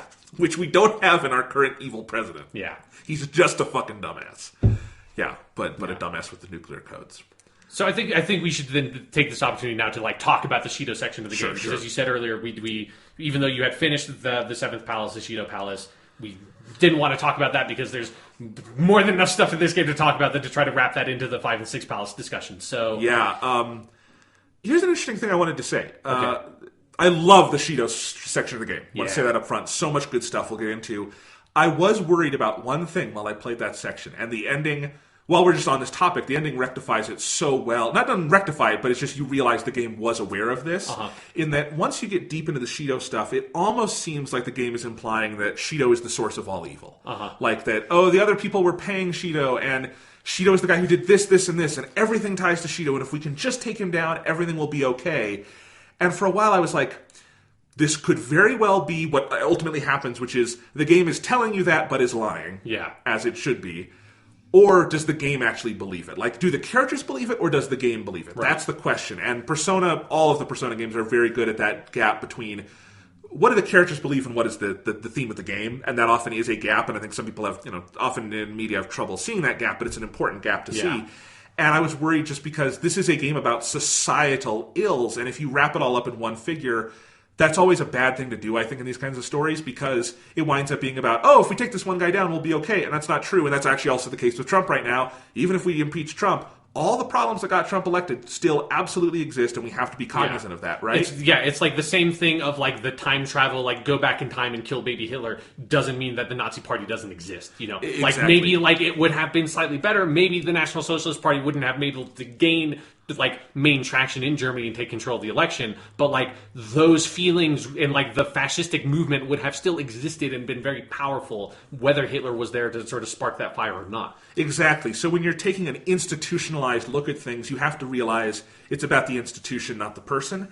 And for a while there, the story and where the characters are going really puts all its chips on Shido of like, he is the root of all this evil. Yeah, as you're going through the dungeon, you're like encountering all these different figures that are like different people that have been working for him that you realize like, oh, this is the dude that's been behind all the hacking incidents. Like this is the dude who's been like running the organized crime and is funneling money to him. And it's like all these different things you've been hearing about, different sort of crimes and things happening in the city. You realize, oh, like it is all this sort of like vast network of different powerful individuals manipulating things. And it seems like because you're going through Shido's palace, at the core is Shido, and they're all trying to like prop him up to be prime minister so that they have full control of the government. Yeah, and so I was really enjoying this section of the game. Stylish as hell, lots of cool stuff happens. But in the back of my mind, I was like, I hope there's more to this, because that's not what this game is about, and that would be, I think, a fundamental misreading of the game's own themes. Yeah. And of course, you should always trust the Persona team. They know what they're doing, because as soon as you get out of that palace and Shido makes his confession, the game very much takes a very hard, very intentional turn into, they were wrong. Shido is a source of evil, but he is not the source, and there is so much more to it. And you cannot fix it by taking down one guy. You cannot fix it by taking down 100 guys. There is so much more to this issue, and that is the thing that protagonists ultimately have to grapple with. So in context, I think all the Shido stuff is brilliant, but it's kind of like what we talked about with the Okamura section, where, or other sections of the game where the game, or the Akechi section, I wanted to say, right, yeah. of like, is Akechi good, is Akechi bad, all these different things, where it's keeping you on your toes, where it is keeping you in thematic conversation with the game and making you ask, is this going in the right direction, is it not? And it wants you to be asking those questions. And I think it's just something I wanted to mention about the Shido section, because in context, I think it's so smart for making you ask those questions. Yeah, I'm glad you brought that up, because that is definitely something I felt the first time I was playing the game that I had forgotten I had felt as I was going through the second time, because I knew, obviously, that, you know, you get that scene, it's like a really good scene after Shido's made his confession, where it's like all the other people, like, who have been working behind the scenes with him standing there and being like, oh, what the fuck do we do? It's like, well, like, we can still, like, we still have all this research, we still have all this stuff, we'll just need another figurehead. And it's like, oh yeah, fuck, of course. Like, of course, like, just because you took down Shido doesn't mean you've taken down every other asshole that's been working with him. Because the whole thing you've learned through his palace is, like, on the one hand, like, the first time you're going through, you think the thing you're learning through the palace is that Shido is this brilliant criminal mastermind that is controlling everything in a Moriarty-esque way. What you're actually learning is, you're not learning that he is the spider that has woven the web. You're learning that, like, the web has existed. He's just, like, a person who's taking advantage of it, but the web already existed. He didn't build it. He's not in control of it. It's been there the whole time. That's the actual lesson of his dungeon that you only know after you've taken care of him. Which, again, that's like maybe the strongest connection point to a Donald Trump. Yeah. Of this guy who is the product of all these things, but by no way the builder of all these exactly, things. Exactly, yeah. Like, he was propelled there by forces way beyond his specific control. Or comprehension. Yeah. But yeah, I mean, it's really smart, because there's this whole pace to the Shido section that is so propulsive, where it's building to a false climax. And it's not like the many false climaxes of Persona 4, where it has kind of ending upon ending upon ending. It's very consciously, we're going to build to a climax that's going to feel unsatisfying, because you have, you know, that's where you get the Rivers of the Desert song, and just this giant boss fight, and so many amazing things happen, and then it's over, and you're like, wait, what? Is that it? And you're asking it, the characters are asking it, the game is wanting you to ask it, and then it kicks into the actual conclusion. And it is such a smart use of our own senses of how narratives go and how narratives are built, and that, frankly, a lot of stories that are similarly intelligent take the easy way out and have a Shido at the end, even though they shouldn't, you know? And Persona 5, because of its length and its, you know, game nature, has the ability to ask the hard questions. Yeah, and it's one of the things, it's one of the many things that I like about having mementos in the game is that you know that there has to be more. Like, you know that Shido is not the end of it because, like, you know there has to be some specific resolution to the memento side of the game that, like, seems like it's always in the distant future because you don't have any specific framework for how that thing is going to end. And that's one of the things that makes it so, like, I think that's one of the things that as you're going through the Shido Palace, it makes it easier to give the game the benefit of the doubt because you know that this isn't the very end, you know? Right. It's almost like when you're reading a book and you know, like, because you're physically holding a book, oh, right, there's like 50 more pages after this, obviously, or like in the instance of Lord of the Rings, like, there's like 200 more pages. Obviously, when they throw the ring into the fire, like, the story is not just over. There's so much more, and that knowledge in and of itself is really important in how you consume a story. Absolutely. So yeah, let's talk about the Shido section. Yeah. I mean, okay, so we basically wrapped up last week with all the stuff falling out of the twist. Yeah. With where you catch up to the present day stuff, the flash forward devices. Yeah, you find out Akechi is a real asshole. Shoots you in the head, but did he really? No, because you're really smart. You are really... I said this on Twitter, and I totally believe it. If the Persona 5 cast went to Inaba at the same time Yu Narukami did, they would solve that mystery in a week flat. Yeah. They are so smart, they are so capable, that would, like, Persona 4 would be a much shorter game. They need to get the animation team to just make a cutscene of, it's like the same, like, it's sort of like cutscene stuff at the beginning of Persona 4, but it's the Persona 5 main character, and when he gets to the gas station, he's shaking the gas station dude's head, and there's just like her hand, and this reverse shot of just like close up on the main character's face, and he just gives a smirk and goes, and you know he fucking knows, and it's like maybe it's like the whole game is the exact same, but the entire time you know that he knows, and he's like building this whole elaborate plan in the background because from the fucking second one he knows what's actually going on. Oh, absolutely. There would be a huge heist movie twist halfway through the game or something like that. Yeah, I mean, because it's worth noting, like, not everyone on the Persona 5 cast is Naoto, but they're all really smart. Like, even Ryuji, who's sort of like the punk of the group, he's a really smart dude. Yeah. He's not, like, book smart, but he gets what's going on. Like, compare him to Yosuke. Ryuji, I don't think would be sold in by the copycat killer thing. Yeah. You know, in Persona 4. Like, it's fun to compare. Like, the Persona 5 team is so ludicrously capable. Yeah, but they're like insanely effective at what they do, which is one of the things I love so much about them, is because they need to be for the structure of the plot, because they are so proactive in the plot of the game. But it's like, it is fun to think about, like, man, yeah, they would have the Inaba shit, like, just solved immediately. Like, Makoto would just, like, look at it and be like, yeah, of course, obviously it's this dude. Like, of course, no shit. Young detective, my ass. Indeed, it's kind of like having a whole team made of Naotos. Yeah. No, I would actually, if they ever do their Persona 5 spin-off, I want Naoto and Makoto to get in a room together and realize they probably love each other. I mean that's like my ideal fan spin-off is like Naoto has to like try to track down and catch the Phantom Thieves. Like that's just like would be so brilliant, like a spin-off novel or something. Indeed, she's a better detective than Akechi. Yeah. He's really just a dick. No, but there's more to Akechi, which we'll talk about. But anyway, you get through all the twist stuff, and then it starts building up again, where it's like, well, what do we do next? How do we turn? We've turned the tables effectively. This guy's dead, all of that. What do we do next? We're going to go after the source of this. They realize it's Shido. The main character realizes, oh, Shido's the one who fucked me over. Yeah. Which you as the player, I mean, I assume you were the same way, been aware of it from the moment you saw him. Yeah, yeah. Yeah, I mean, and in fact, to the degree where early in the game, before I kind of realized what the larger structure of the game was going to be, I thought Shido was going to be your second target. Because you meet him at the restaurant while you're looking for a target, and I'm like, oh, that's the guy who did that. Maybe that's the next thing you do. And I didn't realize the game had much grander plans for Mr. Shido than that. Yeah. But it did. So anyway, you get to that, you're going to go after Shido. It's really tough to figure out his palace. And when you figure out what his palace is, that it is the ship of Japan. Yeah. That is an amazing reveal. And the music on the Arc, it's called Arc on the soundtrack, which is just, it is, what I think of it as is the getting fucking pumped song. Yeah. Of like, we have gotten here, this is the bad guy, we are going to fuck him up, and this guitar lick is telling me that. Yeah. It really does an effective job at that. Yeah, it's a very, very good dungeon music. And yeah, I loved that reveal of, it's just...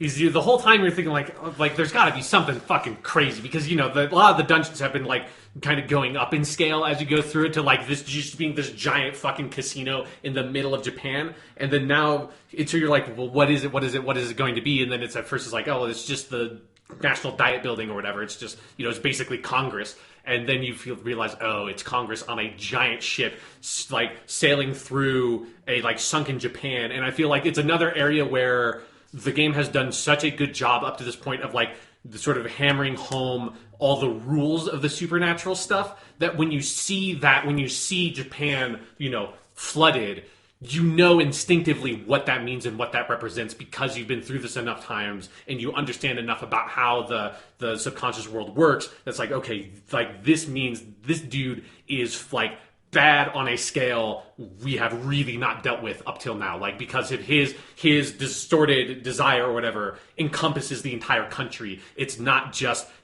this one building. It's way more than that. Yeah, I mean, get another connection to Trump. It's the narcissism thing of this guy.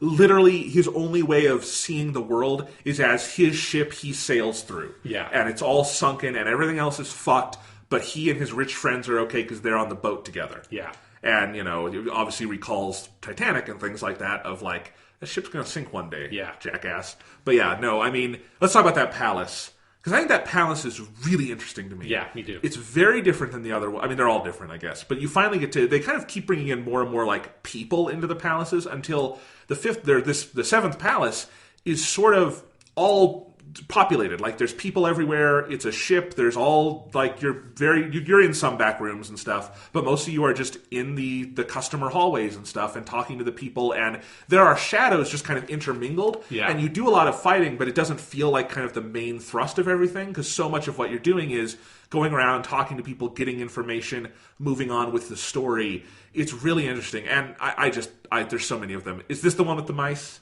Yes. Yes, this one, right. And so that is where you get the puzzle thing is, Shido is so narcissistic, he views you all as mice, and so there's specific puzzles where you have to, like, turn into mice and stuff like that, and that's kind of interesting. Yeah. But I still think the most striking thing about that palace is how much of it is just your like the shadows and the people and the dialogue are all intermingled together, and there's no clear boundaries between them. Yeah, and it's something that I love the dungeon sets up, like the first time you go in as like the scouting run before you can really tackle the dungeon, and it sets up at the end of that like, okay, we need to go track down like these 5 people. There are these 5 people in the dungeon. It's like, this tech dude, blah, blah, blah, like all these people, and then you leave and then you come back and okay, like you have a clear objective of what you are trying to do, and it's like this, because this is the longest dungeon in the game, and so it's like it has these staged objectives that sort of mark your progress through it. That also means you're doing a lot of different stuff through the dungeon, and one thing I like is that like you will sort of like go through an area, sort of like find the person that sort of controls that area, take care of them, like get a little story scene, because there's also a lot of story scenes in this dungeon that revolves around all of those, and take care of that, and then move on to the next bit, and like connecting each of the bits are those like big hallway sections where the mice thing comes into play. So it's like you're doing one of those puzzles with the mice thing, and then you go to another section that like is a little bit different, that is revolved around like the swimming pool or whatever, and then you go back and do a more complicated version of the mice one. And like the structure of it, I think, is very like deliberate and interesting. Especially I think appreciate a bit more my second time through of like, okay, yeah, like this is really different than any of the other dungeons, and how like it is paced and structured, and that it like by the end of it, you have I really love the like grid room with like all the different mice, the like holes and stuff. That's like the mice puzzles boiled down to like it's like barest essentials, where it's just like basically like 9 rooms all assembled in a grid. It's like it's a very smartly constructed dungeon. It is. I thought it was maybe a little too grindy at points, because like there are some portions where like I leveled like 15 levels in this thing, because there's a lot of enemies. They respawn a lot because you go through doors and stuff, and I ultimately enjoyed it very much. It is very long. I mean, honestly, it's because I like binged the fucking thing, and it's like 8 hours long, and I did it in like 2 days. So I probably played a little too much of it all at once. But and I thought ultimately I liked the way they laid it out. My initial instinct was, oh, is this going to be kind of like Breath of the Wild-esque, where you have 5 things to get, and you can kind of do them in any order? It's not ultimately like that. And I think it's okay. I think there could be a version of it that was maybe a little less linear that could have been interesting. But I like the way they did it, and that, as you say, it keeps kind of varying. And some of the scenes you get are so great. Some of them are dark, and some of them are so funny. There's each of the characters kind of gets a big moment in this area. Like there's the one where all the girls have to get in the bikinis to go talk to the pervert dude. Yeah. And then An has a big moment there. But of course, the best moment on the whole fucking boat is Futaba's scene. Okay, where she goes in and she's basically She's trying to convince who's her target? I forget. It's the dude, the hacker dude, right. who's basically like the fake medjed during Futata's Palace section. Right, and she's basically bragging to him and building herself up and all this stuff. It is one of Futaba's best scenes in the game. But it's like one of the things that's really important about those scenes. It is something that like is one of my favorite things about what Persona 5 does with its characters versus Persona 4. It's kind of like Persona 3 had, like, it was a bit more similar with Persona 5 in this respect, is in Persona 4, when you finished your social link with the party member characters, like, their development was basically done. And, like, that was how that game sort of dealt with its characters was, you know, you introduce Chie or Yukiko or, you know, Naoto, Kanji, whoever, like, in their sort of dungeon, and you take care of their shadow, and you learn something, a problem about them through that, and then through their social link, and that storyline, you deal with that problem until you get to the 10th rank, where like you sort of like solve that issue, or like as much as one can solve any of those issues, and then they, you know, get their like super awakened persona or whatever, and then they're kind of done. And it's sort of fine for what Persona 4 does, because it's kind of like the character cast in Persona 4 is much more sort of cartoonish in their portrayal and in their personalities. And Persona 4 being about internal psychology in the way it is, I think it's actually one of the smarter moves in that game and how it does it. I see where you're going with this, though, and I agree. But in Persona 5, the way it sort of builds the character development is kind of tiered. That we're like in Persona 3, it is much more about like the characters developed through the main story, because not every single, especially in like the original version of the game, not all the party members have different social links. It's only the female ones, and even then, their social links do not necessarily resolve their core issues. Like it sort of like helps some of like their core issues, but it's not like the same thing as the Persona 4 social links. So in Persona 3, it's like their character development is almost entirely through the main story, with like little like sort of additional elements through the social link. Because, you know, it's like in Persona 3, you have the social link with Yukari, that where you kind of help her deal with her dad's death, but it's way more focused on her relationship with her mom, but her relationship with the death of her father is her main character's sort of turning point, and that is accomplished through a scene with Mitsuru in the main story. And so all the Persona 3 characters awaken to do their second awakenings through events in the main story, and that's how Persona 3 set it up. Persona 4 was way more social link driven, which worked for that game. Persona 5 kind of does both. That you have you get introduced through any of the characters through a palace section that is built around a villain, but also sort of relates to a core issue that character has. And then once you resolve that palace, they become a party member. And then through your social link with them, you sort of follow up on the issues that were raised during that palace and kind of bring them to a bit of a conclusion. And that's like dealt with through the second awakening, happens like with Persona 4 through your social link. But they continue to also develop through the main story, because your relationship with them in the social link doesn't necessarily take them 100% of the way there, because something that's really important about all of the characters is how they function in the Phantom Thieves, and their role in the Phantom Thieves is a core part of their identity. And so one of the things that the Shido section does is I think it really brings that approach to a head, and each of the characters through their moments, like they have to grapple with something that they've been dealing with that like is something they sort of have to deal with in the main plot, but is also something they really have to deal with in their social link. And so with like it's her, like a big part of her storyline is that with Kamoshida, her entire life was being with him was sort of, she was being objectified. She's being objectified by everyone at school because she's very attractive and she's exotic because she's a foreigner. And so everyone's sort of like, her life is defined on everyone else's terms based on how they see her, and she can't really like move in that framework, and they just kind of put her in that box.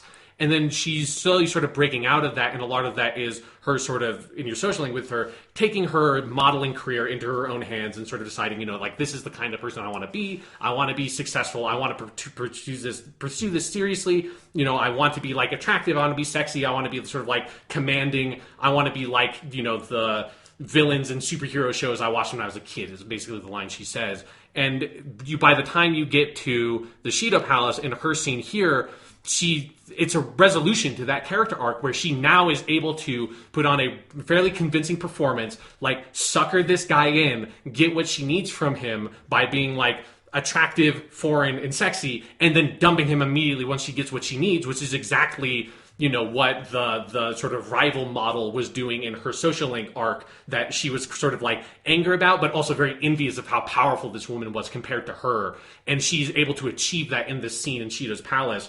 And that to me is like probably the most explicit one of those sequences, but also like, Futaba has to deal with her social anxiety. Yusuke has to deal with like his relationship with his art by trying to do this tattoo and deciding I'm going to like make this like beautiful expressionistic version of a phoenix, and it's going to be like what I see this as, and that dude accepts it because that I love the Yakuza Shadow dude. It's really fucking cool. And then you also get one thing I love, and then Makoto's is obviously she learns to be able to stand up to adults and is able to sort of like, because her whole arc was how everyone just sort of like tells her what she to do, and she just does it because she's the nice, kind, like calm honor student, and in her story arc she gets to stand up to that dude. And then Ryuji, one thing I love is that his is basically in the cutscene at the end of the game, where he decides like we need someone to go run to this boat. Ryuji's like, I'm gonna fucking run to that boat because I'm the track dude, even though he broke his leg in the like before the game starts. And you have the cutscene, I think it's at the end of the Kamoshida Palace, where they're all running away, and he trips and falls and can't quite make it, and you have to like go back and help him up. And then over the course of your social link with him, you're helping him train to be able to run again like he used to, and that gets resolved in the main story thing. And that is something I loved so much about this section of the game, was the sense of, I think Persona 5 does very well, of this feeling of an interconnectedness of all the different parts that like you maybe don't see it immediately, but like those social links are all coming into a head and like are all related to what's going on in the main story, and they're not just sectioned off in their own weird like sort of alternate reality part of the game. No, and I think it works, totally fine in Persona 4 because of the pace of that game and the nature of its story. But you're so right in Persona 5. We've talked about this before, how interconnected everything in Persona 5 is and kind of how mind-boggling that is given the scale and scope of the game. But I love exactly what you're talking about, which is those echoes of the social links that, and the Ryuji one is an easy one to talk about, but it's one of it is the first social link you get, and you go to the end, and it's this really nice little story about Ryuji kind of building up his both his body and his kind of soul again after it was so thoroughly broken by Kamoshida and the world itself. And then at the end, he's able to, very selflessly run and use his legs and get that again. And there's that moment even while he's running where he, does that thing he does a lot in the game where he like punches his leg in the area where it hurts to like make sure he can make it. And that is such a powerful denouement to his story. Yeah. And it's because you played the social link. And the game, I think, very much encourages you and wants you and even times the social links in certain ways to make sure, by the time you get to like that area, for instance, you've seen your party members' confidants and you've had the chance to do that. It very much wants you to see all parts of the game. Yeah, absolutely. I think it's one of the things that the game accomplishes by mostly separating out the party member social links and the other social links by day and night. Like there's Takumi and Shinya obviously also are day progressed social links, but by and large, all the social links you progress during the day are your party member ones. And so it feels like there's like a dedicated part of the game that's like, this is you are dealing with your party members here. And then at night is when you're going out and like hanging out at CD bars and shit. You're doing a lot of weird stuff at night. Yeah. Yeah, you are. I'm paying a fortune teller $50 every single night so I can get some attribute up. Yeah. I gave the fortune teller a lot of money. Yeah, Chihaya was very rich by the end of the game. Very rich and worth it. She's useful. She is very good at what she does. She is an effective goddamn fortune teller. Yeah. Absolutely. Can I talk about that Ryuji moment for a moment? Okay, sure. Here? Yeah. Both with Ryuji and with Morgana, in the last half of the game, there's a big scene where they either die or seem to leave the cast. Is it a cheat in either case? I think it's a question worth asking. Yeah. Kind of especially in the Ryuji case, because I think in both actually, because Ryuji, it's built as the big self-sacrifice moment. With Morgana, it's the big, literally he fades away like a fairy in a movie, and it's beautiful and tear-jerking, and they both come back. With Ryuji, it's 5 minutes later, and it's kind of a joke. With Ryuji especially, it is kind of an anime archetype. You've seen that kind of scene before. Ultimately, I think it works, but I did notice, they do play that card twice in the final hours of the game. Yeah. I think one of the reasons, though, why they play the card twice is to set up that Morgana is going to come back. Because I never really believed that Morgana was going to go away. One, because in the philosophical or supernatural representation of the show or of the game, they establish Morgana represents the hope of humanity. So if Morgana goes away, it kind of doesn't make sense with how they've set him up. Right. But I do think it's something that I think because it was something that the first time I played through the game, I've had that exact same feeling of that feels like a bit of a cop-out, because it's in Persona 3, when someone died, they fucking died, man, and so there was something where it's I kind of was feeling that, but then I think by the time you get to the end of the game, I feel like it's such an intentional thing of the game is sort of, you keep on thinking it's going to set up that it has, like, the big dramatic thing that happens. Like, the huge, like, Ryuji dies, Morgana disappears. It's like the big tragic, Persona 3 style thing that happens. But that's not really what Persona 5 is trying to do with its ending. That's why it ends with all of your friends on a car trip with you, like, staring into the camera, like, with a smile on your face. Is that I think it is, like, trying to undercut that, and it's sort of like setting it up and saying, like, no, that's not really what we're doing. And something that I didn't really like so much. It's not that I didn't like it. I didn't know how I felt about it the first time. The second time through, I like it, though. Yeah, and I didn't know how I felt about it at first. Ultimately, I'm very happy with it because, one, it's just a tonal thing. This is not a game where you could do the final hours as they do them if the specter of Ryuji's violent death was hanging over you. I mean, that's the biggest thing, is that when they did that, I felt so sick to my stomach of like, oh my god, did they just kill Ryuji? And when he comes back, I felt the same way and everyone else did of like, you idiot! Asshole! You asshole! Yeah. I love you! Why did you do that? That kind of thing. And so my happiness told me what I felt, which was happiness. And I think with Morgana, it's a whole other thing, which we'll talk about later, which is they do bring Morgana back, but there's still a lot unresolved, and they leave it unresolved, and that's so intentional. Yeah. And the number of things that this game suggests and evokes at the end, rather than putting a ribbon on, is really important. And here's the thing about death and storytelling, it puts a ribbon on things. Yeah. Not necessarily for the people who experienced it. Before that character arc, death is final. And it's often an easy way out in stories, not the most complex way out, unless you're really going to follow through on like the legacy left behind. And Persona 5 is not going in a direction where they can explore that with what would happen to if Ryuji actually died, which would be this.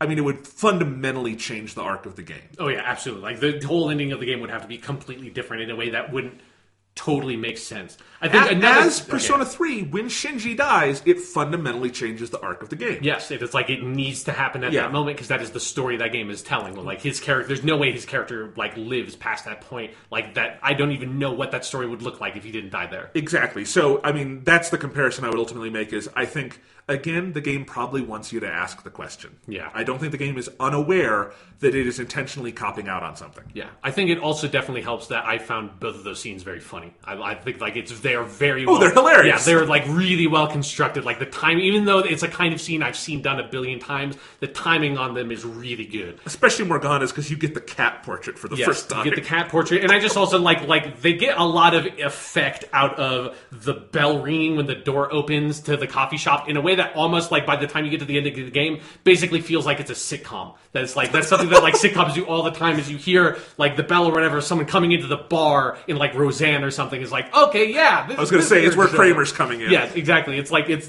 that sort of thing that they do. Is it's like, okay, yeah. Like I love those little moments. Think piece. Morgana as the Kramer of Persona 5. Let's write that think piece. Like, fuck you. No. I'm kidding. No, that's terrible.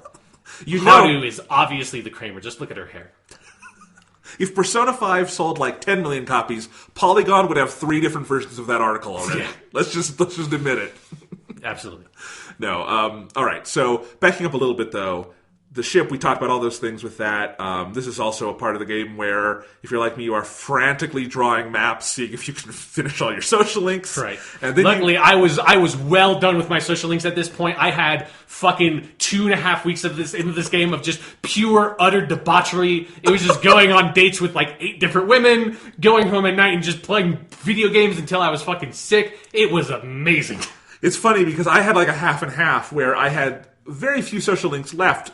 So I actually had majority was free time. I just was very stressed about it because I had to hit these specific points. Yeah. But I had the debauchery too. I went on a date with almost every woman. Yeah. Got to play some games. I read actually a bunch of books and stuff like that. It is kind of funny. I love saying it as debauchery because that is what it is basically. I went to the bar a lot. Yeah, it's like because it's just compared to the intense stress of like having to fix all your social links and like keep this in your head of like, oh, I want to get this parameter up and then I want to get this person. It's like, oh, what is my best way to spend this day? And then when you're just let go of that and it's like it is something where I was amazed by like I had like a basically more than a whole extra week at the end of this game compared to my first time playing it through. That's like I couldn't believe that like I could have that much more extra time than how I managed to do it the first time through it. So it was like, holy shit. Like I had practically the entire month of December in the game of me having completed literally every single social link, and even like for a couple of weeks before that, I had completed most of them. So I had like your scenario where, most days I am kind of doing whatever, but there's still a social link out there in the back of my mind. Which like when you have all of them done, it's just like I can do fucking whatever. I can just go fishing. I can just go watch movies for no reason because it's just like I've already ranked everything up. I'm just going to go to the batting cage. I'm just going to go to this maid cafe because I almost never went to the maid cafe. I never went to it. I can go work out now. Like it was just like I could just the world was my oyster because I've never played these fucking games in New Game Plus because I've just never really had the opportunity. It was so beautiful. Just I can do anything here. I did not discover the maid cafe until my charm was all the way up and I was kicking myself because that would have been a good tool to have. Yeah, it is very good. If you use that along with Chihaya's ability, you can get like 2 in charm and 2 in something else, and it's a very good way to level things up. Yeah, this game in maids. It likes its maids. Japan likes its maids. I was playing a little Fire Emblem today, and it does have a class that's maids. And it's a very different kind of maid in that game. Yeah. But like I saw the maid character who I love, and I like saw her in a very different light after playing Persona 5. I'm like, you're the Kawakami of this game, and I'm not sure what that means. Yeah. No. But yeah, I mean, I think the day that the confession happens is the 19th, so the last day effectively is the 18th, and that is I finished the Shinya social link on the 18th, and like was so fucking happy, and then I just played through the end of the game, and it was beautiful. But no, so let's talk about you get to the end of the palace, and then it's time to send the calling card.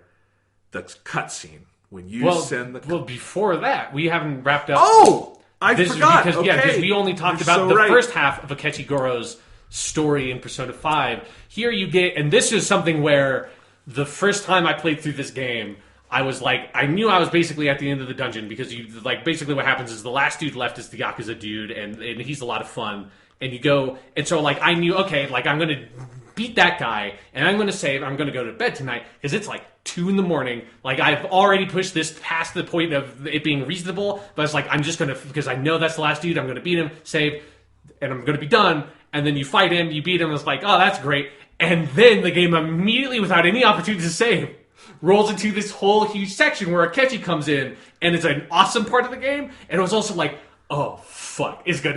I did go to bed till like 3:45 in the morning that night. It's a long, it's almost like a boss rush. There's so many stages of all that.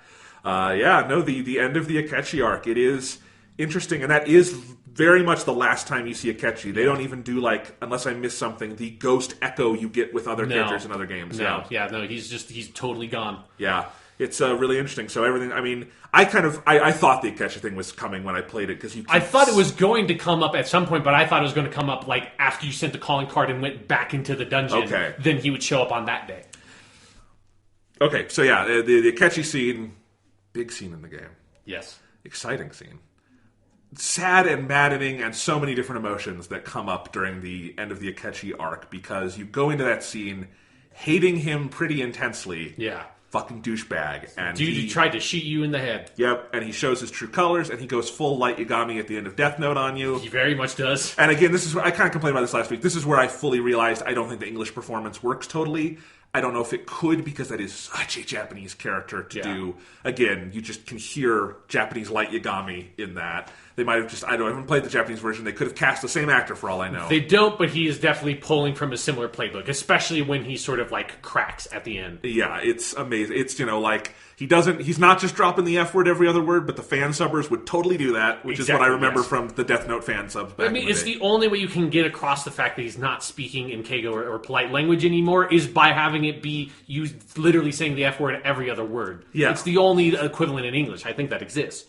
No, but then you do come out the other side of that. I don't think it's full-on sympathy. I don't think it's full-on, like, you know what, he was all right. To me, it's he was a dick and I didn't like that guy, but I feel horrible this whole situation ever happened. Yeah. And that's, I think, a more complex version of that arc that I found really rewarding by the end, was not making me renege on, like, my kind of hatred of Akechi, but making me rethink the whole situation in a way that was very powerful and again, makes you reconsider your base assumptions. Yeah, because there was a part of me that was, like, the first time I played that scene that was like, maybe, like, he does become a party member again. Like, maybe that is a path that is still open, because like it's something that I think the game does so smart, is that you have those two spell types that no party member fills up, and then Akechi fills up, and then they take him away from you, and you're like, well, maybe because like there's just like a like weird gameplay completionist side of it that's like, well, you're gonna have to have someone who uses those fucking spells at the end of the game, like the last dungeon. It would be like if in Persona 3 Shinji was the best party member. Yeah, like he could just do everything. Or it's like he was the only party member that had like fire spells or something. Right. It's like, well, what the fuck? What am I supposed to do? Like, I'm apparently I have to have a fucking fire persona all the time. Come on, like it's something where you just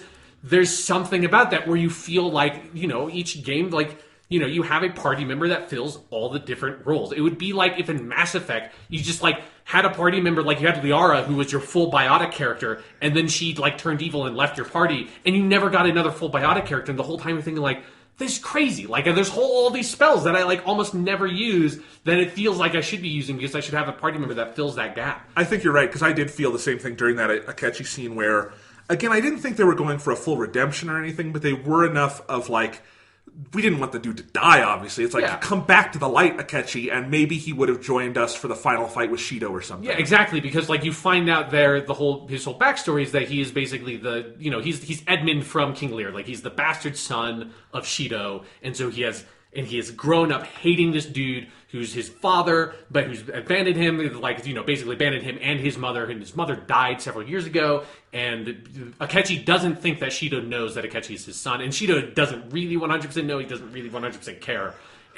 So Akechi has been trying to sort of using his powers to warm himself up to Shido, get close to Shido, to then ultimately be like, hey, bastard, I'm the bastard, I'm going to kill you, and that's his whole plot. And so there is this moment where you're like, well, maybe like we're not going to kill Shido, but maybe you can like we are both working toward the same objective here, and it's like you and like Morgana has that really great line in this section where he says like, I mean, the way you feel about like him, like the main character, that's not a lie. Like come on, like be honest with yourself and like come over, because it's like obviously that.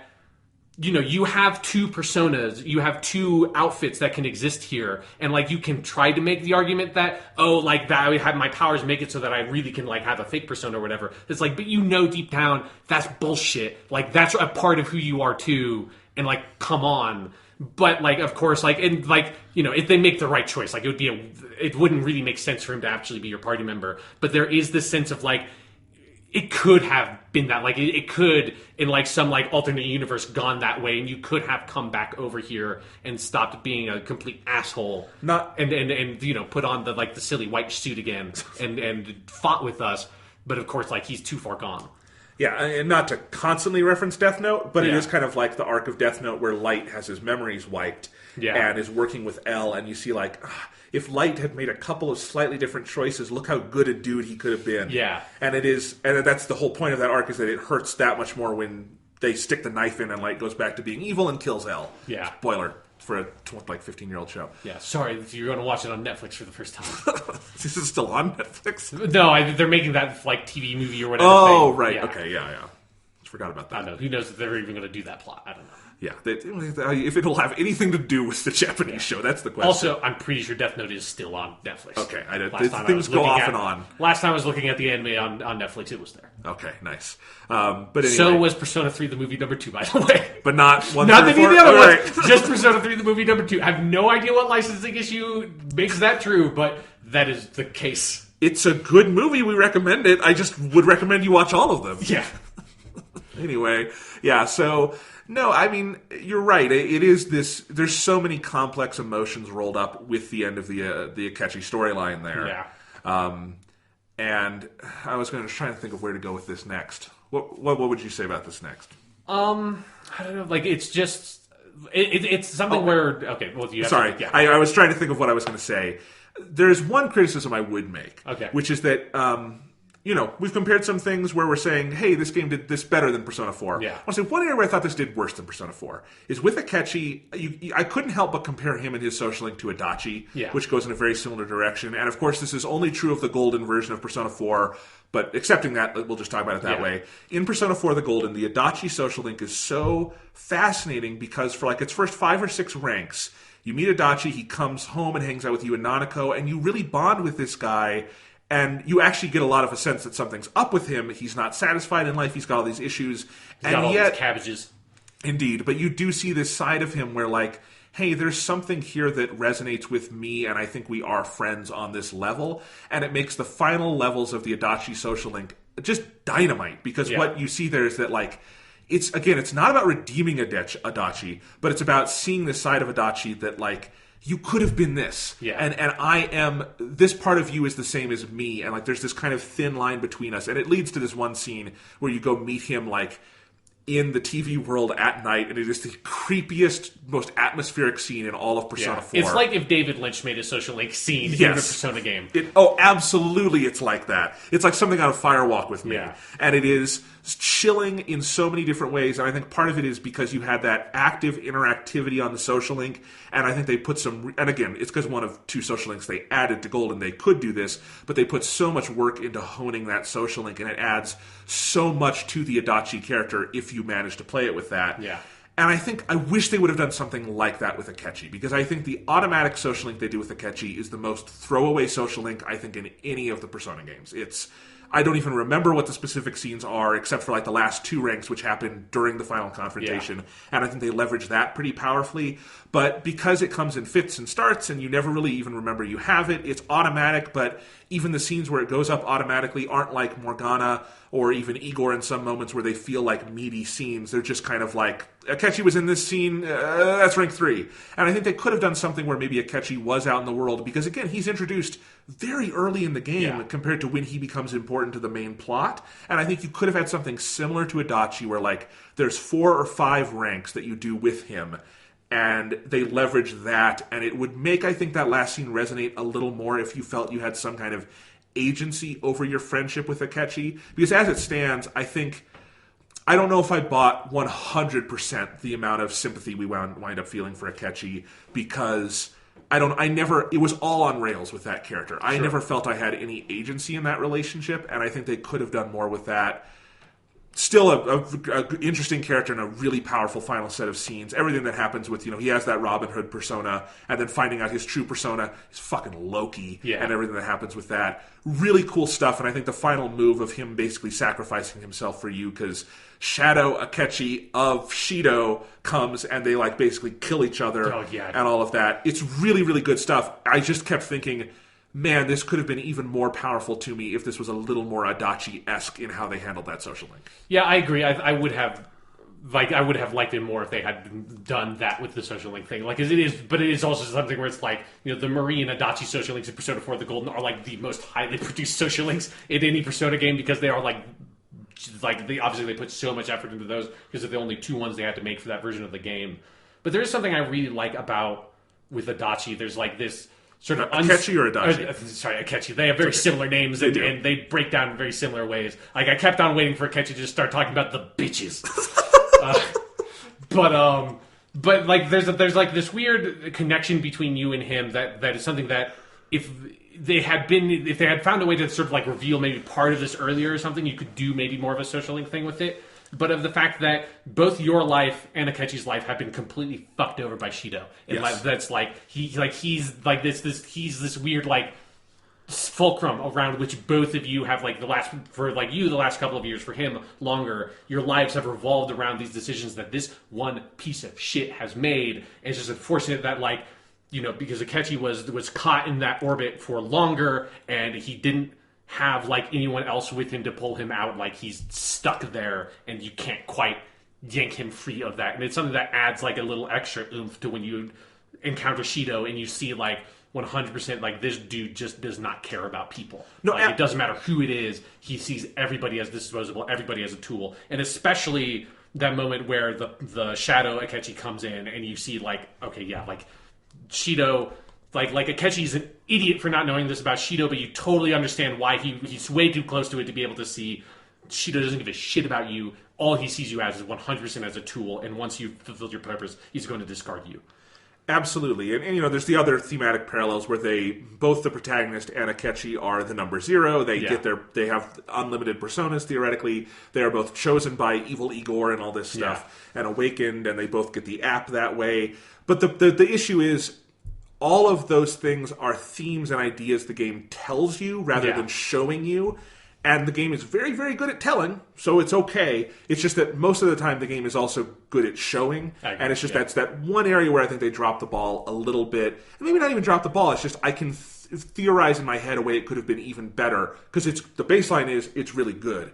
It's just it's not as really great as other parts of the game. Sure. Yeah. That's all I would say about it. Yeah. But it's a really powerful scene, and like it's, again, by the time you're done with that palace, you feel pretty battered in a lot of different ways. Yeah. It's like seeing all the different sides of the fucked up part of society and like the criminal, like social political influence that Bushido is a part of. It's definitely it's one of those things where the game has been building up slowly and slowly from the beginning, and it's something I've kept on wanting to mention on these podcasts. It's something I love about the beginning of the game is there's this sense of like impending disaster on like a larger social scale that is always like kind of on the horizon, and the mental breakdown cases are a part of that. Of like every time you go home, like if you're talking to people or like you like random people on the street or you like go like listen to what is going on the TV, like it's just constantly you're hearing about murders and train accidents and like rapes, and it's just like the world feels like it, and specifically Japan feels like it's completely falling apart in a way that feels very like real and modern, and here of just like that's what it feels like every day. Like it just feels like if you are tuned into the news or media at all, like you are constantly getting bombarded with so much information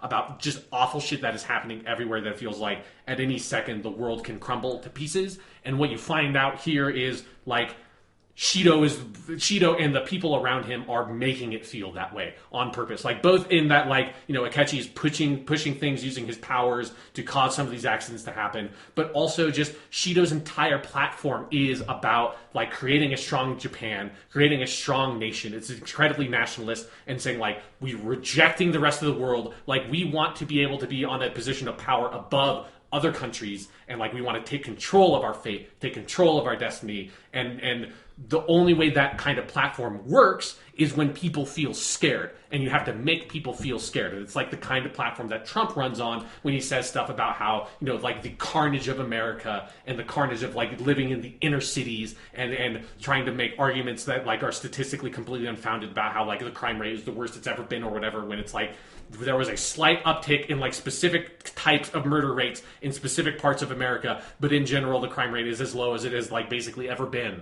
And you need to create that sense of fear. You need to distort that perspective of the world for someone like him to be able to take control of everything. And that's like, you know, that's something that is being set up literally from like second one of the game, of like you seeing like the train stuff. And just all throughout the game, you're constantly hearing stuff about how, you know, a CEO of like this major like food corporation died in a car crash. And it's only when like you go through the second time that you know, because you hear about this in like, you know, the fucking April or something. You're like, oh, that's Okamura. Like Okamura is like kind of working to create those things. And you hear about all these other sort of situations of like, you know, all of the students having their money being stolen and like being hired to sort of ferry drugs by the mafia and stuff like that.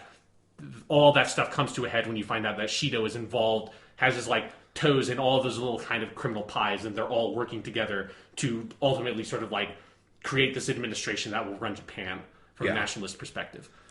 So let's move through some of this next stuff a little faster, just because we're running a little low on time. But yeah, so we send the calling card, and this cutscene that happens where the Phantom Thieves unveil themselves to the world is one of the most badass things I've ever seen in a video game. Discuss. The moment where, like, you know, he has been the most talkative of all the Persona protagonists, but he just straight up has a full-on line he says about basically, like, we are the Phantom Thieves and we're going to take the world. It's just like, fucking yes. It's like you've just been waiting the whole, because you know this dude has shit, like, he's very quiet, but you know he has shit to say in a way the Persona 3, Persona 4 protagonist did not, and he gets this moment to say it, and like, you know, getting up, like having the most spectacular calling card of all of them, and like in front of the entire nation. And Futaba gets to, like, you know, when they try to shut it down, Futaba gets to use her hacking skills to say, haha, fuck you guys. Like, this is, we have control of everything. It is interesting when, you know, we talk about how the game kind of builds to a false climax here. Yeah. It's a hell of a false climax, because that sense of escalation of, this is not a little investigation team in the outskirts of Japan. You are unveiling yourselves to the nation and realistically the entire world. Yeah. It is incredible. And just throwing down like, Shido, we're coming for you, you motherfucker. Yes. It's fucking great. And it plays the instrumental version of Wake Up, Get Out There during that scene. And, oh, it's so great. So great. Love that. We haven't talked in general about the sheer quality of the animated cutscenes in this game and the tonnage of them. There must be at least an hour of footage. I think it's about an hour. Yeah. It's so good. Yes. I wish. Does this game? I don't think this game has something like Golden did of a viewer of all that. No, it does not have a cutscene viewer. That'd be a great DLC to add or something. Yeah. That would be really cool because I would love to just be able to go into the game and see some of those again. Yeah. Because Atlas isn't letting them get uploaded to YouTube. No, that's for damn sure. You can find them if you want. I know, but not easily necessarily.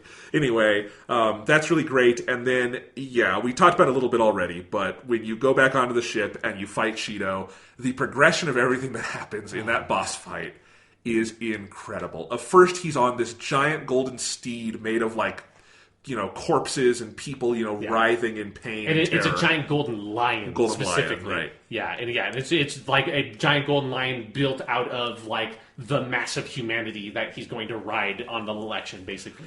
Exactly. And once you beat him once, he just throws down, rips his shirt off, and it's like, I'm just going to punch you guys to death. And it's incredible. It's amazing. And he gets as the fight goes on, he's using these abilities to make it so that he can take multiple turns in a row. Yep. I think is a really fun mechanic. But and then once you beat him in that stage, he has a further stage that's if you have ever watched Yu Yu Hakusho, there's the Toguro character from that show that as he keeps on power, he's that kind of anime character that says I'm at 60% of my power level or whatever. He does that, and as he powers up, he gets more bulked up and crazy looking. And Shido very much has that kind of look to him at this point. And it's something where Shido is, I think this is probably my favorite from a narrative, constructed in framework perspective, my favorite boss fight in any of these games because they build up Shido so well as a villain. And then when you get to this point and you find out the kind of dude this guy is, where it's he's not quite 100% a Trump figure. He reads way more to me like Vladimir Putin of he is, as much as you hate him, as much as an evil motherfucker this dude is, you can't help but respect a part of him of he started from nothing. He was not handed a fortune. He was not handed anything. He worked and fucked everyone over along the way and just destroyed everything to climb up from his own power to the very top of the nation to the point where he's about to be the prime minister. And there's something about that you kind of have to recognize when his whole boss fight is about him discarding everything. He throws away the masses that are helping him. He throws away his uniform and everything. It's just him as a man fighting you. And there's something you need to have this whole team of people with magical personas to take down this dude's distorted view of his own ego is so kind of impressive in a way and backed with what is definitely the best boss fight music that Persona has had, which means it's basically the best boss fight music that exists in video games, which is Rivers in the Desert, that starts from the instrumental version, and then when he casts off all the stuff around him and rips his shirt off basically in a very Yakuza kind of way, then the lyrical full version of the song starts playing, and it's just the most just pumped up, excited fucking boss fight in a turn-based game I've ever seen. It's amazing. It is definitely my favorite boss fight in this game. I'd have to think about comparing it to all the other games, but I remember when Rivers in the Desert started, I was this music is so good. I grabbed my wireless PlayStation headphones and put them on just because normally I use those when there's other people around and I don't want to make noise. The house was empty other than my dog, and I was I just want to hear this as close to my ears as I can. And so I had the headphones on. I was getting pumped, and you're totally right. It is that you and Shido kind of meeting each other in this moment as equals, and it's we are gonna throw the fuck down, and it is just this long, dragged out, down and dirty fight with that amazing, amazing song playing. Yeah. It is utterly incredible. Yeah, he doesn't turn into a giant monster. He's not crazy. He just rips his shirt off and starts punching you. And it's it is something that's it has a weirdly similar feel to some of the boss fights in Yakuza 0, where it is just we're going to rip our shirts off and we're just going to beat the shit out of each other while we yell our names at each other. That's what's going to happen. And that's how this is going to go down. And it's the most testosterone fueled fucking thing that you could possibly have. But man, is it satisfying. It's so great. and it's such a beautiful, perfect melding of like visuals and music and game mechanics and everything else. I'm like slightly annoyed that they use Rivers in the Desert for some of the later boss fights, just because it's like, that's the song for the Shido boss fight, and it's like so perfect. I don't mind hearing it again. Love that song, but it's like just a little bit in the back of my head of like, there's kind of a purity to just having it for that moment, because it is such a perfect culmination of that arc. Yeah. And goddamn, is it great. Yeah. I also just have to give a shout out, because I've already talked about Gundam once on this podcast.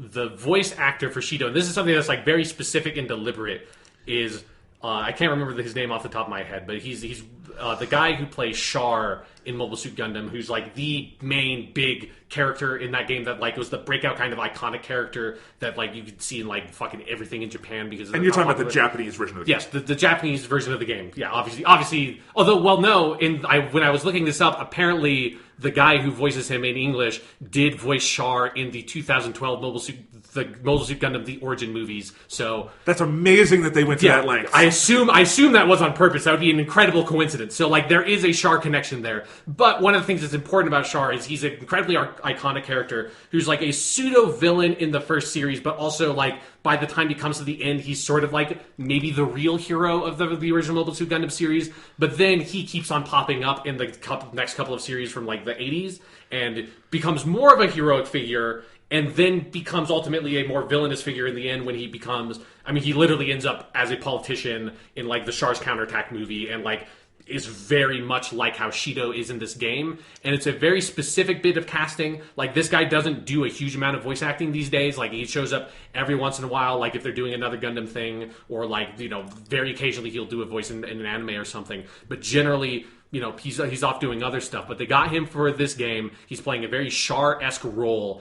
And then when you get to the last boss fight and you're fighting him and he's on the giant lion and he's wearing that costume, he has a hood that is basically just Char's hood from the show with spikes on it. And it's like that moment where you're like, okay, they 100%. Like they built this character to get this guy to voice act this dude, because he is... so good, because it's not just that like it's a really iconic performance, it's that guy is a really great voice actor, and like what he brings to that role is so powerful. And just the moment where I realized it was him, because especially early on when he's doing like you have the flashback to him being drunk, like he's like really putting on a lot to make it kind of hard to tell that it's him, and then the more you see that character bit by bit, like the realization of like, oh shit, holy fucking shit, that's Char from Mobile Suit Gundam, like one of the most iconic characters in all of anime, and he's gonna rip his shirt off and I'm gonna fight him. Yes, thank you very much, please.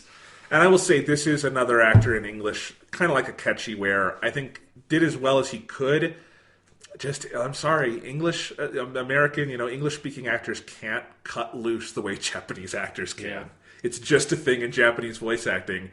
I don't know. I don't think there's any English actor who can quite do it. There's no other actor on the planet that could give that performance the way the Japanese voice actor did. Yeah, so I would love to. One day maybe I'll play this game in Japanese, and I'd love to hear that. But also, just a brief shout out. I love Shido's character design. Also, he's got like it's a really minimalistic look, and I think his like orange sunglasses are such a nice touch. It's like it's the detail that makes that character just like. There's something that, like, yes, this dude would wear orange sunglasses. That's the kind of guy this is. It's a really good character design. Yeah, fantastic. Yeah, fantastic. All right, so we move on from that, and as we've talked about a lot of this section of the game before, where you move on past that, and suddenly people aren't paying attention to Shido's thing, and you're kind of going back to school. And you can kind of do that because no one's paying attention to you or the Phantom Thieves, and everyone's ignoring you. And it gets to December 24th, where the majority of the ending of the game takes place. So much so that the ending of this game, really, given how much happens around Christmas, should have been the Phantom Thieves going to get KFC. Let's be honest. Sure. Yeah. Just a little cultural thing. The Japanese people love getting KFC on Christmas. Yes. It's a long story. If you go out with Futaba on Christmas Eve, she specifically shouts that out. That's awesome. Yeah. Yeah, I went with...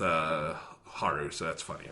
Anyway, but yeah, so December 24th, shit gets real because like you go. That's when you decide we're gonna go to the Mementos and we're gonna steal the public's cognition. Yes, because obviously something is off. Like nobody is reacting to what has happened, and it's something that like is another part of like where the game feels like really current is like. it doesn't matter that Shido confessed all his crimes on live fucking television, in the way that it didn't matter that we literally had a video recording of Trump admitting to sexually assaulting women. The dude still got elected to be president of the United States. Sometimes the public does what the public does, and it don't make no fucking sense. And it's very much that kind of situation here. It is weird. Now I really know what you're talking about playing this game in October of 2016. Yeah. Of like, how could the game be more prescient than that? Like, yeah, Shido gets on TV, confesses his crimes. Trump was on TV confessing his crimes. We don't even talk about it anymore. Yeah. That this dude is a rampant sexual molester. Yeah. Yeah. No. So we're going to... And that's where we tie in Mementos, and it's like, yes, I knew this was coming. We're going to go to Mementos and figure out what's at the bottom of this. And a shout-out I have to give to Mementos is... Yeah. There are plenty of games that have, like, the side mechanic. Yeah. Which is, this is the side place where we go grind for stuff. In fact, you know what? A good example of this is a game we love, Digimon Story Cyber Sleuth. Right. Has, like, you can go visit the side or, like, past dungeons and kind of see things. I feel like in most JRPGs, that's what Mementos would be, where it's a place you can go grind, but it's not really narrativized. Yeah. Mementos is just as important as anything else in this game. It's Yeah. not necessarily as, like, fully produced as a Tartarus, but it actually fulfills a very similar function where it's this thing you have to get through sort of on your own timetable by the end of the game, because once you're there, there's going to be something at, in this case, the bottom, not the top, that's really important. And so Mementos winds up being the 8th and final palace, and that's so interesting. And everything that happens in there where you get down and it's a world of prisons. And it literally, I mean, as you say, this is the game just gets more expressionistic as it goes on until what is at the heart of the public's cognition is a giant prison where everyone wants to go and lock themselves up so they don't have to think for themselves is almost a banal way of saying it. It's more complex than that, I think. It's that they don't have to live their own lives. Yeah. Like their lives can be lived for them by the state, basically. Yeah. Yeah. And it is, there's so many nice touches in that part, because one of the things I love, because it's not the most interesting palace, I think, from a design perspective, although there's a lot of cool stuff in it, and I like the little puzzles you have to do with the lights. Not that they're the most elaborate or anything else, I don't think they're supposed to be, because it's a palace you, like, do in one day. Yeah, it's like a 3-floor palace. It's not supposed to be as elaborate as the other ones. Right, but throughout that palace, there are people in cages you can just go up and talk to. It's an incredible amount of text. Another place where I'm like, translation team had a lot of work to do on this game. And but every one of those is illuminating in a different way of, like, you keep seeing all these people who are, these are the cognitions of the public, and it's just this mass of, why would I try? It's these people who've been beaten down by life. It's people who were probably like the Phantom Thieves when they were kids, and at some point just realized it was easier not to try.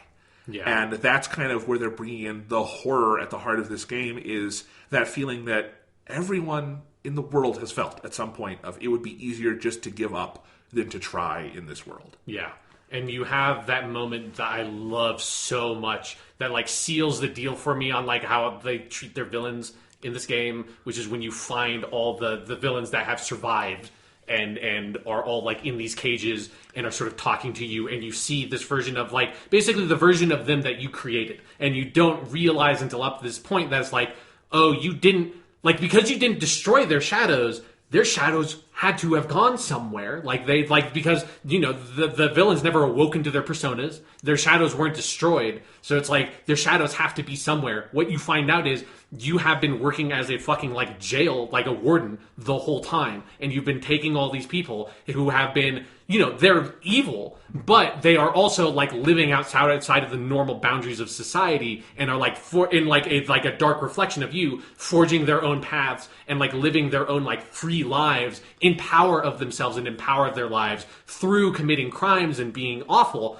but still have that kind of strength of self to live that own life, like, completely driven by their own distorted desires. And so you find out, well, when we've taken that away from them, we have taken all their shadows and locked them up in these cages. And you find out, and for me, it was where, like, I realized kind of how weirdly affected I was by seeing Shido locked up in this cage, completely passive, not caring about anything, and realized, like, you know, this dude was fucking evil, but again, there was something I could kind of respect about him, that, like, this is not the fate he should have. We should have found a way to make him productive. It's not just enough that you need to confess to your crimes. It's like you need to repent for them and work for a positive force, not just, like, become completely passive. And that, like, it I think this is really appropriate. It felt like a caged up lion that's like been drugged, and you look at it as like, well, sure, this lion ate like 3 people, and that's why it's been like drugged and put in this cage. But also like there is something beautiful and terrible about this lion that seeing it in this state is like a weird sort of shame.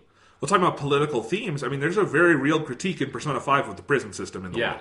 And, absolutely. And frankly, Japan in some ways has a more progressive prison system in some ways than like America does. America has like the least progressive prison system in the world, so it's especially prescient from an American perspective. But, you know, the way they translate it in English at least is Igor is constantly asking you about your rehabilitation. Yeah.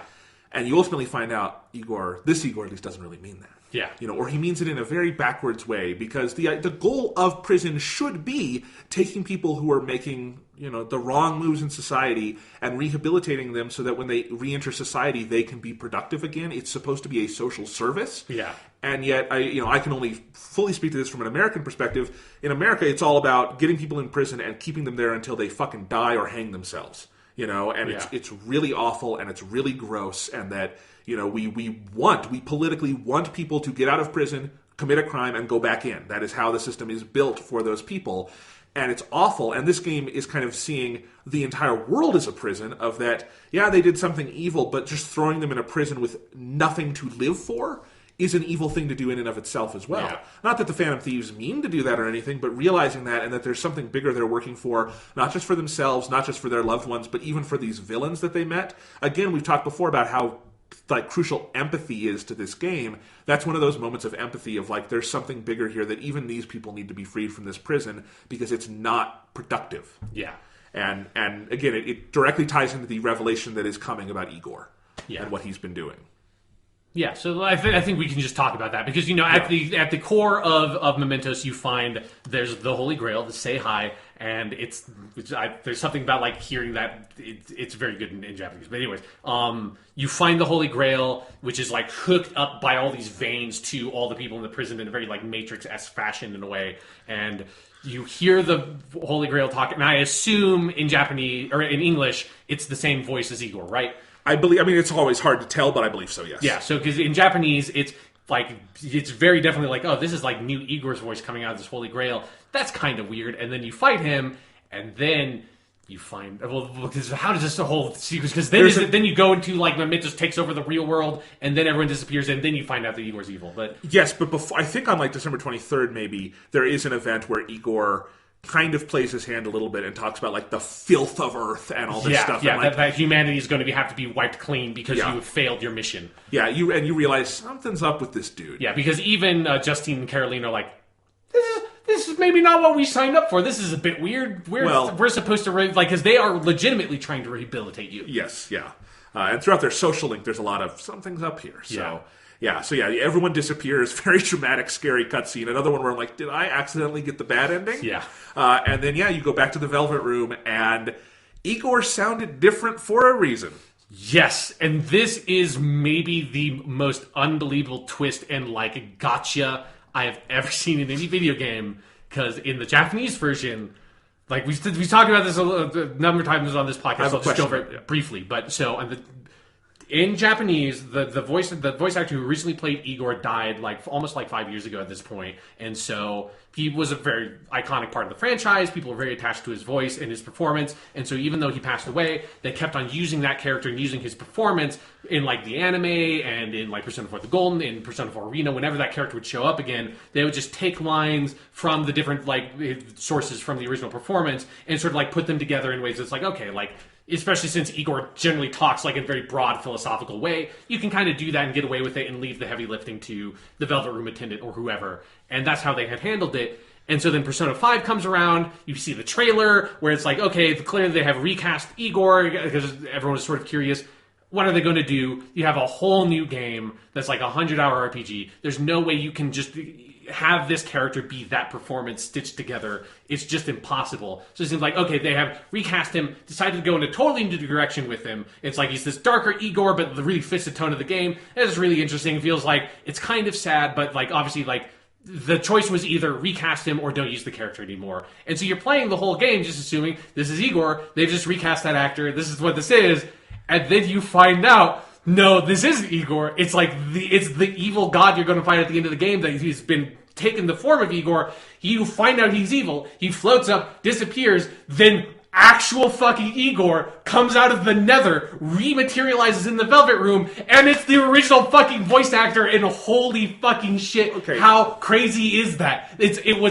It blew my fucking mind that they did that when I played this game. This was going to be my question, though. It blew my mind, too. I loved it. But what I was excited for is I thought they were going to use original Igor's voice. In English, they don't do it. They don't? No, they recast it. Sucks. It really muted that moment for me, and I wanted to ask you if in Japanese they just used the old lines. It is 100% the old lines, and that's one of the reasons, like, Lavenza, your new... We'll have to talk about that, too. Your new fused together Velvet Room attendant has, like, a lot of lines... compared to, like, Igor has just, like sigh-aw and stuff like that. And he spoke little enough that I thought that must have been the case in Japanese. But no, it's a totally different actor. It doesn't even sound much like English Igor. And it broke my heart a little bit because... look, this whole stretch of the game is amazing. All the stuff that happens in the Velvet Room, it did not mute it overall for me. But that one moment, I was so ready to hear original Igor because that dude's not dead. He's an English actor. They could have used old lines. I mean, in America we have SAG and things like that. I know it's harder to do that, but you could have paid him and gotten the lines and stuff. But for some reason, it's someone else, and he sounds kind of like Igor. But it definitely, that is probably the biggest point where I think the dub dropped the ball. No, that really sucks because I just assumed that it would be original Igor because that's like the whole point of that moment. Is if you're a fan of this franchise, like holy fucking shit. Like obviously it has a whole other dimension to it. Also when like the original actor has passed away and realizing they have found out, like, they've come up with maybe the most ingenious way you possibly could to keep that performance alive. It's really sort of beautiful. It was like. It was amazing. It was like maybe the most mind-blowing thing that happened in the whole game. Even though, like, compared to some of the other shit that happens with, like, Akechi and stuff, it's a relatively minor plot twist. Like, it still is like, oh my god, I've just never...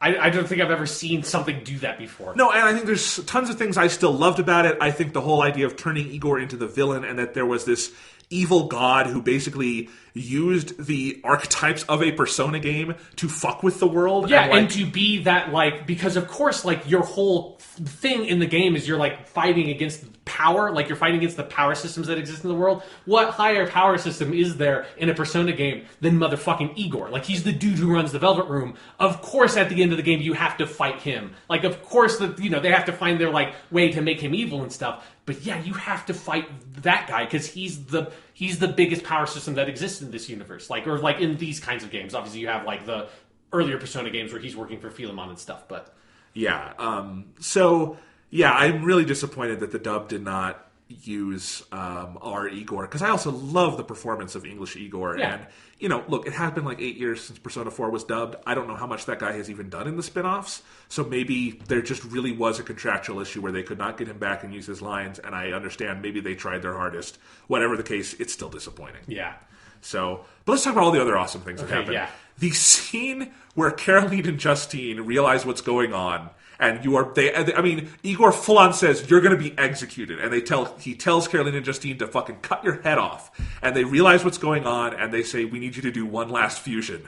And you decapitate Caroline and Justine and create Lavenza. That's the point where I tweeted, Persona 5 goes to some fucking places. Yeah, huh? I mean, the payoff to the Persona fusion in this game, that it's through these fucking guillotines, and then it becomes, there is this attendant. And actually, I thought because... This might even be... Caroline and Justine might be voiced by the woman who does Elizabeth in English. Like, it sounds close enough that I thought the reveal was Caroline and Justine might just be fucking Elizabeth from Persona 3. It's not that, and it's totally fine. But, like, Lavenza's first line before you see her sounds a lot like Elizabeth. So, for whatever reason... And there's so many twists coming, I was like, I was ready for anything. Like, you know? But no, Caroline and Justine were originally one person. They have to be reunified, and now you have this character, Lavenza. All of that is just incredible. And who's also, like, that has been the voice you hear every time that, like, you start a social link or complete a social link reading. I assume in English they did that as well, reading the thou art and I art thou thing. It's the voice you hear at the very, very beginning of the game in, like, the confession room and stuff. So it's, like, something that, again, like, there are so many things building up to it. Like, obviously, then also Caroline and Justine's character designs, that when it happened, I couldn't believe that I did not see that coming. It seemed like, of course this is what they're going like maybe not the you're going to cut their heads off part, but like of course that's where these characters end up, is they were the same person, because they haven't told us like where that voice is coming from and stuff. Yeah, and that voice is, in English at least, it sounds enough like both Caroline and Justine that I wasn't sure. But then as soon as you hear Lavenza, I'm like, yes, that's exactly the voice I've been hearing all this time. So yeah, that really nice touch there. And then of course, one of my favorite parts of the game is after Good Igor comes back, and I love that Good Igor is sort of like out of it at this point. You know, he's like, something happened, I'm not sure. And then you have this, Lavenza says, your friends are here too, and one of my favorite stretches of the whole game is going through the dungeon of the Velvet Room, and the Velvet Room music playing. Yeah. And you have to go find everybody in their separate prison cells and talk to them, and like the music and the dialogue and how the last line is voiced for all of those. Absolutely incredible. Yeah. So much good stuff going on there. Absolutely. It's something where I love when this game breaks down the weird barrier between the Velvet Room and everything else that happens in the game. That's like, it's something that almost never happens. Like, you get a little bit of it with Elizabeth interacting with other characters in Persona 3. You get it in a much bigger way in Persona 4 the Golden, in the Marie dungeon section. And here it's like, I love everybody is brought to the Velvet Room and is in their own dungeon, or in their own cells, and you have to go back. And I like it. It's just like a brief little scene where you have to go up to them and give them this extra little push, and they like transform back into their Phantom Thieves clothes and blow off the doors to their prison while the song plays. It's sort of building up to the ending. They have to reaffirm what their arc was. They have to reaffirm their reason for fighting, and again, it's expressionistic. That's how they get out of their prisons, both literally and figuratively. Yeah, and just like the whole thing of, you have literally been playing this 100-hour RPG, like every time you go into the Velvet Room, you're stuck in this little tiny box and it made so much sense once you get to this part of the game of why you can move your character in the cell when you go to the Velvet Room, where traditionally you just go to the Velvet Room and it's just basically a menu with like a cool background, but here you've like physically exist in the Velvet Room, can walk around, you talk to, you have to walk up to the left side of the bars to be able to talk to the warden, and then you have to walk up kind of like in the middle to talk to Igor. And you can go sit on the toilet if you want to or whatever. It doesn't really do anything much. But, like, you have this little tiny cell to walk in. And then, of course, the reason why that is at this part of the game, that door is blown off. And you get to just walk around in the Velvet Room and just, if you want to go walk to Igor, you just go walk up to Igor and say, like, hey, man, what's up? And he's like, oh, what's up, dude? It's such a wonderful mind fuck. Yeah. And then you're back in the town. Life Will Change is playing again. Yes. You gotta climb this tower. I love, actually, there's a bunch of good fights on the way up there. There's the boss fight, like, rush you have to do, but then also just, like, the enemies they pick is, like, a good challenge, and you can do a lot of leveling here. Yeah. And you're getting your way up to fight Yaldabaoth, or however you say it. All the sort of mini-bosses you're fighting along the way are going up, like, basically the chain of the Justice Arcana personas of, like, all the different sort of, like, top-level angels, like Gabriel and stuff. And then the final boss fight in this fucking game, man, is something else. It's so good. It's so just everything about it. The music is amazing. The boss design is amazing. I like both the boss like character design and the design of the boss fight. I like the different stages of bringing out all these different items that sort of represent different things. It's a clear callback to the Persona 3 final boss, where it goes through the Arcana and it keeps changing. And this game finds another way to make the last boss interesting, where it also has this repetitive structure, but things keep changing in the fight. It actually took me a while to realize I could attack the individual arms, because I just kept going for the main body, and then I'm like, oh wait, I can attack everything. And so it's a good challenge, but it's like a puzzle again. Yeah, because all the different arms have different like resistances and stuff, so you can't just like cast a spell that hurts all of them at the same time. Other than Megidola, which I had, luckily. Oh, sure, yeah. But that doesn't do quite as much damage as, like... I mean, It does if you're ridiculously over-leveled. Yeah, I mean, I was level 93 because I just grinded at the end of the game and got the most powerful persona. So it's not like it wasn't a big deal, but, yeah. No, so it's great on all those levels, but, like, the presentation and the narrative stuff that happens here, you leave it breathless. Let's talk about some of that. Okay, yeah, so, one, it's just, like, the scale of it is so important, and, like, the scale at the beginning, and then when they sort of, like, bring that up again at the end. Oh, one of the best things is, so the boss is, like, just absolutely enormous, and your characters are dwarfed, and one of the best things they do is they shrink down the menu of, like, what you do, triangle, circle, X, to, like, this tiny little version of itself to represent just how small you are. Like, you can't even really read what it says. They've shrunk it so small. It's like this great Photoshop effect that they've done. Yeah. So it's like there's this huge sense of scale of you fighting against God, like, and that's I like how they frame it all around like it's like the Holy Grail. The Yaldabaoth is like supposed to he's like this like ancient sort of creation god from myth, and so it's like this. Again, keeping with the themes of the game, like you are the trickster, like you're not evil, but you're not on the side of the law necessarily, because the side of the law is not necessarily the same thing as the side of good, and so like you're fighting against God itself, and then you have the whole audience of all the people watching this fight. But it's also not just a god. I love the thing that I think makes this a more even philosophical fight between the god and the main characters is that the god specifically says, I came from the cognition of people. Yeah. This is a representation of what they wanted. And of course, the game will ultimately go with the persona you summon. But like the whole idea of like, no, we know that's not the case. There is another set of beliefs. It's not just the prison. You are distorted in your own way, like everything else. And so there is this kind of evenness there. So I just want to say it because it's also amazing. And again, it does tie into what is the public actually thinking. And so you have this great back and forth between the boss fight and then what's going down on the ground level. Again, very reminiscent of Persona 3 in that way. Yeah, and it's something where, like, because also, like, Yaldabaoth is, like, more coming, like, from the Judeo-Christian perspective of God, like less like, Nyx is obviously like pulling from like a Greek god. It is more obscure. In Persona 4, it's Izanami no Okami, and it's a Japanese Shinto goddess, and so like that has different connotations too. Like this feels like, especially when you bring out Satanael at the end, which is like supposed to be like a sort of like version of Lucifer, basically.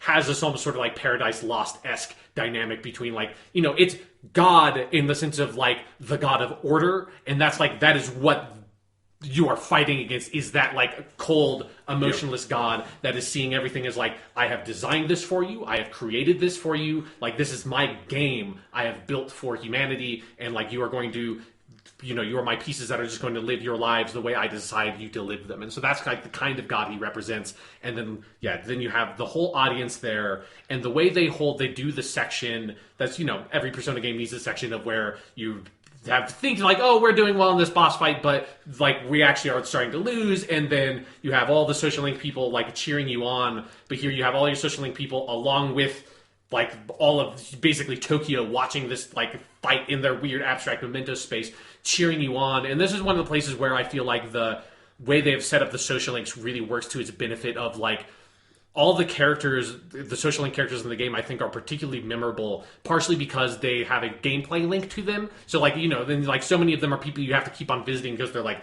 merchants and stuff like that you have to buy stuff from. And so you don't have the situation like in Persona 4 where you have your whole like weird list of people that are also in that game has a sort of an issue of like, they're rooting you on from some like sort of subconscious space because they're not actually technically aware of you finding this person, because they're never aware of your activities in this like sort of supernatural space. Again, it's something they tried to graft from Persona 3 and 4 without really adapting. Yeah, so like, but also in Persona 4, you have like some social links that by the time you get to the end of the game, you're like, oh, right, there was that kid I tutored. I kind of just forgot about him. Or like, yeah, there was like the young mother social link. They're like fine social links when you experience them, but never, once you finish them, they never come up. Whereas in Persona 5, partially because you have to interact with a lot of them over and over again, but also because before this point, some of them pop up in like story-related events around Shido and stuff like that. You have a lot more stuff of like bringing up the confidants, seeing them again and again, seeing them in different scenes of the game, being involved in different things. So when here they come in and they're all cheering you on, like you recognize all of them, and there's some of them like, they're kind of interacting together, like Sojo and Mishima, in ways that like is kind of fun to see your like social link characters pal around and have a couple lines of dialogue with each other when normally they're completely separated. And just having that personal connection made it feel like with Persona 3, there's much more of a sense of like, you understand why these people cheering you on is giving you the power it's giving you. Then plus you have the great narrative device of the percentage meter going up of all the people believing in you and getting to 100% and blowing up the meter, because of course it blows up the meter. And then the best Persona summoning in the fucking series. Yeah.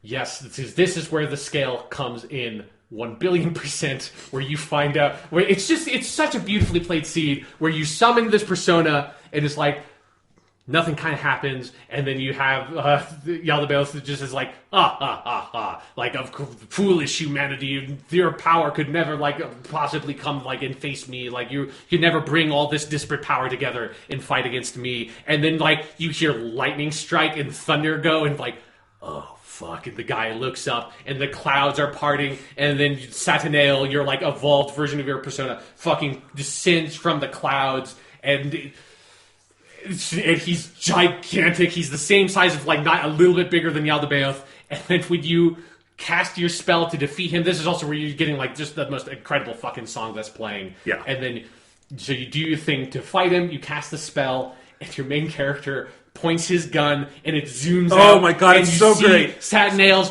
pointing his fucking gun, and the main character basically says, like, get lost. Shoots. Satanael shoots, fucking blows a hole in the head of the fucking, basically the god of Christianity, of, like, the Paradise Lost god, fucking blows a hole in his head, and then the camera goes up and looks through the hole, and behind the hole you can see the sun rising. It's so fucking good. It's unbelievable. Like, more than any other moment in Persona 5, it's like, this is how they leverage, like, the technical advancements they were able to use in this game of these in-engine cutscenes. Just, like, the scale of it, you leave that just breathless and like, jaw dropped, like, what did I just see? Yeah, it's like, you know, they took, like, the best ending to, like, a giant monster movie or something, or, like, more like a giant robot movie, I guess, with, like, the designs, but it's like the scale of, like, how just immediately it becomes so huge, and it's just such an unbelievable power fantasy. It's so much more powerful than, I feel like, a lot of, like, the Persona 4 version, where it's like, you know, you feel kind of cool when you get Izanagi no Okami, but it's like, but he's still a relatively normal-sized Persona. This is like, of course he has to be gigantic. It's the World Arcana. Like, he represents the hopes and dreams of all these people. He's gigantic. Yes. It's so good. It is unfucking believable. And again, on that thematic side of what this means expressionistically, why this works where I think, like, Persona 4, for instance, doesn't, is that, again, this persona you summon that is so grand and all that, you have seen the legwork going into humanity could summon this also. Like, we could create Yaldabaoth, but we could also create Satanael. Yeah. And we could bring this up, and it could ultimately win out for everything we have seen over 100 hours of this game. That is an achievement of so many different things, but ultimately it's an achievement of good fucking storytelling. Yeah. And it feels like, you know, you have played 100 hours of this game. You deserve something ridiculous and epic at the end of it. And it's like, man, does that scene deliver? The first time I played that game, I was just so ecstatic. It's amazing. It's just so good. It's just such a, like, incredible relief to see it happen. Like, it's such an incredible execution of that. And just, again, the music playing there is amazing. That, like, in the way the music is paced out, like, it's supposed to sort of, because you can, you know, the music plays however the music plays, but it's sort of designed to reach this, like, zenith right when you shoot. That is an instrumental version of, like, the best part of the ending credits song, which is, like, where the ending credits song comes to this, like, huge high point, and then it, like, softens down and quiets down as Yaldabaoth sort of slowly falls down, and you see, like, the sunrise coming up, and it's, like, it's so beautifully executed. Just perfect in every way. End of the game, we've talked about most of the stuff at the end. Yeah. I mean, the fact that you have to go to juvenile detention and all that is, like, the game goes places again. And yet it's with a sense of hope, because you go there, but your friends are not going to leave you there. And as you said, it's back to this political discourse of this kind of grassroots organization that you have built up coming to work for you, and getting this person out of prison, and getting another chance at life and everything. And with that, of course, Morgana comes back. Yes. This is the one thing we kind of haven't talked about with this area of the game, is that Morgana comes back. Now Morgana is just a cat, and we even get a new cat portrait, which is kind of amazing and creepy and wonderful. Yeah. And, also, like, I love when Morgana comes back at first. The way he talks, I don't know how much this comes across in the English performance, but the way he talks in Japanese is much more subdued. Like, it's still a little weird, but it's like he's clearly, like, trying to be more respectful and humble. And then, like, slowly as the scene goes on, Like now, like yeah, no, he's still Morgana. Yeah, no, they do it basically. The actress just subdued is the way to say it of how she does her performance, and then it gets kind of bigger. Yeah. They obviously can't do the same linguistic things you would do in Japanese, I assume. But yeah, no, really good moment. But Morgana, and this is one of my favorite things about the ending, is there's so many evocative, suggestive things about the ending where they don't tie things off with a bow. And one of those is that Morgana is just a cat at this point, and Morgana never was human. Never becomes human, but Morgana has decided, hey, I have a goal, and I want to see if I can become human one day, and if not, I'm going to stick with this guy and live my life. And there's something so wonderfully beautiful about that I love that the mystery of Morgana is solved only to a certain degree. Yeah. And that Morgana is, still out there and with you and part of this cast, and we'll see what goes beyond that, but that is like a specific goal we're looking at, but then the entire ending is about things left unsaid and about the roads these people will still travel, and that it's something I love about this ending is that it has to rely on the suggestive nature of an ending, of that they're going to go off on another adventure and we're going to see what happens, but it has to be left to the imagination because that's what makes it powerful. Yeah. It's like the point where I feel very similarly with this game as I did with Persona 3, where I don't need or even necessarily even want a spin-off to this game because like the ending is such a great, perfect ending. I don't need to see what happens next. Yeah. Because what happens next exists in the eye of the beholder. It exists in the mind of the player. And because there's so much you can imagine about what happens next, that ending is so immensely powerful to me. And having that one thing of Morgana is still a cat, but might become human one day, but is going to look for his path forward, whatever that is, adds so much to the ending of the game. Yeah. But then at the same time, like, knowing that obviously, this game has sold fucking gangbusters, especially in Japan, like, they're going to do spin-off stuff with it. I do like that, like, the ending of this game is perfect, but it also leaves enough room that when they do spin-offs, I feel like there's more stuff to do with these characters, whereas, like, the Persona 4 cast didn't really have that much to like keep on doing with them is the thing that's like you see it really heavily in the Persona 4 arena games, and they do it better Dancing All Night, but still not great, and that like those characters don't have that much room to develop, and it's like all the story heavy lifting is on the Persona 3 cast in the arena games, and then also the new characters, and it's like in Dancing All Night, the main story heavy lifting stuff is on the new characters and on Nanako, because those are the characters that have room to do stuff with. And I like that with the Persona 5 cast, like, I can see if you do a Persona 5 arena, I can see more stuff to do with these characters and more, like, layers to see with them and more stories to tell with them. Here's the spin-off I want. Yeah. Because they're going on a road trip, I want Hajime Tabata and the team from Final Fantasy 15 to come in and do an open-world road trip game with these characters, like what Final Fantasy 15 frankly just should have been. Yeah. But with the Persona 5 cast, I think they could really do a good job. Yeah. Sure, I can see that. They hit that out of the park. Yeah. But Morgana's just a cat the whole time. Never gets like turns into the like weird chibi cat man. No, I mean it's the open road ending that I think can be so evocative and powerful, and the kinds of ending that you will think about because it's about the suggestion of what's still to come. Yeah. It's better than this, but it makes me think of one of the first endings in literature I remember, which is the book Stuart Little, where there's just let me do this. Yeah, go ahead. Yeah. Have you ever read Stuart Little? Yes, I did when I was in the second grade. Right. Yeah, but it sticks with me because Stuart Little, and this is because I think the book was unfinished, so this is not a great example, but it taught me something about the world, which is that the whole like second half of that book is Stuart Little gets a bird friend.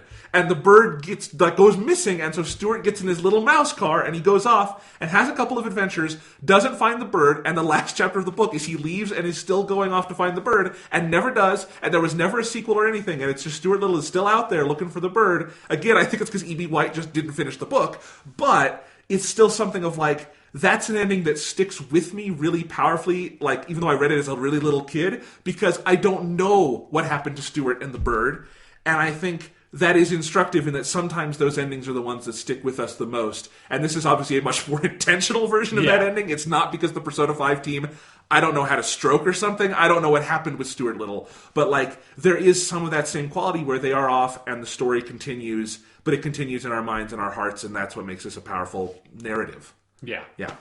So no, definitely. Persona 5, we will talk about this more next week. Yeah, we need to, because there's a lot of stuff I still want to say that we just don't have time to talk about. Yeah, I want to talk about some superlatives with it. I want to do some wrap-up thoughts. I want to talk about the music. I want to talk about the social links. Yeah. That'll be next week's show. But I think this was a good wrap-up of the final arc of the story to go with our other Persona 5 spoiler casts. Yeah. We will have at least 5 Persona 5 spoiler casts. That sounds good to me. This is number 4. So, next week we'll talk about that. And we'll probably record a 5-hour podcast. Who knows?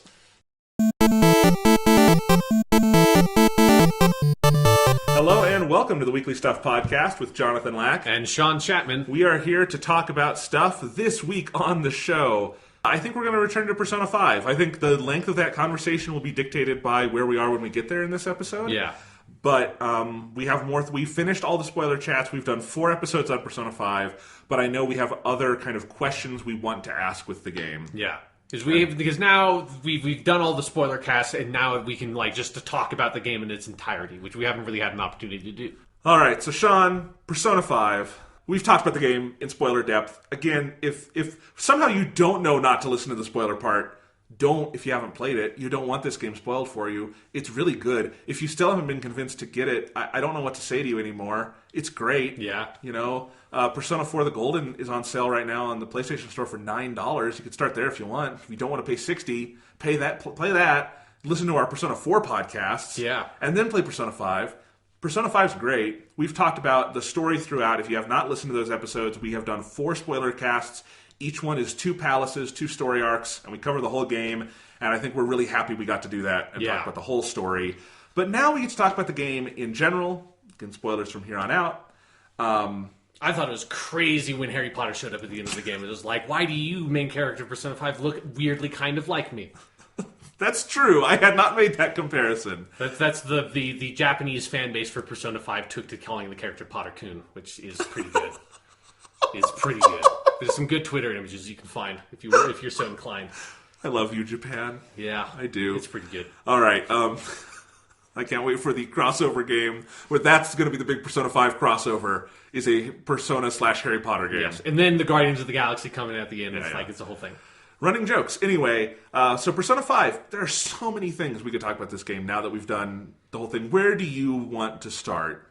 Oh, geez. Or do you want me to pick a topic, because I have? You could pick a topic if you have them prepared. Okay, I want to do, and we've promised this, so I thought this was a good general topic to start with, is to talk about the confidants. Yeah. And the social links. And, we touched on some of them throughout, but that's a hard thing to do in a spoiler cast where people complete those at different rates. So we didn't want to spoil the end of, the teacher social link when people might still be on, Ryuji's or something like that. So let's talk about the social links. Yeah, and just to recap, we both finished the game with all social links completed. Yep.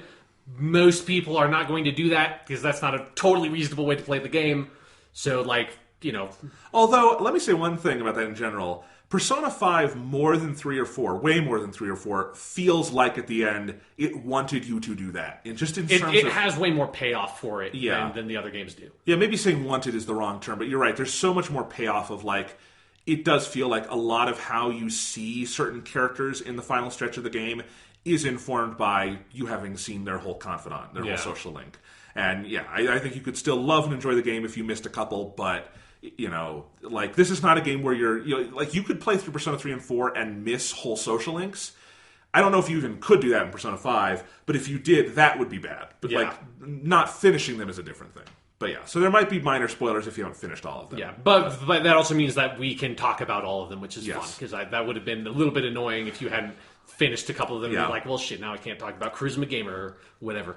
There's so many good ones. Yeah. And, I guess we could just start with the simple question. What's your favorite social link? A simple question. It's easy for me. I guess I would probably say Sojiro, would be mine. I would say Futaba with, Sojiro at 1A. Those two together. They're very sort of intertwined in a lot of ways. They are, and I made the comparison in a previous episode to the Dojima and Nanako social link in Persona 4, where those very much feel like you're supposed to kind of play them back and forth, and I think they ping-pong a little bit thematically. I think that's true here, too. The Futaba one, just in particular, I think is insanely well-written, and just is so good at the art of making all 10 social link events feel meaty, and they move that character forward, and that by the end you really feel like you've gone on a journey with that character, even though the journey for Futaba is going to a video store. Right. And I think that's that just speaks to how great that character is too. But I just thought that was a particular standout. And then Sojiro was one of kind of the last ones I finished, which the game is also kind of built to make you do that. Yeah. And I think you see kind of the flip side of that story and, where the Sojiro one goes. In terms of like how far a social link takes a character, I think it's unparalleled in this game at least. Because Sojiro just, over the course of the game, changes a lot, but over the course of the social link where that family unit is forged, there's a lot of tearjerkers. Yeah. I also think Sojiro has the best social link event in the game. Yeah. And it's Hierophant 7, and I know that because I wrote it down because it was so good. But that's the event where like shit goes down and he almost implies that he's going to give Futaba away, and she gets mad, and you go talk to her, and then he comes up and reaffirms that they're a family and reaffirms his love for you, the main character, and all this stuff. Between those two social links, there is a world of greatness. Yeah, and then also with Sojiro, I think it might be the 9th or maybe it's the last scene where you go to church. And like that's his last scene. Yeah, so where you sort of like visit Wakaba's grave basically, and there's something about that scene I love so much of. There's something I really like Wakaba's character, Futaba's mom. That's like obviously she's dead before the story starts, and so you never see her personally, but you get like sort of images of her and stuff, and you get the sort of monstrous version of her in Futaba's palace. And I just like kind of peeling back the layers of like who this person was to these people that you, the main character, and you, the player, care about, but who's gone, and like sort of like what she has left in her wake, and like I just love so much the relationship that Sojiro had with her, and like how sort of complicated and mature it feels, of like it's this weird sort of like what could have been and maybe what should have been, and what like maybe like the position Sojiro probably should have sort of like been with her but couldn't at the time, and then kind of trying to make up for that in some ways by taking care of Futaba. There's something about that dynamic that I just found so powerful. Because so much of this game is about characters learning to live with and making peace with circumstances that are not ideal, you know? And it's Sojiro not having the family he thought he was going to have. And it's, Futaba not having the parents she thought she was going to have. And it's Makoto, not having the loving sister she thought she was going to have. And all these scenarios, you apparently not having the parents who care enough about you to go send you away to the cafe dude and things like that. And you're right. I mean, that scene in the church is this beautiful affirmation of we're at peace with the family we've made. Things worked out. Yeah. And I think it speaks to something I think Persona 5 identifies in the human spirit, where it's an idea I think people often reduce to the everything happens for a reason, which I find kind of an infantile way of looking at the world. Because it's like, no fucking shit. Everything happens for a reason in the same way that, like, that's how fucking physics works. Yeah. But, But I think what the truth in that is that humans are adaptable. Yeah. And bad things happen and unforeseen things happen, but we are good at making meaning out of those things and getting to a point where we are who we are because of those things. And I think that's where a lot of the social links in this game wind up, is that place of affirming those things within themselves and within their lives. And I think that scene in the church is great, in part because it doesn't take itself too seriously. And of course, how Futaba often expresses those things is by being silly and goofing off and things like that. And that's how Sojiro knows she's happy and is content in life. Yeah. And you get a lot of great moments with that in both of their social links near the end. Yeah, another thing I really love about it's kind of confusing because of how intertwined it is, but because it's in Sojiro's social link, right, where you get because for most of the social links you hit a point in them where you have to fulfill a mementos request, and for Sojiro's to do that you have to talk to Futaba and go to the palace alone, or is that for Futaba's palace? No, you're right. It's Sojiro's, and if you hadn't completed Futaba's by then, it also halts Futaba's. Right. And I had already completed it, so that didn't happen. That's right. Yes, that's right. Yeah, because you try to talk to her and you can't do anything with her other than go into the dungeon when you talk to her once you're at that point in Sojiro's. And it's like that's one of the things that I love about the Persona 5 social links in particular that Persona 3 and Persona 4 didn't do, is there's like this. It feels like they exist in tandem, like very directly with the rest of the game, and they will interact with different sort of elements of the game in ways that it tended to be in Persona 3 and Persona 4. A social link like existed in its own bubble, and maybe like you had like Dojima and Nanako's kind of like intersected, but generally it was like I'm going to the daycare and hanging out with young mother. And that's what I'm doing. I'm going tutoring. I'm going to like hang out with like the sexy weird doctor lady at night. I'm going to talk to this old lady. And it's never going to really like sort of directly intersect with the other characters I know. and it's never going to directly intersect with like the whole dungeon part of the game and the sort of supernatural part of the story setting.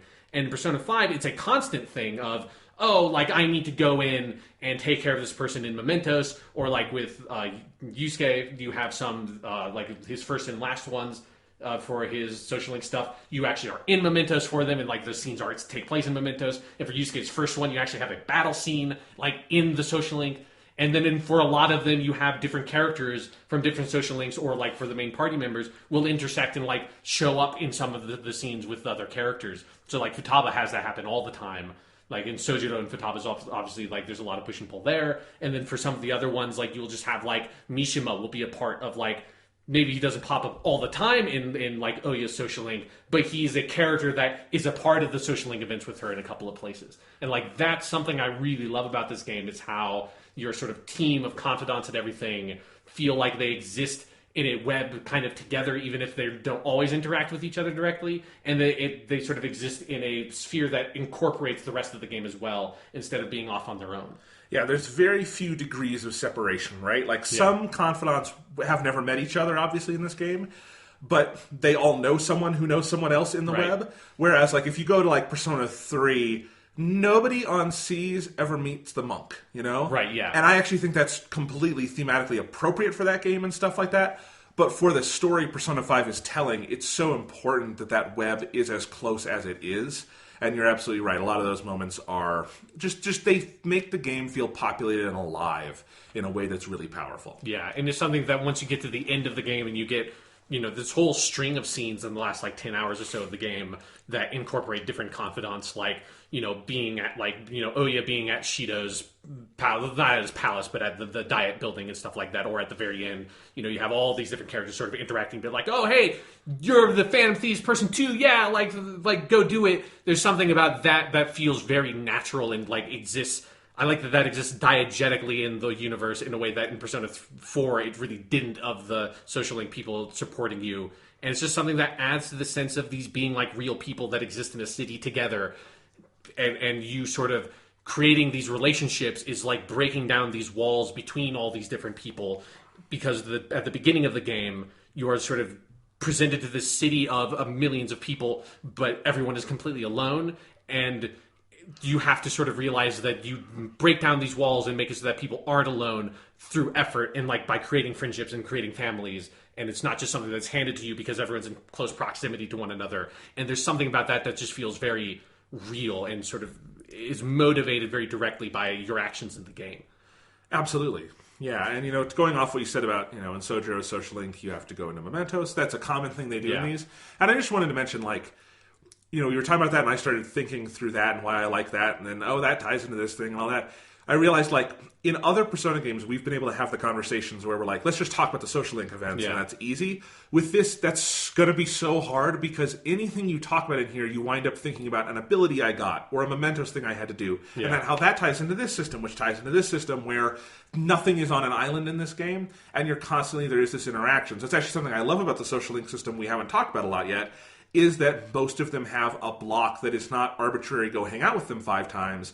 It's go to Mementos. Yeah. And you kind of build, and it can be actually a challenge of like, how many of these can I build up before I can like have to go into Mementos, and like, can I maximize the number of social links I can hit off at once and that sort of thing. And then can I go home and get a massage and then go finish a social link that I did the day of, and you can, and it's awesome. But I actually really like just focusing on you have to go into Mementos.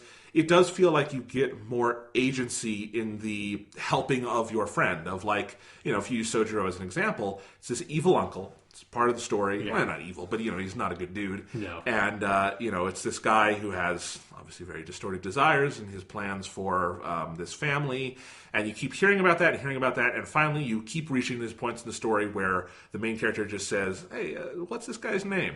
Feels very Mafia-esque, where you're like, hey, what's this dude's name? Let's. I love that basically every single confidant or social link has that moment where he's very directly. I always have like 2 options that's like, hey, what's his full name? It's like, hey, what's his name? It's like they're basically the exact same option, but they have to just give you 2 of them, because it'd be kind of weird if they only gave you 1 and had the prompt just pop up.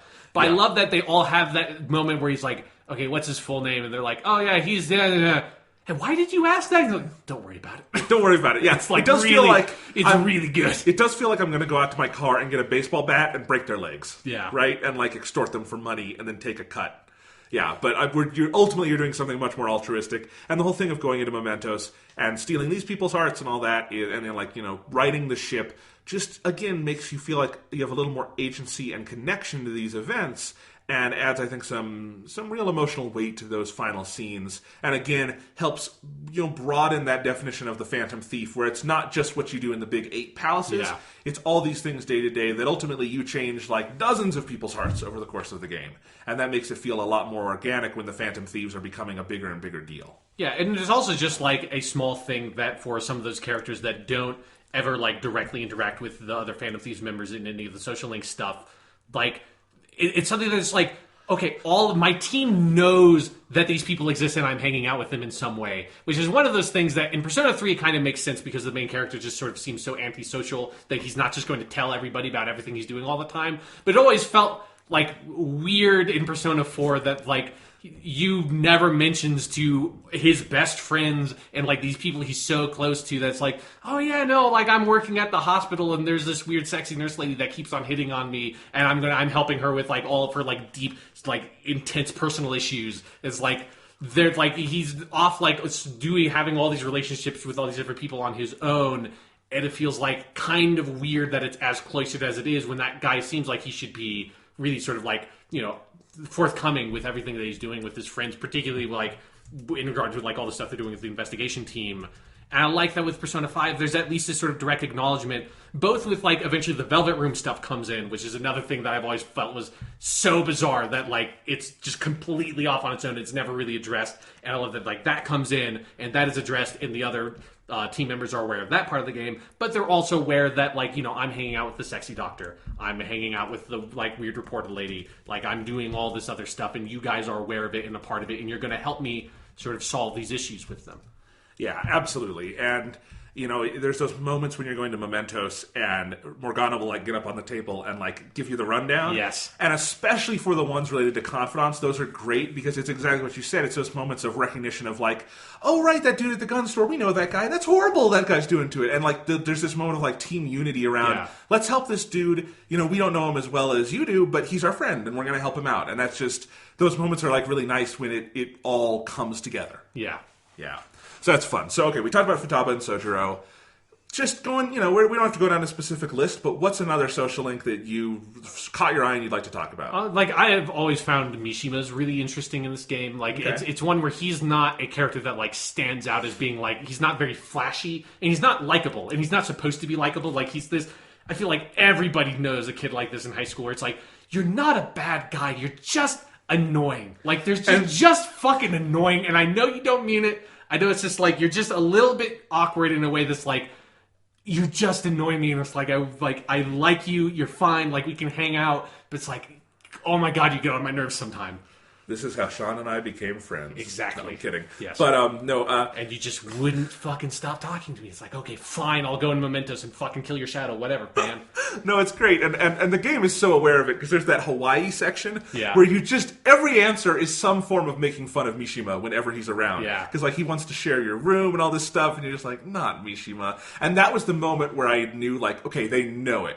Yeah. Because I went through some of that social link being like, are they aware of how, like, kind of off-putting Mishima is in some ways? And then the game, like, in the normal game parts makes it very clear, and it all kind of clicked for me. But it's also something that, because of like how he's introduced into the story as being like one of the sort of like most severe victims of Kamoshida's abuse, like it always made me feel really bad for having that reaction to him, because it's like, this is the exact reason why Kamoshida could abuse him, is because this kid is just sort of awkward and weird and off-putting enough to people that like he just sort of like blends into the background and nobody cares when he shows up to school with a bunch of bruises. And it's like it's a really sort of like weird, tense relationship you have with him because of that. And I just love the way his social link progresses in a very non-standard way, which there's a couple more of that in Persona 5 than there tends to be in these games. And his is tied completely to completing the Mementos request that he gives you.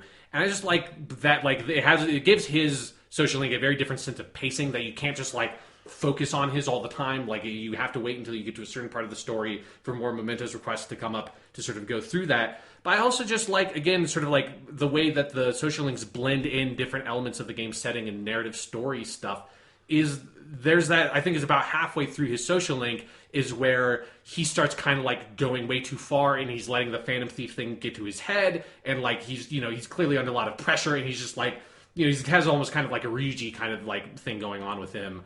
And so you go into Mementos to see if he has a shadow, and you confront his shadow, but you decide not to destroy his shadow and come back out and like kind of confront him about it. And that I found was like really interesting. It's something that just makes really great use of the sort of larger paranormal mechanics of the setting to tell a different kind of story than they're telling in the main story, and a different way to use that. Because it also just feels like it's this acknowledgement on the part of the game and the characters, like the player characters, the Phantom Thieves, that the thing they're doing when they're going into Mementos is like not totally okay. Like it's a little bit fucked up. Because if it wasn't a little bit fucked up, they would be totally fine with just killing Mishima's shadow and changing his heart that way. But because they know him and he's like, he helps them, they like have enough of a debt to him that they're like, that's just not right. And I really like that element of his social link. I think Mishima's social link, the whole second half of it, is really good. I think if parts of it can feel a little rote here and there, but then you get to, I think that's the turning point, and the final scenes where he is both humbled and also comes out of his shell to the degree where he can kind of, as is often the case in Persona, own what it is he wants out of the world. Yeah. And yeah, it's easy to make fun of Mishima as that awkward guy who no one really likes. But by the end, it's like, he's a good dude. He's going to have a good life. He's going to be a successful person. Like, there's some really nice moments like that near the end of his social link. I particularly just think, because it ultimately becomes less about, I owe this big debt to the Phantom Thieves, as, hey, I found something I'm good at, and those sorts of things, and found a place in the world. And I like that there is a significant high school character in this game, Mishima, who's not part of the team. Yeah. And you generally don't get that kind of thing, I think, in the Personas. Sometimes with other social links, but in terms of someone who's that central to the story, I feel like in Persona 4, he would have gotten a persona somewhere. Right, and he doesn't, and that's important to this game, that he's just a character. Yeah, and I think another reason why I like Mishima's social link is I think the aspect of you having a social link with a character that's like deliberately and actively unlikable feels very much like Persona 3. Like the way that Persona 3 handled it a lot of the time of like, I see a bit of Kenji, from Persona 3 in Mishima. I see a bit of Kenji, and Mishima is one of the several social links in this game that go back to the Persona 3 thing of what you have to tell them to get the notes isn't always the right thing. It's like the thing they want to hear. Yeah. Mishima has a lot of those. Yeah. And that's very Kenji-esque, where if you were really being a best friend to Kenji, you would be like, stop trying to fuck your teacher. But to get the social link up, you have to say, cool, dude. Yeah. But the nice thing about Mishima in that regard is that you don't need notes to progress his social link. Right. It's just entirely through the memento stuff. So if you want to sort of like stroke his ego, that's kind of totally on you. And you will get your nice little like, and like the notes pop out, but it doesn't really do anything for you. No, totally, yeah. And so. I do like that I can be, it helps you be like, I'm just going to, in this moment, I'm going to be straight with Mishima and just be like, hey man, you're walking a weird path. You maybe don't want to do this. Question I haven't asked, and maybe you know the answer to this. Can social links reverse in this game? No. Okay, they took that out? Yeah. Because that was just a weird, like, it's an interesting idea, but I feel like Persona 3, it was just so, like, so much of, like, the way that a character is going to respond to a piece of dialogue is, like, up to, like, a weird amount of interpretation. Whereas it's like, I didn't in any way expect that character to take this way. It doesn't kind of make sense, and it's really harsh for that to, like, cause me to actively lose social link progress. Yes. So I like that they didn't bring that back, because it just felt needlessly complicated. Yeah, I think that's right. Although there's the hilarious moment in the Kenji social link where you can laugh at him after he fails with the teacher, and that will reverse the social link, and it's like the cruelest thing you can do in a video game. Yeah, fuck Kenji. Yeah, all right. Anyway, so I like that social link. One I wanted to talk about that I really like. I think we're saving some of the best for last, but another good one is the politician one. I really like that one. It snuck up on me. I think at the beginning it's one of those ones that can feel a little Persona 101 of like, Mad Libs, I found a official of some form around town, and he is sad because X, and he is lonely, and all of that feels a little Persona 101, but as it gets going, I think it's just very well executed. I like a lot of the rewards he gives you as a confidant, and also just, I don't know, I think the vocal performance in English is really good on him, but I think just generally the writing of this guy who is a politician who is very aware of the trappings of politics. It's like he's a reformed politician. Yeah. It's very key to the main themes of the game, of a guy who abused his power or had something happen and is aware of that and is trying to atone. And ultimately you find out he wasn't as bad as he's selling himself to be, and there were other factors going on.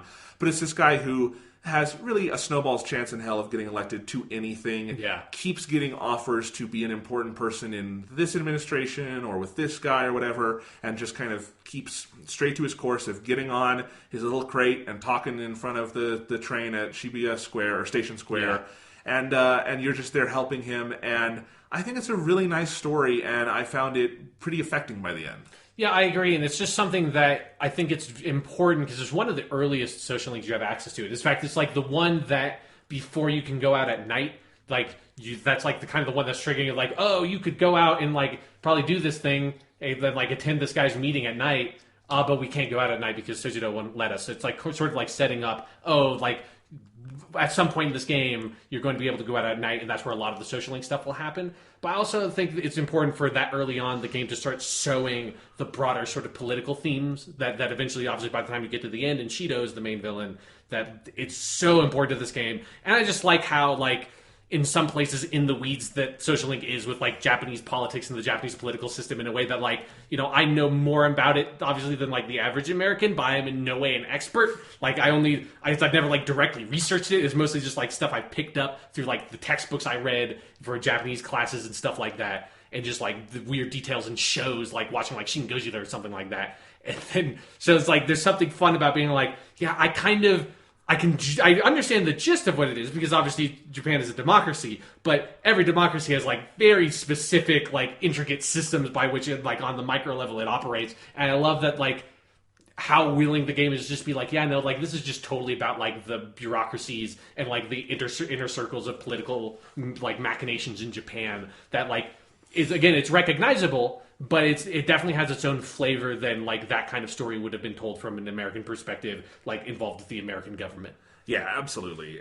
And I think one of the other things that's notable about Toranosuke is that depending on when you start actively playing that social link, he's kind of the first adult you get to know in that game who is fully cognizant of the problems adults have in this world and will own up to that to you. Yeah. And that part of why I think he sees something in this kid and you see something in him and they start hanging out is it's like the debt he feels he owes is more to young people than anyone else because he knows as an adult the world's kind of fucked up and that's no one's fault but, his and his generations and adults and all that stuff. Yeah. And him being able to own up to that early on, we don't see the arc by which he went through that. He's already been through that, gauntlet. The way we see, like, Sai Nijima go through that gauntlet. But he's already there on the other end of it. And so it's got this interesting kind of mournful atmosphere that also, I think, helps introduce you to the, as you say, the larger themes of the game. And so, I find the character very useful for that for a number of different reasons. And he's interesting because his social link advances automatically no matter what. But it does take a couple steps to get to his social link. And I like that. You have to go work at the beef bowl shop. Yes. A couple of times and he'll notice you. And then you go talk to him and then you talk to him again. But it's actually a fun kind of startup because of course he's not just going to meet you once and be like, hey, you want to hold the sign? It takes a couple of times of getting to know this kid and I like that. Yeah. I also, it's something that is true of most of the non-main character social links in the game, but because Torres is like kind of the first one you get, I always like kind of like attaches to him is how much like social stat progress you make by hanging out with some people. And like when you hang out with Tora and like for most of his social link advancements, you get 3 points in charm and it's like so great. It feels so good. It's like this just endorphin rush of like, yes, it's so good.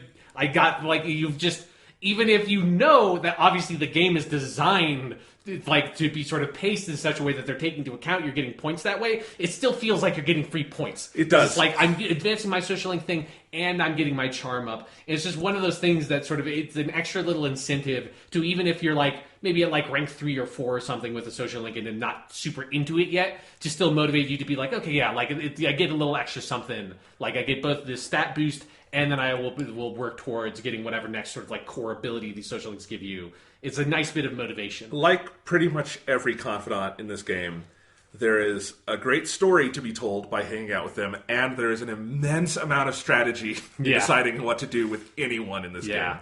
So yeah, there's that one. What's one you would want to talk about? Let's talk about some of the ones that unlock over the summer, because I like those a lot. So let's talk about Chihaya, the fortune teller lady. I would probably the best abilities of any of the social link people. It's a battle between her and Kawakami, but I would go with Chihaya because if you go far enough with the Fortune social link, you get the one where you can just straight up get extra points and advance your social link without having to waste time. And if I had known that earlier, I would not have finished on the very last day because it is unbelievably useful. I would have warned you about it, but I wanted you to have the real experience. No, you have to have the real experience. And man, I gave Chihaya so much money. Like, I don't know if you should ever have a girlfriend you pay that much. No. Even if it's for professional reasons. No. I gave her pretty much 100,000 yen like every day, right? Like, because not 10,000, because it's 5,000 like twice a day you can do because there's so many useful things she does. She's great.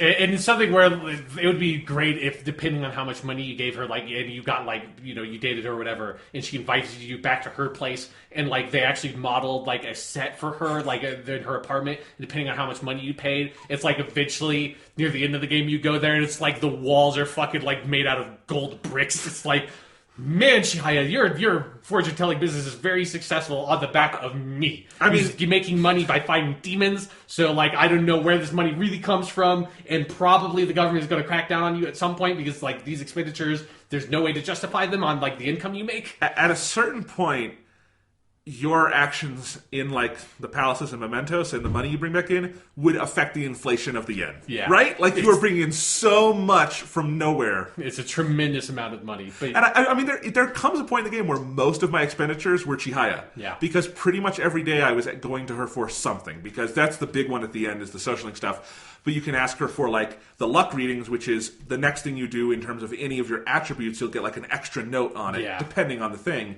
And that's super useful. And I would do all these... A lot of my reloads were like, okay, what can I do with a mixture of Chihaya and the things available to me to get a 3-point boost in this? And so that's great. You also have the things where you can get extra money if you go into mementos or the palaces. Yeah, and those can be like, sometimes I would turn that on and then go into mementos and just be like, I'm turning on a podcast and I'm going to kill some monsters and do some all-out attacks, and I would get a gross amount of money. Yes. And so that's all the ability stuff you get from Chihaya. But I think it's also, like, it's one of the things, again, that, before we talk about the story with her, it's something I really like about how they handle a lot of the confidants in this game, is that it's not just you're advancing the social link with Chihaya, and it's also not just that you're getting, like, unlocking the more of those abilities. It's that you're going back to her all the time, and there's something about that makes her memorable. That it's like, okay, like... I love that you have social links with, like, the shopkeepers, basically, of the game. Because it makes it so... I talked about this on the last podcast we did with Persona 5. That at the end of the game, you don't have the phenomena where a social link character pops up that you haven't seen for literally 50 hours of playing the game. And they're like, who the fuck is that person? And it's like, oh, right, I tutored that kid. There's like 3 or 4 of those in Persona 4. Even if, as you're doing those social links, they're very good. By the time you get to the end of the game, they're just so far in the past you've completely forgotten them. And I love that with a lot of these characters, either they are like in a place like with Oya at the bar that you're going to go back to if you want to like work at the bar, or there's someone you directly interact with periodically over the course of the game that you're constantly sort of reminded that these people exist, or you're directly interacting with them. That makes it so that you feel like you have a relationship that exists with them outside of just very sort of like callously advancing their social link and getting to like rank 10 and then dropping them by the wayside and never seeing them again because they exist in like some menu option you had to pick at the end of the day at your house or something in Persona 4. Yeah, and another thing I would say with this and some of the other people you go to and talk to a lot because they have different abilities, and you do it the most with her, but like you do Kawakami, and obviously you see the gun dude all the time, and you will go talk to the doctor, hot doctor lady, Takemi. yeah, all the time and stuff like that. It's so much better than if it was just a menu option. Yeah. And, this is something we talked about earlier on the show with Dragon Quest, that there's something kind of fun and charming about there's a person you have to go talk to save. And I totally understand that can be like kind of a burden and things like that, but there's also a charm to it, and Persona has gone way beyond that, and it really does matter that you have to go talk to these people, because if it was just, I could hit triangle and call Chihaya and like activate her power, the character wouldn't mean anything, those powers wouldn't feel like hard-earned, you would just get you would go bad with power, you wouldn't really feel the impact of it, because it's like, okay, I have to spend my 240 yen and go up to where she is in the red light district, and I walk over there and I talk to her and I activate this, and then I get ready to go. And you get like the little tiny voice of like, or like whatever weird noise she makes. I don't know what her English voice actor does, but Japanese... She does that exactly. It's like, why do you always make that noise, Chihaya? Like, what, you're thinking so hard about something, but I just don't know what it is. Yeah, she must have like taken that exactly, because you get that exactly. So, but yeah, they feel like characters. You feel like the world is more lived and living and breathing, and also feels like you get a sense of the protagonist's day, even though some of the time of like how much time you spend on the subway makes no goddamn sense. That's totally fine. Sure, yeah. But it's a fun thing to do. Yeah. So anyways, let's talk a little bit more about her character and her because it's also a good character in Social Link. One of the things I love about her Social Link is how it starts. Like, there's a lot of like both of like. You have to pay her, like, for, like, the point of where you meet her in the game. It's a large amount of money, and I knew it was coming, so I had saved up my second time through. But the first time through I hit that, I was like, oh, motherfucker, I don't have anywhere near money to pay. I was like, I'll have to go into Mementos or something. Yeah, so it's like you have to pay her, like, 100,000 yen or something like that to get the magic stone that's a scam. And rock salt. Yeah, it's basically rock salt. And I also love, like, that the first time you sort of encounter her before you have to pay money, it's like you go back home and Sojiro like says like, oh, I won the lottery or something. It's like here's a couple of bucks, and that was off of like the fortune she had told you earlier that day when you were talking to her, and Morgana's like, oh man, she must be the real deal. And there was something that's like, okay, yeah, like this is interesting, and then but like, oh, she's actually a fraud. But no, her fortunes are weirdly accurate, so she's real. And I also love how combative your relationship with her is at the start, of where she's so defiant. It's like, no, the magic stones, they help people. Like I'm doing like a service, and you can't defy fate. Like, that's just ridiculous. And you're like, listen, lady, I can't tell you how I'm doing this shit, but trust me, I can fucking defy some serious fate over here. I've got some stuff going on. It is kind of amazing from like the moment when you meet Chihaya, which is not the same as when you start her Social Link, to when you like max her Social Link. So much happens in that relationship of that combative stage to when she starts thinking you're useful, to she just wants to like observe you, so you're going to come to a fortune reading with her, to when you start learning about some of her problems and her past life, and then like you realize she was in a cult basically and all this stuff. Like, she goes on a journey. Yeah. And another like really fun detail about her character is that she's basically a country bumpkin. She's basically from the same kind of town as like Inaba from Persona 4, and that adds a fun dynamic to her relationship to Tokyo, because she's an outsider the way that you're an outsider, the way that, like, a bunch of the characters, like An is an outsider to the city, and that's fun. And then also, I think it works maybe a little bit better in Japanese, although I'm sure the English performance does it well. But like her, she's trying to speak in this like very formal standard, like Tokyo-ass Japanese, and ends, but like you can tell it's a put on in the Japanese performance because she ends every sentence with like really over exaggerating like des and stuff like that in a way that you wouldn't normally, because in her normal sort of like village dialect or whatever, it's a very sort of like Goku-esque, like bumpkin-y sort of, not appropriate for business Japanese kind of language. And there's something really fun about, because you have to get so far into her Social Link before like you get that little peek behind the curtain and she slips up, even though like she's got to have some like really weird shit rocking down behind that, like the whatever she's saying, because it's such a put on. I love that aspect of her character when she like finally lets it slip, but then has to put it back on again. Yeah, I thought the English actress in the localization did a really good job with that. Like, as well as you probably can in English. Like, I think they really put in the effort to when that switch happens and you hear her accent. They basically do like a southern accent kind of thing. Like, kind of what I always wish they did in English with Goku, of let him like drop a G here and there on words and stuff like that. Man, I'm dropping a G. Just like, I just mean at the end of... It's not what I meant. But yeah, like, saying in instead of ing and things like that. So like it's kind of like our, same kind of archetypal country kind of accent. They did a good job. And the actress just has fun with it. And, obviously you get more of it in Japanese because it's specifically tied to language and grammar and things like that. But I think, those things are hard to adapt. That was one area where this localization did very well. Yeah, cool. Yeah, so... Like, if you haven't listened, it's actually very cute how she does it. It's like, I hate using that word, but it kind of is that, Yeah, it's adorable. Like, it's just like a weird...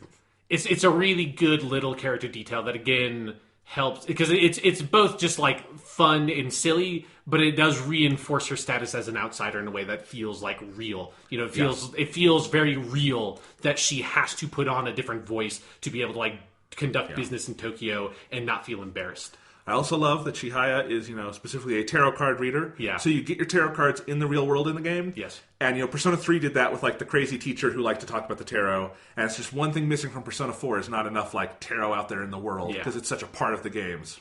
Yeah, and I just like all the scenes early on with your social link with her where, like, she's like, oh, yeah, there's no way you can fix this, and you go fix it, and she, like, does the second reading, and she's like, what the fuck?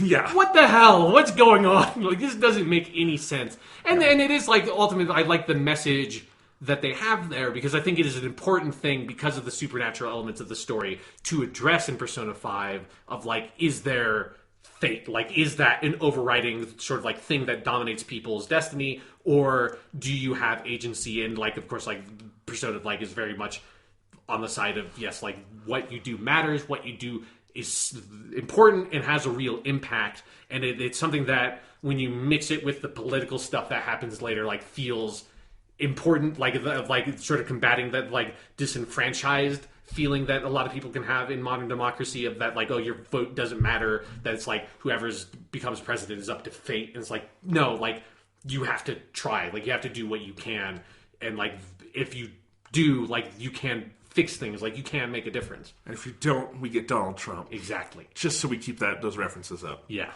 All right, I want to talk about Takumi, because we mentioned her earlier, and I love... Super hot goth doctor. Oh my god. She is this game's Yukiko in glasses. She is so great. And not just because she's hot and, like, that's to a T my type, but, like, that character design is fantastic, and there are many great character designs in this game. This is Soejima's masterpiece in terms of character design. Sure, yeah. But she is actually, I think, because she's one of the earliest you get. Yeah. I think that was the character portrait that made me realize just how good the character design in this game is. Yeah. And she's just a great character beyond that. That social link is fantastic. It's one that gates you relatively early in that you can go through that one really fast until you hit, like, oh shit, I need to be really... I think charismatic is the one on that one. Yeah, and so, like, there's actually a long period where you can't meet with her because you can get through the early ones really fast. But overall, that whole social link, and, like, it's very funny early on in that she's doing these tests on you and you are her lab rat, and you constantly faint and then wake up hours later and you get a courage boost, which is great, or a guts boost in this game.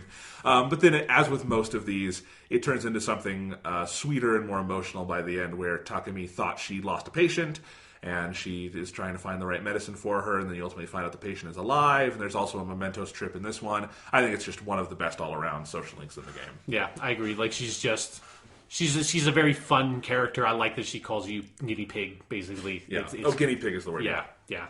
It's like her, and I think there's something fun about her being one of the earliest ones of, like, setting up kind of a lot of the basic dynamics of how the other social links are going to operate with, like, you find out kind of who she is, basic details about her, and as it, like, advances, you hit, like, that point where it's like, okay, now I need to get this stat boost up, then talk to her more, get to the point where it's like, okay, now, like, that asshole hospital director is someone I need to, like, really deal with directly, go into mementos. It's, like, a very, sort of, like, feels like it sets up the structure that all those other kind of normal day, like, other people social links go. Early on, she was definitely the one I was most excited to go do when I had the option.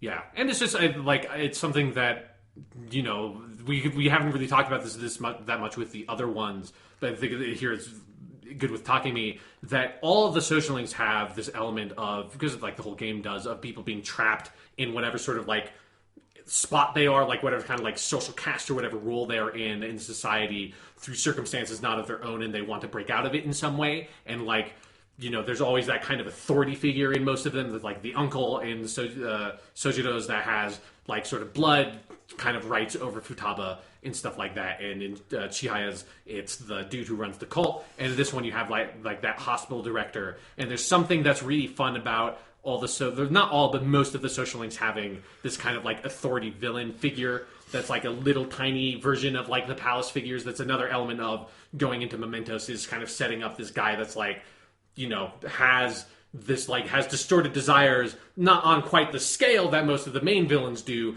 but is still like set up as the small villain and target that you have to like go after and sort of figure out what the whole issue is with this. Yeah, absolutely. That there's always kind of someone above holding you down. Exactly. Yeah. Is this also the moment where we want to talk about statutory romances? Okay, sure, yeah. I mean, because Chihaya, it's less obvious with her, but she's older. Yeah. Takemi is obviously, she's a fucking doctor. We haven't talked about Kawakami and Oya yet, but we will. Yeah. And, I don't know if there's even much to say about the Oya social link. It's fun. You're at a bar. Oya drunk. is constantly drunk. It's good. It's a good one. She's very Lois Lane, and I like that a lot. Yep. In English, she is voiced by Yukiko. Okay. And I love imagining that Yukiko grew up and left Inaba and went to the city. Cut her hair. Yeah, cut her hair and became a drunk journalist.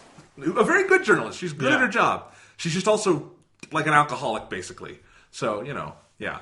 But anyway, Oya also you can date, and we'll talk about Kawakami in a minute. But yes, there are many romances outside of pretty much every romance outside of your main group. You can get in a very clearly sexual relationship with an older woman, and I think there's a lot of ways to tackle this. Yeah. Because one of the things you said just now is about, the theme of breaking out of social roles and social castes. And I do think that's kind of one of the key themes at play here when they offer that, is that the social script does not say a 16-year-old kid should date like a 25-year-old woman for somewhat defensible reasons, we could argue. Yeah. And that is one way the protagonists in these characters are breaking out of those roles, and you can kind of determine whether that is healthy or not. And, I think that is an interesting theme in the game. I think there are ways you could argue this, like, if they had a female protagonist and there were, like, older dudes and they did that, one, they probably wouldn't, and if they did, it would read significantly creepier. Sure, yeah. And they basically, tackle things like that with Kamoshida early in the game. And, that sometimes it gets into, if you're just dating the hot doctor across the street, that is a different power relationship than your homeroom teacher at school. Right. So there's a lot of things you can parse, and frankly, we could do the Interpreting Statutory Romance in Persona 5 podcast. Right, yeah. We're not going to, but we could. So, I mean, I've kind of laid out some of the main arguments. Where do you think about a lot of these? Yeah, like, I think it's something that it's a really interesting, weird part of the game, because it's not something like, there is definitely like a cultural difference there in Japan, like the age differences are definitely like, in terms of like the legal qualifications for that kind of stuff are different in Japan, but not like super different. And this is in no way seen as like a normal thing or anything like that. Right. Like, and obviously it's like, it is a very intentional choice for them to be a part of this game in a way that they were not in Persona 3 and Persona 4. This is not, there's not, and has never really read to me in my 2 times of playing this game as being the Persona team trying to like create this like weird sort of sexual fantasy for the player or something like that. It feels like this very deliberate choice to like make it so that most of the relationships you have in the game are like weird. Like they're not totally right. Like it's not like dating Yukari in Persona 3. It's not like dating Yukiko or Chie in Persona 4. It's like these relationships are not standard in kind of any way. Even with some of your main team members that you can romance that are also part of like high school and stuff, it's just like your relationship is just kind of strange. And there's something about that like I think in some ways there can be.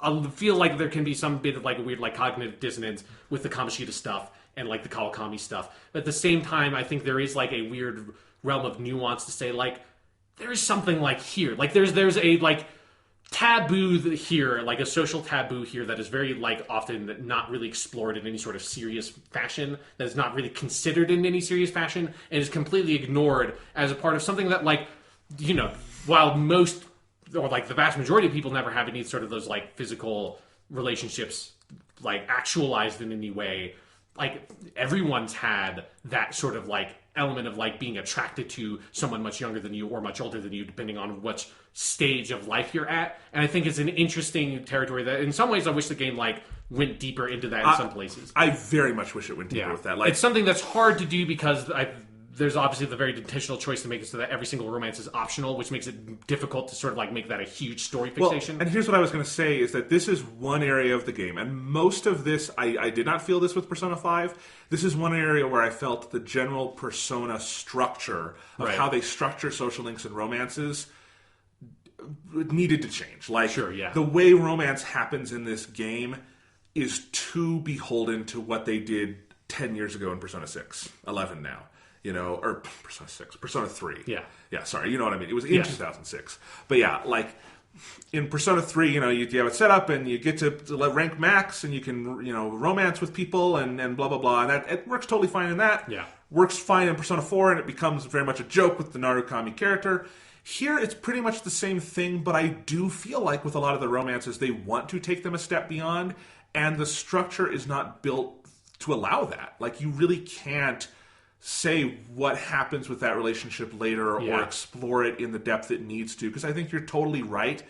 That idea of the statutory romances with this character and the taboo that is being broken, I think is 100% thematically belonging in this game. It doesn't need to be there, but it is part of the thematic spectrum that this game exists on in terms of, you're totally right. Like, and this is something that, you know, the game made me think of, is that I'm almost constantly attracted to not the people who are my same age, but like not a generation, but, you know, like older than me. Like, not the girl in my class, but, you know, maybe the teacher's assistant or something like that. And I think that's something that is worth questioning and thinking about, especially in a game that is asking about social norms and social mores and taboos.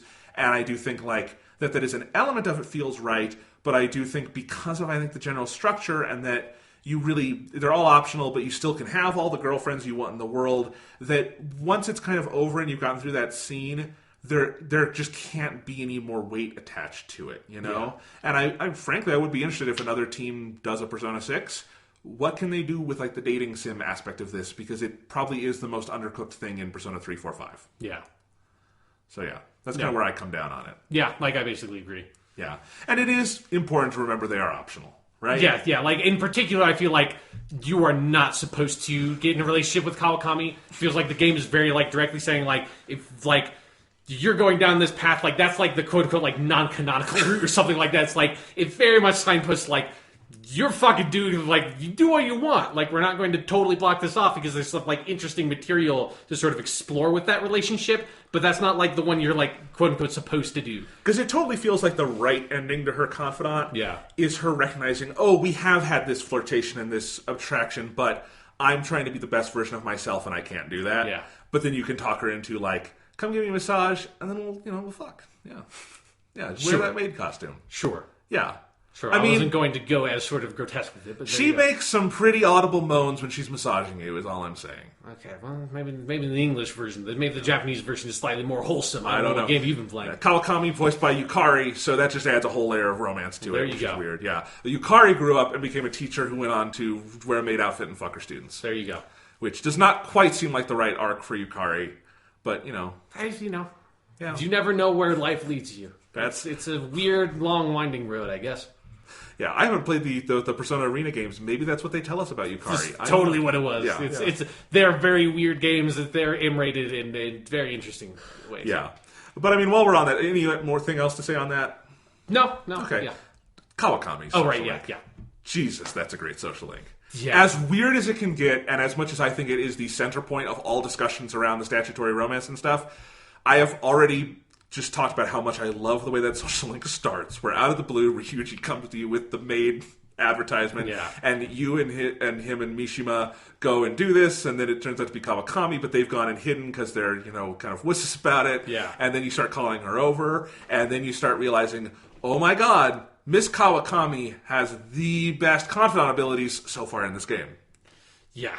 No, it's something where, like, her social link, like where it goes and, like, what it is just so nuts. And something that, is present in this whole game is something we haven't talked about a lot that I love about this game.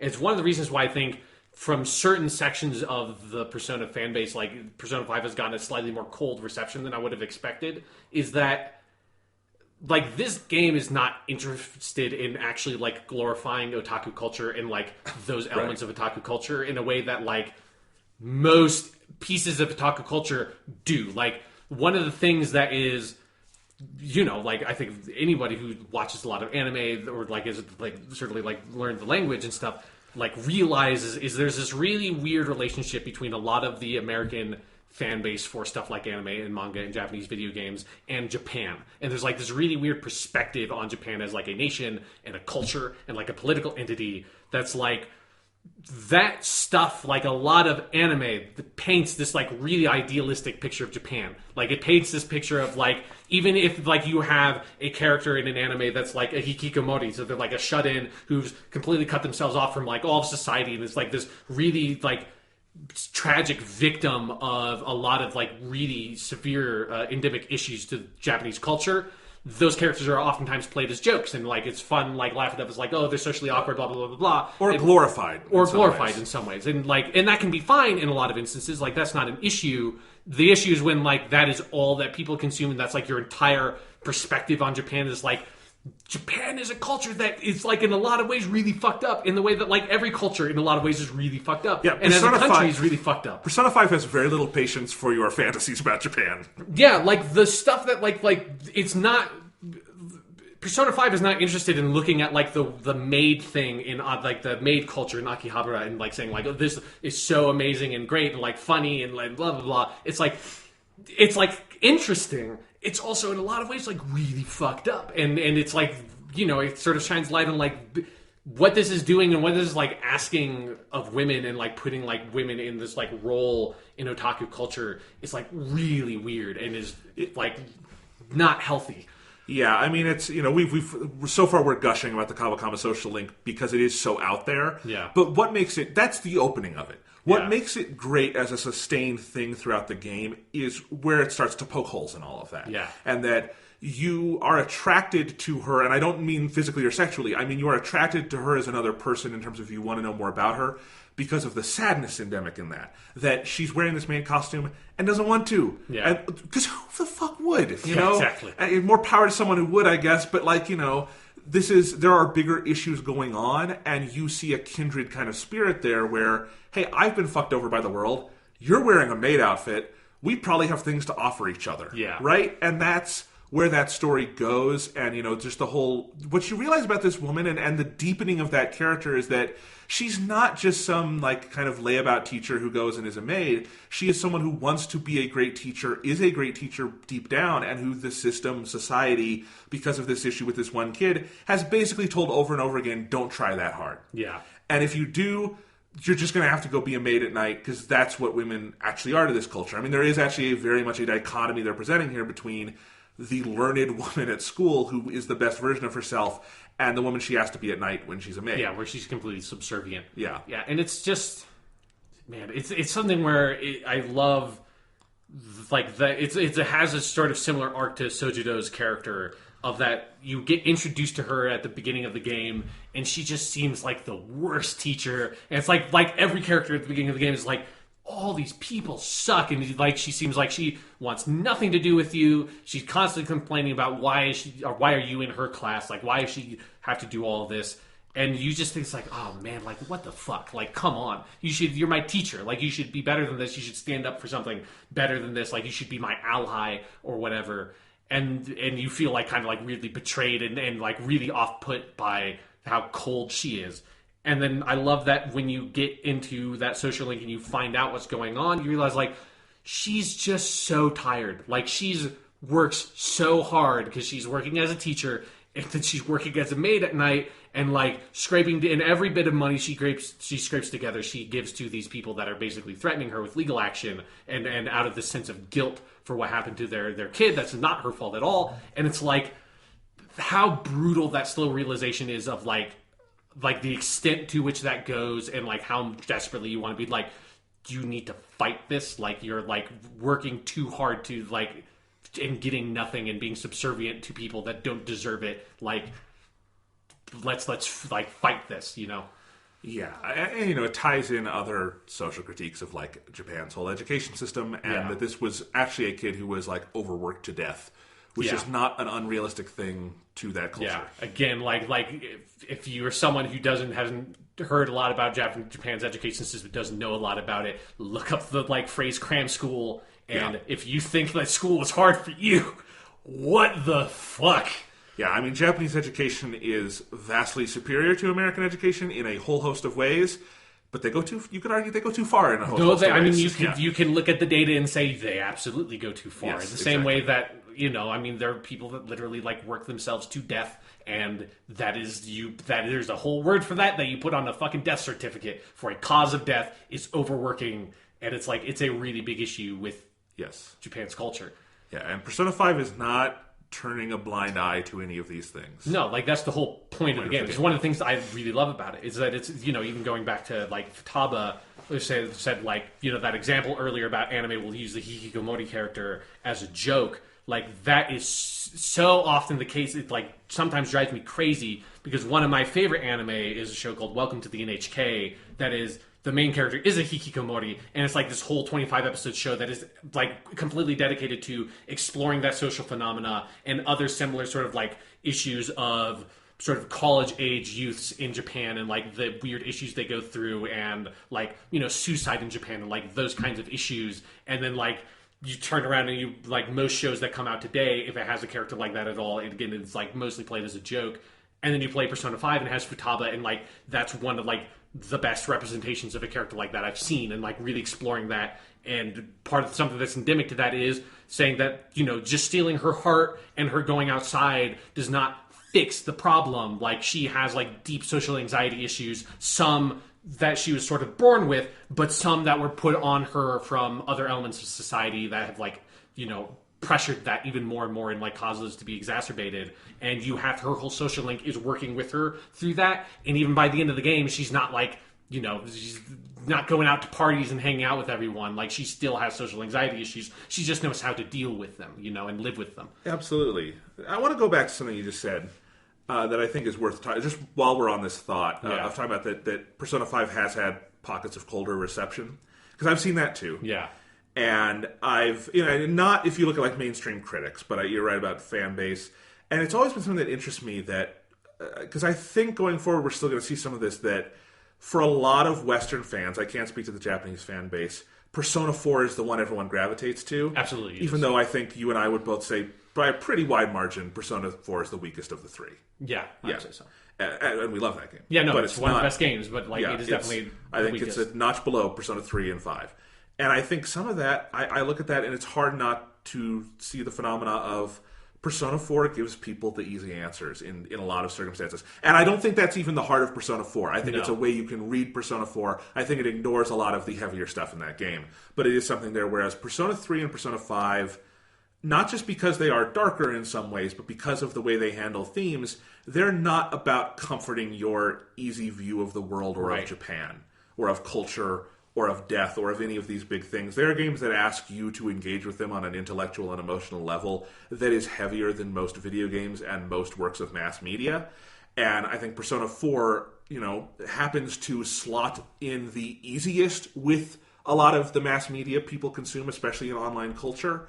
And I just do think it's easy, because I definitely thought that when I was playing through Persona 5, was like, yeah, some people are going to hate this game because it asks more of you than a lot of games do. And it's also just something where I feel like a lot of people's relationship with Persona 4 is, again, there's like that sort of fantasy version of Japan that like Japan courts about itself, about like the countryside and like that connection to nature and stuff like that. So it's not like it's just some weird total misinterpretation by Westerners or something. But there is something about Persona 4 that, you play that game and you're like, oh, I would love to just move here. Like, I'd love to take a vacation in Inaba and like hike in the mountain and go into like be at the traditional Japanese inn and eat their steak skewers, and it's like this quaint, beautiful country life in Japan. It seems so idyllic. And like you play fucking that's like the first 5 hours of Persona 4. That's the reaction you have. Like, there's like some murder stuff, but that doesn't take away from how beautiful everything is. Right. The first 5 hours of Persona 5, if you play the first 5 hours of Persona 5 and say, I would like to go to a vacation in Tokyo, you sound like a fucking maniac. Yes. It's like, I would love to go to this place where everyone's an asshole, nobody talks to you, everyone hates everyone pushes everyone away from each other, and it's like full of like weird perverts and like sexual assaulters and like people being racist to white people, and it's like, what the fuck? This seems like a hell on earth. I would never want to step foot in this fucking godforsaken city. That's the kind of Tokyo that Persona 5 shows you at the start, and then I think it complicates that image significantly over the course of the game. But like even at the end of the game, I think this game is very sort of cynical in some ways about like living in cities and what that kind of like urban life can do to people and how it can push people away from each other and isolate them in very interesting ways. And I think it's worth talking about the tapestry of Persona 3, 4, 5, and how these games do exist in conversation with one another, and the idyllic landscape of Persona 4 is not at odds with the thematic argument being made in Persona 5. Yeah. And you can talk about these as a larger piece, but I just want to make that point. So Yeah, but it's something that like I can totally get that like a lot of people have had a reaction to Persona 5 of like being really put off by it, particularly at the opening.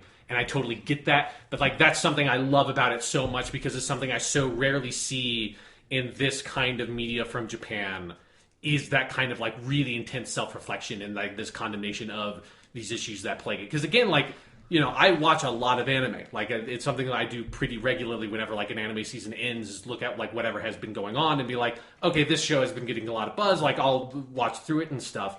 As like both as just like out of curiosity and because I like to practice the language. And so much anime is like, they will have like a character, like I've recently watched through this show called Kobayashi's Dragon Maid, or Maid Dragon. Like, don't worry about it. It's a crazy show, but it's really good. It was like really popular from the last season, and it's a really good show. It's very funny and it has a good heart, but also like a main part of like the main character Kobayashi in that show is that she works at a company and like is basically tasked with working so hard, works overtime all the time, doesn't really make enough money, and like is constantly pushed that far. And the show never asks, like, is that okay? Like, it never really engages with that. Like, there's one little story arc about like a manager that's kind of a dick, but other than that, like, there's a whole arc where she's like can't go to her sort of adoptive daughter's sports fair because of how much work she has, and her solution to that problem is, I'm going to work overtime extra hard for like a month to open up one afternoon to go to the sports fair for my daughter. And it's like, this is so fucked up. Like, that's not the fucking thing you should be interrogating, And there's something about like, but like, it's so rare for otaku sort of media to really interrogate some of those issues in society, because like, it's rare for any piece of media to really interrogate the sort of like the flaws of the society that creates it. And any piece of media that does is going to fail in a lot, if not most respects. And that's like something about making art. And there's something so great about Persona 5, like, all three of the Persona games do that, but I think Persona 5 does it like really intensely. Yeah. I was going to say, like, to be fair, you could say that about like 99% of American sitcoms, for instance. Yeah, of like, exactly. Are they critically asking about the more disturbing underlying societal things that create the scenario of the show? Yeah. Yeah. And generally the answer would be no. Yes. So yes. Anyway, yeah, we got off track. Talking about the last confidant, I think we were focusing on all the non-teammate confidants. Yeah. I know we still have the gun guy. Charisma Gamer, which is, they changed that. Oh, I meant the gun the seller. But okay, sorry. But yeah, you have Shinya, who's... Yeah, talk about Shinya, yeah. I mean, there's not, like, he's one of the less interesting social links in the game, I think, although he gives you... I love the fucking abilities he gives you with the gun is really cool. But he's, he's a little kid who plays gun about...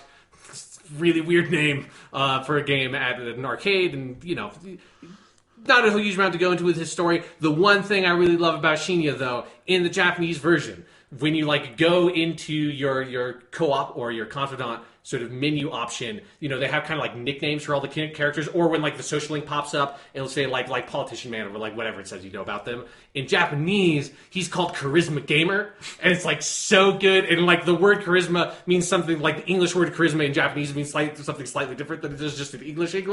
And they changed it to skilled gamer, which is like a fine translation of that. I wish they just left it as Charisma Gamer because it's so good. It's such a great phrase. It's one of those instances where another country using English uses English better than English countries use English. Charisma Gamer sounds so good. Yeah, my only comment about Shinya that I would make beyond all that is that they got his voice actress from the same pool of people who did like Ken in Persona 3 or English Naruto of like it just sounds like an old woman doing the voice.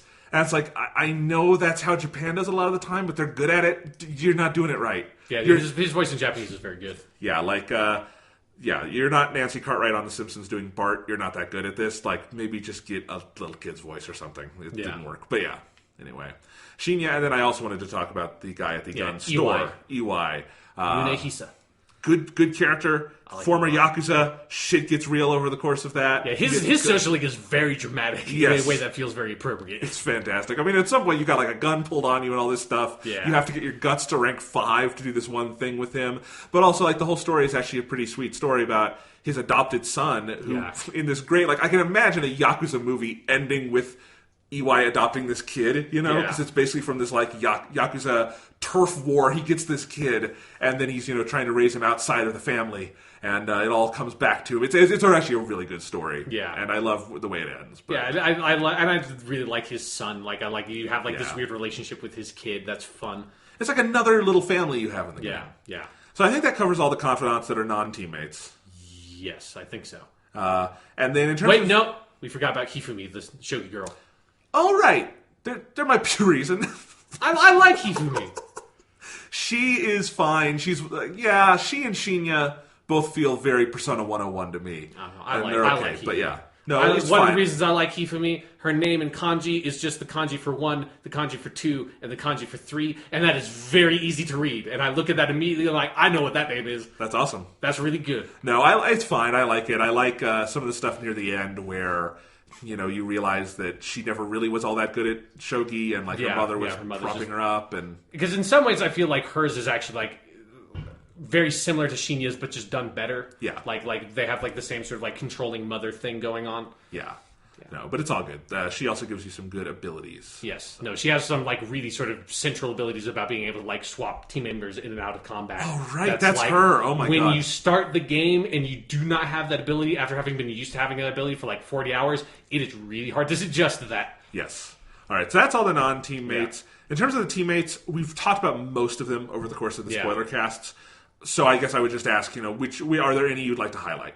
There's one moment from the On social link I want to highlight that there's a really great line that I think it doesn't play quite as well in English as it did in Japanese, though it's still a really good scene. And it's from this first scene where you're with her at the park and you're sort of going through all that stuff with her, and she's like trying to practice not being affected by things.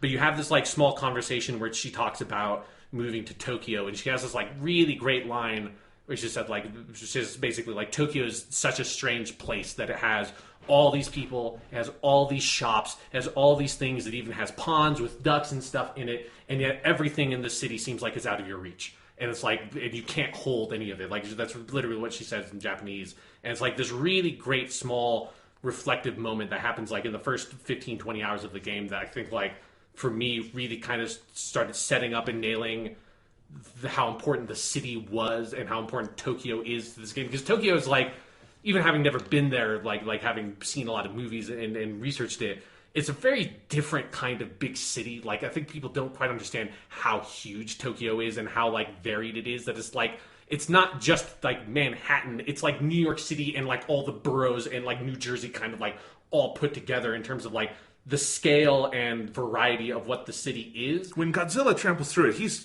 destroying a lot of shit. It takes a long time. Like, it's a significant distance. It's a massive city. And there's just something about that scene with her in that park of, like...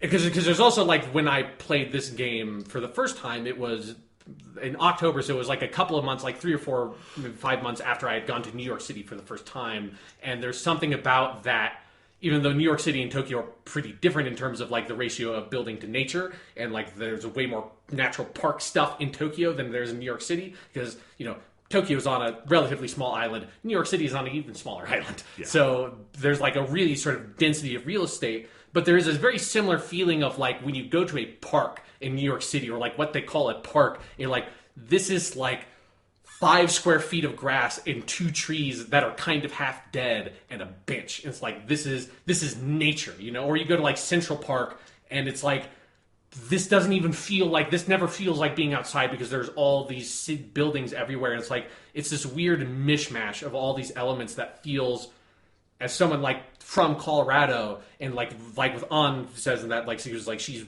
you know, not from there, like this is not where she grew up. There's something really alienating about that sensation of like being in nature but not being in nature at the same time that I love about that scene. Yeah, absolutely. I've talked about how much I love the Haru social link. Yeah. I think it's a really good one. It's like the character, I think it sneaks up on you and how effective it is, and that, as I've said before, I think Haru is like a combination of Fuka and Mitsuru from Persona 3, where the Mitsuru side of like being the heiress of a big company, but the Fuka side of being very timid about things. Yeah. But I like that, like, what you realize about Haru is she's quiet, but I don't think she's timid. Like, that's something that you think about her early on, but she really is a very strong-willed person, and I love, it's one of the best social links about just someone following their dream, and her dream is fairly modest, and I like that about her. And it's obviously a specific contrast they're drawing between her and her family and this giant business she is, you know, inextricably a part of. But she wants to be on the roof doing the gardening, and she wants to learn about how to make coffee, and she wants to open a little coffee shop. And I actually found all of that so interesting and attractive about that character. I really like, and we can have our arguments about this. To me, like, for my interpretation of how I played my main character, Haru is my canonical girlfriend in that game. And I thought it was Makoto for the longest time. Because it is Makoto. Like, and I love Makoto's social link, and we can talk about that too, because it's fantastic. But like, there's something about that where I do feel like that attraction, and I think the main character would feel it too, about Haru has this very real ambition, but it's not to go like rule the world. It's to find happiness and own a little coffee shop and just kind of live your life peacefully. And I feel like that would be very attractive to the main character after everything that happened. And I also like, there's some kind of familial connection with that, of like, Sojiro would really approve of that. Sure. That lifestyle with that. Keep it in the business. Keep it in the business, yeah. And I love that, of how she interacts with, you know, Sojiro too, of like, she goes to, almost like he's her sensei of like learning about coffee. In fact, I would not be surprised if in the Japanese she says that to him at some point. No, but, not quite. Yeah, but you know what I mean? It's like, it's that kind of relationship. So, great social link. And then, the Makoto one also, where she, basically the Makoto social link is just about her branching out and making a friend. Yeah, you know? It's about being like, hey, like, I know what the Japanese education system is.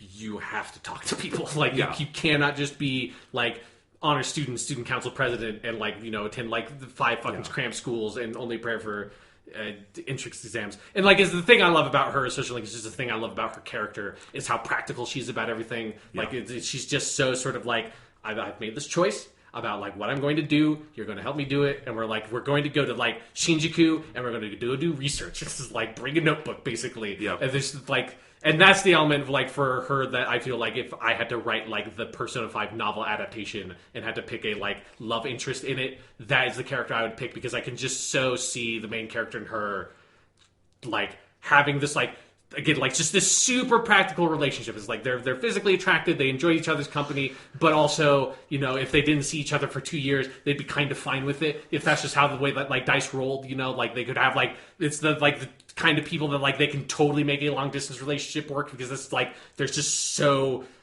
like business minded, you know. Yeah, no. Yeah. Great social link. And I just love that it also becomes something of a detective story later on, where you're trying to figure out what's happening with her friend. And and that douchebag host guy, he's great. Sucks. So and the scene where like he and Makoto sort of have to like confront and have a little fight is fun. Yeah, so like you have to save him from her, because you know that she's just going to fucking rip his head off if that fight got real. Yep. All right, so those are all the social links. Yeah, they're great. We talked about our favorites, but most of them are really good. Yes, it's fantastic. So yes, what other kinds of things? I have been compiling And I've been thinking about different things I want to ask about, just rapid fire questions about comparing Persona games and things like that. But any more we want to say about kind of wrap up thoughts about Persona 5 as a general, like, I don't know, thematic conversation? I like the game a lot. It's very I good. love this game. It's, man, and it is just the... Here's a thing I wanted to talk about that I forgot to mention. It wraps up into a couple of things. I'll try to make it quick.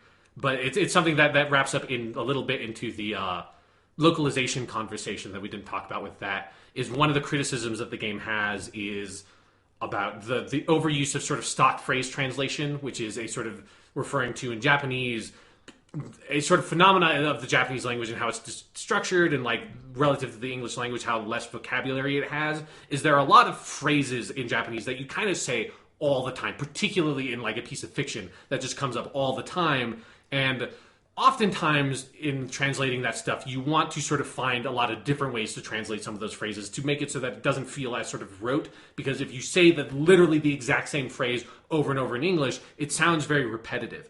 But one thing against that translation method and sort of for translating those things nearly identical every single time it comes up, which is not, Persona 5 does not fucking do that. Like, it uses a stock phrase sort of translation for some of those things, but it is not nearly 100% of the time. It's probably like 40% of the time.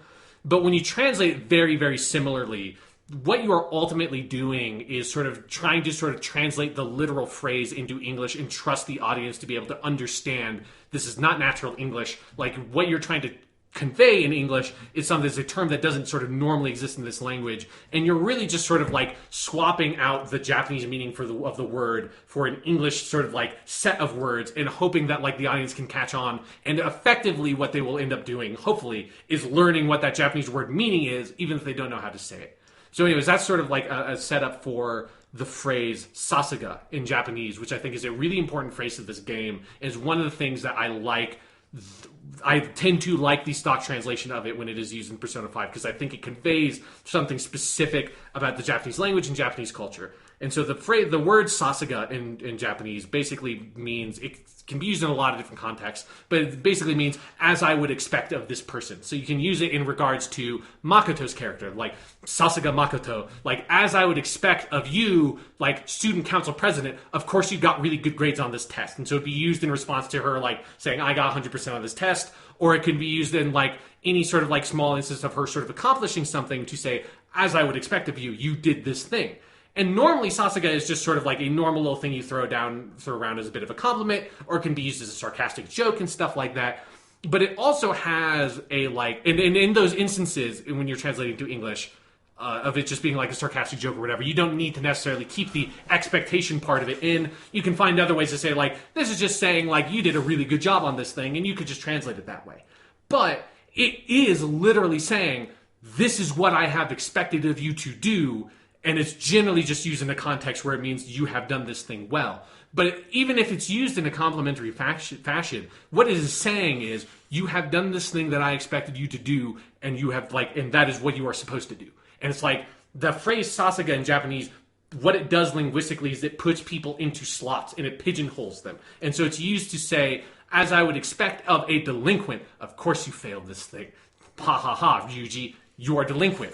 It's like, as I would expect of the student council president, as I would expect of the heiress to this company, as I would expect of a foreigner, as I would expect of a criminal, as I expect of blah, blah, blah, blah, blah, blah, blah. Like, the phrase sasuga is used all the time in the game in Japanese. This is in most things in Japanese. But here it feels like that phrase is really important. And it's like, it's really important to sort of, in translating that, I think, to sort of get across the sensation of all these people, all these kids are all the time being told that like what you have done is you are living up to my expectations of you.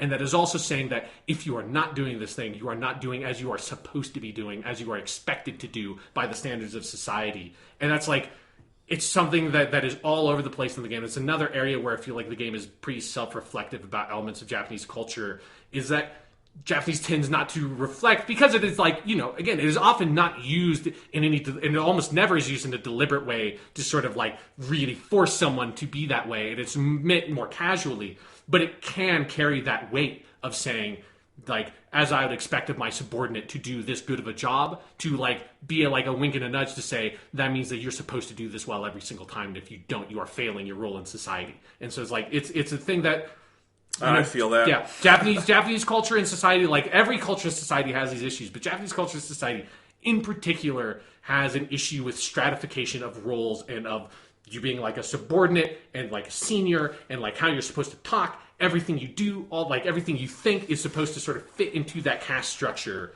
And it's something that's really important in understanding Persona 5 is that it comes from that place and it's very critical of that place.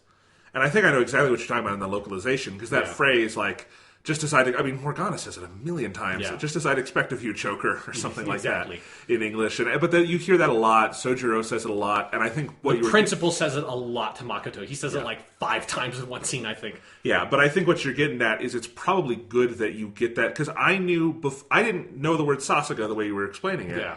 But as soon as you kind of started saying what it meant, I'm like, yeah, I know where that is in the game. And that means the localization did its job because I understood the repetition of that idea, even if linguistically I didn't play it in Japanese. To me, that's good localization. Yeah, exactly. So that's an interesting part of the game. And it's one of those things of where localization is really complicated and there's no like right or wrong answer in how to translate something. And like there are a lot of layers to sort of what you can gain out of different methods of localizing a piece of media. Yeah.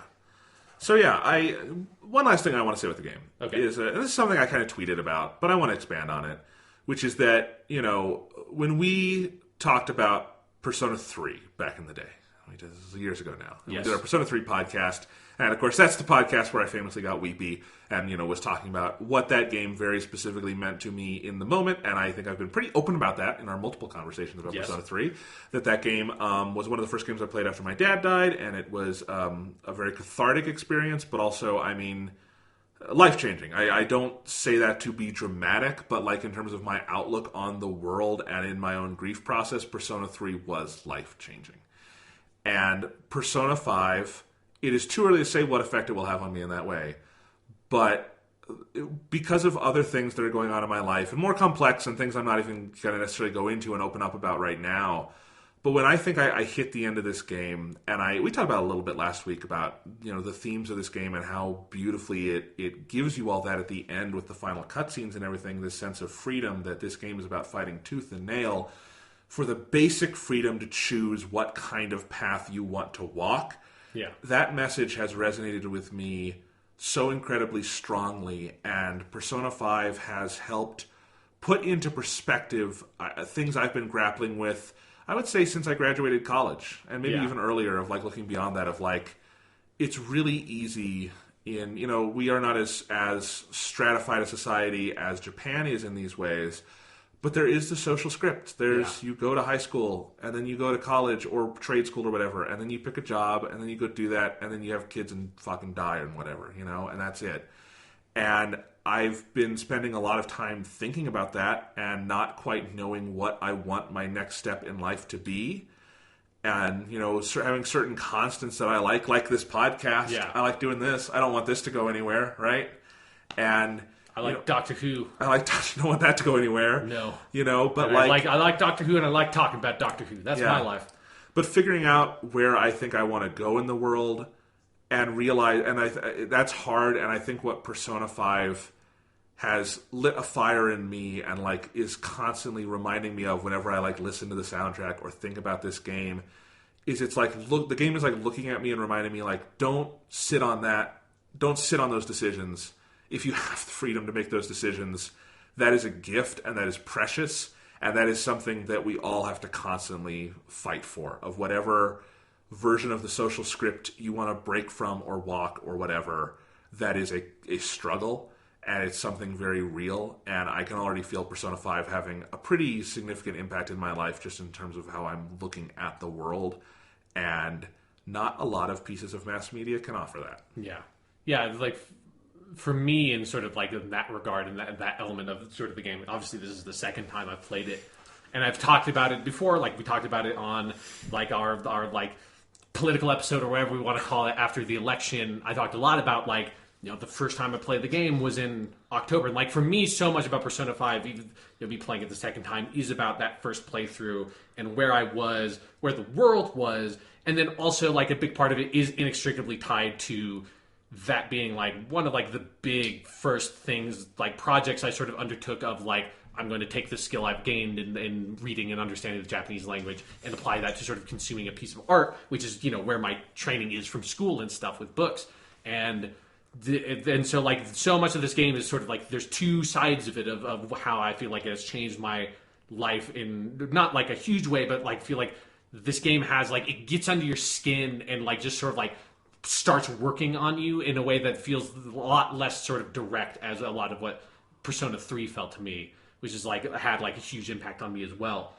And this game, like it has both been a really big step for me in sort of like this exploration of something I've been very interested in and just getting deeper into of different cultures and the way different cultures are different and the ways are the same and how these sorts of social issues come from very similar roots but manifest in different ways, both like in the sense of like those specific like overworking or educational system problems and stuff like that, and then also in the broader sort of like global geopolitical context of fascism and of the late capitalism or modern democracy, however you sort of like want to look at those facets of the game. And it's something that the game has sort of helped me explore those elements of Japanese culture and like the differences between Japanese culture and American culture in a very real way that I very much feel like kind of like with Persona 3 there's like my life and who I was pre-playing this game and my life and who I am after playing it, and like the sort of reference points I have for so many things that I deal with through like what I'm going through in my like personal life feels like it is filtered through something of what Persona 5 is doing. And a big part of that is living under the Trump administration and living in this like world where it feels like, and it really felt like after election day, democracy failed, and like that sort of moment of crisis in Persona 5 has this like really small but really powerful message of like, it's like, you can do what you can do and you can fight with everyone and you should, but also like that big thing, that huge scale, you don't live on that scale. Like you can't move that vector, but you can move the vectors of the people around you, and you can have an impact there, and that will have an effect. And it is something that like has been so sort of ennobling that it's. I think America is way, way worse off having Trump, obviously, as president than Clinton, but it also feels like democracy has not just totally fallen apart because he was elected. Like there's so much you can do, and it sort of highlights by having a tyrant in the office. It highlights the kinds of actions you can take and the sorts of things you can do. I feel like that is what Persona 5 is about. And it is a sort of like comforting thing of the thing about like, yes, like, just sort of like helping someone's sort of everyday issues is important. And it's something you should take the effort to do and not like close yourself off. The Persona games, by this team at least, I can't speak to 1 and 2 because I have not gone too deep into those.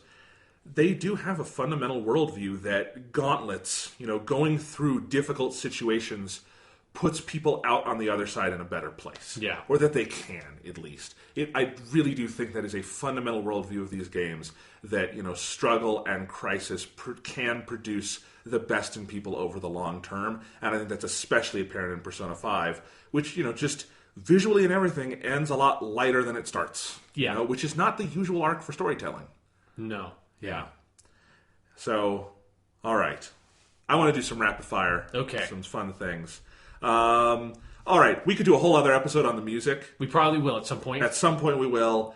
I mean, do you want to list a couple of favorite tracks, anything like that? Do you want to... I mean, we'll just put all like the big main lyrical tracks aside because obviously all of those are great. Yeah. I mean, we've already talked about how we love Behind the Mask and Rivers in the Desert and things like that. I want a big shout out to Layer Cake. Layer Cake is a great song. Layer Cake is a song that plays when you're in EY's shop, the gun shop, and it is the best shop music that Persona has had. It's up there with. Okay, wait. It is tied with the Persona 1/Persona 2 pharmacy theme, which is fucking amazing. I'm not going to go into why it's amazing. Look up the Satoshi Tadashi pharmacy themes from those two games. They're fucking great. But in terms of this team's Persona team's shop music, Persona 5 has the best one. Really great. It is a perfect music to buy and sell shit to because it matches up so perfectly with the rhythm of the sound effects in the shop. I love Layer Cake. And I love Alley Cat, which is the sad song we talked about that plays with a lot of Sojiro scenes. And you can talk about some. Butterfly Kiss. I love Butterfly Kiss. That is the theme that plays in Takemi's Clinic. It is my favorite shop theme in this game. I don't know if you really consider that a shop, but that is one of my... I just love that theme to death. And because you go to her a lot less than you do to other places, I kind of... It's always fresh to me when I hear it. I have 3 weeks in a row put that on as our theme song and then realized there was probably a more relevant one to pick, but I cannot wait until I just throw Butterfly Kiss on the timeline. And we'll do Layer Cake at 1.2, but I love Butterfly Kiss. That's one I keep coming back to. And in terms of other songs that play maybe a bigger role in the game, I think the best instrumental track in the game is called Swear to My Bones. Versions of that theme kind of play in various situations throughout the game, but that specifically comes up in the Velvet Room near the end when you go and basically give a pep talk to every person, and then that melody is one of the main melodies of the final song, Hoshito Bokuroto, or whatever it's called. The Stars in Us. Stars in Us. I love both of those. Yes. Also, I really love the song Sunset Bridge. It's one of the main sort of more emotional social link ones, and it's very tied to your main party members. There's a very sort of different version of it is the encounter song from the beginning when you first meet An and sort of Ryuji. It plays at that cutscene, and it's a different sort of instrumentalized version of that. But yeah, Sunset Bridge is also very good. Yeah. Best dungeon music. Oh, one, it just has the best dungeon music of any Persona, so you can just say best dungeon music. But then the specific track that is the best, I'm going to go with... I guess Freedom and Safety is what I would call it. The last dungeon song is so fucking good. The guitar solo in that song is so good. And it's just that song conveys so much just musically about the sort of environment and tone of that last dungeon, and the sort of the song is called basically Freedom and Safety. And it so much conveys that sense of people just being in cages and being mollified by it. By the sort of slow, very soft kind of almost music in despair, but then underneath it there's this kind of drum march that feels we're this is a tragic sort of desperate situation where people have given up, but we're marching towards the end. It's a really good track. It's a great track. My favorite of the palace themes would be The Days When My Mother Was There, which is the one that plays in Futaba's palace, the desert one. Both versions of that, just love them. That is definitely my favorite. The one I just couldn't get enough of. But I will throw a special shout out to Arc, which is the one on Shido's boat, which that just is good get pumped music. Yeah. I will then also just give another shout out to Price, which is the Kamoshida, they're not Kanashiro's Palace one, which is just so catchy. It's just a really fun song. There's no wrong answer. They're all great. Yeah. Yeah. Okay, so that's enough for the music. We'll talk more about that, and you'll hear more about it. Anyway. It will be coming up a lot. All right, so I want to go with some superlatives. And I'm going to try to start small and grow. Okay. And if you have ones, just jump in. Okay. I have some on a list. What's your favorite Velvet Room design? Persona 5's, just in terms of, it feels like they just decided to go fucking nuts with it in a way that I really love. And I also, we talked about this on the last podcast, but it's so cool the moment when you can just walk around the Velvet Room actively as a character. It's just it is the 12th Doctor's TARDIS of Velvet Rooms. I think I can go with that. I love the prison an awful. I mean, they're all great. The elevator, I really have a soft spot in my heart for the limousine because I think it's ludicrous in a totally different way. Yeah.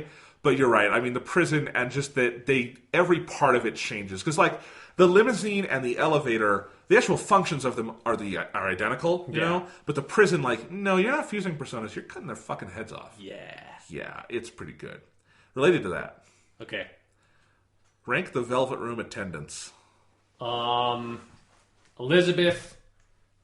I will just put them the Persona 5 ones as a pair. Is that fair? Yeah, that's totally fair. Yeah, so them as pair, then Margaret, then Theodore, who's the P3P female one.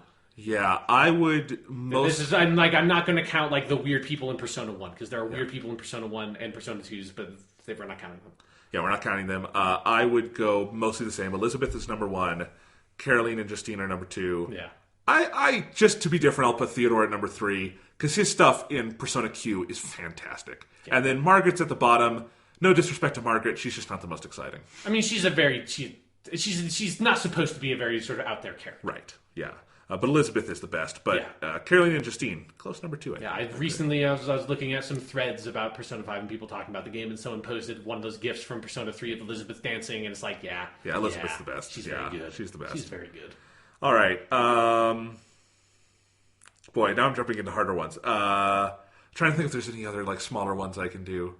Persona. This one just goes to Persona 5 again, but Persona Living Quarters. Okay, yeah, sure. Because you live in a fucking attic and it's awesome. Yeah, no, like it is really cool. Yeah, I love opening up the game. Like you have to go up there and you have to like clean everything. It's a very good scene. Yeah, I love all that. And you get to decorate it. Put your nude statue in the corner. Where do you get that from? I think if you go with Yusuke with the art exhibit, I think he gives it to you. Oh, I guess I must not have done that. Yeah, that's funny. Of course he would. Of course he would. All right. Best Persona protagonist. What the fuck?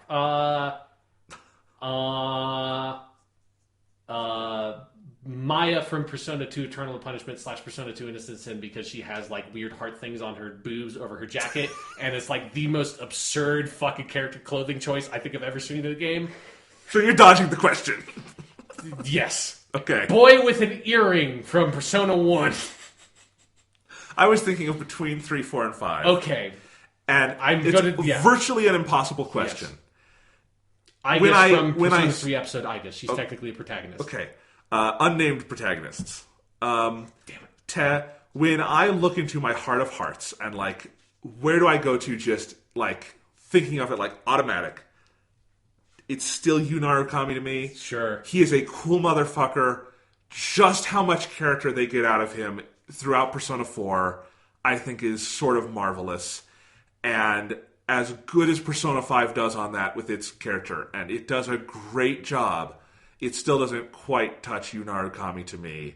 But I could also make the argument for P3. I think I might be ultimately leaning for the Persona 5 protagonist. I'm going to lay down my argument here, is that neither the Persona 3 protagonist nor the Persona 4 protagonist, neither of them ever look straight into the camera and just go, and smirk.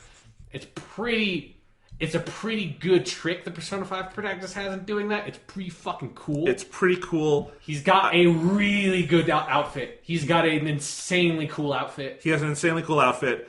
One other thing for Narukami is the dialogue choices you can make as Narukami kind of blow either P3 or P5 out of the water in terms of dialogue choices. But that's the thing with like the Persona 5 protagonist. It's not about the things you say. It's about the things you don't say. Yeah, it's about the things you go, to you.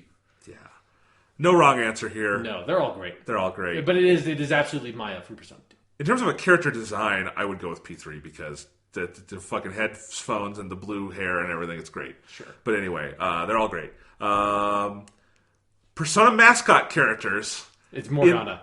Morgana, Teddy, Igus. Do we consider Igus a mascot? No. Like, that's not, like... I wanted you to fight... It's sort of split between Igus and Koromaru, That's really, true. from Persona 3. I really just wanted to set up a scenario where you have to fight Morgana and Igus.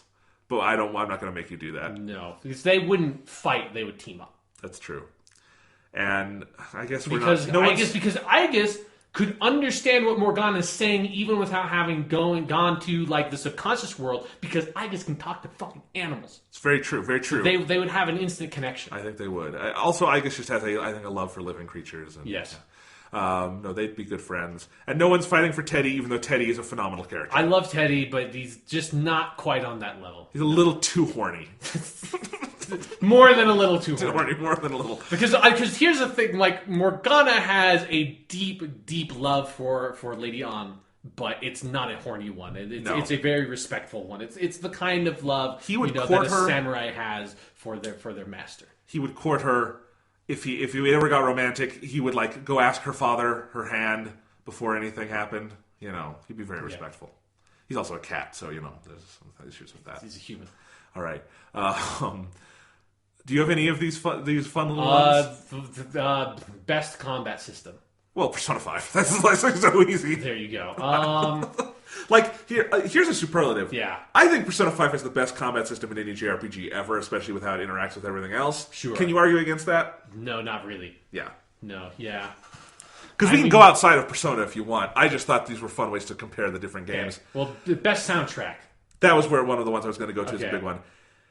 It's Persona 5, but with the asterisk that I love the fucking shit out of the Persona 3 soundtrack. But the Persona 5 soundtrack, I mean, the bigger question is it the best soundtrack ever? Not just for Persona. I mean, it's up there. It is obscenely good. It's obscenely good. It's obscenely good. The bass just, pushes it over the edge, right? Okay, the best character designs then. Persona 5. It's got a lot of these superlatives. I mean, I just think as an overall thing, you look at the character designs, they are just so phenomenal, and I think bold, but with this like kind of grounded realism to them too. Like the Persona 3 character designs I fucking love, and I think they're super striking. They're very anime, they're very... People have red hair and blue hair and stuff like that, and that's not a character thing. It's not like they went out and dyed it. That's just how they're drawn, and that's totally fine. I think it's amazing what Persona 5 kind of gets away with, given how grounded everything feels in those character designs. It's like something that it very much feels like is a bit of an influence from the Persona 2 games. There's a more like people living in the city kind of, like you say, grounded element to it. That even like some of the more people that look slightly outlandish, like Takemi, is because of like there are people that look like that choose to have like that many piercings and stuff like that, or to dye their hair. Yeah. Right. One of the other ones I had on my list as a big one is best social links. Which game has the best overall social links? Overall social links, I would go with Persona 5. I think like the like as a whole, like I just feel like there's again, like I feel like there's, even if there's Shinya's or Hifumi's are not like the most exciting, there's no social link I ran into in Persona 5 that's like, oh fuck, I don't want to hang out with this person. Whereas like there's a couple of them like already, I hate making fun of him, but like the tutor one in Persona 4 always sort of struck me as being like, it's fine, but like I will pick Persona 4 here. Okay. Partially to be contrarian, but partially because I do think Persona 4 strikes a really nice balance for me between the kind of crazy anarchy of Persona 3 and its social links, and that they'll do anything with a social link. They really will. They will. And Persona 5, which I think I love the social links and the overall system of it, but I do think just how focused and on point everything is robs a slight bit of the charm I get out of Persona 3 and 4 and its social links of some of that just discuss. Like, I like that some of the social links are on the side, and I think you're absolutely right, Sean, when you say, sometimes you can kind of forget a social link happened and it doesn't have the same emotional impact at the end as Persona 5. But there's also kind of a greater scope, it feels like, to it in Persona 3 and 4, because Persona 5 has, I feel like, more automatic social links. Everyone on your team, and the team is bigger, gets a social link. So the actual slice of the game that is like people out in the city you go hang out with feels smaller, and I love most of them. There is like Shinya and Hifumi that I don't kind of feel the same attachment to. I do think like the moment-to-moment writing in the Persona 4 social links, and this is a very direct comparison to me because I played it earlier this year again. Sure. I think in general, Persona 4 and 5 are pretty much on par with those, but there are some that just, I don't know, so blow me away in Persona 4, and I think because Persona 4 was the first one I played, and I think that is the element of the game that probably drew me in the most, and I think still is like the key, the secret sauce that unlocks everything in Persona is the social links. But like, yeah, I think I could make the argument for Persona 4 in that, especially if, you consider the Golden, and then you have Marie and Adachi, and holy crap. But like, I just think, I look at the general scope of the social links of Persona 4, and there are so many fantastic ones there. And some of this is recency bias. I guess I don't want to pin Persona 5 on this one that fast. The Persona 5 social links are fantastic.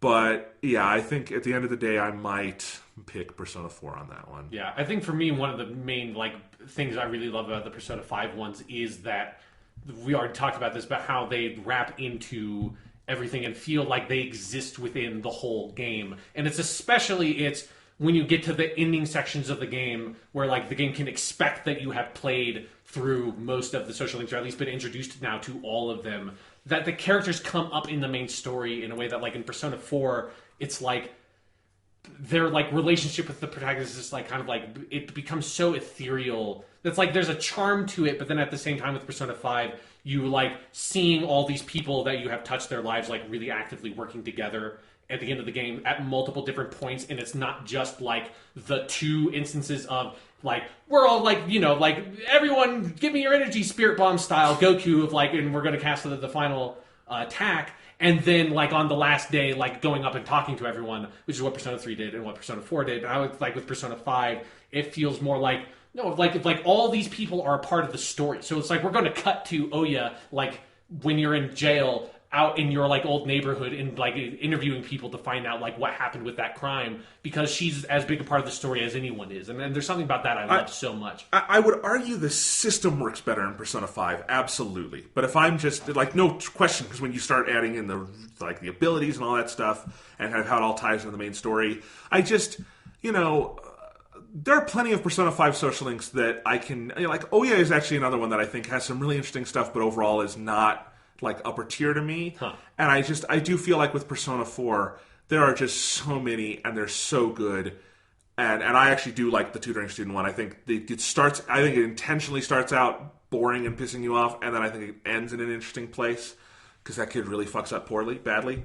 But anyway, I have to admit I barely remember what happens in the social link at all. I mean, he full up starts cheating on tests, and like his mother wants to kick him out and all this stuff, so it's not a happy ending. How young is his mother? Yeah.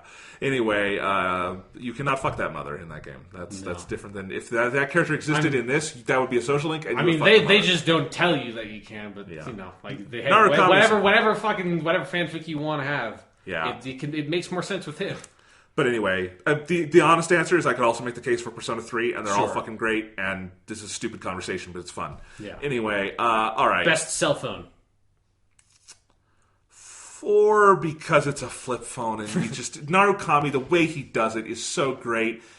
I love the chat client in Persona 5, but I'm sorry, smartphones are not as aesthetically sexy as like flip phones, because you can't do the cool flip hanging up and like back in your pocket, and the Narukami animation for that is amazing. Okay, hold on. Because I misphrased the question. Let's back up. Best phones, generally speaking. Because there's one phone in Persona 5 I'm thinking about. It's a pretty good phone, both in an aesthetic sense and what you use that phone for.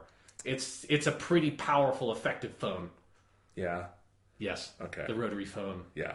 And the cafe. Yeah, you get your maid. It's the access to your dreams. Yeah. And your ability to go out at night and to fucking get your social links up, motherfucker. Yeah, that's the best phone in the whole series. Yes. No doubt about that.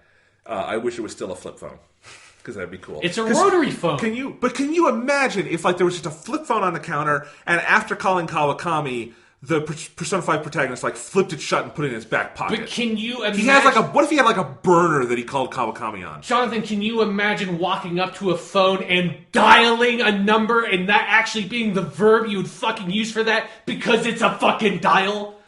It's crazy. It's a fucking rotary phone, son. That's just real. All right. So since we're running out of time. Yes. This is probably a question we're going to have to answer on another show, is the actual answer. Okay, fuck you. I already know what the question is. The answer is go fuck yourself. On our first episode talking about Persona 5, you said we were going to get here eventually. Sure. You said we'd have to ask it. All right. Yeah, I didn't say we'd have to ask it in episode 5 or whatever. Okay, but I want to just get the conversation going so people can think about it. Persona 4, we agree, of the 3 we're talking about here, is the weakest, right? Yes. Would you put Persona 1 or 2 above 3 or 5? No. Like, I think there's an argument for it, like, taking the Persona 2s together and that basically being on the Persona 4 level for me. Okay. Yeah, but those games are really fucking good. I need to play them. Yeah. And I'll commit to playing them before Persona 6 comes out. I think we're safe on that one. Sure, Am I safe on that one? All right. You can just go ahead and say that. I know you're not going to do it. Yeah. No, I will. I have them on my Vita. Sure. I want to. Yeah, sure you do. Anyway, so yeah, we're not saying... So Persona 1, 2, 4 are kind of their own tier, but we agree 3 and 5 are the uppermost tier. Yes. You don't have to answer this, but I like the 3 versus 5 debate.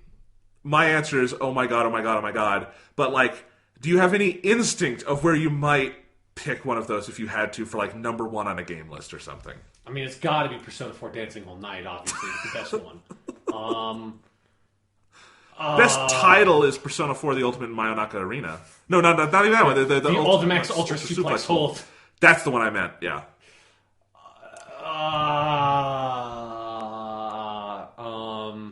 Yeah, I don't. It's hard.